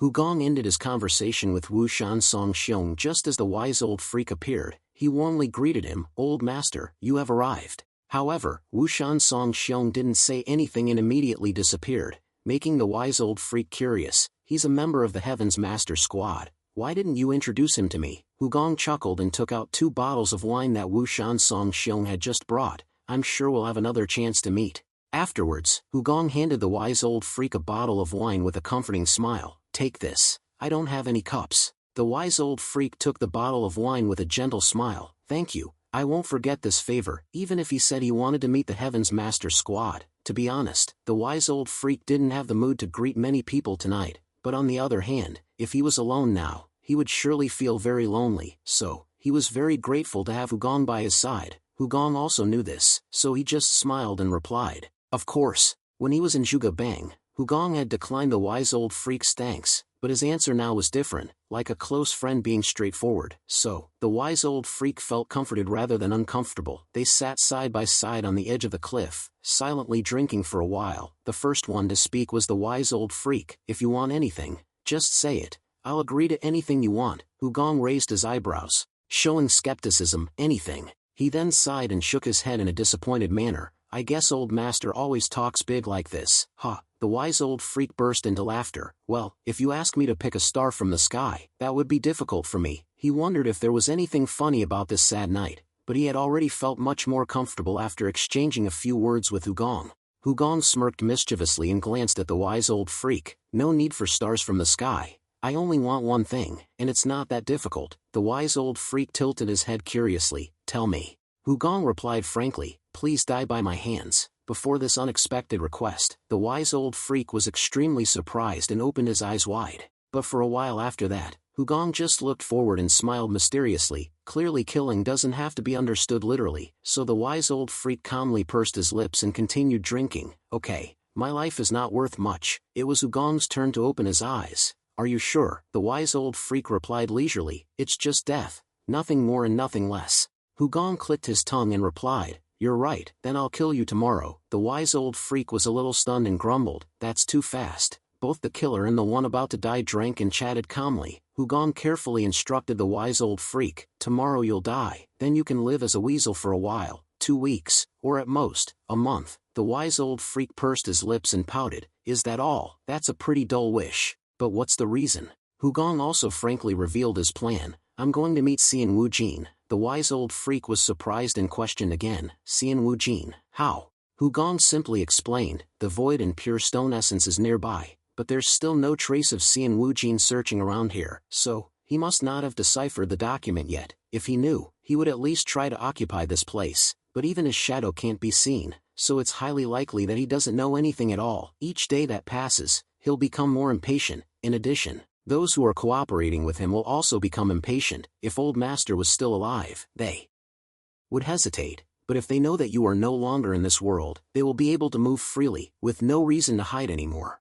In that situation, if he knows that the genius of the archivist is nearby, there is a high chance that he will ask for help. In other words, we don't need to go out to find Xian Wujin. We can confine him using the same method as he did with the old ancestor, Hugong explained in one breath and then drank while the wise old freak stuck out his tongue. Haha, then I died well, right, just like Xian Wujin, who was supposed to be dead, would still be alive. The wise old freak, who was supposed to be dead, would still be alive. In his heart he couldn't help but admire Hugong, came up with this idea not simply because he had a genius mind, but also because he was a person who could see through the Jianghu. After a moment of silence, Hugong spoke first. Moreover, why don't you ask? The place where the void and pure stone essence is located is very close to here. Don't you want to try to confirm it? The wise old freak clicked his tongue and replied, forget it, I don't care, besides, I trust you. The wise old freak spoke frankly, but the truth had been buried. Hugong chuckled, thinking it was time, and took something out of his chest. What's this? So, the wise old freak stared curiously, what's this now?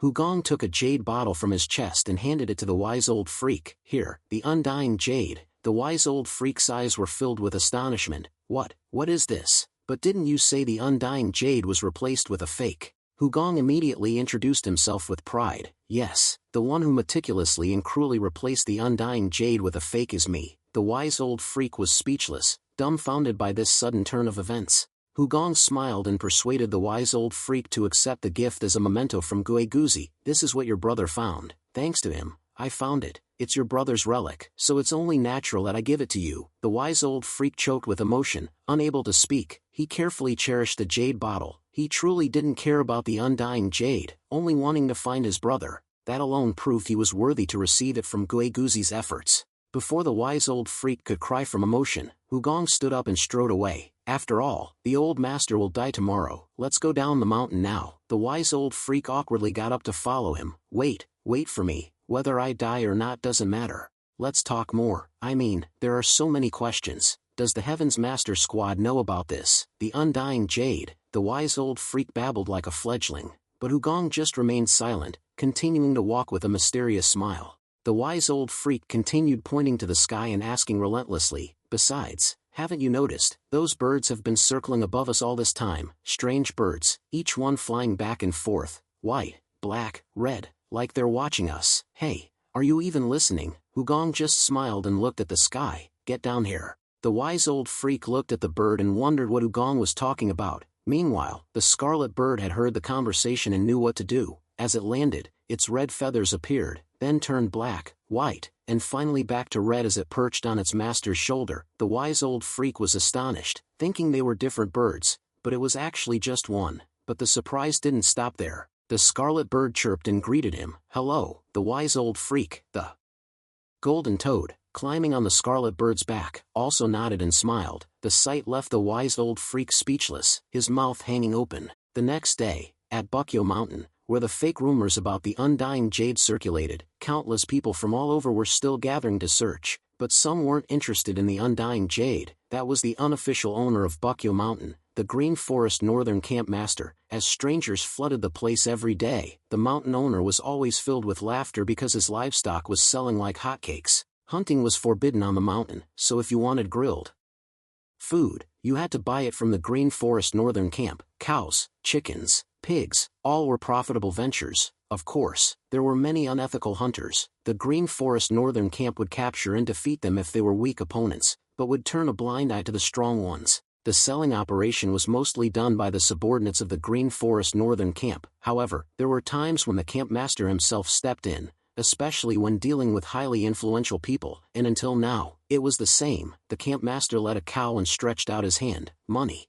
A string of coins was placed in his palm. Here. The camp master immediately furrowed his brow and complained, "What the hell is this? It's still missing." Gyoen chuckled and bargained, "You should lower the price. It's ridiculously expensive." The camp master continued to frown and grumble. "You call this expensive? I, the camp master myself, brought the cow here personally, and you're telling me to lower the price?" Gyoen clicked his tongue, shook his head, and argued, "It's not like the cow got bigger just because you brought it here yourself. Just sell it on credit." The camp master was even more furious after hearing this. "Look at this child of a prestigious family talking. What's going on with the Jinzhou the Pearl clan these days? Is your family's situation unstable that you're reduced to this?" Gyoen clicked his tongue, indifferent to the camp master's harshness, and pointed towards the Heaven's Master squad members who were starting a fire. "In return, you should stay for a meal." The three demon triad and the two unyielding heroes enthusiastically invited him, "Come and eat with us." Hearing that, the camp master immediately rushed over, forgetting about demanding the money. "Really?"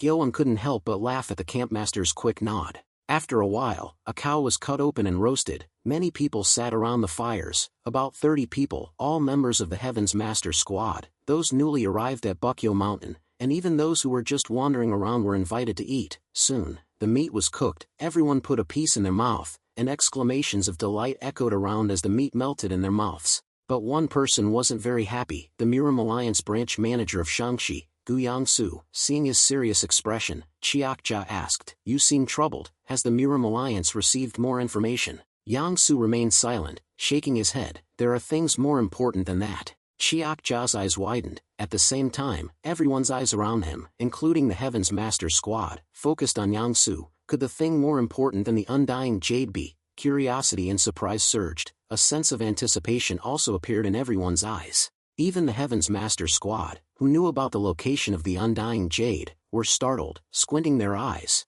But Yangsu shook his head and smiled. "They are twins, a boy and a girl." Everyone was stunned, unable to grasp the rapid shift in the topic. But that only lasted a short while. Then, everyone cheered, having understood the story. "Oh, congratulations, twins are the best. My goodness, when did you have children? Twins at this age? Amazing. If it were me, I'd surely be filled with happiness just seeing those twins." Everyone congratulated. At this point, the clear stalactite was just something normal for Yangsu. Everyone also understood why his face was not comfortable. Wushan Song hung open his mouth, with a worried look. "But if you're still here, is it okay? This is a place where you don't know what will happen at any time." Yangsu shook his head with a relaxed smile. "I'm not afraid. All the lives of the people here are the same. I just hope I don't encounter the magical flower."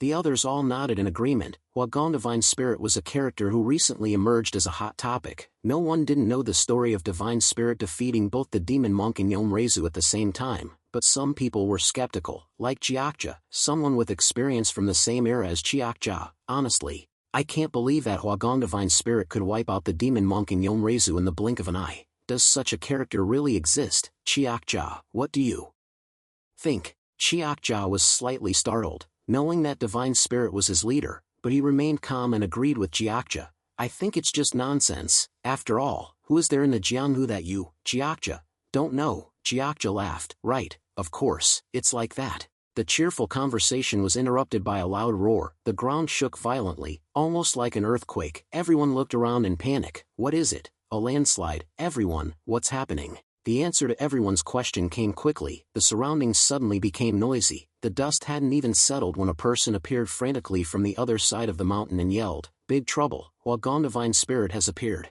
Everyone was stunned, but instead of running away, most followed the roar to see Divine Spirit in person. Among the 13 rock formations of Bukyo Mountain, there was one called the Heavenly Dragon Head. The rock formation was named Heavenly Dragon Head because it resembled a dragon's head. However, in the blink of an eye, numerous cracks appeared. The Heavenly Dragon Head was no longer the Heavenly Dragon Head. In an instant, it was shattered in half. The remaining parts turned into fragments that flew everywhere. It was the impact of the wise old freak, destroying it. To be precise, the wise old freak had been thrown into the Heavenly Dragon Head by someone, which caused it to break like that. It's unknown how many times he was thrown in there, but his appearance now was truly pitiful. "Please, stop, it's enough." Divine Spirit approached the wise old freak, a wicked smile on his face. "Enough, but why do I still hear your babbling?" Loud noises rang out continuously, as if something was being shattered again. Thousands of people had already arrived at the scene of the battle from surrounding areas. Despite that, the crowd continued to grow rapidly.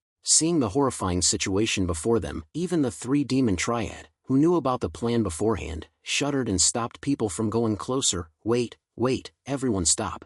Although the 3 demon triad had heard that Huagong Divine Spirit was their leader, this was the first time he, along with the entire Chen Chuang group, had witnessed Huagong in the form of a crazed, monstrous old man. Moreover, the situation made anyone feel that Divine Spirit was truly intending to kill the wise old freak, not just a performance. The Heaven's Master Squad all hesitated, confused. No matter how they looked at it, they couldn't believe that Divine Spirit and Huagong were the same person. Furthermore, he was turning the wise old freak into a bloody mass of flesh without showing any mercy. The onlookers were sweating profusely. Initially, they didn't side with anyone, but they felt a natural urge to cheer for the wise old freak when his neck was trapped in Divine Spirit's palm. As he writhed in pain, Divine Spirit curled his other hand up and prepared to unleash his fist. "If you wanted me to stop, you shouldn't have done that. Why did you do that in the first place?" Then, Divine Spirit pummeled the wise old freak with accusations. "Why did you eat it? Why did you make me angry?" Every time they collided, the wise old freak's bones cracked as if they were breaking. His entire body was stained with blood.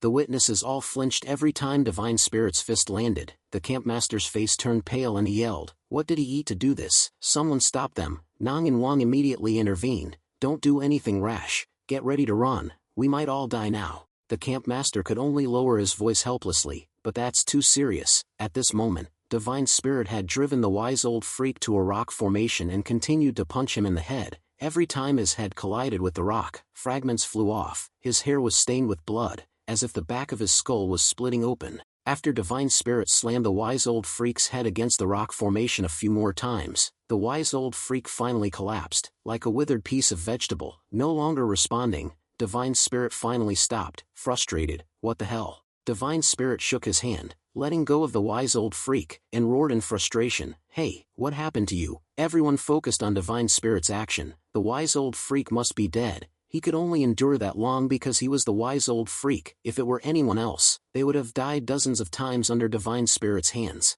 But Divine Spirit seemed to not understand that. Like a true madman, he was about to violently awaken the dead. The campmaster saw this and exclaimed in a low voice, wait. But before he finished his sentence, he heard Divine Spirit sigh and curse, "Damn it," making him jump and shut his mouth. Divine Spirit sighed, shaking his head in disappointment. "He's dead." He swallowed the map to the undying jade and died. "Why did you die? What am I supposed to do now?" Divine Spirit vented his rage on the ground with frenzied, loud stomps. It was clear he killed the man himself, yet he asked why he died. Even if it was acting, it was truly terrifying how well he could imitate the psychology of a madman. Those watching from all sides hesitated and retreated, intimidated by the tremors after each stomp, but his anger didn't disappear. "What should I do? What's the best solution?" Everyone backed away, seeing the blood-stained dust flying around. Even the Heaven's Master Squad was terrified. Then, Divine Spirit's angry gaze suddenly turned towards everyone. "Hey, who among you is good at gutting people?" Everyone was shocked into silence, afraid to speak. They immediately understood what Divine Spirit wanted, because Divine Spirit had mentioned it earlier. The wise old freak had swallowed the map showing the location of the undying jade, so the only way to find it was to cut open his stomach. But who would dare step forward? The outcome was obvious. After cutting open someone else's stomach, your own head could also be shattered. So, despite the presence of many skilled martial artists, everyone lowered their eyes and retreated. After glancing around, Divine Spirit's voice, filled with excitement, rang out, "Hey, you over there, you, I see you have a sword. Are you good at gutting people?" The lucky one chosen by Divine Spirit from the crowd was Nang In Wang. He flinched, his heart pounding, even though he knew it was his leader. That's just decoration. Then, Divine Spirit hoisted the wise old freak's body onto his shoulder and clicked his tongue, grumbling, "Humph, you idiot. What else can't you do? You carry a sword around but don't know how to use it. There's no other way. I have to go to the stream to gut him myself." Then, Divine Spirit looked around at everyone with a murderous gaze. "I'm giving you half a day. All of you, leave this place. After that time, if I see anyone, they'll die." The more desperate they became, the more terrified and cruel they were. Many abandoned their remaining greed and left. Instead of attacking each other, they were busy cursing the madman who suddenly appeared. Most of them ran away in fear, unable to keep their composure when witnessing the death of the wise old freak. The death was horrific. When there were only people from the Heaven's Master Squad left around, the god chuckled and transmitted the sound to them. "Thank you everyone, good job." Gillen then dared to breathe a sigh of relief. I thought I was going to die." Yes, the three ghosts also admired in their hearts. It was true that the group master was different. Divine Spirit then patted the wise old freak's corpse on the shoulder and chuckled. "You did a good job too." The wise old freak sighed and replied through voice transmission. I'm dead." Divine Spirit chuckled silently. It's possible." At that moment, Divine Spirit looked up at the sky, where a giant white crane was flying in the distance. Even though it was far away, it seemed like it was right in front of him. Divine Spirit could clearly see the rider on the white crane, and the rider also saw Divine Spirit's gaze fixed on him. After receiving praise from Divine Spirit, the Heaven's Master Squad silently descended the mountain. However, Divine Spirit and the crane rider stared at each other for a while without any further action. After a short time, as if having satisfied their curiosity, the giant white crane spread its wings and immediately flew away, disappearing into the white clouds. After Hugong returned to his appearance as the Heavenly Grand Archive Great Master, he met with the Heaven's Master Squad at a secluded inn. Jiakja, who had been with the Heaven's Master Squad, couldn't contain his fear and trembled as he said, "Great Master, if you had also met the fiery Divine Spirit, that would have been great." "Too bad." Hugong chuckled with a surprised expression. "I have heard many stories about him. He is truly a crazy sight." Even after entering the warm room, Jiakja was still shivering with fear. "Yes, he is truly a madman. Great Master, be careful not to meet him. He smashed the wise old freak to pieces, making me almost wet my pants." After calming down, Jiakja noticed a strange man wearing a weasel mask and curiously asked, "Who is that weasel over there? Why isn't he speaking? He makes me nervous." Hugong chuckled and explained, "He is a friend I met recently. As for the mask, it's because he has an ugly appearance." Jiakja, showing the same stubbornness as the Tai Wanglu master before him, demanded, "Let me see." The wise old freak took off the weasel mask, revealing an ugly appearance that made Jiakja confused. Strange, maybe because of the after effects of seeing the fiery Divine Spirit. "I find him handsome." Hugong couldn't help but laugh. "You are truly insane." Jiakja also burst into laughter. It seems so." Clearing his throat a few times, Jiakja got straight to the point of his question to Hugong. "Anyway, let's put that aside. What do you want to know that you are looking for me?" Hugong answered directly. "I want to know the real name of Yin-Yang Old Freak." Jiakja was a little surprised because Yin-Yang Old Freak had disappeared from Jianghu for several years, and no one knew his whereabouts. However, in response to Hugong, Jiakja just shrugged and shook his head. Yin-Yang Old Freak is Yin-Yang Old Freak. What other name could he have? Jiakja's reaction was actually normal because when living in Jianghu, people were called by nicknames instead of their real names. Sometimes, they even forgot their own names. Hugong exclaimed with a slightly disappointed tone, "I thought you knew everything in Jianghu, Jiakja." Jiakja scratched his head thoughtfully. "Let me see. I seem to remember, but then again I don't. I've been calling him that for so long, but if Great Master tells me why you're asking, maybe I'll remember." At the same time, Jiakja's curious eyes lit up, meaning he knew the answer. Hugong smiled and urged, "The name."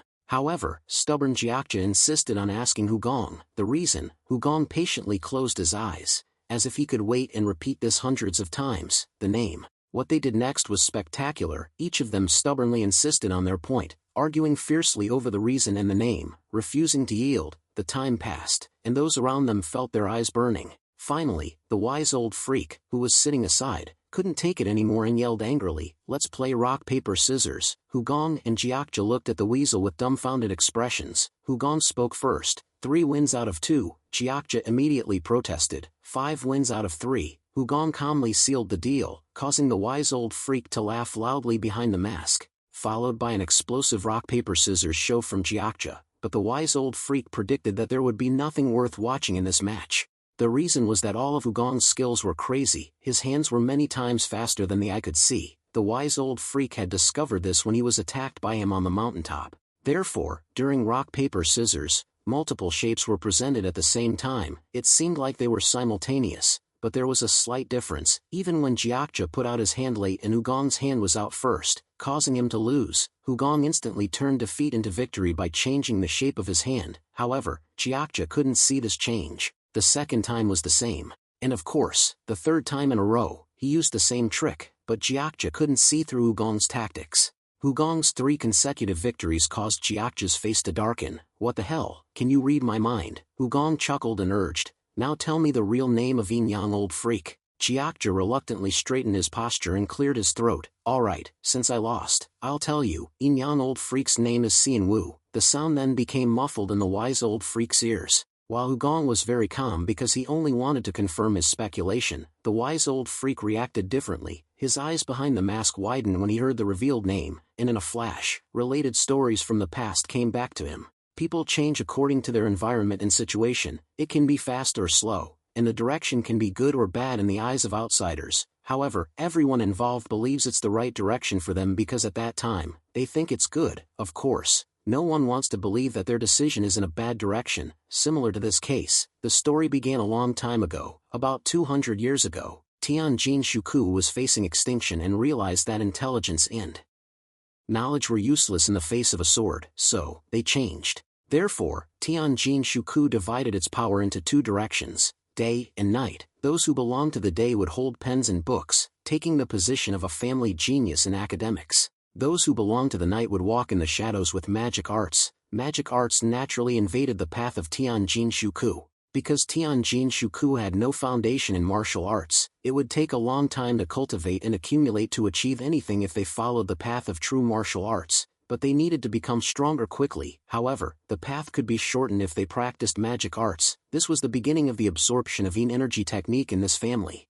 With this magic art that collected Yin energy to accumulate internal power, Tianjin Shuku witnessed a powerful rise. They thought it was a good direction, a correct path. The absorption of Yin energy technique was too easy to use, the source of Yin energy was plentiful, and there was no need to seek magical creatures or herbs with Yin energy. All the women in the world were Yin energy elixirs. The problem with magic arts is that its side effects often shorten lifespan and are stereotyped as evil by the world. Of course, in the eyes of Tianjin Shuku, it was just an excuse for fools who couldn't find a way to become strong. But the absorption of Yin energy technique itself also had certain side effects. Accumulating too much Yin energy would dissipate Yang energy, and a man would eventually turn into a woman. The temporary solution for that is the Yang herb, but there is another problem of inconsistency, because each person has a slightly different quality of Yin energy, so there is no other way to prevent pollution. The impurity of Yin Qi overwhelms Yang Qi, in addition to finding something formed by the energy of heaven and earth accumulating over a long period of time. Only then can they reconcile. While the story of Yin Yang old freak's past was being revealed, Xian Wu Jin was also reminiscing about the past. Years ago, Yin Yang old freak had told Xian Wu Jin similar things and concluded, "Isn't it ridiculous that you chose magic arts for the sake of quickly achieving martial arts success? But the thing that can prevent its side effects is the non-colored stone milk that has been accumulated for thousands of years. But don't worry, Uncle will definitely find the non-colored stone milk for you." The result of that promise was that 3 years ago, Yin Yang old freak, Xian Wu Gang, received help from Gue Guzi and actually found the non-colored stone milk. But then Xian Wu Jin's uncle didn't return. Yin Yang old freak was a person belonging to the Knight of Tianjin Shuku. He had forgotten his real name and lived his entire life with the name Yin Yang old freak. Since he disappeared, contact with Xian Wu Jin was also cut off. There was clearly something wrong. And the only clue that Xian Wu Jin knew was that Gue Guzi had helped Yin Yang old freak find the non-colored stone milk. When Xian Wu Jin thought of Gue Guzi, he suddenly thought that if he was a genius like Gue Guzi, he would have been prepared for all unexpected situations. It was highly likely that information about the non-colored stone milk was hidden somewhere or sent to someone close to him. In the end, just as he had anticipated, Xian Wu Jin gained access to the letter from the wise old freak, who was a brother of Gue Guzi, but he couldn't fully decipher it. Day after day, Xian Wu Jin felt like he was going crazy because of the complexities in the letter, But good fortune came to him, or at least that's how he felt when he heard someone say that the Heavenly Grand Archive Great Master was nearby and often visited wine shops with female poets. Xian Wujin burst into joyful laughter as if he was about to solve the problem. If I find the non-colored stone milk and harmonize the yin energy, I'll break through to the advanced level and achieve peace. His excited face gradually calmed down as his subordinate expressed concern. Master, this is a coincidence. As soon as news came out that the wise old freak is dead, the Heavenly Grand Archive Great Master appears. This must be. There was no doubt about the loyalty of the Shadow Guard, but Xian Wujin didn't like that thought. You mean he intends to approach me? The Shadow Guard cautiously reminded him. The other party is the Heavenly Grand Archive Great Master. Xian Wujin continued to smile wickedly with his bright eyes. Yes, he is a genius, the one who has been stirring up Jianghu recently, but so what? Does he know the wise old freak, or does he know me? Furthermore, how could he possibly guess that I'm so close to the non-colored stone milk? The Shadow Guard tried to persuade Xian Wujin to be cautious, but he stopped him. Enough, I don't have time to investigate and consider baseless issues like this. Soon, the genius of the Heavenly Grand Archive will only be an unlucky fool. When I've finished deciphering the secret code, I'll use voice transmission on him. Death will be preordained, and he'll be unable to do anything. That's all. Xian Wujin's eyes became cold as if he would kill the Shadow Guard immediately if there was any further argument. Hearing this, the Shadow Guard could only reluctantly bow his head and swallow. Unable to speak, he understood the terror of voice transmission better than anyone. Immediately after receiving Xian Wujin's order, the secret guard disappeared from the tightly closed room without even hearing the door open. Then, another voice sounded from beside the window. How long do you think the Heavenly Grand Archive Great Master will last? Xian Wujin clicked his tongue and replied, 3 or 4 days, I hope. The other person continued with a chuckle. Excellent, then we can push the upcoming event forward. Xian Wujin tilted his head in confusion. Wasn't that event cancelled because of the fiery divine spirit? The man standing next to Xian Wujin immediately folded his fan decisively. Why would that happen? We consider this event even more important than the non-colored stone milk. The person talking to Xian Wujin smiled sinisterly with a mysterious gleam. It was Phantom Song Chiol Xianin, Chiol Xianin. Xian Wujin also smiled evilly with curious curiosity. Haha, this will be very interesting, really worth looking forward to.